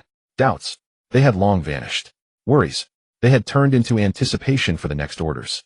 They were now absolutely certain of one thing: as long as they followed this young commander's orders, the Mingwangxing fleet would continue to win and create more seemingly impossible victories. This belief was more powerful than any pre-battle encouragement. Qin Beiwang seemed not to care about the gazes behind him. He only calmly called up the star map after confirming the disappearance of the abyssal Fong's signal, his gaze reaching into the distance. On the chessboard of the Savannah star system, several important pieces had been cleared, but the game was far from over. On the tactical screen, the red markers representing the Juchi Shark fleet had all dimmed, leaving only sporadic flickering debris signals. The blue formation representing the Mingwangxing fleet was still orderly, but the latest battle damage and resource reports scrolling beside it revealed the cost behind the glorious victory. Qin Beiwang's gaze shifted from the enemy debris zone, landing on his own data, quickly scanning key entries. Yingyu-class high-speed destroyers 42 engaged, 27 remaining, casualty rate 35. 7. Most survivors are damaged.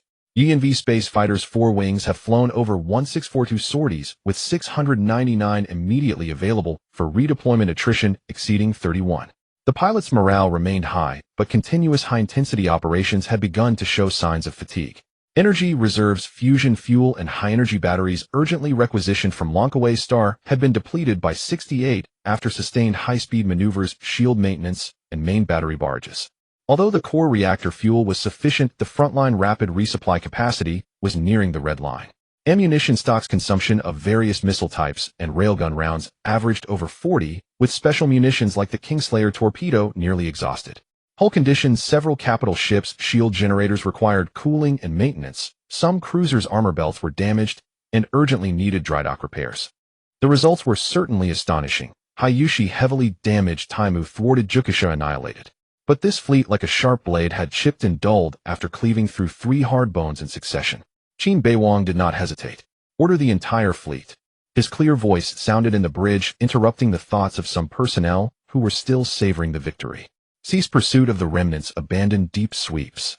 All combat units begin orderly withdrawal from the current engagement area according to the return to nest contingency. The order surprised some, but no one questioned it. Adjust course heading to the preset rendezvous at Shiwa Star. Maintain cruising speed, keep basic alert formation. Yuyan Wing recall all aircraft. Priority recovery of damaged fighters and pilots. Carrier catapults switch to recovery mode. Wine-class reconnaissance frigates forward expand the warning perimeter, focus monitoring on the major jump points in the Savannah Galaxy and the movements of remnant Imperial forces. Engineering ships and supply vessels begin operations, assess damage, perform the most essential field repairs, and redistribute remaining energy. The instructions cascaded down one by one.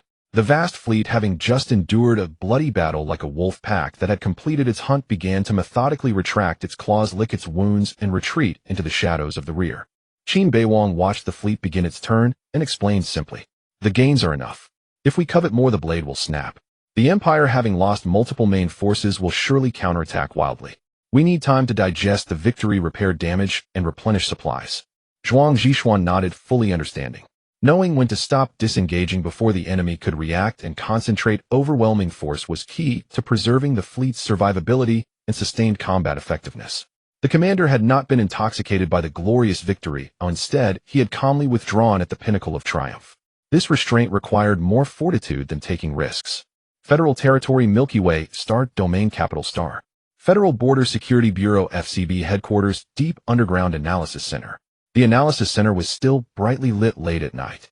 An encrypted intelligence packet marked with the highest priority and the unique identifier of Rose was delivered to the duty supervisor's terminal through multiple relays and physically isolated channels. The decrypted text made even the seasoned supervisor pause for several seconds.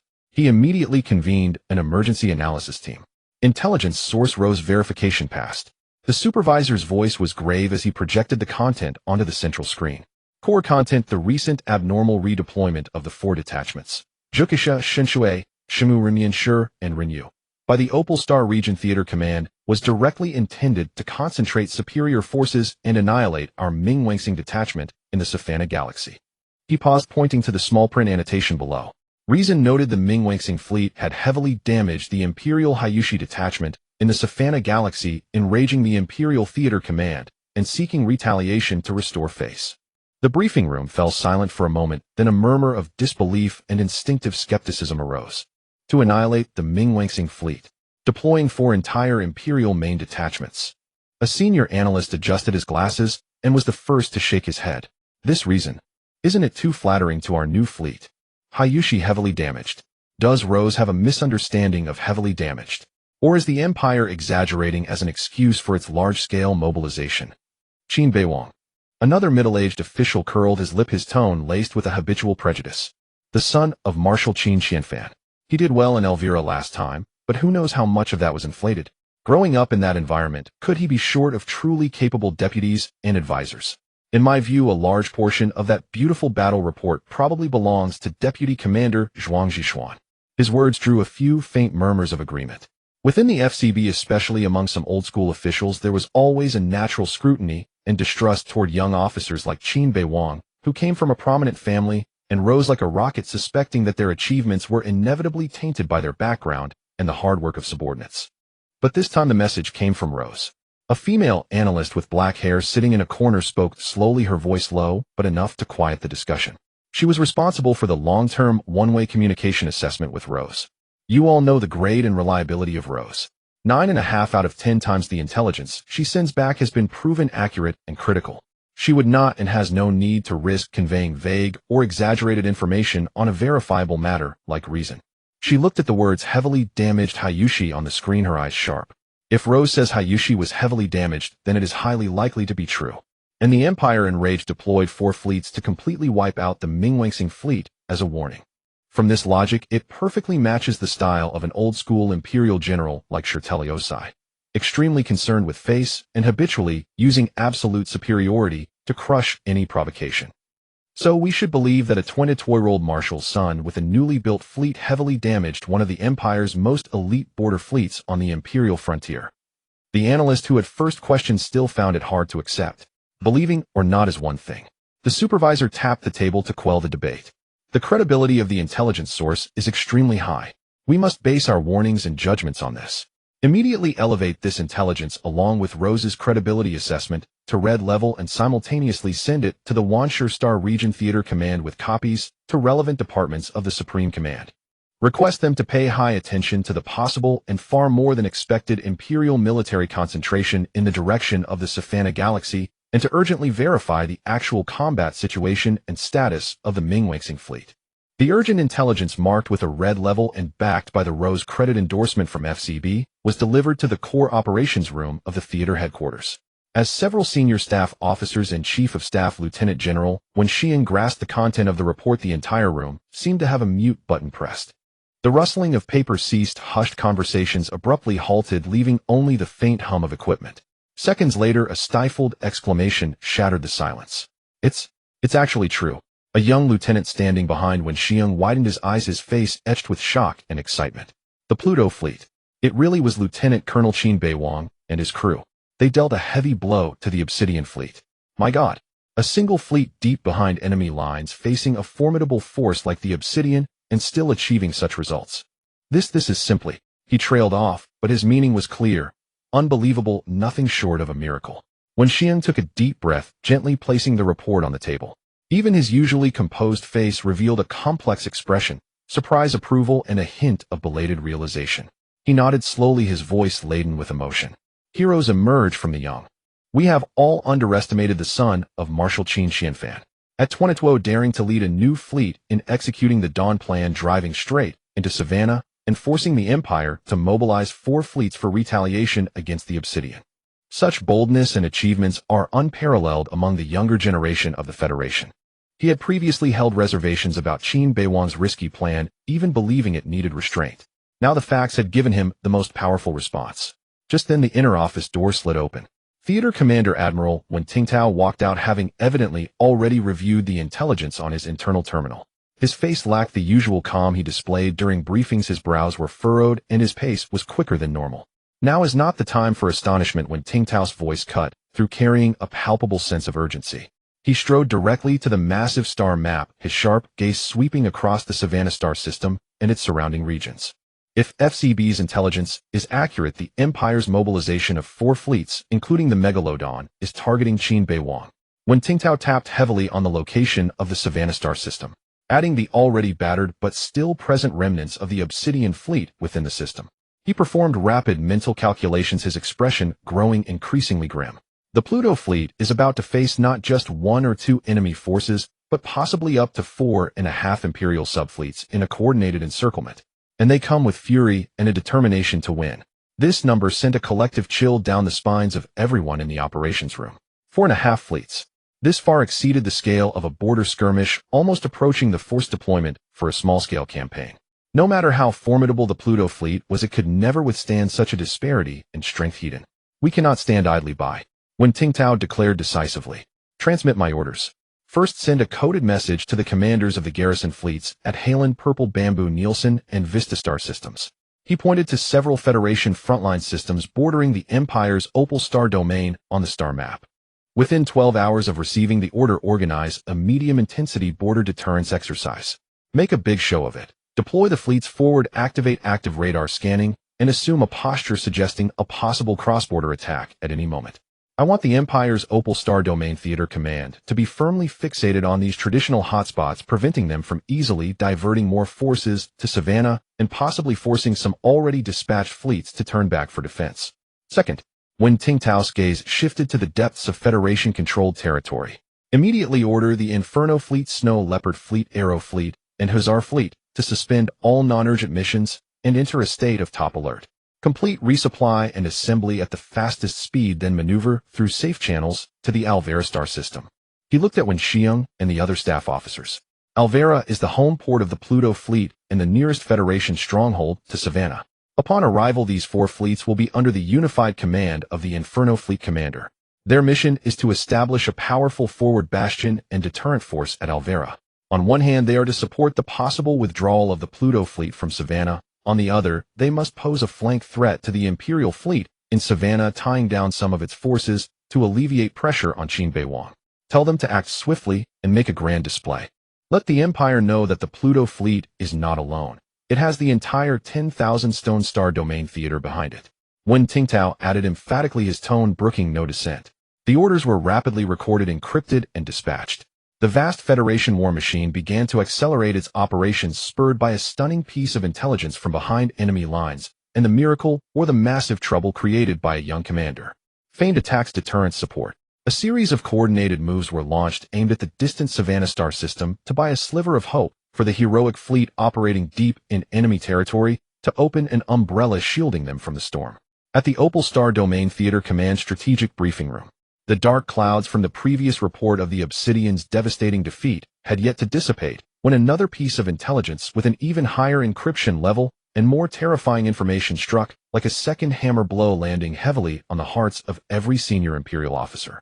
The intelligence officer's voice, strained from the effort to maintain composure, read out the grim tidings pieced together from various surviving units in the Savannah Star system.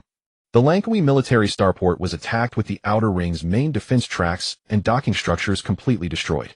Confirmed that under the Bloodblade subfleet, the Fierce Bird and Owl sub-subfleets while in port were ambushed by enemy carrier fighters and capital ships, suffering extremely heavy losses, nearly annihilated. The sound of sharp intakes of breath filled the briefing room.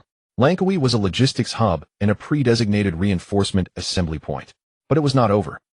The Iron Curtain Fleet, while en route to reinforce the Savannah Star system, was ambushed by the main force of the Pluto Fleet at the system's edge. After fierce combat, its subordinate Bulwark and Fortress sub-subfleets, along with the Bloodblade Fleet's Mammoth and Dire Wolf sub-subfleets, suffered devastating blows, confirmed to have lost their full combat organizational structure. The flagships Steelplate, Iron City, Mammoth, and Grey Wolf were either sunk or heavily damaged, losing command capability. Silence. Absolute silence. If the Obsidian's defeat could still be attributed to underestimation or accident, the subsequent attacks on Langkawi and the ambush that crippled 4 Imperial sub-subfleets in motion. This series of blows could no longer be explained by accident or luck. An old general steadied himself against the table edge, his fingers trembling slightly as he murmured in a low voice. Obsidian, Fierce Bird, Owl, Bulwark, Fortress, Mammoth, Dire Wolf. This is already 8 units. Another general completed the spine-chilling number for him, his voice dry and hoarse. That equates to the full establishment of an entire reinforced Imperial subfleet. And all within less than a standard week, overwhelmed by the same Federation fleet despite being outnumbered, defeated one by one. The Pluto Fleet. As the intelligence officer uttered that name, an unmistakable tremor of dread had already crept into his tone. According to current intelligence analysis, the fleet commander Qin Beiwang fully exploited our delayed intelligence, dispersed forces, and a severe underestimation of his capabilities, executing a series of bold and precise deep penetrations, ambushes, and strikes against key points. His fleet demonstrated a level of coordination and tactical execution far exceeding that of newly established units. Inside the briefing room, the rage and thirst for vengeance that had burned since the loss of Obsidian were now replaced by a deeper chill and disbelief. The anger still lingered, but it was overshadowed by a dazed heaviness in the face of losses beyond comprehension. 8 subfleets. This was no minor border skirmish. It was a catastrophic defeat capable of destabilizing the local balance of power across the entire Savannah Star system and even the Obwa Star region. How many years had it been since the Empire suffered such a horrifying series of consecutive blows in the same region against the same adversary in such a short span of time? The Pluto Fleet. Qin Beiwang. These two names in the minds of the high command of the Imperial War Zone had abruptly transformed from provocateurs needing a lesson into a deadly threat that must be eliminated at all costs without sparing any effort. The earlier decision to dispatch 4 fleets for retaliation now seemed far from being an overreaction, perhaps still insufficient. The War Zone headquarters of the Obwa Star region, the commander's office. The final briefing consolidating the grievous battle reports from the Savannah Star system was placed gently on Grand Admiral Strauss' wide alloy desk by his adjutant, as if handling a precious heavy object. The moment the heavy soundproof door of the office closed, the faint noise from the corridor outside was completely sealed off. Strauss picked up the report with an expressionless face, his eyes scanning the opening lines. Already the 3rd confirmation of Obsidian's loss. His fingers tensed slightly, crinkling the edge of the paper. Then he read on Langkawi Star had fallen, 2 Bloodblade fleets had been annihilated in port. His breathing grew heavier. When he reached the part where the Iron Curtain and the other 4 Bloodblade fleets had been ambushed and crippled during maneuvers with confirmed losses approaching the equivalent of 8 subfleet establishments, the veins on the back of his hand bulged like writhing earthworms. A dead silence lasted for about 5 seconds. Then, "You imbeciles. Worthless. A bunch of imperial parasites." Strauss' roar like the bellow of a wounded tyrannosaur exploded abruptly. Even with the soundproof door, the guards standing outside trembled in fright. Inside the office, the sound waves crashed against the walls, rattling a few old medals on the display shelf. He slammed the heavy report onto the desk with fury, sending papers scattering everywhere. But that was far from enough. 8 units. 8 entire subfleets. Nearly 120 Imperial starships. His eyes bloodshot, veins pulsing on his forehead, he paced back and forth, shouting at the air, as if Lancaster, Isabella, and Zane Barrett were standing before him. Even if they were 120 pigs. Let the Federation bastards catch them and slaughter them in the vast forests of Savannah. They couldn't have died so fast. So completely. The more he raged, the more furious he became, and he suddenly kicked the holographic tactical display stand beside him. The sturdy alloy frame let out a grating groan. The platform tilted, the projected star map flickered and distorted, then went dark. Lancaster, your Obsidian was supposed to be the elite of the border. Elite, pierced through by a 20-toy-rolled greenhorn. Are your 2 Emperor-class ships made of paper? Isabella Marlowe, Iron Curtain, defense expert, ambushed in your own star system, both flanks crippled. Are your scouts all blind? And Zane Barrett, you reckless fool, what can you do besides yell? Hunt, hunt. You led your fleet straight into the enemy's slaughterhouse. You couldn't even protect the ships in the naval base.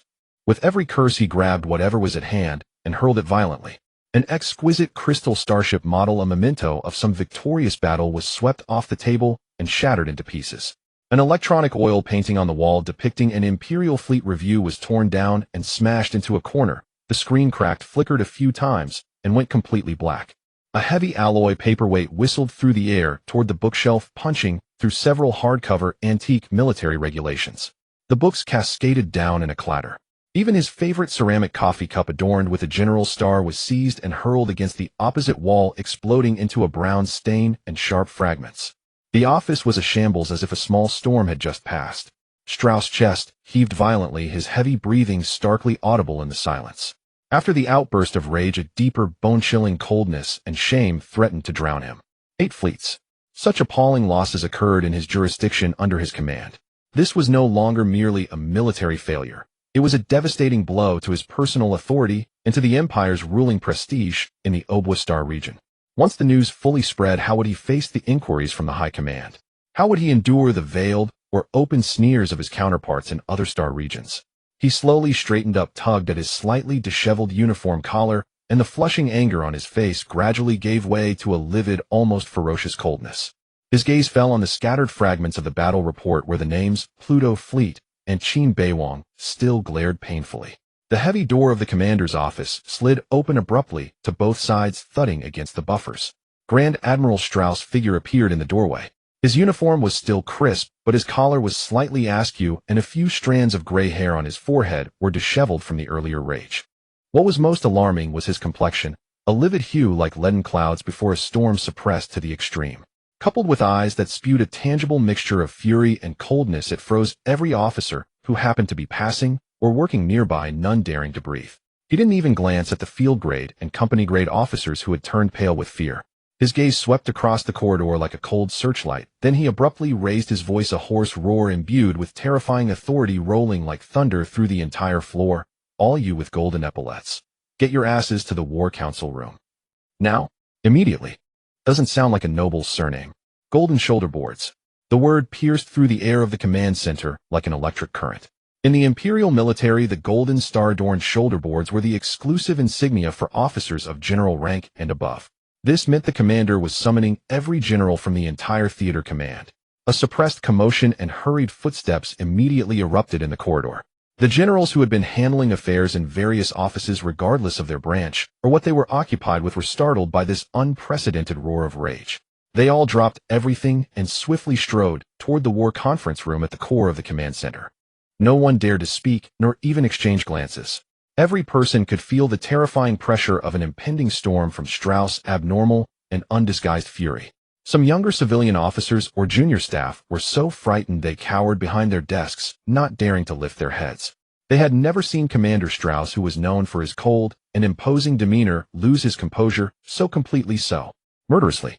About half an hour had passed since Strauss Bellow summoned all generals to the war conference room. The atmosphere in the operations briefing room remained heavy.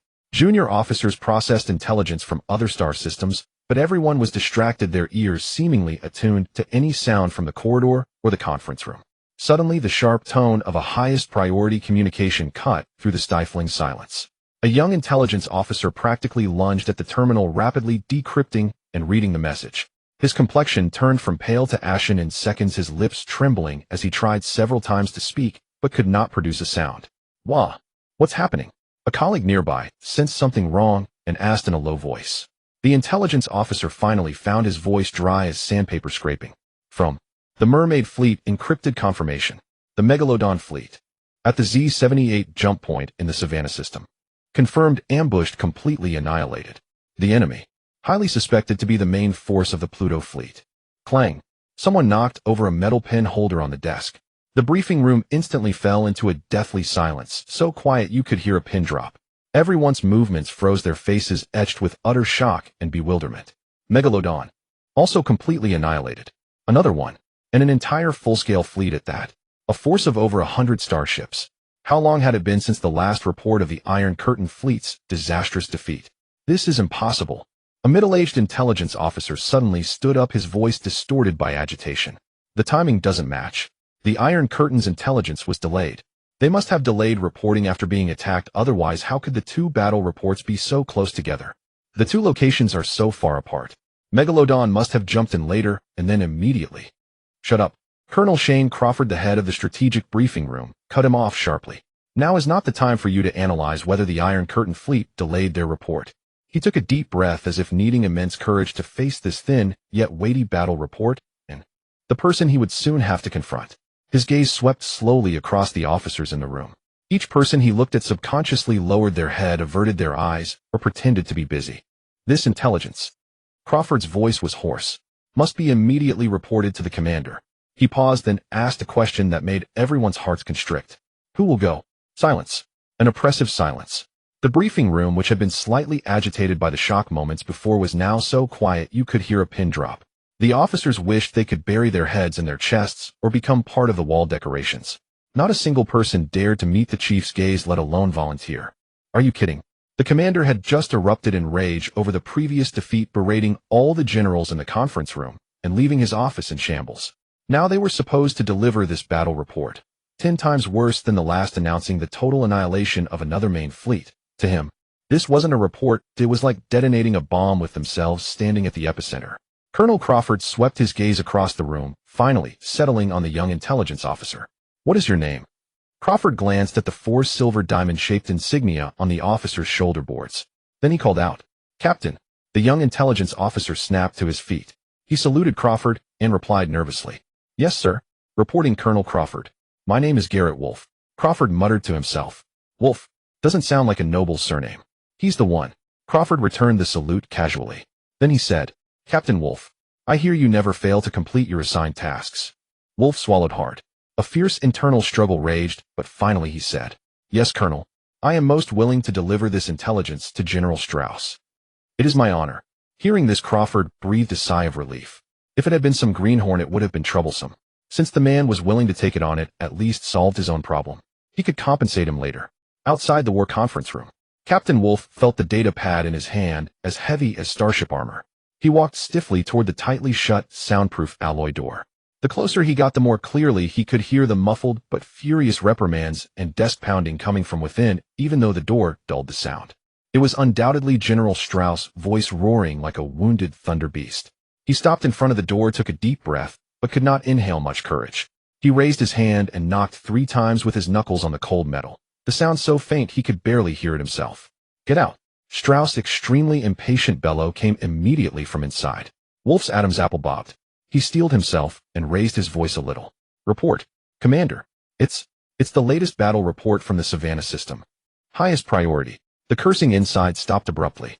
After 2 seconds of silence, the door lock gave a soft click and the door slid open automatically. Wolf stepped inside and was immediately suffocated by the low-pressure atmosphere in the room. Around the enormous oval conference table sat generals adorned with golden star shoulder boards.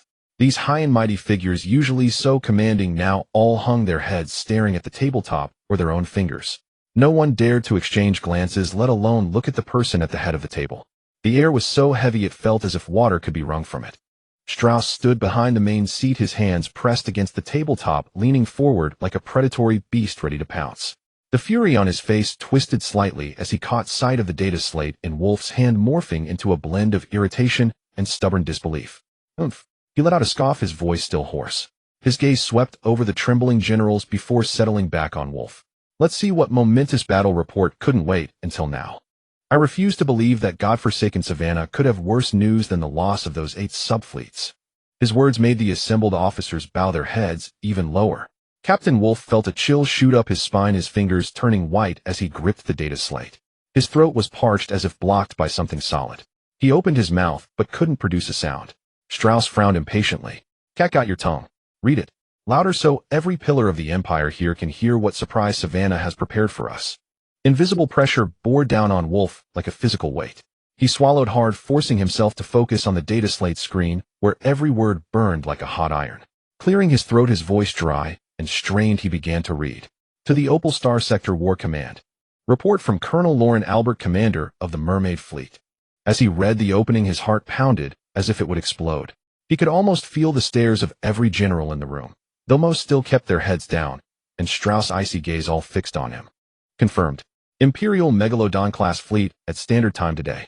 Ambushed by enemy main force at the Z-78 jump point in the Savannah system.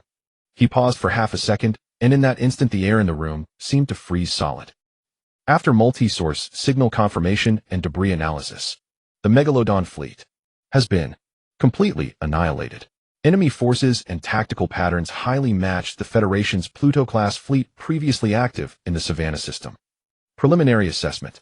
Megalodon fleet losses exceed 100 vessels, including the flagship Abyssal Fawn. Wolf's voice faded to a whisper as he finished. He dared not look up, standing frozen, awaiting the inevitable, devastating thunder of wrath. The room fell into a deathly silence. Even the sound of breathing seemed to vanish. Captain Wolf's dry voice had barely faded, and the last echo of Abyssal Fawn still trembled in the cold air. Silence. Absolute, heart-stopping silence. At the main seat, Grand Admiral Strauss remained motionless, hands still on the table, leaning forward. All his rage, mockery, and impatience froze upon hearing the words Megalodon fleet. Completely annihilated, then crumbled like weathered stone. His pupils first contracted sharply, then dilated wildly. The veins on his forehead and neck bulged, turning from red to purple, throbbing violently. His chest did not rise. He seemed to have forgotten to breathe. "More than 100 ships." He mouthed the words unconsciously, his voice barely a whisper. The catastrophic defeat of 8 subfleets was already the greatest disgrace the Empire's border had suffered in decades, a stain on his career that might never be washed away. His earlier rage had been less about his subordinates and more a frantic release against his own crumbling authority and the unbearable reality. And now, just as he believed the worst was over, another complete main fleet, the Megalodon, which he had personally dispatched to carry out a punitive mission, had followed suit. In a jump point within their own controlled system, annihilated by the same Federation fleet. Overwhelming shock, fury, humiliation, and a deeper terror at losing all control of the situation crashed through him like a breached dam, shattering his forced calm and the commander's will he had maintained. A metallic taste flooded his throat, his vision was swallowed by darkness, and all sounds faded away. Before the horrified eyes of the officers below, Strauss' tall, commanding figure swayed violently, his arms losing strength on the table, and he collapsed backward like a man with no spine. "Commander! Admiral! Quick, catch him!" The silence shattered, replaced by panicked shouts and chaotic footsteps. The moment Strauss began to fall, 3 or 4 generals and lieutenant generals nearby sprang from their seats, as if on springs. Their solemn expressions and fear instantly transformed into a mix of genuine concern, at least on the surface, and a eager opportunism. "Move aside. I know first aid." A bulky general roared, moving with surprising agility, shoving past colleagues to be the first at Strauss' side, trying to support his head and shoulders. He was about to perform mouth-to-mouth resuscitation. "Medic! Call the medic!" Another general, bespectacled and usually known for his refined demeanor, shouted while reaching for Strauss' arm, his fingers trembling slightly from effort or excitement. "Commander, Hang on. Quick, lay him flat, keep his airway open. More arms reached in, all scrambling. Some lifting legs, others unbuttoning his collar. The scene was utter chaos. Everyone's face was flushed, their voices growing more urgent, their actions more enthusiastic. Captain Wolf was pushed aside, staring dazedly at this absurd, yet real spectacle. Federation Civil Security Bureau FCB headquarters, deep underground analysis center. In the vast circular hall, countless screens streamed data from every star sector, with low conversation and keyboard clicks forming the background. Suddenly, from the dedicated terminal area, for Rose a short, sharp gasp broke the hum. My God! The voice belonged to analyst Liang Yana. She stared at the few lines of text that had just been decrypted and projected onto her personal screen, one hand covering her mouth unconsciously. A male colleague at the next workstation holding a cup of coffee was drawn by her reaction and turned to joke half-heartedly. What's wrong, Yana? Another surprise from Rose. Don't tell me young Master Qin's Pluto Fleet has taken out another Imperial fleet. He admitted as a casual quip to lighten the tense atmosphere that had gripped them since the Savannah situation. After all, the news of severely damaging the Obsidian had been shocking enough, such surprises could not occur daily. Liang Yana slowly turned her head, her face somewhat pale, yet her eyes glimmered with an incredulous, feverish excitement. She swallowed, her voice trembling slightly with agitation as she spoke word by word. No, it's not another fleet destroyed. She took a deep breath as if needing strength to utter the astounding truth. It's the annihilation of an entire division fleet. The Empire's Opal Star sector. The Megalodon fleet. Confirmed. Annihilated by the Pluto Fleet near the Savannah system, Z-78 jump point. Clang. The coffee cup in the male colleague's hand slipped and fell to the floor, brown liquid splashing, but he was utterly oblivious.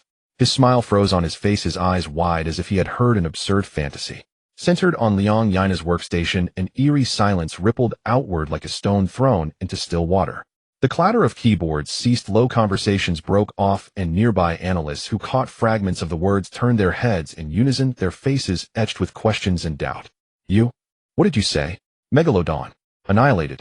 The male colleague's voice was as dry as sandpaper. Yana, are you sure? Has Rose's intelligence been verified? This isn't. However, facing his skepticism, Liang Yana retorted sternly. Rose is a diamond-level agent of our Federation, and her intelligence has never been wrong. Upon hearing this, the male colleague could only offer an apologetic smile. Then Liang Yana continued. Her voice carried clearly through the hall, now so quiet that a pin drop could be heard. Furthermore, after ambushing the Obsidian fleet, the Pluto fleet also raided the outer orbital ring of Lankawi Star, annihilating the Bloodblade fleet's subordinate Fierce Bird and Owl fleets at their military port. And on the enemy's reinforcement route, they ambushed the Iron Curtain fleet and 2 subfleets of Bloodblade. In total, they annihilated 4 subfleets, Dire Wolf, Mammoth Bastion, and Stronghold, adding the earlier destruction of the Wales Division fleet in the Elvira system, and the subsequent annihilation of the Megalodon fleet at the Z-78 jump point. She paused, surveying the faces around her, frozen in shock. The Pluto fleet in 2 independent campaigns has successively annihilated nearly 3 complete Imperial Division fleets. A dead silence. This time it was a stillness that truly enveloped the entire vast intelligence analysis center. Everyone, regardless of what they were doing, stopped their actions. Senior officials, young analysts, technical support staff. Each one seemed to have been hit by a pause button. The annihilation of the Wales Division fleet could still be explained away by a new fleet surprise attack or the enemy's underestimation. Severely damaging the Obsidian had already overturned many people's perceptions. But now, successively crippling the Bloodblade and Iron Curtain fleets, and even annihilating the Megalodon, a main division fleet that ranked within the Empire's war zone, fully staffed and armed with formidable firepower. What did this mean? It meant that the Pluto fleet, or rather its 22-year-old commander Qin Beiwang, possessed not luck, not a temporary tactical advantage, but a sustained, efficient, and terrifying combat capability capable of destroying a peer main fleet. That young lieutenant colonel, once privately discussed by many FCB officials as relying on his background and deputy, was shattering their entrenched prejudices and biases, and those of the entire Federation military high command, with one bloody victory after another. Duty Director Fu Yizhou, looking at the complete battle report summary compiled, confirmed, and endorsed by Rose's credibility, found his breathing quickening despite his composure. He quickly scanned the stark conclusions: annihilation of the Imperial Megalodon Division fleet at Z-78 jump point. Previously severely damaged the Obsidian Division fleet. Raided Lankawi Star, annihilated the Bloodblade's subordinate Fierce Bird and Owl fleets in port. Ambushed the Iron Curtain and Bloodblade reinforcements, destroying 4 subfleets, Dire Wolf, Mammoth Bastion, and Stronghold. Cumulative results equivalent to annihilating over 2 complete Imperial Division fleets, destroying or severely damaging more than 15 Imperial subdivision-level fleet units. Fu Yizhou immediately grasped the strategic weight of this intelligence. It not only verified the authenticity of previously scattered information, but also completely overturned the Federation's understanding of the scale of the Savannah campaign, the combat capability of the Pluto Fleet, and the personal ability of Qin Beiwang. Immediately, he turned to the communications officer, his voice resolute. Send this intelligence summary with classification red top secret via the highest priority channel simultaneously to the 10,000 Stone Star Zone Theater Command and the Federation Joint General Staff. Annotate the intelligence source as Rose credibility assessment extremely high. 10,000 Stone Star Zone Theater Command, main communications hub. Encrypted data streams like a surging underground river poured through multiple firewalls into the central servers here. After automatic decryption and format conversion, a brief with a glaring red border and top secret markings appeared on the duty communications officer screen. The young lieutenant, habitually browsing routine summaries, scanned the first few lines of regular reports from other star sectors. However, when his eyes fell on the title Savannah System Battle Update Source FC Burrows and the brief, yet information explosive list of key points, he abruptly stood up from his seat, the chair legs screeching against the floor. This can't be. He exclaimed, his eyes wide, staring at the screen as if to confirm he wasn't seeing things. The exclamation immediately drew the attention of Communications Director Lieutenant Colonel Jiao Jinghui. He had been agitated moments ago over the inability to contact the Pluto Fleet under radio silence, and he quickly strode over, his voice tinged with urgency and a glimmer of hope. What's wrong? Have you contacted the Pluto Fleet? Any news from Qin Beiwang? No, not that, Director. The communications officer turned, his face a mix of extreme shock and excitement, pointing at the screen, his voice cracking. It's the FCB, the highest grade intelligence from the Federal Border Security Bureau. About the confirmation of the Savannah battle results. Jiao Jinghui frowned, immediately leaning over to look at the screen. As the communications director, he had the clearance to view such intelligence in real time. When his eyes swept over the lines of battle results, brief, yet weighty, even his seasoned composure faltered. He held his breath, his pupils contracting slightly. Megalodon. Annihilated. Lankawi Star. Fierce Bird Owl. He murmured, each word making his heart pound heavily. Ambushed, the Iron Curtain and Bloodblade reinforcements eliminated 4 more. He straightened up, took a deep breath, forcibly suppressing the storm within, but his eyes now gleamed with sharp light. He knew what this intelligence meant. He straightened up, took a deep breath, forcibly suppressing the storm within, but his eyes now gleamed with sharp light. He knew what this intelligence meant. At once, Jiao Jinghui ordered the communication officer, his voice regaining its usual calm, but with an undeniable force. Transmit this intelligence exactly as is to the command headquarters, core briefing room. Priority maximum red channel. Notify the confidential secretary to ensure Chief of Staff, Wen Xiong, and Commander, Wen Tingtao review it immediately. Yes, Director. The communication officer responded loudly, his fingers flying over the keyboard as he sent this intelligence, capable of triggering an earthquake in the theater command, toward the core of power. Jiao Jinghui stood still, his gaze sweeping again over the line on the screen that read, cumulative results equivalent to annihilating more than 2 complete Imperial raiding fleets, and an indescribable emotion surged in his heart. Doubts and worries had now been replaced by a shock, close to pride. Qin Beiwang and his Pluto Fleet had not only survived the Imperial encirclement, but had also achieved a brilliant, almost unbelievable counterattack that was worthy of being recorded in federal military history. The tranquility of the command was about to be shattered completely by this report of victory from behind enemy lines and the intelligence department. The core briefing room. The intelligence summary from the FCB marked red top secret was projected onto the central main screen. Inside, a group of senior staff officers led by Chief of Staff Wen Xiong had just finished reading it. For a full minute, the briefing room was dead silent, broken only by the low hum of the equipment cooling system. The deathly silence was finally shattered by the sharp screech of a chair leg scraping against the floor. A colonel responsible for logistics assessment suddenly leaned back, his face drained of color, his lips moving but unable to utter any meaningful sound. 1. Imperial Main Force Raiding Fleet. Another major general specializing in enemy intelligence analysis murmured, his finger unconsciously tracing the designations of Imperial fleets marked as heavily damaged or annihilated on the screen. Obsidian Bloodblade partial, Iron Curtain partial. Finally freezing on Megalodon annihilated. And 4 sublevel fleets. Langkawi Star Naval Base. His voice grew quieter, as if he himself could not digest the information. What they faced was never wanton, not even Titan. A senior staff officer responsible for strategic simulation took a deep breath, his voice trembling. According to the timeline and battle results in this intelligence, the Pluto Fleet, with the strength of a newly formed fleet in the heart of the Imperial-controlled Savannah Galaxy, confronted and fought at least 3 complete or main force-rating fleets, Obsidian Bloodblade and Iron Curtain, and successfully inflicted heavy damage on them. He pointed to the areas on the star map where battles had erupted in the Savannah Galaxy. Look here and here. They not only weakened the enemy in mobile warfare, but also took the initiative to strike and eliminate the stronghold of Lankaway Star. What precise intelligence and what bold infiltration this required. Then, another younger staff officer took over, his tone filled with disbelief.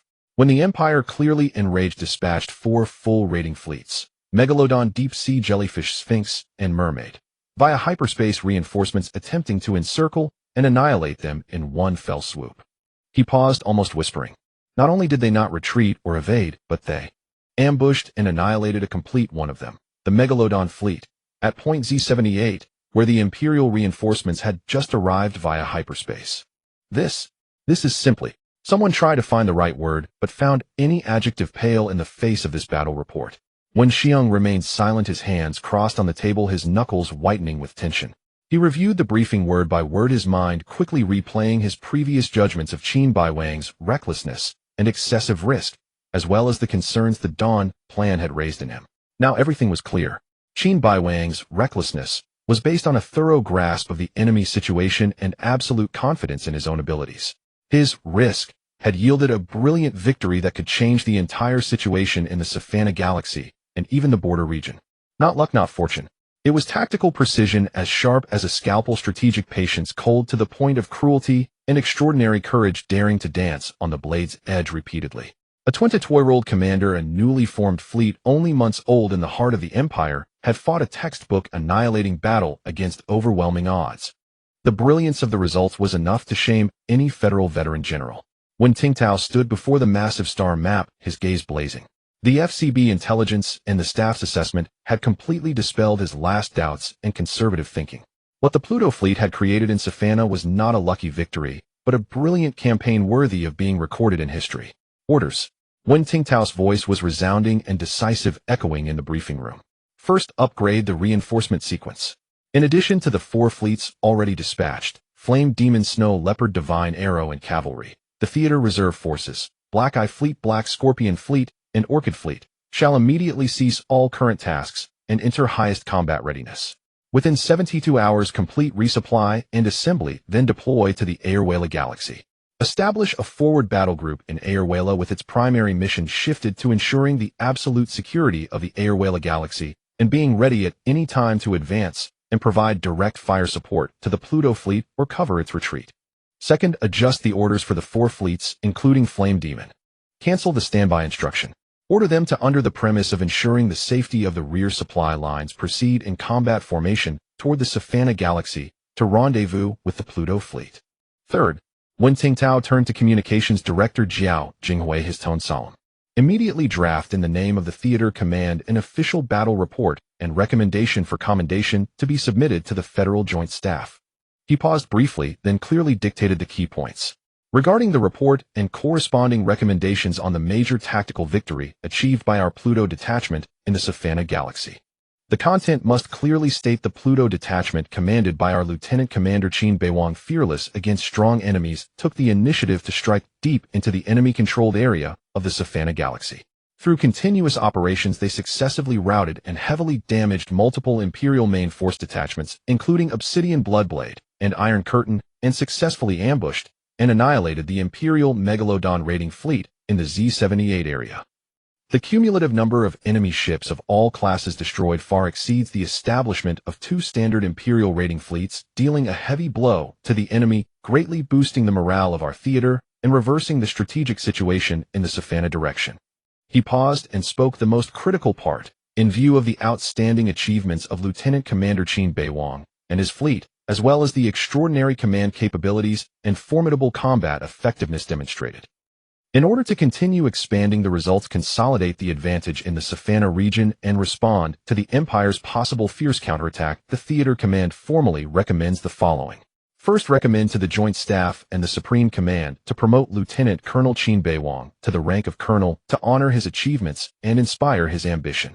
Second, given that this fleet has proven in actual combat its capability to execute high-difficulty maneuver strikes and fleet engagements in order to enable it to play a greater strategic role, it is recommended to assign it a new Kylan-class interstellar carrier along with appropriate escort and support vessels. Expand and strengthen its current establishment into a complete, highly mobile, rapid maneuver strike cluster i.e., a quasi-mother fleet structure, to be used for executing critical assaults and decisive missions in future border conflicts. When Tingtao's orders and recommendations regarding Qin Beiwang's promotion and the formation of a quasi-mother rapid strike cluster were like another heavy bomb dropped into the already turbulent waters stirred by the battle reports. After a brief silence, a low murmur of uncontrollable whispers broke out. Communications Director Lieutenant Colonel Jiao Jinghui was the first to speak up, stepping half a step forward with a cautious tone. Commander Lieutenant Colonel Qin's achievements are indeed astonishing, but a 22-year-old mother fleet commander. This is unprecedented in the history of our Federation military. Promotion to colonel is already exceptional, directly commanding an enhanced quasi-mother fleet with 2 carriers. Is it not too rapid? His experience is after all too shallow. A sudden high position may be difficult to convince others, and it may also. He did not finish his words, but the implication was clear. The tallest tree is first felled by the wind. Too rapid a promotion might not be beneficial for the young Qin Beiwang himself or for the fleet's construction. Chief of Staff Wen Xiang also frowned slightly, expressing his concern. Commander Qin Beiwang's ability is beyond doubt, but a mother fleet commander requires not only tactical talent, but also the experience and prestige to coordinate logistics, integrate multiple branches, and handle complex political-military relations. He has only independently commanded 2 large-scale campaigns, albeit with brilliant results. But to suddenly place such a heavy burden and resources on him, is it not somewhat over-hastening growth? Could we first promote him to colonel, expand the Pluto Fleet into an elite subfleet, and after he gains more experience in management and coordination, then consider? Several other senior staff officers also murmured in agreement, expressing similar concerns. A 22-year-old mother fleet commander. It sounded like a fairy tale. The military placed great importance on seniority and the tradition of gradual promotion. Qin Beiwang's meteoric rise was already disruptive enough. Now breaking the last ceiling would cause shockwaves and potential resistance that might be beyond imagination. When Tingtao listened quietly, his face showing no displeasure, but his eyes grew sharper and more resolute. When the murmurs subsided, he spoke slowly, his voice not loud, but carrying an undeniable weight that overshadowed all doubts. Seniority. Background. Step-by-step promotion. He shook his head slightly, his gaze sweeping over every general present. If everything were based on seniority and convention, we might still be struggling with the Empire's reinforcement of Savannah today, instead of discussing how to reward a commander who has created a miracle. He stepped forward, his fingers striking heavily on the star map at the position of Savannah. Look here. Look at the results Qin Beiwang has achieved. Annihilated whales, heavily damaged obsidian bloodblade iron curtain, and then annihilated megalodon. The total number of Imperial warships destroyed exceeds the strength of 3 subfleet formations. What kind of achievement is this? Deep in Imperial-controlled space, outnumbered, setting up ambushes in a chain, defeating them one by one. Tell me, in the history of the Federation, which general under equivalent conditions has ever fought such a glorious, such a clean campaign? He paused, letting every word sink into everyone's hearts. None. At least not in the military history I know. He proved through 2 campaigns, not by luck, not by background, but by solid tactical acumen, command artistry, and the bloody battles of his fleet, that he is the one who can fight, can win, and can win big, tough victories. When Tingtao's voice rose resolute and decisive. In my command in the Wanshur Star Sector Theater, the primary criterion for judging a soldier's worth has always been only one thing: whether he can defeat the enemy and defend the Federation. Everything else, seniority, background, age, is secondary, is a framework that can be broken. He laid down the law. The orders stand, the recommendations go forward. If the higher-ups question it, I, Wen Tingtao, will bear full responsibility. Now execute the orders. Yes. Everyone responded in unison. Soon in the Elvira system, aboard the flagship of the Federation Inferno Fleet, the battleship Magma, encrypted command streams poured into the main console. Commander Senior Colonel Nie Xinghe quickly scanned the updated orders from the theater headquarters. When he saw the keywords cancel, standby, immediately proceed toward the Savannah system, and rendezvous with the Pluto Fleet, his brow twitched slightly, but his expression remained calm. Standing beside him, his adjutant colonel, Zhou Junfeng, also saw the command content simultaneously. This officer, slightly younger and known for tactical acumen, but also outspoken, curled his lips almost imperceptibly. Finally, unable to contain himself, while Nie Xinghe was still deep in thought, he lowered his voice and complained, "They transferred us all the way from the defense line, and we thought there was a hard battle to fight. And all it amounts to is cleaning up the mess for that crown prince." His tone carried obvious resentment. Traveling this far just to rendezvous with a rookie fleet that stirred up a hornet's nest. Nie Xinghe did not respond immediately, only gave him a glance. Seeing that the commander did not stop him, Zhou Junfeng raised his voice slightly with a sarcastic edge. "Last time at Elvira, everyone said the credit went to Qin Beiwang. Who doesn't know? A 22-year-old graduate just arrived, and he gets a T5 Kunlun Mountains as his flagship with a full set of the newest T4 starships under his command. Now he even has a carrier assigned. Fire Kylan, that's a proper T5 class interstellar carrier. Our Inferno fleet has slogged for years. How many times have we applied for T5 class starship replacements? Have they ever approved it?" He grew more indignant, ticking off on his fingers. "Look at his establishment. 7 subfleets, plus a direct fleet, 8 in total. Our Inferno, counting the direct fleet, only has 7. They give him whatever personnel he wants, whatever ships, he wants top-tier equipment.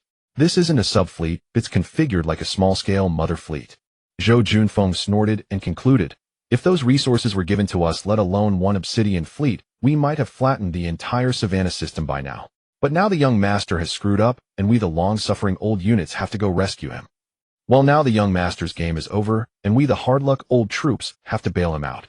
Though several other officers on the bridge remained silent, some of their eyes betrayed a similar sentiment. Qin Beiwang's rapid promotion and preferential allocation of resources had indeed stirred no small amount of criticism and covert resentment among certain traditional officers of the Federation. Nie Xinghe listened to the adjutant's complaints before slowly turning around. There was no anger on his face, only a calm born of weathered storms. "Are you done?" His tone was flat. Zhou Junfeng stiffened his neck, saying nothing more, but defiance still lingered on his face. Nie Xinghe took in the grumblings of adjutant Zhou Junfeng and the similar emotions flickering in the eyes of the surrounding officers. He did not directly rebuke them as he would a common soldier. Instead, he turned to face the assembly, his voice low, yet carrying the weight of a fleet commander, a weight refined through years of command. "The grumbling ends here." His gaze swept across Zhou Junfeng and the others. "A soldier's duty is to obey orders. The theater command has issued its directive. Our task is to execute. Questioning and complaining will not change the orders, only undermine morale and squander opportunities." He delivered these words with solemnity, leaving no room for objection. The murmurs and discontent on the bridge quickly subsided, and the officers straightened their backs once more. But only Nie Xinghe knew that behind those words his own heart was not entirely unruffled. Now 47 years old, he had served in the fleet for 25 years since graduating from the military academy, weathering over a dozen battles, large and small, climbing from ensign to a senior colonel commanding a main division fleet. One more step would bring him to the rank of commodore, the threshold of a star admiral, a true high-level commander capable of independently leading a mother fleet and holding sway over an entire star sector. That was the goal he had strived for over many years, the rung that seemed within reach, yet always just beyond his grasp. And now a junior, barely 22 years old, whose military service might not even match the operational lifespan of some of his ships. Not only was this junior about to leap to lieutenant commander on the strength of astonishing combat achievements, but he had also been appointed commander of a division fleet. Furthermore, a star carrier had been assigned to his command. In just a few short months, Qin Beiwang had traversed the path that had taken Nie Xinghe 25 years, and in terms of both rank and actual command authority, had surpassed him. To claim that there was no stir in his heart, no complex emotions, would be a lie. Being human means comparing feeling resentment and having fleeting thoughts of why him. Seniority, experience, years of steady effort. These traditional values seemed pale and powerless in the face of the other's meteoric rise and dazzling, almost blinding combat record. But Nie Xinghe was also acutely aware of his identity and responsibilities. He was the commander of the Yinma fleet, the backbone of thousands of officers and soldiers. The eyes of his subordinates were upon him. His emotions and attitude would directly affect the fleet's morale and the resoluteness with which they carried out their missions. Personal feelings, those trivial sentiments not meant for public display, had to be locked firmly in his heart, crushed and digested, never allowed to surface in the face of military duty and the demands of the battle situation. He could not complain recklessly like Zhou Junfeng.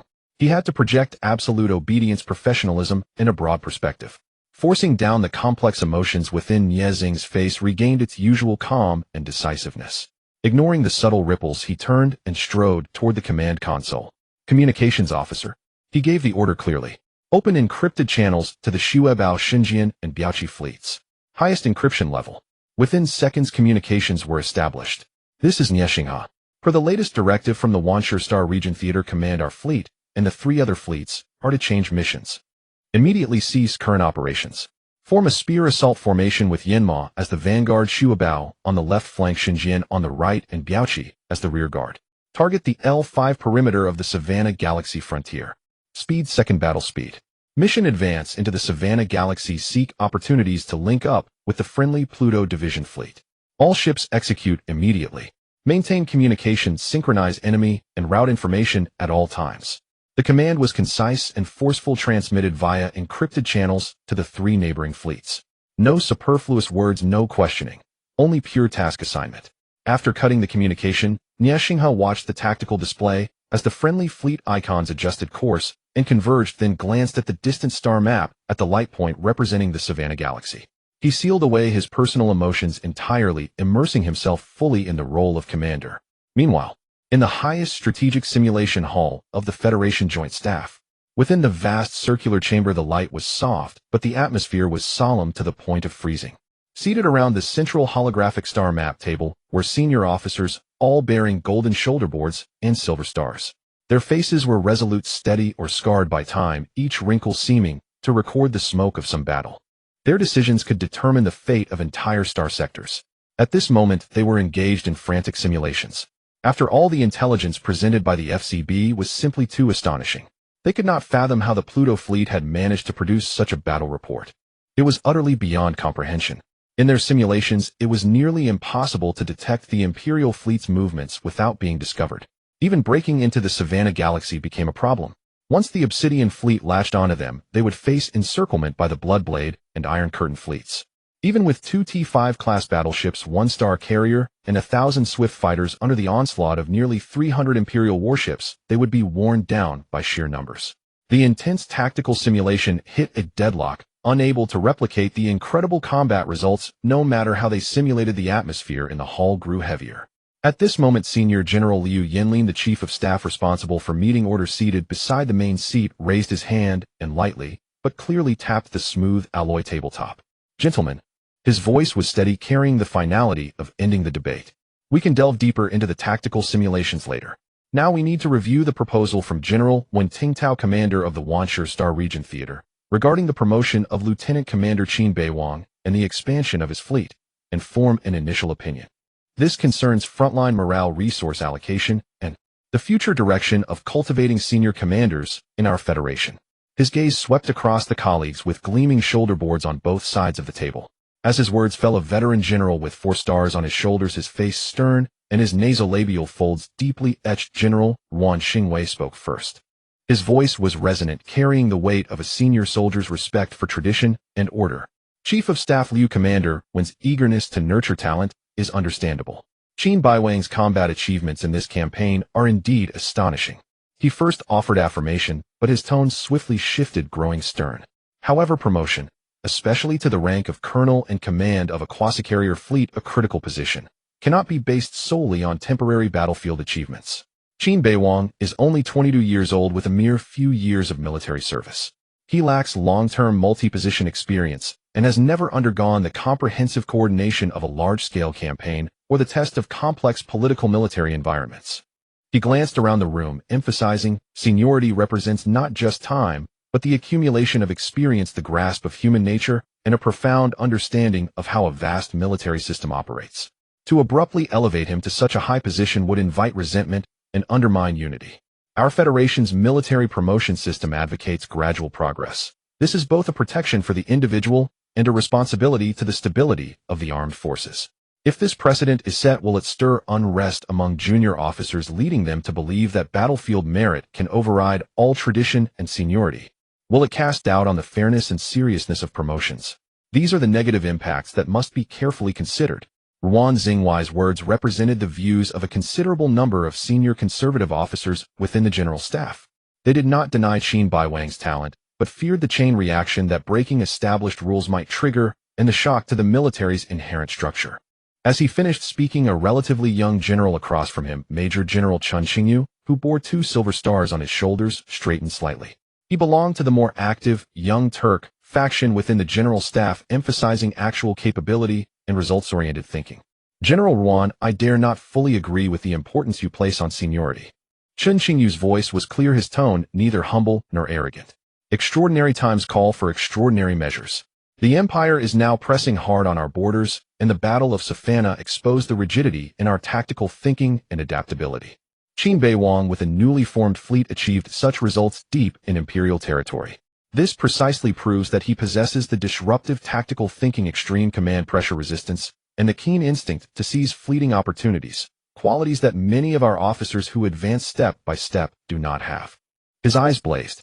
Seniority can be accumulated, but the ability to create miracles in desperate situations is 1 in a million.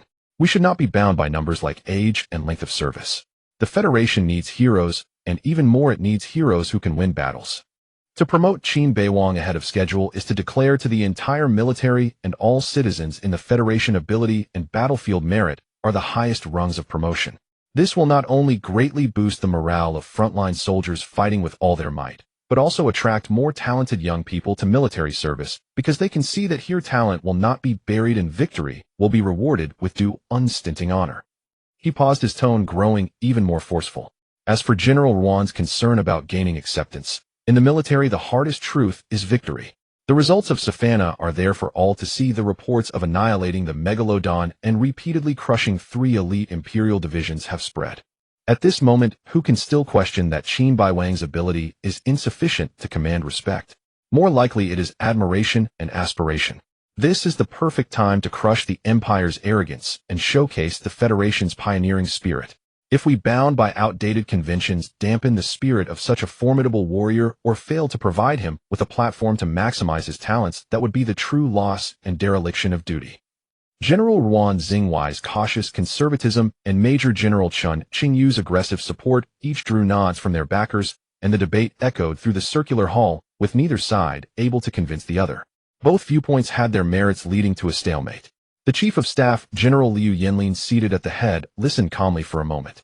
Seeing that the argument could not be resolved quickly and that the urgency of the frontline situation reports and the importance of General Wen Tingtao's proposal could not be delayed, he raised his hand again and gently tapped the table. The crisp tapping sound gradually quieted the debate. All eyes focused on him. Since both sides have valid arguments, Liu Yanlin said, his voice steady and free of emotional bias. Then, according to procedure, we will hold a vote. He stated clearly, those in favor of approving the proposal submitted by General Wen Tingtao, commander of the Wanshur Star Sector Theater, to promote Qin Beiwang to colonel ahead of schedule, and to approve in principle his formation and command of a rapid mobile strike group equipped with a carrier, please raise your hands. The hall fell silent for a moment, then hands were raised one by one. The Young Turk officers who supported Chun Xingyu's view acted decisively, and some centrists, or those who valued actual results, more slowly raised their hands. Liu Yanlin's aide quickly counted. Those opposed to the proposal, who believe it should be postponed or handled through normal procedures, please raise your hands. Liu Yanlin continued. General Ruan Xinghui raised his hand first, his expression grave. The officers around him, who also valued seniority and stability, followed suit, including several highly respected veterans. The aide counted again, then leaned in to whisper to Liu Yanlin. Liu Yanlin nodded slightly, swept his gaze across the room, and announced the result. 50 votes in favor. 49 votes against. 1 abstention. A tie. The result rippled through the hall. All eyes once again turned to Liu Yanlin. As the presiding chief of staff, he had not yet cast his vote.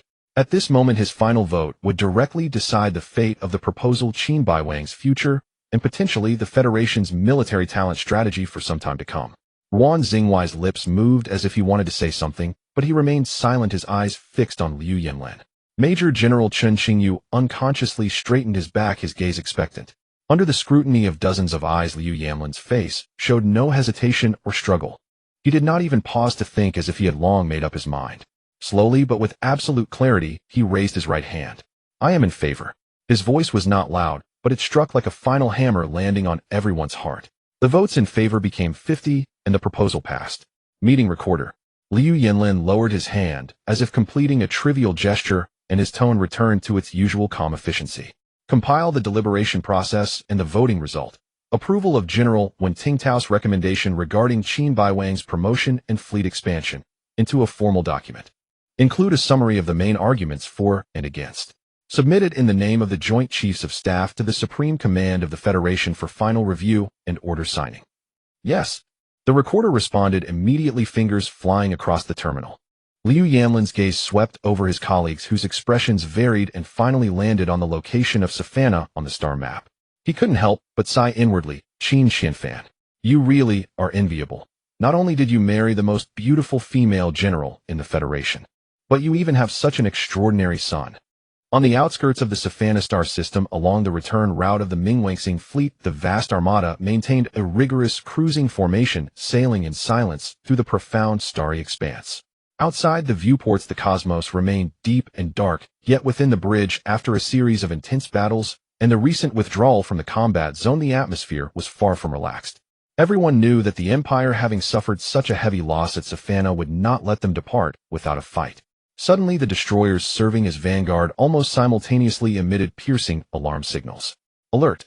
Large-scale mass detected at the 3 o'clock position far ahead. Approaching our course. Speed high. The sensor officer's voice tightened instantly.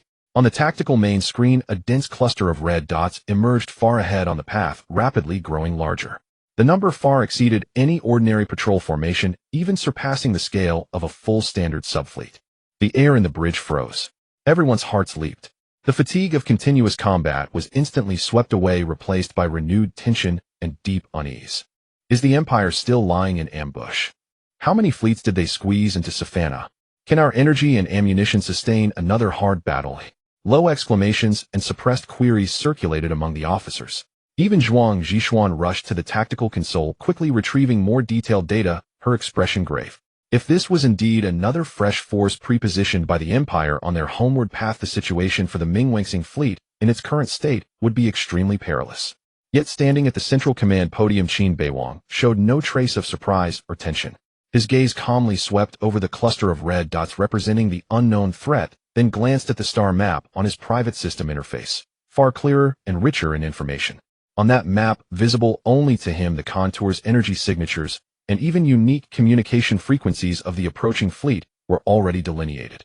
The passive detection network, operating with zero latency combined with the system's powerful analytical capabilities, had allowed him to see the true identity of the newcomers long before the alarm sounded. Cancel combat alert. All personnel maintain cruising formation. No tactical maneuvers required. Qin Beiwang's calm voice rang out in the suddenly tense and silent bridge, clear and somewhat abrupt. The crew turned to him in astonishment. Order the reconnaissance ships and destroyers to transmit our standard identification signals and Qin Beiwang's command code. He continued, giving orders, his tone confident. Also prepare to receive their identification code. Establish a secure communication link. His composure infected everyone. Though doubts lingered, the orders were swiftly executed. Seconds later, the communications officer raised his head in disbelief, his voice filled with surprise and delight. Commander, they responded with an identification code. It's a Federation signal. Verification passed. They are the Yanma fleet. And the identification signals of Shuabao, Xinjian, and Biaoqi are also confirmed. They are our reinforcements, sent by the theater command. The tense atmosphere dissipated like a punctured balloon, replaced by an incredulous relief and low cheers. It's the Yanma, Captain Niezing's fleet, and the Shuabao, our people. Commander, did you know all along? Qin Beiwang nodded slightly, offering no explanation, and simply said, adjust the communication frequency. Connect to the flagship of the Yanma fleet, the Rongyan, for a video call. Soon one side of the main screen lit up, revealing the resolute and steady face of Senior Colonel Nie Xinghe, commander of the Yanma fleet. Behind him was the orderly bridge. Lieutenant Colonel Qin Beiwang. Nie Xinghe spoke first, his sharp gaze appraising the young colleague, his tone formal, yet tinged with a subtle complexity. By order of the Wanshur Star Sector Theater Command, my unit, along with the Shuabao, Xinjian, and Biaoqi fleets, are here to rendezvous with you. Well done. Qin Beiwang stood at attention, saluting with a standard military gesture. Thank you, Senior Colonel Nie, and the friendly forces for coming to our aid. The Mingwangsing fleet has completed its assigned combat mission and is proceeding as planned to return to Ayerwala for rest and replenishment. Upon hearing this, Nie Xinghe nodded. He had no interest in the details of the mission Qin Beiwang mentioned. His task was simply to have rendezvoused with the Mingwangsing fleet, fulfilling the theater command's order. Now a safe return to the Aerospace star system would complete the mission. The return formation sailed steadily along the empty route back to Aerospace. The four fleets, Yanma, Shuabao, Xinjian, and Biaoqi, formed an escort formation surrounding the Ming-Wanxing fleet at the center. The channel remained silent except for necessary navigation coordination signals. Suddenly, a wide-area communication request encrypted with the theater command's highest authority and forcibly synchronized to all participating fleet command and public information channels appeared on every bridge's main screen. Wanshur Star Sector Theater Command Theater-Wide Battle Report Announcement. All eyes were drawn to it. A steady, clear synthetic voice began to broadcast to all combat units of the Wanshur Star Sector Theater. We hereby formally announce that the Ming-Wanxing subfleet attached to this theater has achieved a decisive major victory during the recent Dawn operation in the Savannah star system. The synthetic voice paused briefly as if gathering strength for what followed. The Ming-Wanxing fleet successfully dealt a heavy blow to the Empire's main force, the Hayushi fleet, within the inner region of the system. Confirmed destruction of the T-5 class battleship, the Undying Dignity. In the bridge, some officers held their breath. Subsequently, the Ming-Wanxing fleet executed a precise assault, successfully destroying the Empire's key logistical hub in the Savannah system, the orbital base outside the star Lankaway, completely paralyzing the enemy's logistical and force projection capabilities in the region. Additionally, the Xiongniao and Maotuing fleets stationed in the naval port were annihilated. Afterwards, the Ming-Wanxing fleet repeatedly inflicted heavy losses on the reinforcing Taimu fleet and the Zhuxiang and Konglang fleets under the Shuaren fleet. Finally, at the Z-78 jump point, the Ming-Wanxing fleet laid an ambush, concentrated overwhelming firepower, and launched a thunderous strike. Many eyes widened. The sound of sharp intakes of breath could be heard. Complete annihilation of the Imperial Jukisha fleet. The synthetic voice rose sharply with a metallic ring. It paused heavily, each word like iron. Complete annihilation. No ship escaped. Cumulative results confirmed destruction and heavy damage to Imperial warships of various classes with total tonnage and organizational scale far exceeding 2 standard Imperial subfleets. This has severely dealt a blow to the enemy's strategic deployment in the Savannah direction and reversed the balance of power in that region. Throughout the entire encrypted communication channel, there was a deathly silence. Within the command channels of the Snow Leopard, Divine Arrow, and Rapid Cavalry fleets, the faint murmurs about rescuing the defeated and the Princeling's fleet that had lingered moments ago evaporated instantly. In their place was a blank silence so profound that one could almost hear the hiss of electrical currents. Aboard the flagship of the Inferno fleet, the Magma, Zhou Juanfeng's face first paled, then flushed crimson. His eyes brimmed with disbelief and an instinctive rejection of a truth that upended his understanding. This is impossible. He whirled around to face Nie Xinghe, his voice trembling with agitation, forgetting to lower his tone. A division-level fleet. Even if they have 2 T-5s and 1 carrier, how could they have repeatedly crippled the Obsidian Bloodblade and Iron Curtain in the heart of enemy territory, and still find time to destroy the Langkawi base, then wipe out the Megalodon at the Z-78 jump point? He waved his arm, pointing at the screen, as if to pierce the ridiculously absurd battle report. This outcome is too outrageous. Colonel, this defies all logic. How can a division-level fleet directly confront and annihilate so many Imperial main forces? It's a fantasy. He gasped, a mix of envy, defiance, and a self-righteous anger surging to his head. It must be fabricated merit. Yes, that's it. The usual tricks of those aristocratic brats. Turning skirmishes into grand victories, damage into destruction, retreat into tactical redeployment. Claiming others' achievements as their own. Using vast resources to scrape out a little result, then exaggerating it endlessly. The more he spoke, the more convinced he became. What annihilation of the Megalodon. Maybe they just took out a reconnaissance unit. What crippling of the Obsidian? Maybe they barely exchanged fire and scratched the paint. We've all been deceived. Even the theater command might be fooled. A report like this. A sharp, resounding slap landed fiercely on Zhou Juanfeng's face. The force was so great that he staggered and nearly fell.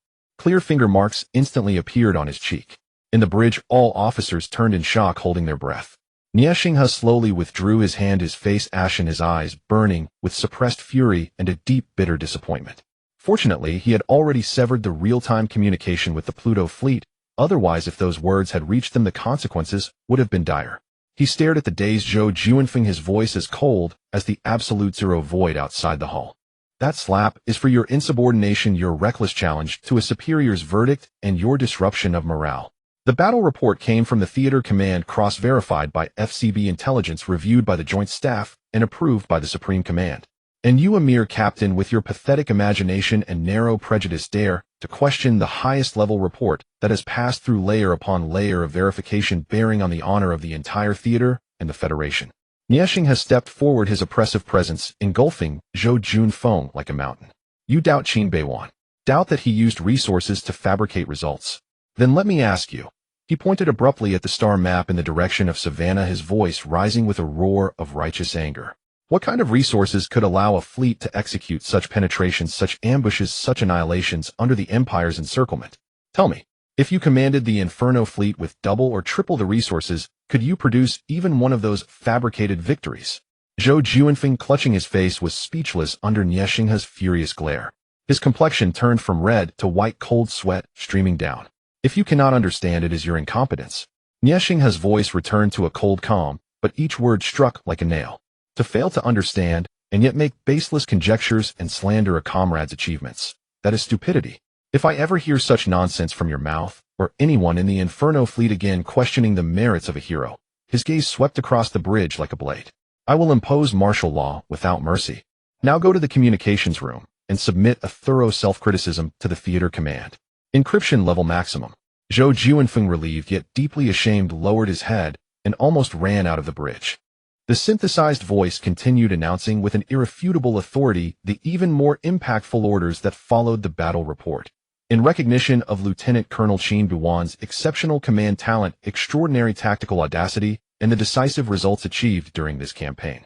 Upon the recommendation of the Wanshur Sector Theater Command, reviewed by the Federal Joint Staff, and specially approved by the Supreme Command, promotion of Qin Beiwang to the rank of Federal Navy Senior Colonel. For a moment, even the air in the bridge seemed to freeze. A promotion of 2 ranks, from Lieutenant Colonel directly to Senior Colonel. Simultaneously, the synthesized voice continued without pause, delivering an even heavier verdict. The original Pluto Rapid Division fleet is hereby expanded and upgraded effective immediately to the Pluto Rapid Strike Cluster Fleet-level framework. Senior Colonel Qin Beiwang is appointed as its first commander.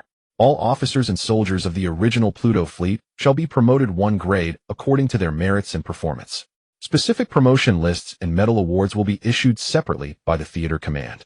The broadcast ended and the communication signal cut off. The main screen returned to the navigational star map. Yet the entire joint communication channel sank into a silence deeper and more absolute than when the battle report was first heard.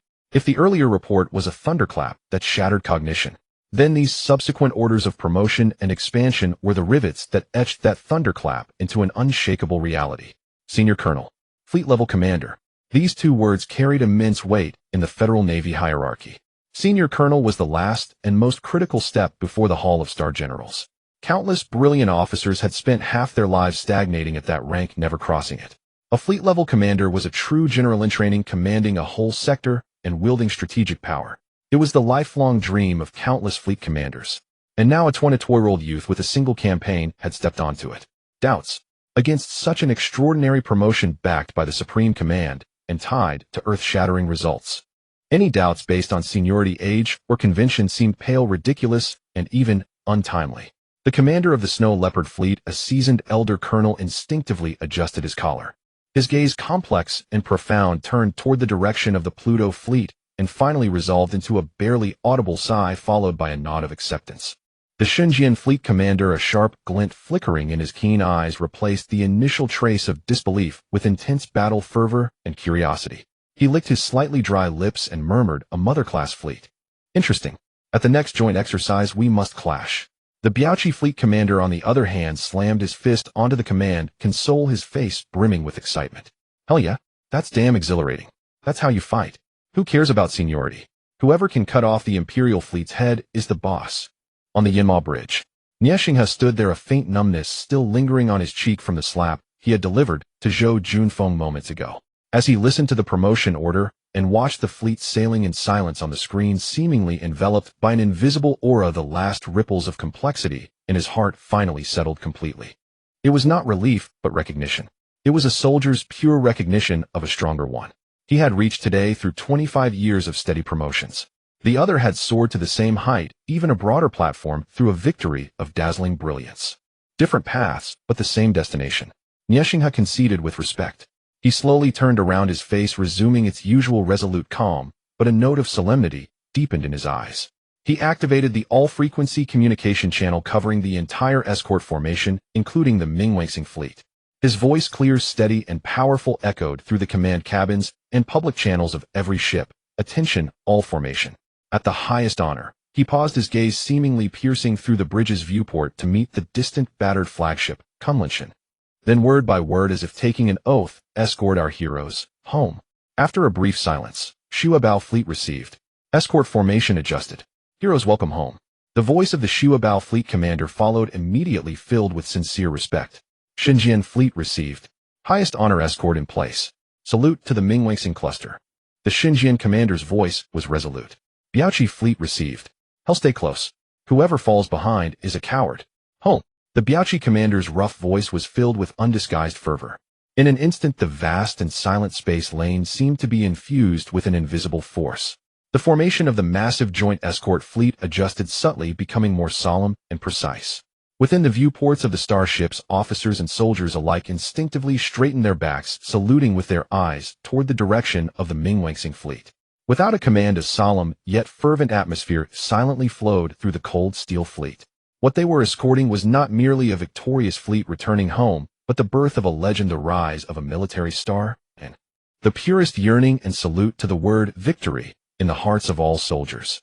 The Mingwangsing fleet, amidst this silent highest honor, sailed toward the starlight of Aerwala. A week later, a silver-gray sleek Federation standard high-speed shuttle departed from Aerwala starport, silently gliding into the hyperspace jump lane. The shuttle carried few passengers, yet they represented the core of the newly formed Mingwangsing Rapid Maneuver Strike Group. The newly appointed Senior Colonel Commander Qin Beiwang, Deputy Commander Zhuang Zhishuan, and several squadron commanders and key department heads who had distinguished themselves in the Battle of Savannah. Their destination was the political and military heart of the Federation, the capital star of the Inha star domain. The purpose of this trip was to receive public commendation and awards from the highest levels of the Federation. The battle reports and promotion orders from Savannah had already shaken the upper echelons, though a formal Federation-wide ceremony of honor was indispensable. After several precise and smooth jumps, the shuttle traversed vast star regions. When the blue glow of the final jump dissipated outside the viewport, the scene ahead, even for these soldiers accustomed to the deep cosmos and massive fleets, brought a visual and spiritual impact. The capital star appeared. It did not hang alone in the darkness. Its outer space was a three-dimensional world of extreme bustle and grandeur, composed of light, metal, and orderly motion. The first thing to catch the eye were countless points of light, as brilliant as the summer Milky Way. They were countless starships of various types. Small swift shuttles and traffic craft moved like fish, flowing endlessly in fixed-lane light bands. Medium-sized cargo freighters and passenger ships moved slowly along wider channels, their belly indicator lights blinking rhythmically. Further out were various types of battleships and large civilian vessels, massive and clearly outlined, quietly anchored in designated areas or undergoing orderly dispatch movements. The Federation star emblem and fleet insignias on these steel behemoths reflected a cold luster under the starlight. Between the starships, countless tiny navigation beacons, automated service drones, and defensive orbital platforms formed the veins and nodes of this three-dimensional traffic network. LiDAR signals and communication channel indicator lights blinked silently, weaving a web of efficiency and order. The entire space was busy but never chaotic, filled with an overwhelming sense of power and technology belonging to the pinnacle core of an interstellar civilization. And the most breathtaking sight was the umbilical cord connecting this busy space to the blue planet below. On the rotation orbit of the capital star, hundreds of magnificent anchor points were evenly distributed. Each anchor point was a massive geosynchronous orbit space station, its scale far surpassing ordinary military starports. From the bottoms of these space stations, hundreds of straight lines, emitting a soft blue guiding glow, extended vertically downward, piercing the thin atmosphere and firmly anchored onto the giant receiving platforms at corresponding positions on the planet's surface. These were the renowned heavenly towers, the capital star's orbital elevators. They were not simple transport tubes. Inside each elevator's guiding light band was a vacuum magnetic levitation high-speed tunnel. Giant passenger cargo capsules traveled between heaven and earth at astonishing speeds, efficiently transporting personnel and supplies. These orbital elevators were the true lifeline of the capital star. The supplies needed by ships docked at the starport, the constant flow of travelers, the materials sustaining the planet's operation, and even the modular components of some light ships. all exchanged ceaselessly through these giant pillars of steel and light. The shuttle adjusted its attitude and merged into a guiding route leading to a specific orbital space station. It was like a small silver fish swimming into a pod of giant whales, steady and resolute, sailing toward the heart of civilization, where light converged amidst this magnificent and busy wonder of the star ocean crafted by human technology. Inside the shuttle, it was very quiet. Everyone silently gazed at the awe-inspiring scene outside. Here there is no war, only prosperity and order. But they knew that it was the sacrifices and victories on distant battlefields like Savannah that had lifted up this brilliant and peaceful starry sky before them. Qin Beiwang's gaze calmly swept over the orbital elevators and the forest of ship silhouettes, finally settling on the increasingly clear azure planet below. The award ceremony was an honor. But for him and the soldiers behind him who had just emerged from blood and fire, coming to this center of power and glory might evoke complex feelings. Their battlefield, after all, was in the distance. The shuttle followed the precise laser guidance line, slowly gliding into the docking bay of a dedicated military port on the outskirts of the capital planet. In stark contrast to the bustling noise of the outer civilian starports, the atmosphere here was solemn and desolate. Docked at the berths were mostly warships with sharp lines and grim paint schemes, along with a few official shuttles bearing the insignias of high-level departments. The interior of the port was spacious but sparsely populated, with only uniformed ground crew and security personnel working silently.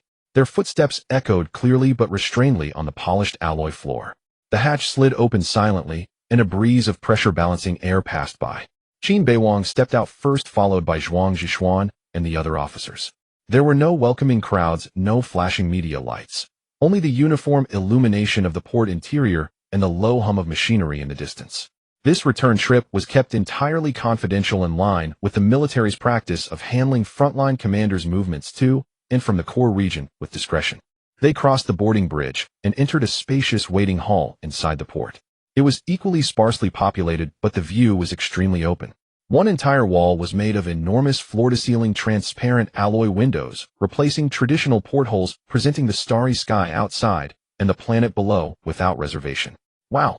Several subordinates from remote star sectors, or who had been junior officers, let out low involuntary exclamations. They hurried to the glass, their faces almost pressing against it, their eyes filled with awe and curiosity. Outside the window was the deep, boundless canvas of the universe, dotted with stars. Directly below the azure sphere of the capital planet, slowly rotated, wrapped in white clouds with the outlines of continents faintly visible. Together with the magnificent ski-reaching towers on the orbit and the endless stream of ships, it formed a breathtaking tableau.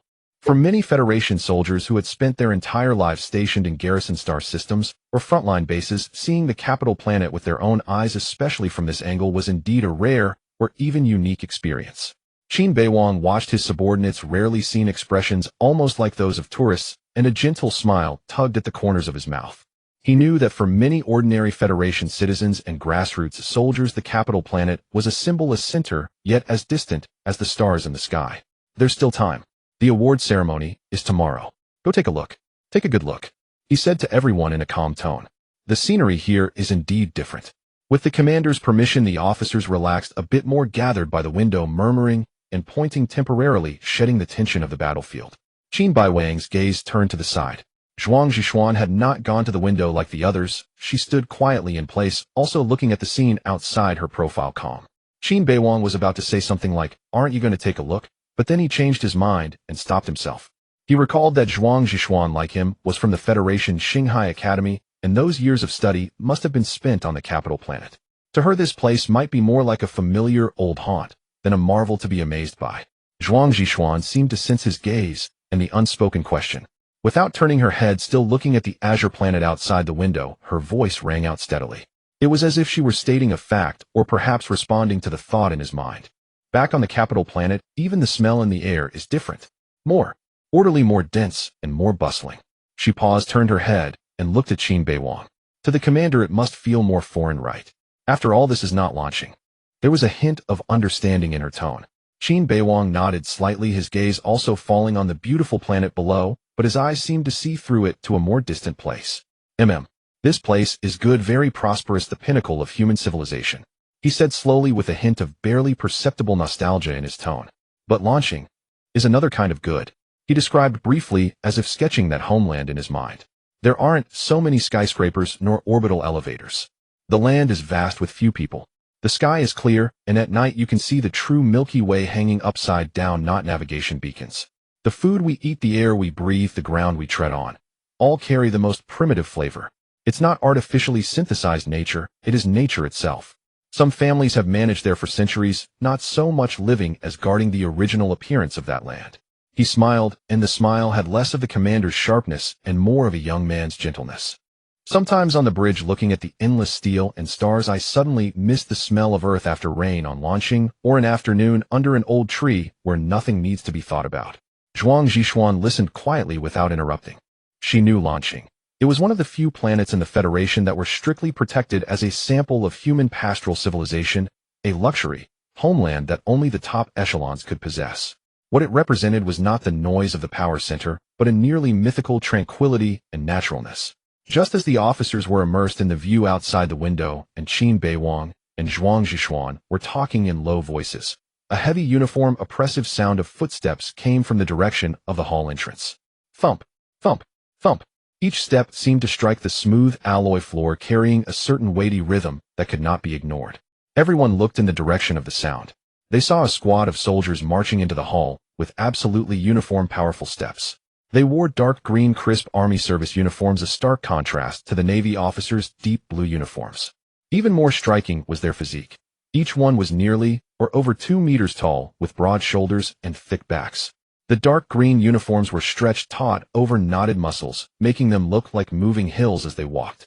Their stern faces, sharp eyes, and whole bodies exuded a tough aura forged by long-term ground or high-gravity training. In the interstellar age, starships dominate the skies. But landing assaults, fortress battles, planetary surface control still cannot do without these steel spines who stand on solid ground and fight in gravity and gunpowder smoke. They are the elite of the Federation Army, commonly known as the Marines. The long-standing, star-spanning, traditional friction between the Navy and the Army, especially the Marine Corps, has never truly faded, even as the nature of warfare evolved. It was a subtle competition and rivalry rooted in different operational environments, distinct modes of thinking, and even disparate systems of honor. At the sight of these green giants, appearing, the Pluto Fleet officers who had been leaning by the windows in awe reflexively shed their relaxed expressions. They turned swiftly to face the Marine soldiers, instinctively straightening their spines and lifting their chins. The relaxed curiosity on their faces was swiftly replaced by that cool, aloof demeanor characteristic of naval officers. No words were exchanged, yet an intangible aura began to permeate the space between the two groups of military personnel. The bulliest officer at the front, wearing 4 silver rhomboid insignia, halted 5 paces from Qin Beiwang. His gaze sharp as lightning swept over the single bar and 2 stars on Qin Beiwang's shoulder, the insignia of a lieutenant colonel. His stern expression instantly shifted to a rigid formality. Snap! He clicked his heels together, back ramrod straight, and executed a textbook perfect army salute, his voice booming like a bell through the hall. Sir. Dragon War Corps 100 Dragon Marine Division, 104th Orbital Airborne Brigade, 3rd Mechanized Infantry Regiment Armored Cavalry Squad. Feng Jinxing, Captain. Behind him, every soldier snapped to attention in perfect unison, forming a fortress of solidified dark green. Though silent, their solemn aura surged forth. Armored Cavalry Squad. Qin Beiwang understood. So these were elite armored infantry units operating light assault mechs or heavy power armor. No wonder every man was at least a seasoned sergeant major, with builds remarkably robust, a prerequisite for handling heavy equipment. His expression calm, he raised his right hand and returned a crisp naval salute. At ease. His tone was steady, neither warm nor cold, fitting a senior officer's routine response to a subordinate unit. Yet in that fleeting moment of ceremonial exchange, as both sides adhered to rigid protocol. Mom, look how strong those uncles are. Like steel giants from cartoons. A child's voice full of innocent wonder rang out from the rest area. A boy of about 7 or 8, dressed in fine clothes, was pointing excitedly at Captain Feng Jinxing and the muscular soldiers behind him, his small face flushed with unconcealed admiration. But beside him, a richly adorned, impeccably made-up lady paled. She hurriedly pulled the boy back, covering his mouth, and whispered with clear displeasure and a lecturing tone, "Silly child, what are you shouting for?" She cast a disdainful glance at the dark green figures, her voice low, but due to the sudden silence in the hall and her agitation carrying clearly to every ear. "What's so great about those tin cans? Dirty and exhausting, always charging to the front to catch bullets." She drew the boy closer, continuing her earnest instruction. If you're going to serve, you join the Interstellar Navy. Better yet, become a fleet commander. Like that lieutenant colonel. What's his name? Qin something. That's a Qin Beiwang. The lattice voice now carried a hint of envy and shrewd calculation. Look at him, riding those huge starships, hiding in the back, firing off a boom from afar, then running away. So safe. And the credit is huge. That's the smart path. She patted the boy's head, her tone both loving and pragmatic. But with your timid nature, you probably wouldn't even dare to fire a gun. Never mind, mommy loves you. When you grow up, you'll have your daddy arrange a position in the supply department or logistics communications. No wind, no rain, never even see the enemy. That's real security. Don't learn from those big brutes. Her words trailed off as she finally noticed the eerie silence around her and the countless eyes fixed upon her. Captain Feng Jinsheng's face, originally stern, was now as dark as the bottom of a pot, with veins visibly throbbing on his forehead. Behind him, the soldiers clenched their jaws, fists cracking with suppressed fury, their eyes burning with the fire of humiliation. Even the naval officers behind Qin Beiwang wore strange expressions. Though categorized as smart ones, the lattice utterly utilitarian and distorted view of military values made them uncomfortable. Qin Beiwang sighed inwardly. This deep-seated branch prejudice and utilitarian careerism had always existed in certain circles of the Federation. In many simplistic judgments, armored cavalry driving mechs ranked above regular infantry, starship commanding navies were superior to mudslogging armies, and the most coveted positions were always the safe rear-echelon logistics or administrative posts. Though the Interstellar Navy looked down on those ground brutes, that was an internal military matter. No outsider who had never set foot on a battlefield was allowed to defile that honor. Qin Beiwang was deeply displeased by the lattice words. He leaned down and whispered to Zhuang Zhishuan, "Check their identities later. I actually like that kid. He has the potential to become a destroyer captain. When he turns 18, he'll have the recruitment bureau take him in." In this interstellar era, military service was every citizen's duty. Thus escape was almost impossible. Then Qin Beiwang slowly turned his gaze to Feng Jinsheng, his tone still even. "Captain Feng, prejudice has always existed. But true worth is never determined by others' words. Your battlefield is where your dignity lies. Continue your mission." Captain Feng Jinsheng took a deep breath, then snapped another salute. This time less formal, but carrying a newfound sincerity from the heart. "Yes, sir." He gave Qin Beiwang a long look, turned, and led his soldiers away, their footsteps still heavy, but now carrying an added weight. The hall fell silent again. Qin Zhishuan stood beside Qin Beiwang and murmured, "Quite a presence, those big guys." Qin Beiwang's lips twitched almost imperceptibly, his gaze still calmly fixed on the void of stars outside the window. He knew well the reason for those exaggerated physiques. It was the typical external manifestation of low-grade genetic enhancement injections. Such enhancers significantly boosted basic muscle strength, bone density, and trauma tolerance. They were relatively cheap and mass-producible, making them the mainstream choice for arming standard Marines and certain basic branches. The cost was marked muscle hypertrophy, leading to generally giant physiques with heavier metabolic burdens. He and the true core of the Federation's leadership used something entirely different. Class and even higher ear gene optimization agents that existed only in theory or within classified archives. Such technology had long surpassed the crude, simplistic notion of physical augmentation. It operated at the cellular level, optimizing metabolic pathways, enhancing neural reflexes, significantly extending telomeres to delay aging, and comprehensively boosting immunity and environmental adaptability. External physical changes were minimal. In fact, due to optimized metabolism, one might appear even more proportionate and lean than the average person. Qin Beiwang looked slender, even somewhat gaunt, far from the image of a brute force type. But only he knew the astonishing explosive power, endurance, and regenerative capacity hidden within that seemingly frail frame. The brute strength that Commander Feng had prided himself on would likely be no match for him. As for longevity, he recalled those white-haired, stern-faced, elderly generals in the Joint Staff Department. Many of them were likely well over 200 years old, yet maintained the appearance of a man in his 50s or 60s. That head of white hair, symbolizing wisdom and seniority, was probably deliberately retained, or even a skin maintained through technology. In situations requiring a show of amiability or vitality, they could switch back to a younger state at any time. Gene enhancement within the Federation's high echelons was no secret, but rather an invisible marker of class and a dimension of power. It's just a difference in injection grade. Qin Beiwang said to Zhuang Zhishuan in a low voice, his tone as flat as if stating an objective fact. If it ever comes to dismantling mechs barehanded, the fleet is already doomed. After the brief interlude, an escort arrived to lead Qin Beiwang and his party to the orbital elevator that descended to the surface. They passed through a dedicated corridor, and entered a spacious, clean, futuristic elevator car. The car was cylindrical with walls and ceiling made of a transparent special material. Not traditional glass, but more like a solidified energy field, crystal clear. The interior was comfortable with fixed seats and handrails, pleasant temperature, stable air pressure, and almost no sensation of motion. A young officer curiously reached out and touched the transparent glass of the inner wall. Oh, it felt cool and smooth. He exclaimed in surprise, not hot at all. We're about to pass through the atmosphere. A slightly older escort officer smiled. This is a multi-layer composite field confinement material. The outermost layer is an active energy deflection shield that effectively disperses and neutralizes most of the frictional heat and particle impact during re-entry. It's safer than a warship shield, but more specialized for directional protection. Rest assured. At that moment, a faint hum sounded, and the car began to accelerate smoothly downward. Through the transparent walls, the view outside suddenly opened up.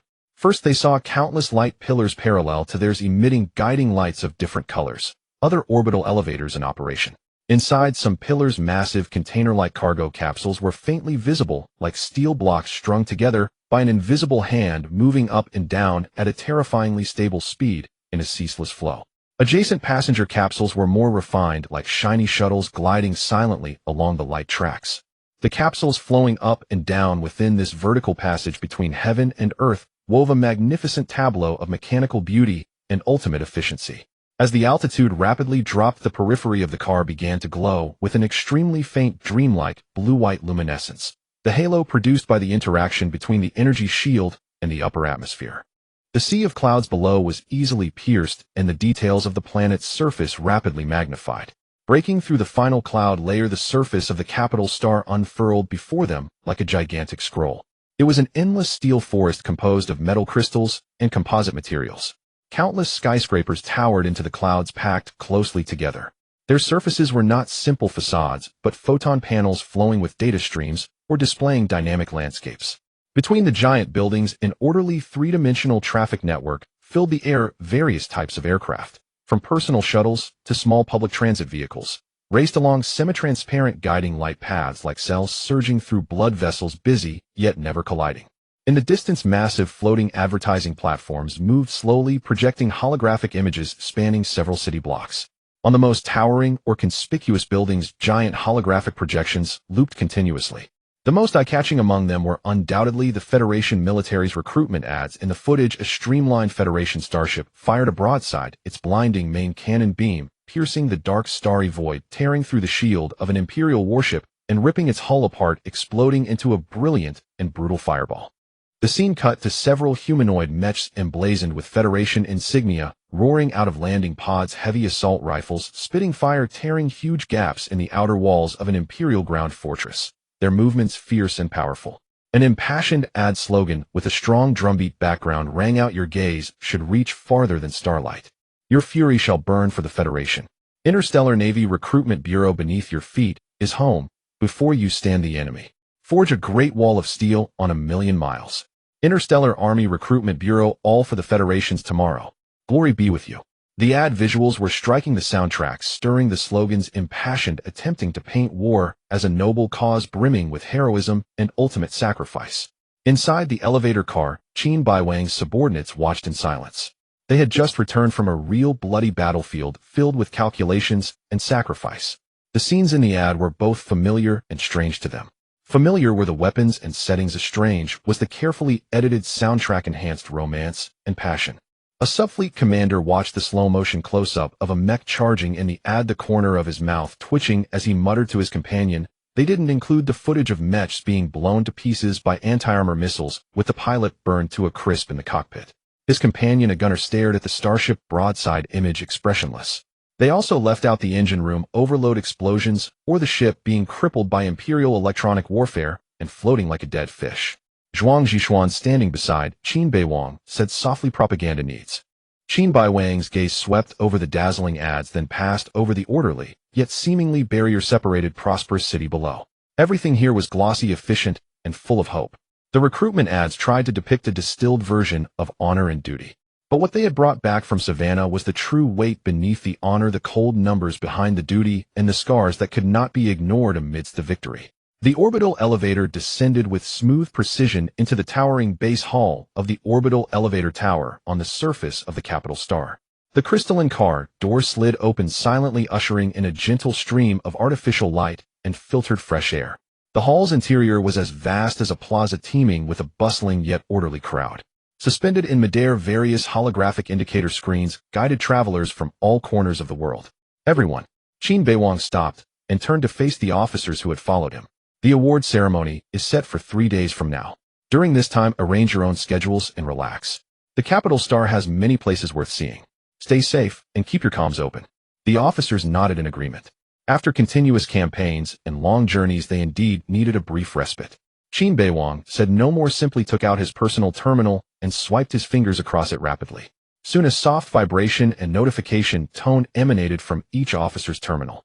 They glanced down and saw their account information. A sum of 5,000 star coins had just been deposited. The remit of Qin Beiwang. Commander, this. A young subfleet commander instinctively wanted to refuse. 500,000 star coins was no small sum for mid-level officers like them, equivalent to a year's regular allowance. Qin Beiwang waved his hand dismissively, his tone casual. Just a little pocket money. Since you're here, enjoy yourselves properly. Buy something, eat well, or bring gifts for your families. Don't refuse. His tone was flat, as if he were indeed giving away a trivial amount of pocket money. In truth, for a man born into a top-tier family on Blue Star who had just received a breakthrough promotion and commensurate treatment, this sum was indeed a drop in the ocean. The officers exchanged glances, then finally raised their hands in a solemn salute. Thank you, Commander. Their gratitude was palpable. This was not just money, it was a gesture of care and recognition. After a brief farewell, the officers dispersed in groups of 2s and 3s, their curiosity and faint excitement merging into the hall's flow as they prepared to explore the planet they had only seen in news and legends. Qin Beiwang, meanwhile, was led by a butler in a black uniform who had been waiting toward a private passage on one side of the hall. At the end of the passage, a streamlined futuristic vehicle sat silently on its exclusive platform. It was a matte, deep space gray with elegant yet sharp lines like a dormant metallic cheetah. It had no wheels. Beneath its chassis, a faint, almost invisible bluish ion glow pulsed. This was the latest anti-gravity personal vehicle, commonly known as a cloud shuttle. Its construction and maintenance costs could bankrupt a middle-income family. The door opened upward like a wing silently. Qin Beiwang sat into the cockpit, which offered excellent support and a comfortable material. The butler bowed outside. Young master, the route to Xingqiong Mansion has been set. Have a pleasant journey home. The cloud shuttle rose soundlessly, accelerated smoothly, and glided into a nearly transparent VIP express lane in the sky, leaving the clamor of the ground behind. It did not head toward the dense skyscrapers, but climbed steadily, eventually reaching the serene zone at a specific altitude within the capital star's atmosphere. Here a handful of standalone residences like floating islands hovered, a true top-tier privilege. Qin Beiwang's home Xingqiong Mansion was one of them. It was not a traditional building, but a collection of geometric forms made of high-strength transparent alloy and special crystals, elegantly suspended above the sea of clouds. From the outside, light and shadow danced, blending almost seamlessly with the sky. Inside, it was a realm of extreme minimalism, openness, and advanced technology. A panoramic floor-to-ceiling glass wall made one feel as if drifting among the clouds, overlooking the miniature city below and the distant horizon. An ecological circulation system maintained the most pleasant temperature and humidity, with an intelligent butler controlling everything. Just as Qin Beiwang stepped into the empty, silent living room, his personal terminal vibrated. A familiar, slightly teasing virtual avatar popped up with the note named Fatty Luo. This was one of the few close friends this boat's original owner had in the capital star circle, full name Luo Hao. His family was mainly in logistics, filthy rich, and he was a typical hedonist. Brother Qin, Hero Qin, finally got hold of you. Back in the capital star, and didn't say a word. That's not cool. Luo Hao's voice came through boisterously. Qin Beiwang rubbed his temples. Fragments of the original owner's memory surfaced. This close friend had dragged him to many revelries. Just arrived, he said succinctly. We must get together. The guys are all waiting. We're throwing a welcome party for our hero. I heard you've been promoted to senior colonel. And you're commanding a mother-class fleet. My God, you're now the biggest shot in our circle. Hurry, top floor of Xingyao Summit, our usual spot. Everyone misses you and wants to hear your war stories. It must have been thrilling, right? Luo Hao rattled on, and in the background the sounds of others cheering could be heard. Qin Beiwang instinctively wanted to refuse. He was not the original owner, he had no interest in such debauchery, nor did he want to deal with a bunch of pure playboys. But the words caught in his throat. The original owner's persona was a frivolous dandy, and although joining the military had changed him completely, cutting ties with the past circle would seem abrupt and might invite unnecessary suspicion. Appropriate contact maintaining a facade of normalcy might better conceal his internal transformation. Besides, he wanted to see what it would be like now facing these old acquaintances. Got it, he replied flatly. Be there soon. Awesome. We'll be waiting. Hurry up. Luo Hao hung up excitedly. Qin Beiwang stood in the spacious living room gazing at the rolling sea of clouds outside the window and the distant glimmering sea of lights below. He took off his military jacket, threw it casually over the back of a chair, and changed into a casual outfit made of high-quality material, but with a relaxed cut. The person in the mirror was young, but his brows held a calmness beyond his years along with a subtle sharpness that came from the battlefield. Xingyao Summit. He murmured the name. From the original owner's memories, it was one of the top dens of iniquity on the capital star. Well, he might as well go and see what the ultimate extravagance of the rear and the enthusiasm of the old friends tasted like. He turned and walked toward the elevator leading to the private landing pad. Before long, the anti-gravity cloud shuttle silently slid into the exclusive air berth of Xingyao Summit. As Qin Beiwang stepped out of the vehicle, what greeted him was not noise, but a unique scent precisely controlled, a blend of rare spices and ionized air. This was not a traditional building, but a giant crystal sculpture, suspended a kilometer high, slowly rotating, with countless rays of light streaming from its complex faceted structure, interweaving with the capital star's night sky and the sea of lights below. There was no entrance gate, only a soft, shimmering curtain of light. Qin Beiwang stepped into it, and his identity was instantly scanned and confirmed. The light curtain rippled like water. The interior suddenly opened up before him. The first sensation was weightlessness. No, it was a simulated microgravity environment. The vast atrium was ingeniously designed into several gravity gradient zones. The lowest level maintained standard capital star gravity, while on the floating platforms above, gravity decreased progressively. Guests could experience walking, light leaping, or even brief moments of floating in different areas. Attendants and performers in flowing gowns gracefully swam through the microgravity zone like deep-sea mermaids. Everywhere the eye landed was a vision of futuristic luxury. The walls and parts of the floor were flowing interactive light interfaces that rippled with footsteps or bloomed into illusory flowers. Furniture seemed to be made of solidified light or liquid metal, its form mutable to suit any need. The pastimes of the elite had long surpassed mere drinking and revelry. Beneath a semi-open crystal dome on the right, a full-immersion sensory drama was unfolding. Guests reclined on comfortable force-field chairs wearing lightweight Neuralink headbands. Their consciousness seemed to be transported to the scene of a famous battle or epic myth, experiencing artistically crafted explosions, magical blasts, or alien landscapes, their emotions guided by the meticulously designed plot. On the left was a massive holographic sand table running a real-time simulation of a small-scale interstellar fleet battle.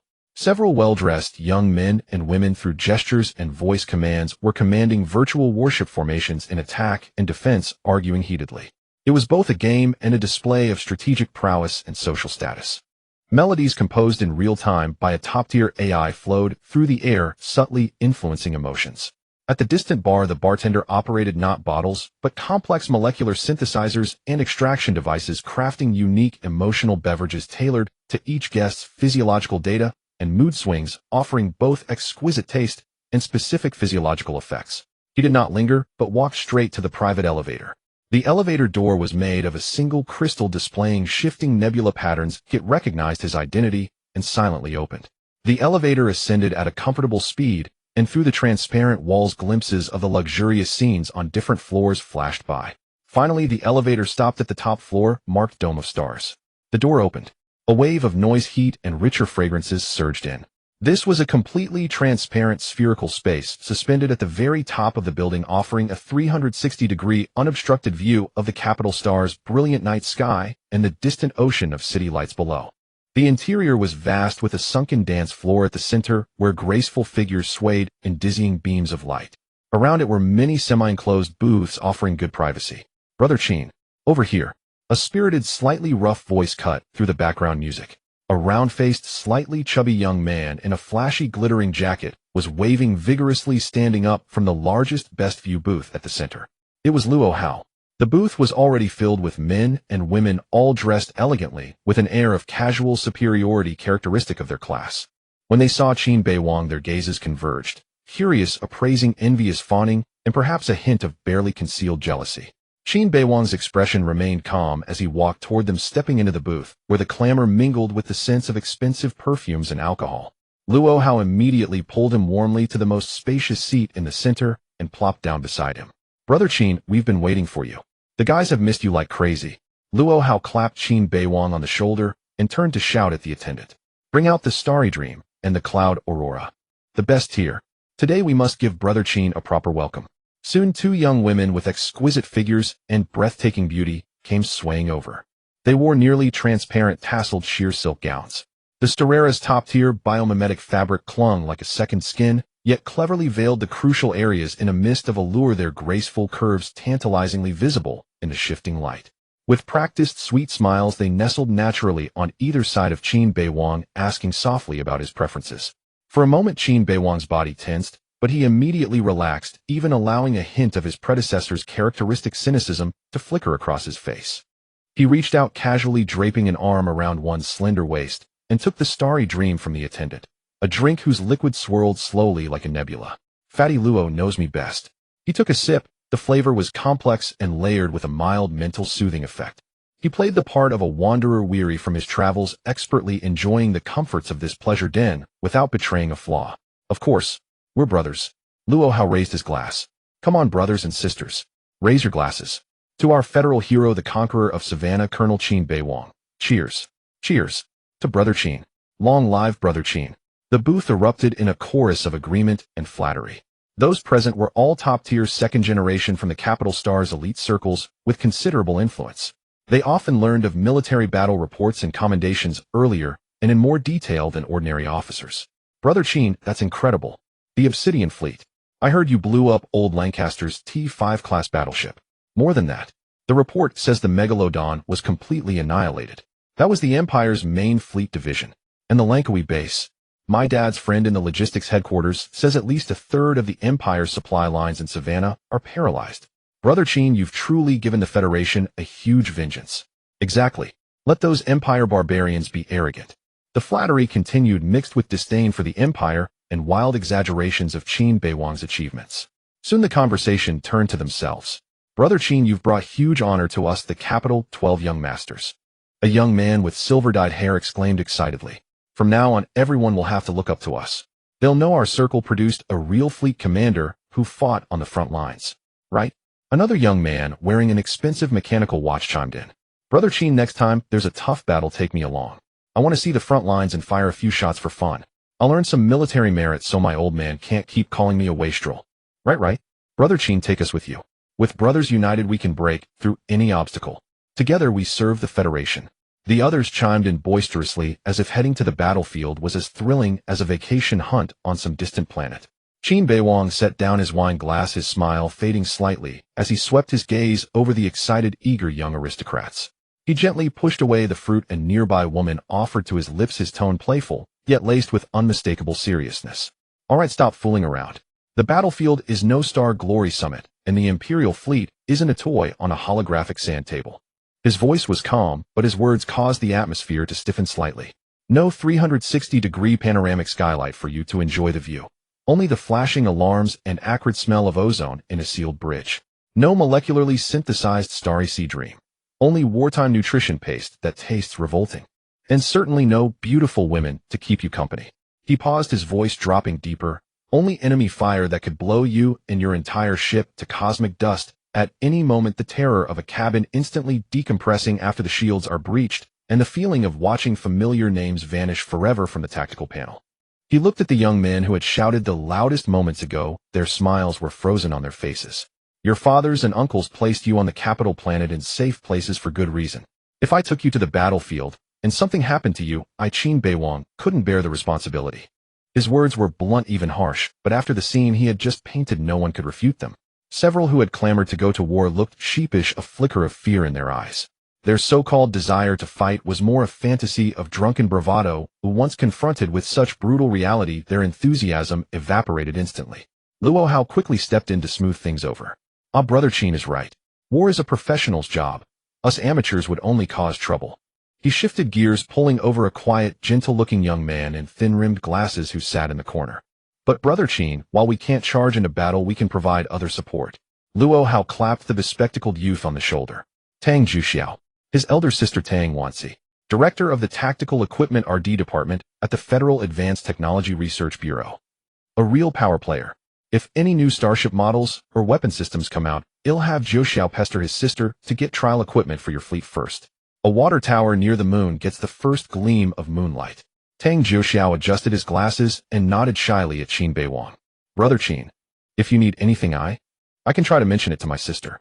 Luo Hao then pointed to another youth with light golden hair and a rebellious air. And him Chu Lishuan. You know his family's abundant harvest agriculture, right? One of the largest organic food suppliers in the Federation. Brother Qin, is your fleet still eating that synthetic paste even dogs wouldn't sniff? From now on, if you want real grain, vegetables, fruit, just talk to Lishuan. At cost. No, for a brother like you, money is nothing. Chu Lishuan swirled his glass, grinning with a touch of cynical honesty. That's right, Brother Qin. With good climate control and new gene yield-boosting tech, in recent years the harvests have been overflowing. To keep market prices stable, we have to store a lot of organic crops in cryochambers. The preservation cost is high. How much do you want? They'll have a ship sent to you every month. Consider it clearing inventory. Absolutely the freshest batch. Qin Beiwang listened, his smile unchanged, but his mind was clear. This was the Federation, this was class. Common soldiers and low-ranking officers could only fill their stomachs with bland synthetic food that provided basic nutrition. Those gray pastes were the cost-effective choice to sustain the massive military machine. But at his level, thanks to his birth and current position, organic food quotas were naturally sufficient. Yet even so, for someone like Chu Lishuan to casually promise a monthly ship of the freshest top-tier organic produce was still a privilege within privilege. This was not just about appetite, it was a symbol of status and control over resources. Then I'll thank you in advance. Qin Beiwang did not refuse politely. He raised his glass to Chu Lishuan and Tang Juxiao. Organic food is indeed needed across the fleet, and new tech equipment is even more welcome. He'll remember this favor. His attitude was straightforward, neither overly warm nor aloofly indifferent. He accepted the goodwill of these brothers, just right, maintaining the code of conduct within their circle. The atmosphere in the booth revived, though now it was less about the vain fervor of war and more about practical exchanges and unspoken understandings. Accompanied by two beauties, Qin Beiwang sipped his wine, laughed lightly, and handled various toasts and topics, perfectly playing the role of a triumphant young commander basking in adulation. 3 days later, early morning. On the soft, spacious, floating bed, Qin Beiwang slowly opened his eyes, feeling a familiar ache in his lower back. He propped himself up, rubbed his temples, and muttered softly, "This is more exhausting than fighting the Imperial fleet at Safan Na." He hadn't been idle over the past 3 days. Besides necessary rest and socializing with the capital 12 young masters, he had been dragged by Luo Hao into various high-end entertainments, including all-night sensory parties, energy-draining simulation competitions, and the overly attentive company of the two beauties the night before. After a quick wash, Qin Beiwang went to the dressing room. A brand new, crisp, unwrinkled, deep blue Federal Interstellar Navy captain's dress uniform pressed by the smart home system floated on the display rack. The golden sash and delicate star insignia gleamed with understated noble radiance under the soft lighting. The man in the mirror stood tall as a pine, the deep blue uniform perfectly hugging his well-proportioned, powerful frame. Fully dressed, he stood before the full-length mirror. His youthful face was sharpened by the shadow of his cap, his eyes deep and calm, his lips pressed into a line of unwavering resolve. Qin Beiwang looked at his own reflection, somewhat dazed. A few months ago, he was just a lucky major fresh out of the academy, uncertain about the future. A few months later, he stood here in a captain's uniform, about to head to the core of federal power for the highest honor, and would soon command a true mothership fleet. The time was short, but the experience was earth-shattering. He was surprised to find that he had truly integrated into this world. Qin Beiwang. He whispered the name. A farewell to the original owner and a confirmation of the self that now fused 2 lifetimes of experience and memory. He adjusted his cap one last time. Then he turned. His gaze was calm, his steps steady as he walked toward the door. Outside, his personal cloud shuttle was ready to carry him to Victory Square in front of the Federal Parliament building. A grand ceremony for a soldier was about to begin, and he was ready. Before the Federal Parliament building, the vast Victory Square had become a sea of humanity. As far as the eye could see, there were bobbing heads and waving small holographic flags. From the edges of the square stretching to the distant streets, the dense dark crowd seemed almost endless. There were families with children, student groups, formations from the Veterans Association, and countless citizens of the capital planet who had come of their own accord. Hovering at low altitude were dozens of large recording platforms from official media, along with even more private microdrones circling like a swarm of bees, transmitting the live scene to every corner of the star network in real time. In the center of the square stood a towering monument in solemn reverence. It was in the shape of a 5-point star cast from a deep, dark alloy. Its surface was not smooth, but densely covered with countless names precisely engraved by laser. The roster of all military personnel who had sacrificed their lives defending the Federation's territory and civilization since its founding. Sunlight fell upon it, and the names seemed to glow faintly in the shadows, silently telling of eternal sacrifice and weight. At this moment, directly in front of the monument, on a temporary ceremonial platform, an elderly man in a crisp dark blue Federal Navy admiral's uniform, with 6 brilliant stars on his shoulders, stood before the amplification equipment. His voice, transmitted clearly through the directional sound field system distributed across the square, was not deafening, but carried a weighty, penetrating force overpowering the subtle murmurs of the crowd. He was reading a citation order and recounting the achievements of the recipient. Lieutenant Colonel Qin Beiwang, during the border conflict in the Aerospace galaxy, was entrusted with a critical mission. Commanding the newly established Mingwangsing sublevel fleet, he launched a decisive assault. With exceptional tactics and fearless courage, he annihilated the Empire's Warships-class fleet, displaying his edge and stabilizing the battle situation. The old man's voice was steady, but every word struck like a hammer on the listeners' hearts. Subsequently, in the special operations deep within the Empire-controlled Savannah Galaxy, Senior Colonel Qin Beiwang led his troops, outnumbered yet prevailing, maneuvering with strategic brilliance.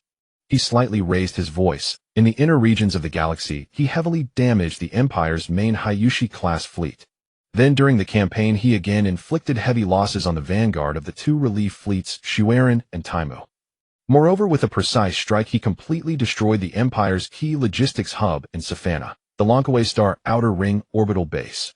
The square fell into dead silence, with only the Admiral's voice echoing, accompanied by the cold glint of the monument.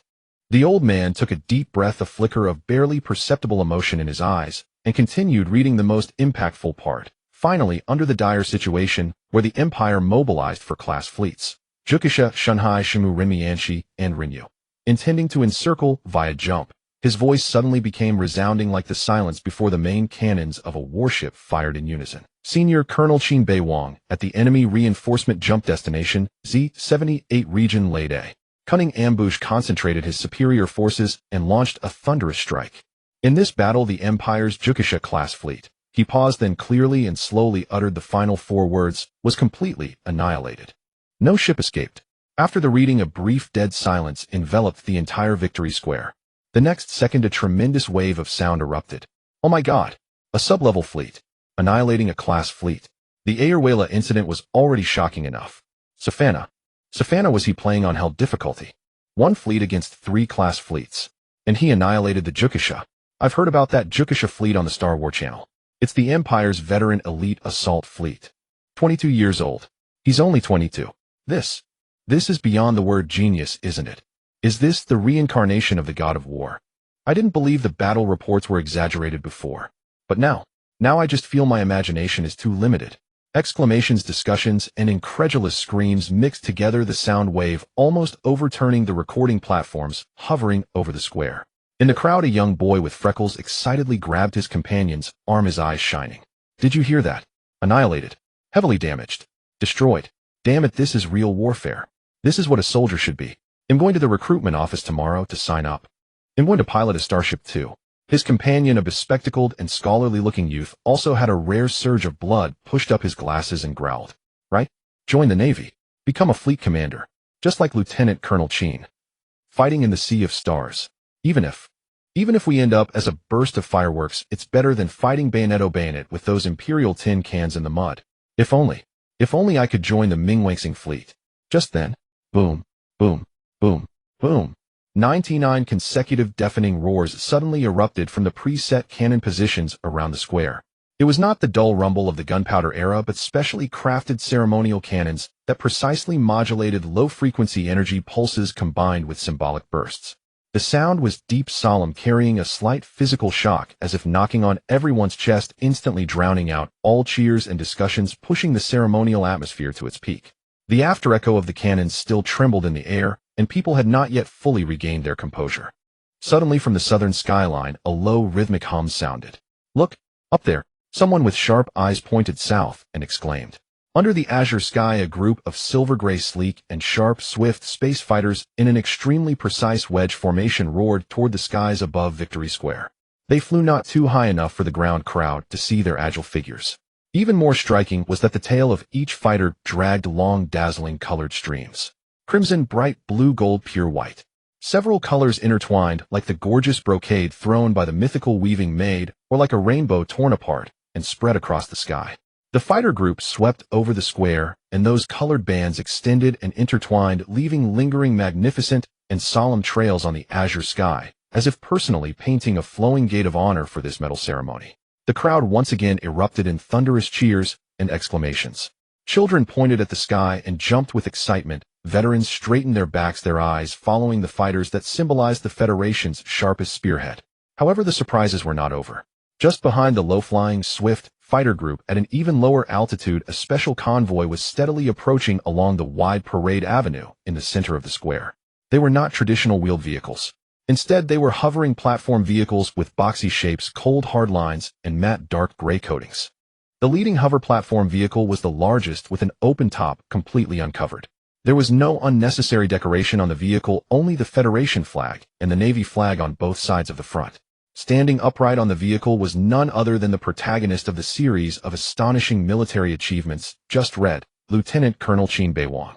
He stood in his deep blue senior colonel's uniform, crisp, as if cut by a knife, his gaze under the brim of his military cap calmly fixed straight ahead. Facing the roaring tide of crowd and cameras, there was not a trace of excitement or tension on his face. Only a calm forged through the crucible of war. Sunlight fell on the star insignia on his shoulders and the ribbons on his chest, reflecting cold and glorious light. Behind his vehicle, several slightly smaller floating platform vehicles of the same model were arranged in sequence. Standing on them were the corps officers of the Pluto Fleet who had come to receive the collective commendation. Deputy Commander Zhuang Zhishuan, along with the commanders of each subfleet and the heads of departments with outstanding merits. They were also dressed in military uniforms, standing tall and proud. Though not as eye-catching as Qin Beiwang, their faces, young or mature, all bearing the traces of battlefield hardships, equally embodied a power and glory that could not be ignored. The crowd's cheers reached an unprecedented climax. "Lieutenant Colonel Qin. Look, it's Lieutenant Colonel Qin. Are those the officers under his command? They're all fine men. Such a spectacle. So cool. This is what our Federation's heroes should look like." Amid the rain of colorful ribbons and the deafening echoes of the salute cannons, the floating platform vehicle, carrying Qin Beiwang, stopped steadily right in front of the ceremonial platform. He raised his right hand and saluted the Grand Admiral on the platform, his colleagues around, and the countless excited people in the square, a standard, crisp military salute. Under the focus of countless eyes and cameras, Qin Beiwang, Zhuang Zhishuan, and the other corps officers steadily ascended the ceremonial platform and stood in a row at their designated positions. Behind them stood the silent hero monument, before them a sea of seething crowds. The six-star Grand Admiral of the Navy returned to the amplification equipment. The sound waves in the square gradually subsided, leaving only excited breaths and an expectant silence. The Admiral's gaze slowly swept across the audience and finally settled on Qin Beiwang's young but resolute face. He cleared his throat, and his voice, transmitted through the amplification system, reached every corner of the square. In view of the indisputable and outstanding merits established by Lieutenant Colonel Qin Beiwang and the Pluto Fleet under his command in the Savannah campaign, as reported by the Wanshur Star Sector Theater Command, reviewed by the Federal Joint Staff, and finally approved by the Supreme Command, he paused slightly, creating a solemn suspense. Qin Beiwang is hereby promoted to the rank of Senior Colonel in the Federal Navy, and he is appointed as the first commander of the Pluto Rapid Maneuver Strike Cluster Mother Fleet Architecture. Applause, though anticipated, still resounded with shock from the audience. A 22-year-old Mother Fleet commander, already breaking the Federation's historical record. But the Grand Admiral was not finished. He raised his hands slightly, signaling for silence, his expression growing even more solemn. However, the aforementioned promotion and appointment are still insufficient to fully match the brilliant achievements that Senior Colonel Qin Beiwang has accomplished, achievements capable of influencing the strategic landscape. His voice suddenly rose, each word striking like metal and stone. By the unanimous resolution of the Federal Supreme Command's special meeting, Senior Colonel Qin Beiwang is awarded one of the highest military honors of the Federation, the Planet Medal. Hua! If the previous applause was a wave, then what erupted from all corners of the square at this moment was a completely uncontrollable storm. Countless people instantly widened their eyes, opened their mouths, their faces frozen in extreme shock and disbelief. The planet medal. It was one of the highest symbols in the Federation's honor system awarded to military personnel. Its rarity even surpassed what many flag officers could achieve in a lifetime of struggle. It represented not only supreme glory but also an astonishing tangible privilege. According to the Federation's Interstellar Exploration and Merit Compensation Act, any Federation citizen, usually only military personnel who receives the planet medal, has the permanent right to preferentially select and obtain a natural planet or a planet-like celestial body of comparable volume and mass in a new star system that the Federation will develop and certify as safe in the future. It was a planet, even the smallest resource-poor rocky planet. Its intrinsic value combined with potential mining colonization and scientific significance often amounted to tens or even hundreds of billions of star coins in the Federation's evaluation system. Moreover, it was a true strategic asset that money alone could not buy. In history, those who had received this medal were either marshals or grand admirals who had rendered unparalleled service in the grand wars that decided the fate of the Federation, or legendary explorers who had made tremendous sacrifices to discover vital new star domains for the Federation. When they received the medal, they were often already accomplished and gray-haired. But now it was awarded to a 22-year-old youth, a young officer who had graduated from the military academy only a few months ago. Planet medal. Did I hear that right? Has the Supreme Command gone mad? How old is he? A planet. My God. Doesn't that mean Senior Colonel Qin will become a planetary lord? The youngest recipient before was Marshal Karen over 300 years ago, and he was nearly 50 when he received it. 22 years old. This. Shock, ecstasy, envy, disbelief. All kinds of complex emotions spread and collided wildly among the crowd. The media recording platforms frantically adjusted their focus to give a close-up of Qin Beiwang's face. Everyone wanted to see the reaction of the youngest planet medal recipient in history who was about to own his own planet. Even Qin Beiwang himself, at the moment he heard the words planet medal, his mind went blank for an instant. He had anticipated the promotion, the fleet expansion, and even the possibility of a high-level combat merit medal. According to the Federation's convention, a medal like the meteorite medal was already a very high honor. But he never expected that the Supreme Command would be so bold as to skip all the steps and drop the planet medal, representing the ultimate dream and ultimate benefit of a military man, directly onto his head. A planet. Even though he had a calm temperament and had gone through life and death, his heart skipped a beat at this moment. A mixed emotion of absurdity, shock, and a secret burning surged uncontrollably. It meant unimaginable wealth, resources, independence, and responsibility. Zhuang Zhishuan beside him, who always had a cold expression, also showed unconcealed astonishment, instinctively turning her head to look at Qin Beiwang. The other officers behind him were almost petrified, their eyes vacant, as if they couldn't believe their ears. Just as Qin Beiwang, shaken by the weight of the planet medal, had not yet fully composed himself, the Grand Admiral on the platform did not immediately conclude the ceremony. He turned slightly, facing the central and highest seat on the reviewing stand, his expression solemn and respectful as he announced in a clear voice. Next, let us welcome a member of the Federal Supreme Command, one of the 7 marshals. He paused, then clearly and forcefully uttered the name that thundered across the Federation military circles, Marshal Qin Qianfan. He will personally bestow upon Senior Colonel Qin Beiwang the planet medal in recognition of the extraordinary courage and decisive action he demonstrated under dire circumstances during the Battle of Savannah. Hiss! Below the stage, countless gasps instantly rose, overwhelming the lingering echoes of cheers. Marshal Qin Qianfan, one of the 7 marshals of the Federation, the Titan commanding the first fleet of the galaxy, star domain, the true pinnacle of the military world. Even more, he was Qin Beiwang's biological father. For a father, and a marshal father at that, to personally bestow the planet medal upon his son, who had achieved unprecedented military exploits in such a grand public ceremony. This was not merely an honor, it was a profoundly symbolic inheritance and recognition.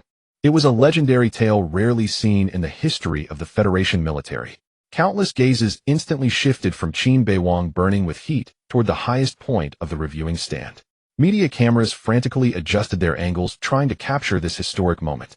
Meanwhile, on the stage, Qin Beiwang's heart clenched violently the moment he heard the name Qin Qianfan, his original Botus father. That federal marshal, majestic as a mountain in the fragments of memory, emotionally restrained and perpetually away on campaigns. Since his transmigration, he had successfully played the role of Qin Beiwang by relying on the original Bodis memory fragments and his own abilities, even deceiving his closest adjutants and subordinates.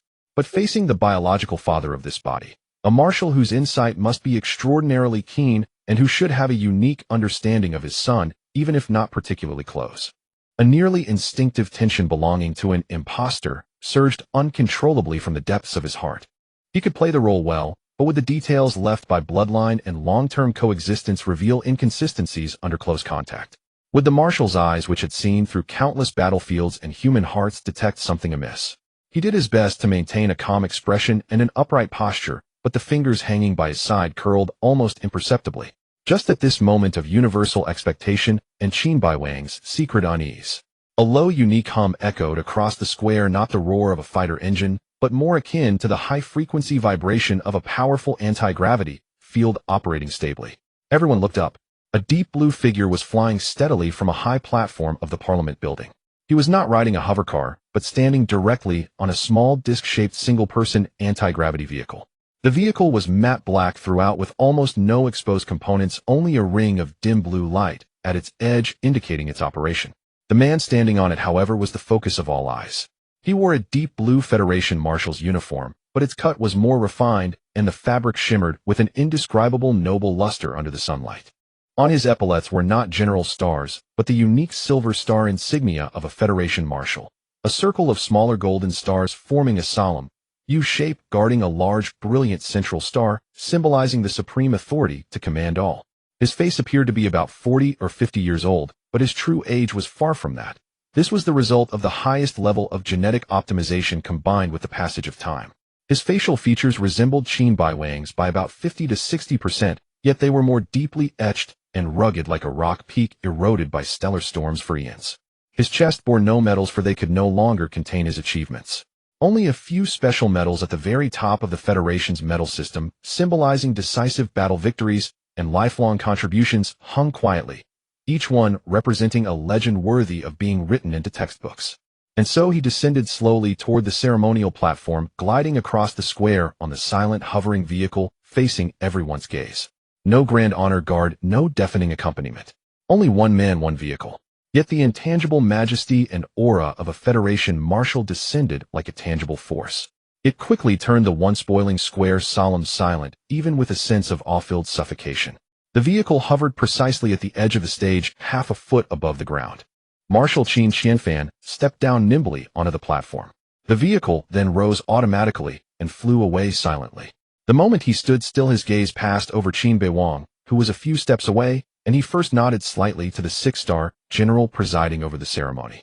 Then finally his gaze fell upon his own son. That gaze was calm and deep, like a windless ocean, showing not a single ripple, yet it made Qin Beiwang feel as if a weight of 1,000 tons was pressing down on him. Qin Beiwang immediately straightened his back, suppressing all chaotic thoughts. With the most standard military posture, he raised his arm in salute to his father and also to the Federation Marshal. Marshal, Qin Qianfan looked at his son's young face, which had already begun to show sharp edges. He gazed silently for 2 seconds. Then slowly raising his hand, he returned a marshal's salute. His movements were standard and meticulous. The salute ended. Marshal Qin Qianfan's movements were steady and precise. He first took from the ceremonial officer's tray the 2 brand-new 4-star senior colonel epaulets. The star insignia glimmered with a cold and glorious luster under the sunlight. He raised his hand, and one by one firmly attached the new formal senior colonel epaulets to the dark blue military uniform's shoulder straps. Throughout the process, his fingers did not tremble in the slightest, as if he were performing the final assembly of the most precise starship components. Next, his gaze fell upon the planet metal. He extended both hands, gently lifted it, and his fingertips brushed over the cool gemstone on the miniature planet's surface, which seemed to have swirling nebulae, as well as the 2 golden rings embedded with tiny diamonds around it. Then he leaned down, and with a more focused, almost solemn demeanor, he pinned the heavy metal once again on Qin Beiwang's left chest directly above the heart. After pinning it, he did not immediately release his hand. Instead, he clenched his right fist, and with his knuckles struck the metal, symbolizing an entire planet, with a steady, forceful, and measured blow. Thump! A dull sound penetrating the military uniform clearly reached Qin Beiwang's ears, and seemed to strike the hearts of everyone present. It was not an adjustment nor a confirmation. It was a ritual of branding. like an ancient blacksmith stamping a red-hot iron onto a shield proclaiming ownership and responsibility. After doing all this, Marshal Qin Qianfan finally raised his eyes, and his gaze met Qin Beiwang. His gaze remained as deep as the ocean, yet beneath that tranquil surface there seemed to stir an ineffable undercurrent. It was not the look of a marshal toward his subordinate, but rather that of a father gazing upon a son who had suddenly grown into someone who made him proud, yet also a stranger. He spoke, his voice not loud, yet carrying a power that pierced through the clamor and struck straight into the heart, reaching Qin Beiwang's ears clearly. Honor and responsibility go hand in hand. All for the Federation. The Star Sea holds no graves. All for the Federation. Qin Beiwang rendered a standard military salute, then spoke calmly. Qin Qianfan nodded, then turned and left. This aloof demeanor was no different from the Grand Marshal in the original Buddhist memories. Next came the awarding of honors to Zhuang Zhishuan and the others. Zhuang Zhishuan was promoted directly from senior captain to major and awarded a star ring medal with no substantive reward, only an honor. The others were also promoted one rank and given a star ring medal. The awarding was also conducted by the Grand Marshal. Meanwhile, in a distant star region, inside the private operations room of Imperial General Strauss, commander of the Opal Star Region Theater Command, the massive circular screen did not display the Empire's star charts or fleet deployments, but rather a live feed of the Federation's award ceremony covertly patched in by a technical officer. In the image, the planetary medal on Qin Beiwang's chest and the senior colonel star insignia on his shoulder gleamed with piercing brilliance. The roaring cheers from the square seemed to penetrate the screen. Strauss sat in his wide command chair, his fingers tightly gripping the alloy armrests, knuckles turning white. His face was dark and brooding, the wrinkles at the corners of his eyes etched deep as knife cuts from suppressed fury. The unbearably young face on the screen was like a venomous thorn stabbing harshly into his eyes and even deeper into his pillar of shame. Savannah. That accursed star system, that campaign, which should have been a crushing victory, had instead become the stepping stone for this Federation brat to rise to fame. Obsidian, Bloodblade, Iron Curtain, each had suffered setbacks. The Lankawi base was destroyed, even the entire Megalodon fleet was annihilated. This string of resounding slaps, though most of the blame was pinned on that unlucky wretch Lancaster and the Megalodon commander. But as the supreme commander of the entire Opal Star region, how could Strauss completely wash his hands of it? The old foxes at high command might not say a word, but he could feel their private mockery and the looks of schadenfreude. There was even a vicious nickname circulating, the fuel-pouring general, implying that his continuous dispatch of fleets to Savannah was like adding fuel to Qin Beiwang's blazing achievements. Utter humiliation. 22. Senior Colonel. Planetary Medal. Mother-class fleet. Strauss ground out these words through clenched teeth, each one dripping with icy hatred. Climbing fast on the bones of my Empire's soldiers, aren't you, Qin Beiwang? He stared fixedly at the screen, showing Qin Beiwang exchanging glances with his father Qin Qianfan, watching the planetary medal being solemnly pinned on, and a twisted, icy smile curled at the corner of his mouth. Go on, laugh. Enjoy your moment of glory to the fullest, little hero of the Federation. Strauss' voice was low and hoarse like a snake hissing. Before long, he leaned forward slightly, a terrifying cold light erupting from his eyes, a light mingling the pleasure of revenge and the brutality of an impending storm of blood. You'll know what it feels like to be truly targeted by the Empire. You think Savannah was the end? No, that was just an appetizer. He slammed his hand on the armrest, stood up, and growled at the empty operations room as if addressing the radiant young man on the screen. A new round of Imperial offensives is already prepared. A week later, the brilliance and clamor of the capital planet, like a brief and illusory dream, were left behind. Qin Beiwang and his officers boarded a dedicated interstellar shuttle, embarking on the long journey back to the frontline base in the Wansher Star region. Over the past week, under the enthusiastic, or rather forceful arrangements of Luo Hao and his capital 12 young masters, Qin Beiwang had experienced almost every form of luxury entertainment that the Federation's core planet could offer to its top echelon.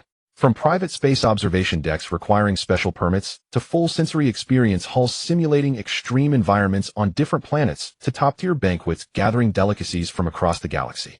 He perfectly played the part of a triumphant young general, indulging in deserved pleasures even more immersed than the original owner's memories suggested. During this time, he had attempted several times, through both formal and informal channels, to contact his father Qin Qianfan. After that brief, weighty conversation during the award ceremony, he felt he perhaps should, and needed, to have a more private meeting with this martial father who was both familiar and a stranger. But each request was politely declined by the marshal's adjutant, whose expression was always proper and tone always respectful, using nearly identical reasons. The marshal is extremely busy with military affairs and truly cannot spare the time. Please understand. Qin Beiwang understood. A Federation marshal overseeing the defense of vast star regions and the fate of countless fleets was undoubtedly swamped with work. Although the Battle of Savannah was over, the Empire's threat was omnipresent and higher-level strategic games were ongoing every moment. That brief appearance and words at the award ceremony might have been all this father could squeeze out between public and private duties. He suppressed that faint, indefinable feeling, whether disappointment or relief, within himself. Perhaps this was for the best, reducing the risk of exposure from close contact. The shuttle executed one tedious, precise jump after another along the predetermined route. Outside the window, the starry landscape twisted and straightened repeatedly. Inside, the constant low hum of the engines filled the cabin. The prolonged, mild spatial distortion from the jumps, even for Qin Beiwang's enhanced physique, brought a deep mental fatigue. It was not merely physical, but the cumulative drain from the intense battles, the tense award ceremony, and the complex social interactions on the capital planet. Finally, the shuttle exited its last jump, and the familiar gravitational field of Shiva Star captured it. Shiva Star had a completely different atmosphere from the capital. Its spaceport was more militarized. Starships came and went with clear purpose, and the sky lacked the flashy aircraft and advertising projections replaced by patrolling fighter formations. The transport ship docked smoothly at an officer-only berth. No welcoming crowds, no media. Only the cold lights of the port and routine ground crew. Qin Beiwang briefly bid farewell to his fellow officers, each returning to their quarters or barracks. The next morning, Qin Beiwang was roused by the urgent chime of a communication alert. It was Zhuang Zhishuan. Commander, the replacement officers and new recruits have all arrived at Shiwa Star's 3rd military port. The theater command orders you to proceed immediately to briefing room A-17 for reception and initial briefing. Qin Beiwang rubbed his brow, dispelling the lingering drowsiness. After a quick wash and a change into his service uniform, he followed the military hovercar sent to fetch him to the designated location. Briefing room A-17 was situated in the core area of Shiwa Star's main military base, a facility reserved for large-scale fleet assemblies or the issuance of critical commands. When Qin Beiwang, accompanied by Zhuang Zhishuan, pushed open the heavy alloy door, the sight before him made him pause slightly despite his mental preparation. It was vast. The circular tiered seating arrangement of the briefing room was packed with people. A rough estimate suggested nearly 1,000 seats, and not a single one was empty. All were clad in the deep blue of the Federation uniform, with shoulder insignia ranging from second lieutenant to colonel, forming a breathtaking sea of blue. Every person sat upright, their gazes simultaneously fixed on the newly arrived Qin Beiwang, a mixture of reverence, curiosity, and the quiet discipline of strict military order. Qin Beiwang kept his expression neutral, walking along the central aisle toward the podium. As he moved, he tilted his head slightly and asked Zhuang Zhishuan in a voice meant only for her ears. So many people. Could it be? They even summoned the main battery gunners from each ship.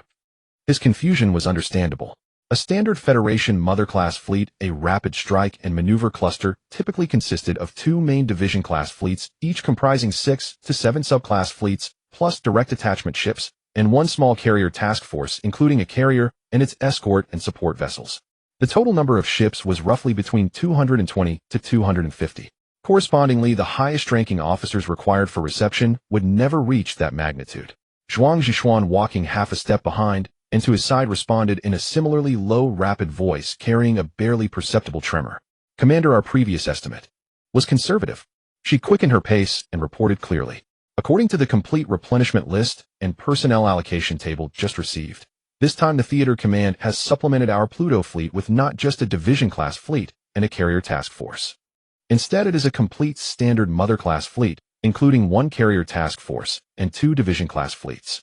Qin Beiwang's footsteps faltered almost imperceptibly.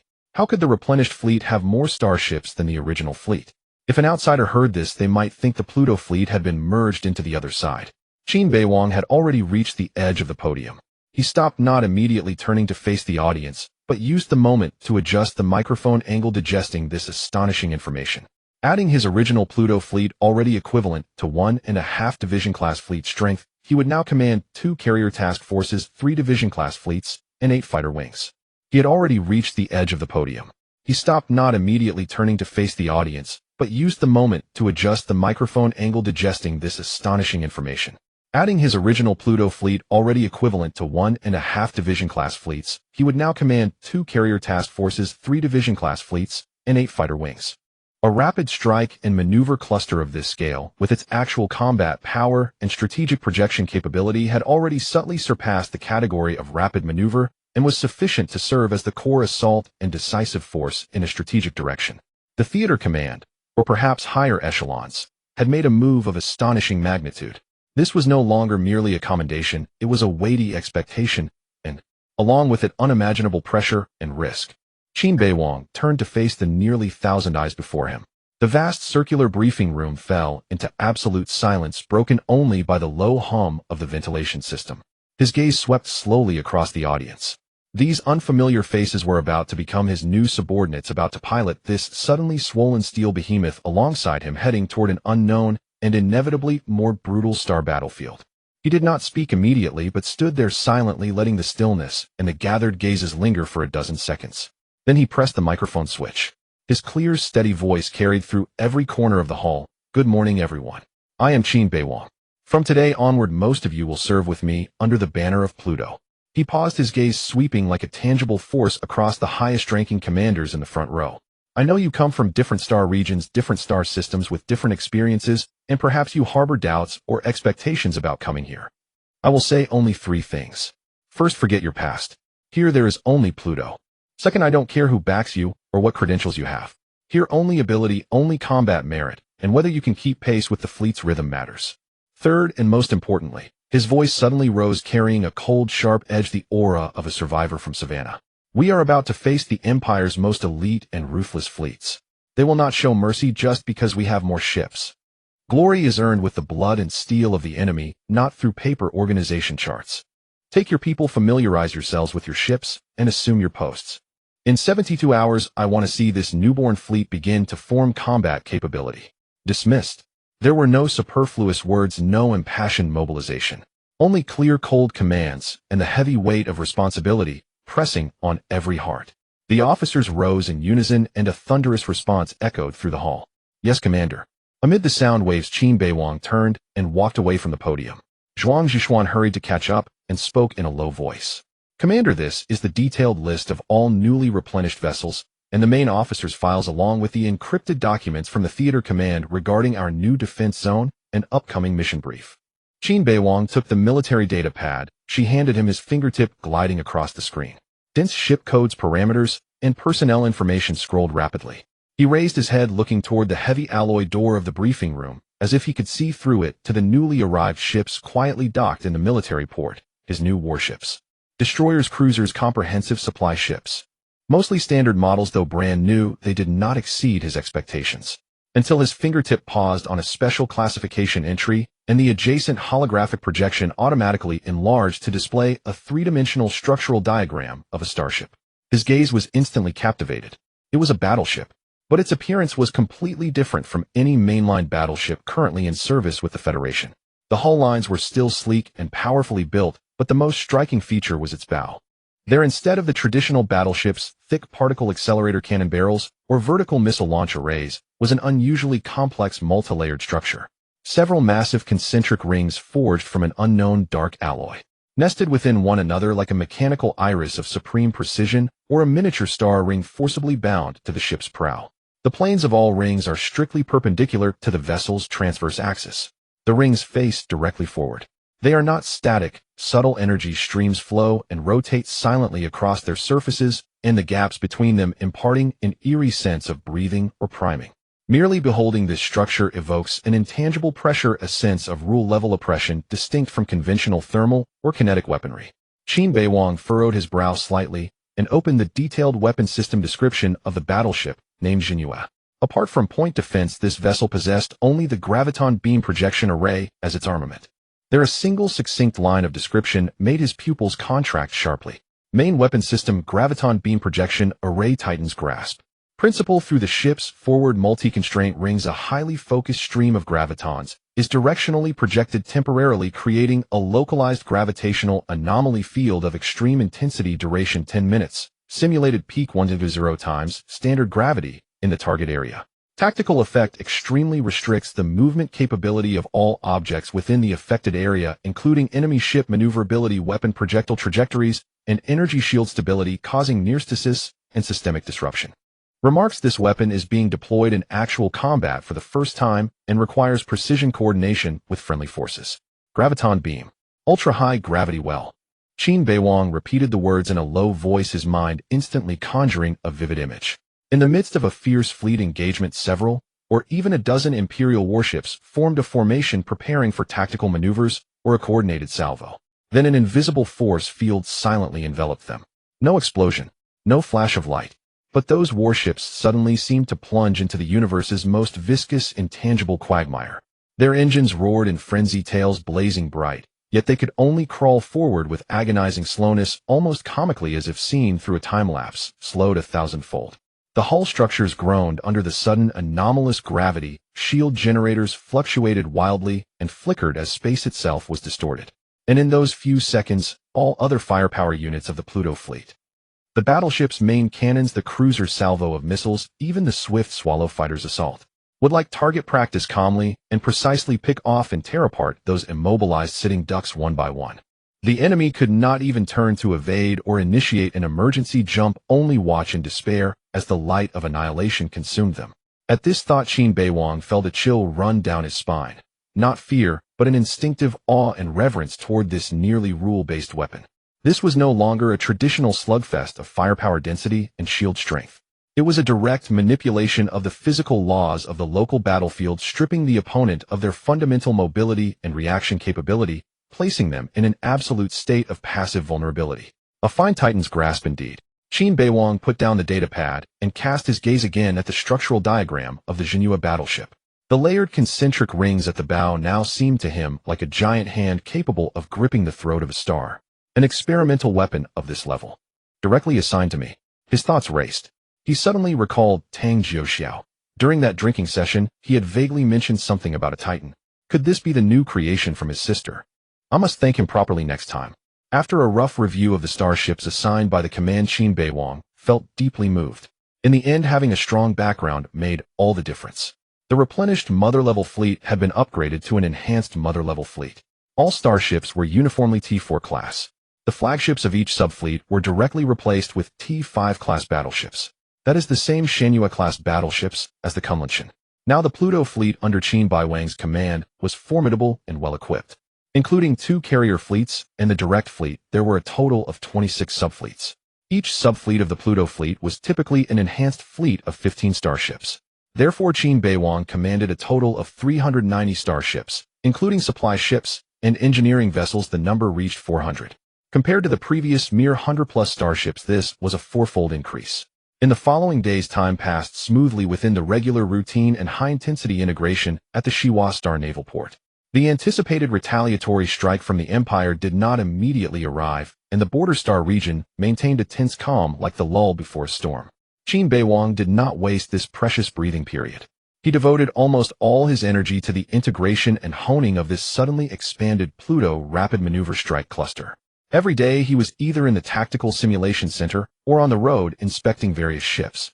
Before the massive holographic tactical sand table, he presided over or sat in on numerous combined arms war games involving new and old officers.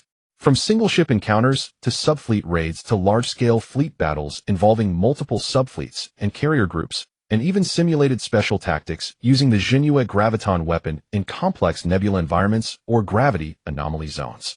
He was extremely demanding. Any coordination error, intelligence misjudgment, or delayed fire linkage during the wargame would be pointed out on the spot, requiring a replay until muscle-memory-level synergy was achieved. He would also suddenly appear on a newly replenished cruiser or destroyer, silently walking through the busy engine rooms, cramped crew quarters, or the tense and orderly bridge without uttering a word. Observing the details of the crew's daily equipment maintenance, listening to the morale and confusion revealed in their conversations, checking the status of combat supplies. His presence often made the officers and soldiers both nervous and inspired. The silent gaze of this young legendary commander carried more pressure than any speech and also ignited a stronger desire to perform. The entire fleet quickly became stamped with a strong Qin Beiwang style. Efficient, stern, meticulous about details, and nearly obsessive in the pursuit of combat effectiveness. Just as the fleet integration was reaching its peak, a special report from the logistics department briefly pulled Qin Beiwang and his core leadership away from the intense training, plunging them into another kind of astonishment. Chu Lishuan had kept his promise, and in an extremely extravagant manner. A giant bulk freighter belonging to Abundant Agriculture sailed directly to the civilian docking area of the Shiwa Star Naval Port outside the fleet's supply sequence. The cargo ship unloaded not weapons or ammunition, but mountains of organic food, strictly intergasealed and cryogenically preserved. Grains, meats, vegetables, fruits, and even some rare seasonings and beverage ingredients. The variety was complete, all of the highest quality. When the logistics chief reported the total weight in an incredulous tone, even Qin Beiwang was stunned. How much? 300,000 tons. Are you sure the unit is correct? Commander, it's absolutely true. The precise figure is 305,400 tons. Here are the manifest and quality inspection reports. The logistics chief's voice was somewhat unsteady. 300,000 tons of organic food. Qin Beiwang did a quick mental calculation. His fleet currently had a full complement of about 600,000 men. Even at the highest standard, with 3 organic meals a day, each person consuming about 50 kilograms per month, the fleet's monthly consumption would be around 30,000 tons. 300,000 tons, enough to allow the entire fleet to feast extravagantly for 10 months. Beside him, Zhuang Zhishuan and the other squadron commanders exchanged glances, their eyes filled with shock. They had all tasted the bitterness of synthetic food and knew well how precious organic food was in the military system. On the market, a gram of premium organic food typically fluctuated between 3 and 5 stellar coins. This 300,000 tons, its value roughly estimated, had reached an astonishing 1.5 trillion stellar coins. This was no longer mere support. It was a mobile, outrageously luxurious mountain of gold. Zhuang Zhishuan exclaimed in shock. Such a bold move. Commander Qin, your friend's influence is terrifyingly immense. Qin Beiwang stared at the seemingly endless virtual cargo manifest, his heart equally turbulent. When Chu Lishuan had casually made that promise at the Xingyao Zhidian, Qin Beiwang had dismissed it as a boastful show-off by a spoiled princeling expecting, at most, a symbolic few tons to improve the senior officers' meals. He never expected the other party to play for real, and with such astronomical figures. Beyond the shock, a sliver of doubt quietly surfaced in Qin Beiwang's mind. Merchants pursue profit. That was an iron law. The Chu family was one of the Federation's largest organic food suppliers, but such a massive quantity of top-tier goods would undoubtedly have a significant impact on costs and market inventory. Even if it was meant to cultivate a relationship with him as a potential stock, the return on investment period and the risk were far too high. Unless... Qin Beiwang narrowed his eyes, considering a possibility. Could Chu Lishuan, or the family behind him, be deliberately creating an incident through this gratuitous aid? For example, soon after, news might coincidentally break that some major agricultural planets had suffered massive production declines due to climate anomalies or genetic crop diseases, or that several large livestock zones had outbreaks of novel epidemics causing a sharp drop in meat output. At that time, the supply-demand balance of the Federation's organic food market would be disrupted and prices would inevitably skyrocket. The Chu family could then profit handsomely from their inventory and possibly prearrange futures trades. However, Qin Beiwang felt no anger or dissatisfaction. On the contrary, only a cold understanding flickered in his heart. Business tactics, capital games. Those were the survival rules of that circle. If the Chu family could seize this opportunity to harvest more wealth from the affluent classes who pursued quality of life and were less sensitive to price, that was their skill. As for the common people, Qin Beiwang curled his lips. Whether the price of organic food rose to 10 stellar coins or 100 stellar coins per gram, what difference did it make to them? Their daily survival depended on the near-free, plentiful synthetic nutrient paste and reconstituted protein blocks subsidized by the Federation. The luxury market of organic food had never been relevant to the truly impoverished. His fleet had gained this immense bounty out of thin air. The stomachs and morale of 600,000 officers and soldiers would be unprecedentedly satisfied. That was the real gain. He turned his attention to the disposition of these 300,000 tons of organic food. Such a massive amount of precious supplies had to be used and managed well. Order the logistics department and all fleet-level food supply units. Qin Beiwang's voice was clear and decisive as he issued a series of meticulous, almost stringent commands. 1. From today onward, all fleet officers and soldiers' mess halls shall serve only organic food for all 3 meals. The varieties must be as diverse as possible, rotated to ensure balanced nutrition. 2. The supply principle is to eat freely to one's fill. But one thing, his tone intensified, absolutely no waste is allowed. Not a single grain of rice, a leaf of vegetable, or a piece of meat shall be left behind. Cooking units must precisely calculate and prepare meals reasonably. Diner must adhere to the clean plate rule. Set up supervision posts and conduct random inspections. Violators' first offense, a severe warning and deduction of the month's allowance. Second offense, permanent disqualification from enjoying organic food supplies within the fleet, reverting to standard synthetic meals. 3. Strictly prohibit taking organic food out of the mess hall, packing it, or hiding it. Absolutely no private trading or resale in any form. Offenders shall be dealt with as theft or embezzlement of military supplies, and depending on the severity, be sent to the military court. For this regulation, and the source of organic food shall be classified as fleet-restricted information. Officers and soldiers are strictly forbidden to disclose details to non-fleet personnel, including family allied forces or media. The official line shall be special logistical improvement supplies approved by the theater command. Leakers will be severely punished according to military law. The orders were quickly transmitted through the internal communication network to every corner of the fleet. Initially, when the officers and soldiers received the notice, most thought they had heard wrong or that it was some temporary extra meal celebration. Until they walked into the mess hall and saw the mountains of real rice, vegetables, and meat emitting natural aromas rather than the suspiciously colored monotonous synthetic paste, the entire fleet nearly erupted. Oh my God, is this real meat? This rice, it's the natural fragrance of rice, not synthetic starch flavor. And fruit. I've been in the army for 5 years, and this is the first time I've seen fresh fruit in the mess hall. Shouts of surprise and sounds of swallowing saliva echoed through the cabin mess halls. When they confirmed it was all true and would be a long-term supply, a wave of ecstasy spread like an explosion. Many veterans even had tears in their eyes. They had endured long cruises and arduous battles and knew how much a bite of real food could boost morale. The subsequent announcement of strict management regulations then reigned in the excitement with the reins of discipline. No one dared to risk permanently losing such a privilege, much less challenge the severe military law.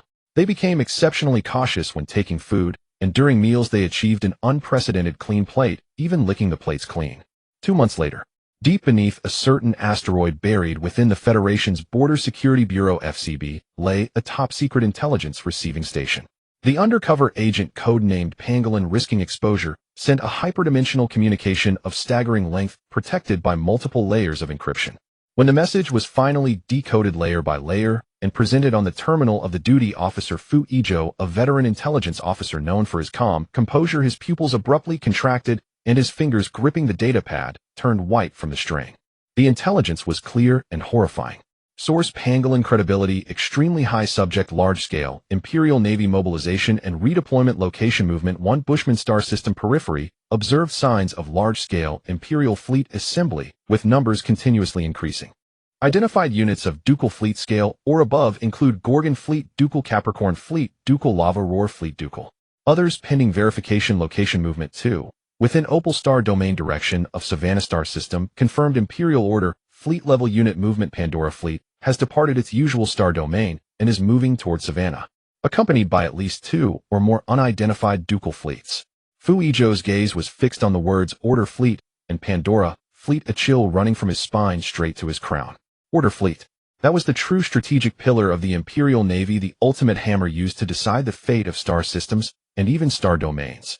Its formation standards were extremely stringent, giving rise to the terrifying rumor not 10,000 knot order, meaning the number of its standard combat starships was at least in the tens of thousands.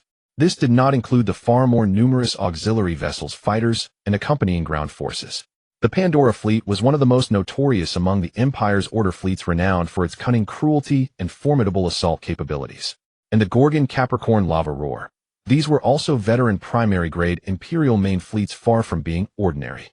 Such a massive fleet moving and assembling toward Savannah in the 10,000 Rocks star domain. This was certainly no routine rotation or deterrence. Fu Izhou's breathing grew heavy. In his mind flashed the glorious battle report of the Savannah campaign, the young face of Qin Beiwang, and the blazing planetary medal that had just been awarded not long ago. The Empire was going to retaliate. And it was a strategic-level retaliation, a thunderous rage aimed at complete obliteration of shame. The target was too obvious. The Elvira star system, especially Qin Beiwang and his Pluto Fleet, who had just created a miracle there. Chief. The adjutant beside him noticed Fu Izhou's suddenly pale face and grave expression, tentatively asking.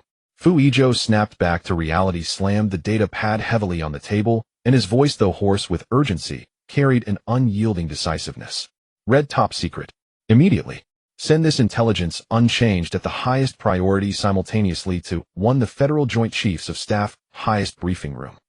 2. The 10,000 Rocks Star Domain Theater Command for the personal attention of General Wen Tingtao. He almost shouted, "Add my urgent assessment. The Empire is highly likely to launch a massive offensive in the near future in the Savannah direction aimed at completely destroying our forward main forces and reversing the strategic situation in that star domain. The target may be directly aimed at our Pluto cluster. Request the Supreme Command and Theater Command to immediately assess and respond swiftly." "Yes, Chief." The communications officer's face also changed. His fingers became a blur on the console, sending the intelligence enough to cause an earthquake at the highest levels of the Federation into the red encrypted channel leading to the core of power. Fu Yizhou stood still, watching the confirmation indicator of successful transmission light up, his heart still pounding violently. He could almost see on the other side of the cold, deep star, see the engines of countless Imperial warships igniting with a faint blue light, like waking steel giants opening their eyes, forming an endless tide of death slowly, turning toward Federation territory. The calm was over. Decisively. In the 10,000 Rocks Star Domain Theater Command, main communications hub, Lieutenant Feng Haoyu, a young duty officer, had just finished a routine communication check and was about to stand up and stretch. The highest priority information receiving terminal in front of him suddenly emitted a piercing rapid red flash accompanied by a low continuous buzzer representing the highest emergency level. Red top secret. Feng Haoyu's heart leaped, all sleepiness vanished. He quickly sat up straight, verified his credentials, and clicked to receive with slightly trembling fingers. The information window popped up. The content was not long, but every line struck his nerves like a hammer. FCB red top secret source pangolin content top secret. What made his scalp tingle was the conspicuous annotation at the end of the intelligence. For commanders, eyes only, immediate. A red top secret that required the immediate personal attention of the theater's highest commander, General Wen Tingtao. Feng Haoyu dared not delay a single moment. He exported the intelligence from the encrypted receiving terminal as quickly as possible, storing it onto a specially made physical encrypted storage module. Director Jiao. He almost ran to the adjacent communications director's office, his voice strained with barely suppressed tension. Red top secret. For the commander's eyes only. From FCB. Zhao Jinghui was reviewing a routine report. He looked up sharply at the words. Seeing Feng Haoyu's pale face and the black storage module representing the highest emergency level in his hand, his pupils contracted. He immediately stood up, took the module, and didn't even ask about the specifics. Anything that could make a duty officer so agitated and marked for commanders' eyes only as a red top secret was certainly no small matter. Return to duty, maintain strict discipline, and do not mention this to anyone. Zhao Jinghui left a hasty command, grabbed the storage module, and strode out of the office, rushing toward the theater command's core command area. His heart was also pounding like a drum.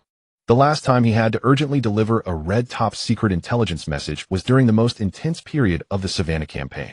The way was unimpeded, but Zhao Jinghui could feel the surprised glances of guards and officers along the way. He didn't bother to explain, went straight to the outside of General Wen Tingtao's office, and said hurriedly to the adjutant at the door, "Red top secret urgent FCB intelligence must be presented to the commander immediately." The adjutant, seeing Zhao Jinghui and the black module in his hand along with his grave expression, dared not delay. He immediately turned, knocked, announced, and then motioned for Zhao Jinghui to enter. When Tingtao was discussing defense zone rotation matters with Chief of Staff, Wen Xiang.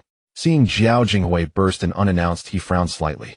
But upon seeing what he was holding and the expression on his face, he immediately realized something major had happened. "Commander, FCB red top secret." Zhao Jinghui presented the storage module with both hands, speaking rapidly. When Tingtao took the module and inserted it into the dedicated reader on his desk. Identity verification, iris scan, information decryption. A few lines of text and a simple diagram unfolded before him. His eyes first swept quickly, then abruptly froze. The relaxed expression on his face vanished like an ebbing tide, his brows tightly locked, and his fingers gripping the edge of the module turned white from the strain. Pandora Fleet. Sequential Fleet. Savannah direction. Wen Tingtao murmured each word like shards of ice. Beside him, Wen Xiang sensed the commander's drastic change in expression and leaned in to look, then drew a sharp breath. Sequential Fleet. The Empire is getting serious. Aimed at Savannah. No, at Qin Beiwang and Pluto. Wen Tingtao lifted his head abruptly, his eyes devoid of any hesitation, leaving only cold resolve and a weight as heavy as a mountain. The Empire's retaliation this time was far more intense than anticipated. Even the sequential fleet, a symbol of strategic resolve, had been dispatched. This was a bid to erase the shame of Savannah at any cost, and to crush the Federation's brightest rising star along with his formidable new fleet into dust among the stars. Order. When Tingtao's voice was like the grinding of iron and stone, resolute and decisive. All staff officers on duty assemble in Strategic Simulation Room 1 within 5 minutes. Notify intelligence, immediately retrieve all recent reconnaissance data on the Bushman system and Savannah direction and sync it to the simulation room. Communications officer, immediately issue a Level 1 combat alert in my name to Colonel Qin Beiwang of the Pluto Fleet. Content. He paused, gritting his teeth. A large-scale Imperial retaliatory offensive is imminent. The sequential fleet has been mobilized, and its target is likely your unit. Cease all non-essential activities, enter highest combat readiness immediately, and await further orders. Moved? Yes. Zhao Jinghui, and when Xiong responded in unison, turning and rushing out to relay the command. When Tingtao stood still, gazing at the few words on the screen, heavy as 1,000 June, then at the lights of Savannah and the Elvira system on the star map beside him. The calm was utterly shattered. A storm far more brutal and potentially larger in scale than the Battle of Savannah had bared its vicious fangs. Hours later, an encrypted communication pierced the peace of the Pluto Fleet's base like a cold iron spike. Qin Beiwang's personal terminal and the flagship's highest authority channel simultaneously blared the sharp alarm of a direct order from the theater command. He was reviewing the coordinated attack training report for the Jinhua gravity weapon and immediately opened it. A brief message from Commander Wen Tingtao, devoid of any embellishment, each word carrying a metallic chill and urgency. Level 1 combat alert. A large-scale Imperial retaliatory offensive is imminent. Confirm their sequential fleet Pandora is moving toward Savannah. Target is highly likely your unit. Effective, immediately cease all non-essential activities. All personnel enter highest combat readiness. Hold your ground, await further instructions. Wen Tingtao. Qin Beiwang's gaze lingered on the words sequential fleet and Pandora for a full 3 seconds. The calm on his face slowly froze like an ice sheet, a razor-sharp glint flashing deep in his eyes. He immediately activated the fleet-wide broadcast and the emergency communication channel for the Corps Command. Attention all units, this is Qin Beiwang. Per the Theater Command's highest directive, this fleet is now at Level 1 combat readiness. Cancel all leaves, rotations, and non-essential outings. All vessels conduct final combat checks immediately. Power up Energy Corps' weapon systems on standby. All personnel to their stations. Repeat, Level 1 combat readiness. This is not a drill. The cold, almost ruthless voice echoed through every corner of the fleet via the broadcast. After a brief shock, the massive military machine began operating at peak efficiency. In the port, the external lights of countless starships abruptly switched to combat red, and the low hum of engine startups coalesced into a chilling background roar. However, aboard the flagship Kunlun Shanghai, and within the private channels of the fleet's Corps Command, who had received the full briefing, the atmosphere was entirely different. When Qin Beiwang synchronized the full intelligence, sequential fleet Pandora is moving towards Savannah. Target likely our unit. To Zhuang Zhishuan, the division commanders, and the senior staff officers.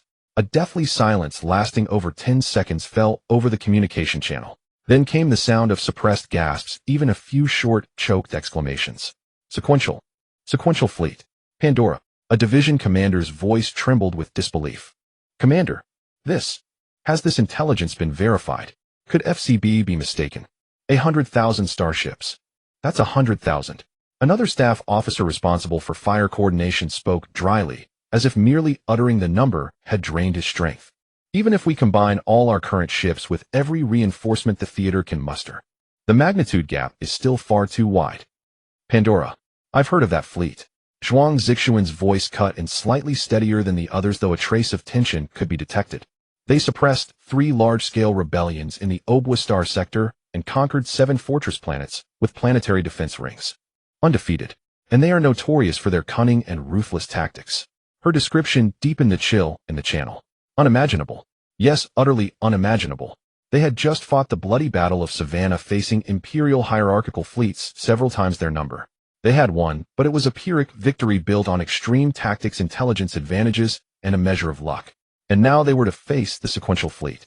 This was not a numerical gap that could be bridged with clever tactics. 100,000 starships, even if only the most basic models, would unleash a torrent of firepower, electronic warfare suppression, and swarms of fighters that could drown any conventionally massive fleet. It would be a torrent of steel, a wall of death, the crushing weight of an entire star region. Despair, like the absolute cold of deep space, stealthily crept into the hearts of the commanders who had just been buoyed by new equipment and ample supplies. Qin Beiwang listened in silence to the subtle changes in breathing and the suppressed fear in the channel. He knew this feeling, the instinctive human reaction when facing an overwhelming disparity in power. He did not immediately offer encouragement or reproach. He simply waited for the initial shock to subside slightly, then spoke in a voice even calmer and more composed than before. "What's the panic?" Those three simple words fell like a block of ice into the turbulent waters. A fleet of 10,000 starships, 100,000 vessels. That's indeed intimidating. He paused, a hint of icy mockery creeping into his voice. But have you forgotten Savannah? The obsidian bloodblade, iron curtain megalodon. Combined, their paper strength far exceeded ours. And what happened? Silence fell over the channel. The Pandora fleet is a behemoth, no doubt. Qin Beiwang continued, his words deliberate and precise, hammering into every heart. But it takes time to travel from Obwa Starfield to Savannah. It needs to mobilize, assemble, coordinate its subsidiary fleets. It can't throw all 100,000 ships at us at once. The command center gave us an early warning. That's our greatest advantage. We have 2 months to integrate new ships and familiarize ourselves with new weapons. He referred to the Jinhua and the gravity array. We have the entire Wanshur starfield as depth and rear support. General Wen will not sit idly by. Most importantly, Qin Beiwang's voice sharpened, cutting through all hesitation with resolute finality. The name Pluto was earned through battle, not fear. What's a sequence fleet? Just thicker steel. Order all ships, execute level 1 combat readiness protocols. Staff office within 1 hour. I want a preliminary analysis report on the Pandora fleets, known tactical characteristics, and potential attack routes. Intelligence, use every means to closely monitor the jump points in the Savannah system and its territory. Report any abnormal energy fluctuations immediately. A series of clear, decisive orders pulled everyone from the abstract dread of 100,000 back to concrete, urgent combat preparations. Yes, Commander. Responses echoed through the channel, still tense, but now restored to order and execution. Qin Beiwang cut the core channel, standing alone before the command podium. Outside, the lights of Shiwa Star's military port glowed eerily under the red combat alert. Beneath his calm exterior, his thoughts raced at unprecedented speed. Sequence fleet. Pandora. They came so fast. The Wanshur Starfield Theater Command responded swiftly and decisively. After an emergency strategic simulation, encrypted orders were transmitted from Shiwa Star to the vast starfield's elite forces. In response to the Empire's Pandora sequence fleet's clear threat to the Aerospace system, the Theater Command played its strongest card: order the standing sequence fleet of the Wanshur Starfield, the Zhangqiang fleet, to immediately cease all current missions and rush to reinforce the Aerospace system. The Zhangqiang fleet, the Federation's stabilizing anchor in the Wanshur Starfield, though slightly inferior in size and power to Empire veterans like the Pandora, was nonetheless a behemoth of 100,000 capital ships. Its deployment signaled the Theater Command's resolve to engage in a sequence fleet-level frontal collision with the Empire at the crucial Aerospace front, vowing to defend the Starfield that had birthed a heroic fleet. Simultaneously, to guard against potential multipoint harassment or surprise attacks by the Empire's core-level fleets. The Gorgon, the Goat, the Lava Roar, among others. Assembling in the Bushman system, the command ordered 3 formidable joint fleets, the Zillion Fleet, the Sihai Fleet, and the Duanyang Fleet, to immediately deploy to the 3 neighboring border star systems of the Federation adjacent to the Aerospace system, the Lanyue, Laonyang, and Shangyu systems. They would form a solid defensive line to prevent Imperial infiltration or flanking from this direction. The entire war machine of the Wanshur Starfield, like a roused beast, began to rumble, every nerve stretched taut. At the Aerospace system, the Pluto Fleet's base, the tension was palpable. Qin Beiwang ordered the fleet to maintain maximum alert, constructing multiple defensive rings using the system's fortifications and the imminent support of the Zhangqiang fleet. All sensors were fully active, vigilantly monitoring any movement from the Savannah direction. Yet, 1 day passed. 3 days passed. A week passed. The predicted cataclysmic, all-destroying offensive of the Pandora fleet never came. Just as the gaze and main force of the Wanshur Starfield were fixated on the silent Pandora behemoth in the Savannah direction, deep within a vast high-energy particle nebula on the outskirts of the Lanyue system, marked as a danger zone. This was no void. The rolling, surging, ionized gas glowed in eerie purplured and deep blue hues like the innards of a cosmic beast. Intense radiation pervaded everything, distorting spatial perception. Of violent energy currents silently tore at any intruding object. Suddenly, in a relatively calm window region within the nebula, space began to warp and ripple unnaturally. Then one by one enormous sinister shadows burst forth from the churning particle mist. The first to emerge were several Imperial heavy cruisers. Their condition was disastrous. The once smooth bow armor was now covered in fine, yet dense burn and erosion marks, as if scoured by billions of invisible sandblasters. In some areas, specially thickened modification plates showed signs of melting and warping, scars from resisting extreme particle impacts and radiation. Numerous external sensor arrays, communication antennas, and secondary cannon mounts were either charred and broken or completely melted, exposing charred internal wiring. Navigation lights and identification signals that should have been steadily blinking were mostly extinguished or flashing erratically. The entire ship seemed to have been pulled from a star's surface, emanating invisible heat, a sign of residual radiation and overloaded cooling systems working desperately. Clearly, crossing this deadly nebula, even for these specially reinforced barrier breakers, was a hellish ordeal. Yet they had broken through. Their engines spewed unstable but still powerful tail flames, forcibly stabilizing their posture and forming a vigilant formation at the nebula's edge. Then behind these scarred heavy cruisers, the nebula's window stretched like an opening pocket, and more larger shadows streamed out. Battle cruisers, destroyers, frigates, even bulky assault landing ships and interstellar carriers. The subsequent vessels were in notably better condition than the leading heavy cruisers. Their hulls bore radiation burns and light damage, but critical systems were largely intact, and shield generators hummed with a stable blue glow. Clearly, the leading cruisers had, with their bodies and sacrifice, partially cleared and neutralized the most dangerous paths for the main force. In nearly the same star sector, at another location not too far in a straight line, Blue Moon Galaxy's Outer Rim 7th Monitoring Station. It was a small automated border outpost, typically staffed by 2 personnel on rotating shifts. Its primary mission was to monitor the passage to the neighboring Tyrol Galaxy. Dongfang Bo, a monitor who had been on the job for less than 3 months, had just finished a routine scan. His gaze inadvertently swept across the edge of the surveillance range, that area perpetually flickering with chaotic energy readings. The high-energy particle nebula, codenamed Phaeton.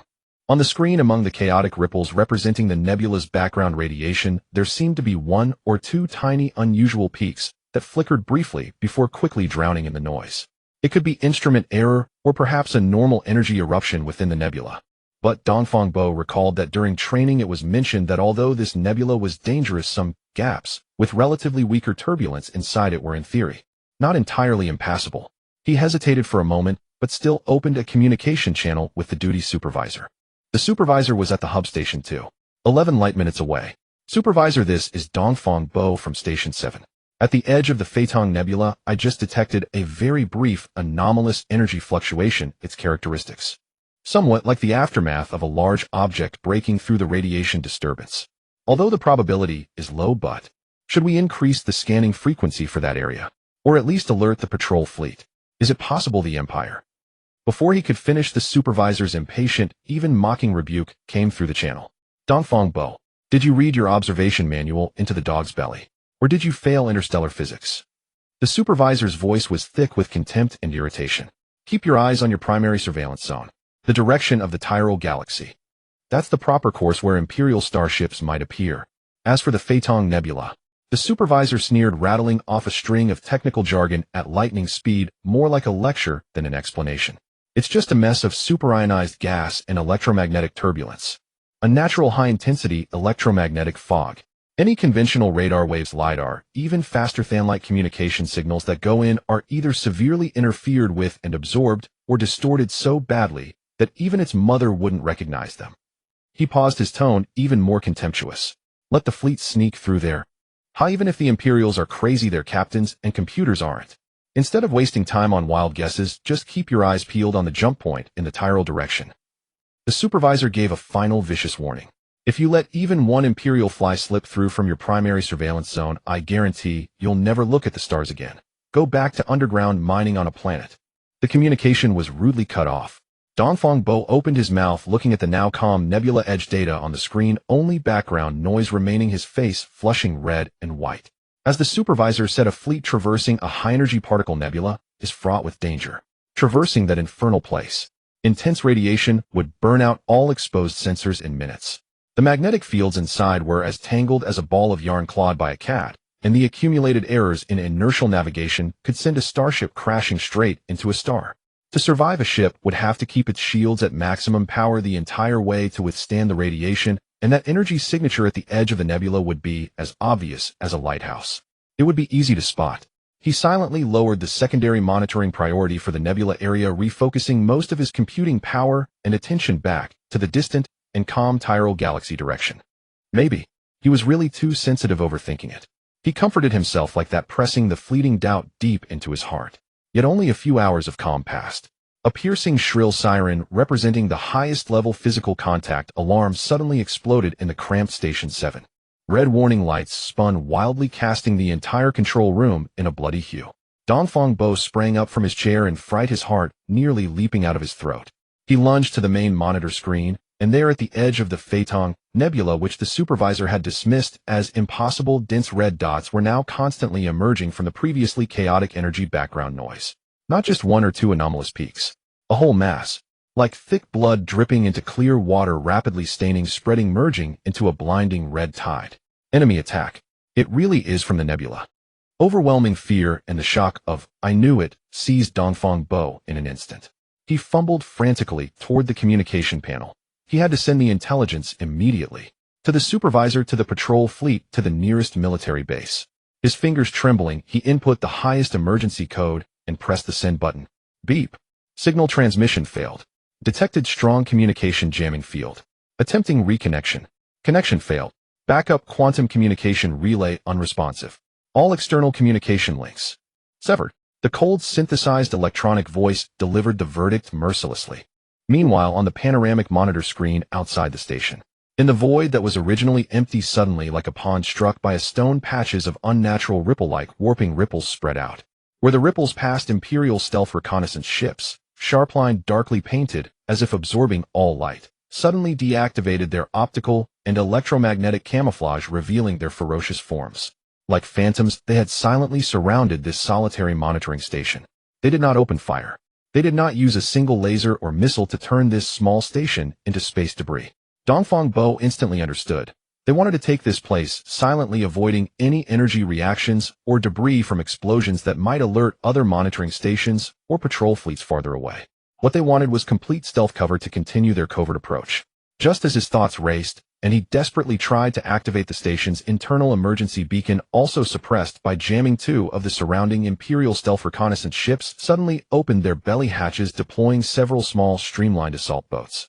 These assault boats, shaped like flat black barracudas, had no obvious external weapons, clearly designed for rapid deployment and covert boarding.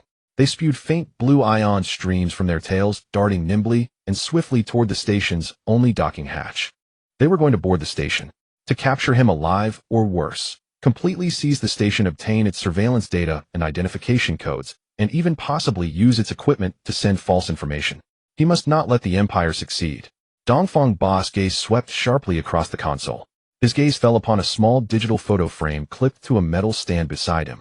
It was a family portrait showing his parents standing in front of their home, their smiles warm and tender. He still remembered the day he enlisted, his mother's eyes brimming with tears while his father clapped him firmly on the shoulder and said, "Do your best, Bo. Protect our planet." His eyes then shifted to the red button on the console, sealed beneath a transparent protective cover and requiring dual verification to activate. A line of small text beside the button read, "Ultimate Protocol Data, Purge Station Self-Destruct." There was no time for hesitation. The magnetic docking clamps of the assault craft had already clicked shut, locking onto the outer hull of the airlock chamber. The hiss of the pressure door opening came faintly. The last trace of fear vanished from Dongfang Bo's face, replaced by a resolve as cold and unyielding as ice.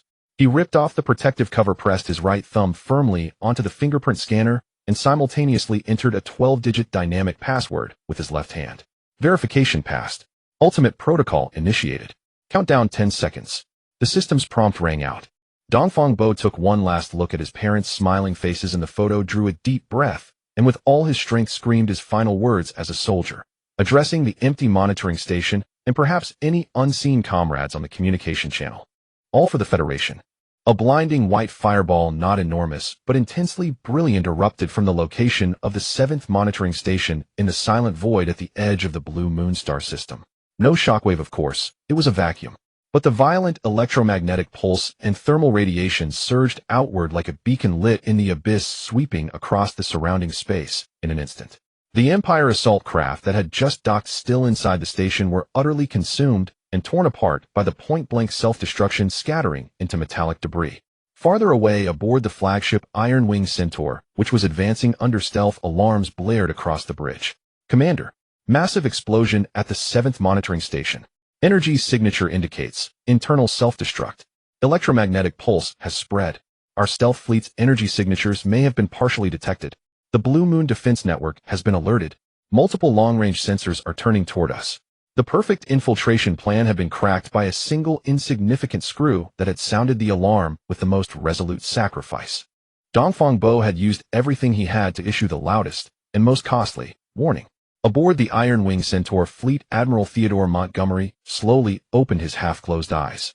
His face was gaunt, his cheekbones high, his gray hair combed back immaculately. A slight upward curve at the corner of his mouth gave him an air of perpetual mockery, even when he wasn't smiling. He calmly surveyed the energy cloud marking the 7th monitoring station's explosion on the main screen and the tactical panels showing Federation long-range detection signals beginning to activate and sweep toward him. No anger, no surprise. Instead, a clear, sinister smile curled his thin lips, as if the long-awaited prey had finally lost patience and made a sound. Heh! A faint metallic chuckle echoed in the silent bridge. Since the little mouse has lit a match and illuminated the darkness.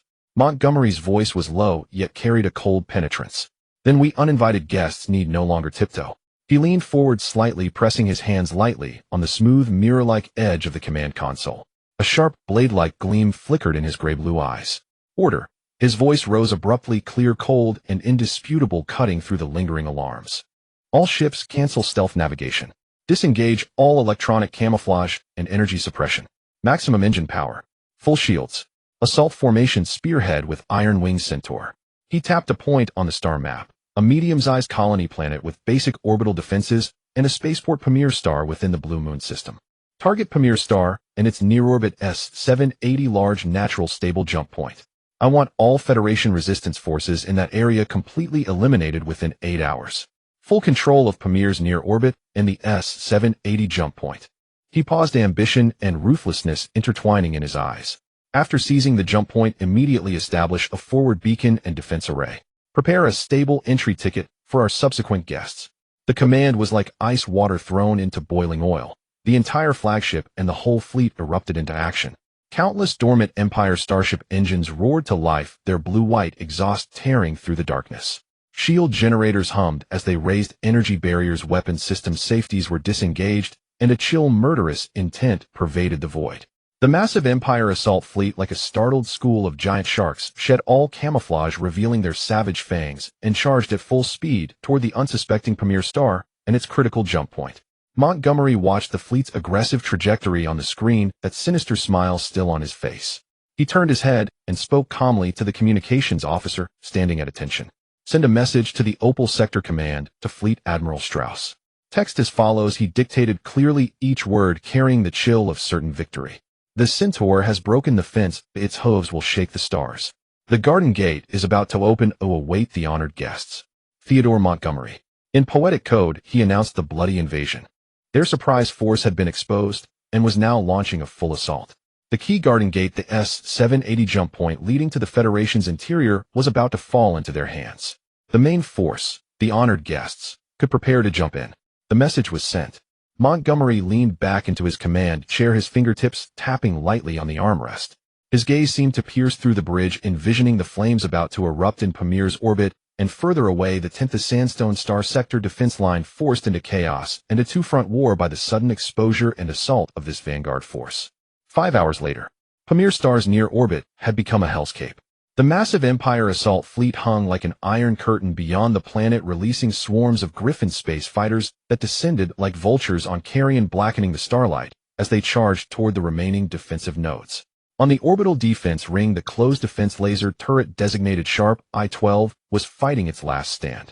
4 high-power laser emitters arranged in a diamond pattern atop the turret flashed and fired at an astonishing rate, sending out searing blue beams in a desperate attempt to weave a net of light that would intercept the oncoming death. Inside the turret, the deafening roar of cannons had been replaced by the sharp whine of energy capacitors charging and discharging, along with the screaming of the overloaded cooling system. The air was thick with the acrid smell of ozone and scorched metal. Flashing red alarm lights illuminated faces smeared with oil and sweat. The operator, an old soldier with a faded scar on his face, shouted hoarsely, energy output maintained at 95. Thermal pressure is enormous. Group C emitter overheating warning. His bloodshot eyes were fixed on the energy readout and the tactical screen full of static interference. The young energy coordinator gritted his teeth and frantically operated the console, trying to direct more coolant to the overheating emitter groups while connecting backup energy capacitors in parallel. His fingers trembled, his uniform was already soaked through with cold sweat. Each full power shot from the turret caused a slight tremor throughout the structure and a sharp rise in internal temperature. Whoosh hiss. A precise bright blue beam streaked across, and a distant Griffin fighter attempting a bizarre angle of attack exploded in midair, turning into a fireball. Several muffled gasps echoed inside the turret. But the next second, more Griffins like phantoms attacked from different directions and at varying speeds. Their T5 class engines and advanced jamming modules made it difficult for the laser turret's fire control system to maintain a steady lock. Even when locked on, the enemy could make bewildering evasive maneuvers the instant the laser charged. On the screen, the lockboxes frequently lost targets and energy was rapidly consumed in futile shots. Too fast. The interference is too strong. Energy can't keep up with the consumption. The young coordinator cried in despair, watching the rapidly dropping capacitor readings. Even if it can't keep up, it must. The gunner roared, lunging to the manual control console. Relying on experience and intuition, he predicted the enemy's trajectory and forced short bursts. However, laser weapons depended on a continuous energy supply and precise cooling. Under such intense, overloaded sustained combat, the sharp I-12 was approaching its limits. The cooling fins glowed red, emitting an ominous dark crimson light. The main energy capacitor screamed from overload. A set of laser emitters, due to cooling failure, had their internal crystal arrays burst with a crack, spewing thick smoke. Just then, a devastating beam of sickly green light, without warning, shot down precisely from high orbit, directly striking the core energy compartment of the sharp I-12 turret. That was the laser cannon from the Griffin fighter's wings. Its terrifying energy, capable of instantly vaporizing warship armor, melted through the turret's relatively thin top armor without hindrance. The fusion batteries and energy capacitors in the energy compartment were directly detonated. There was no huge explosion, only a blindingly intense white light that suddenly expanded, engulfing the entire turret. The high-temperature plasma instantly reduced the metal crystal's composite materials and the soldiers, fighting to the last moment, into elementary particles. As the white light faded, only a twisted, melted glass-like huge gap remained. The sharp I-12 had silently vanished. And this was merely a microcosm of the tragedy unfolding at hundreds of similar nodes on the orbital defense ring of Premier Star. 3 days later, in the office of Admiral Wen Tingtao at the Wanshur Star Region Theater Command, on the wide alloy desk, the red top-secret warning from the FCB seemed to still carry a lingering chill. But now it was already covered by a thick stack of new battle reports, still faintly glowing with the characteristic luminescence of electronic documents. No, those were not battle reports. They were obituaries. Death notices of one star system after another falling. Wen Tingtao sat in his chair, his back still straight, but his face was as dark and terrible as the sky before a storm laden with 10,000 tons of leaden clouds. Each time he picked up a document, the pressure in his fingertips increased, and the veins on the back of his hand bulged slightly. Urgent battle report: the Blue Moon star system has completely fallen. After fully controlling the S-780 warp point, the Sagittarius fleet completed the purge of the system's last resistance forces at 9:00 Standard Time 2 days ago. Our garrison fleet and orbital defense forces were lost entirely. Urgent battle report: the Radiant Stream star system fell at 3:00 m. Standard Time yesterday. The vanguard of the Empire's Ares sequence fleet breached our border defenses, and follow-up fleets are continuously pouring in through the Blue Moon warp point. Our relief fleet encountered a blockade and failed to arrive in time.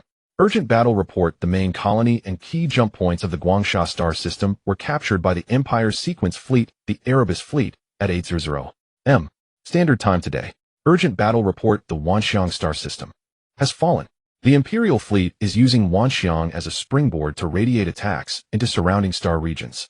Ongoing battle report: in the Shangyu star system, our Tsangxiong fleet is engaged in intense continuous combat with the main force of the Empire's Pandora fleet. The situation is deadlocked.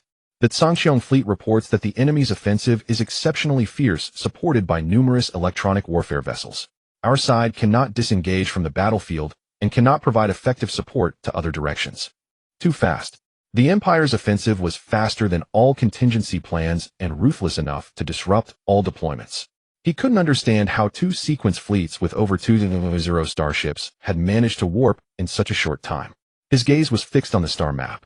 Now large areas on it were already covered by the glaring red of the Empire. First, the Sagittarius fleet traversed that mad nebula region and with lightning speed captured Premier Star and the S-780 warp point. This move was daring, ingenious, and precise. It directly blasted a bloody gap in the soft underbelly of his defense zone.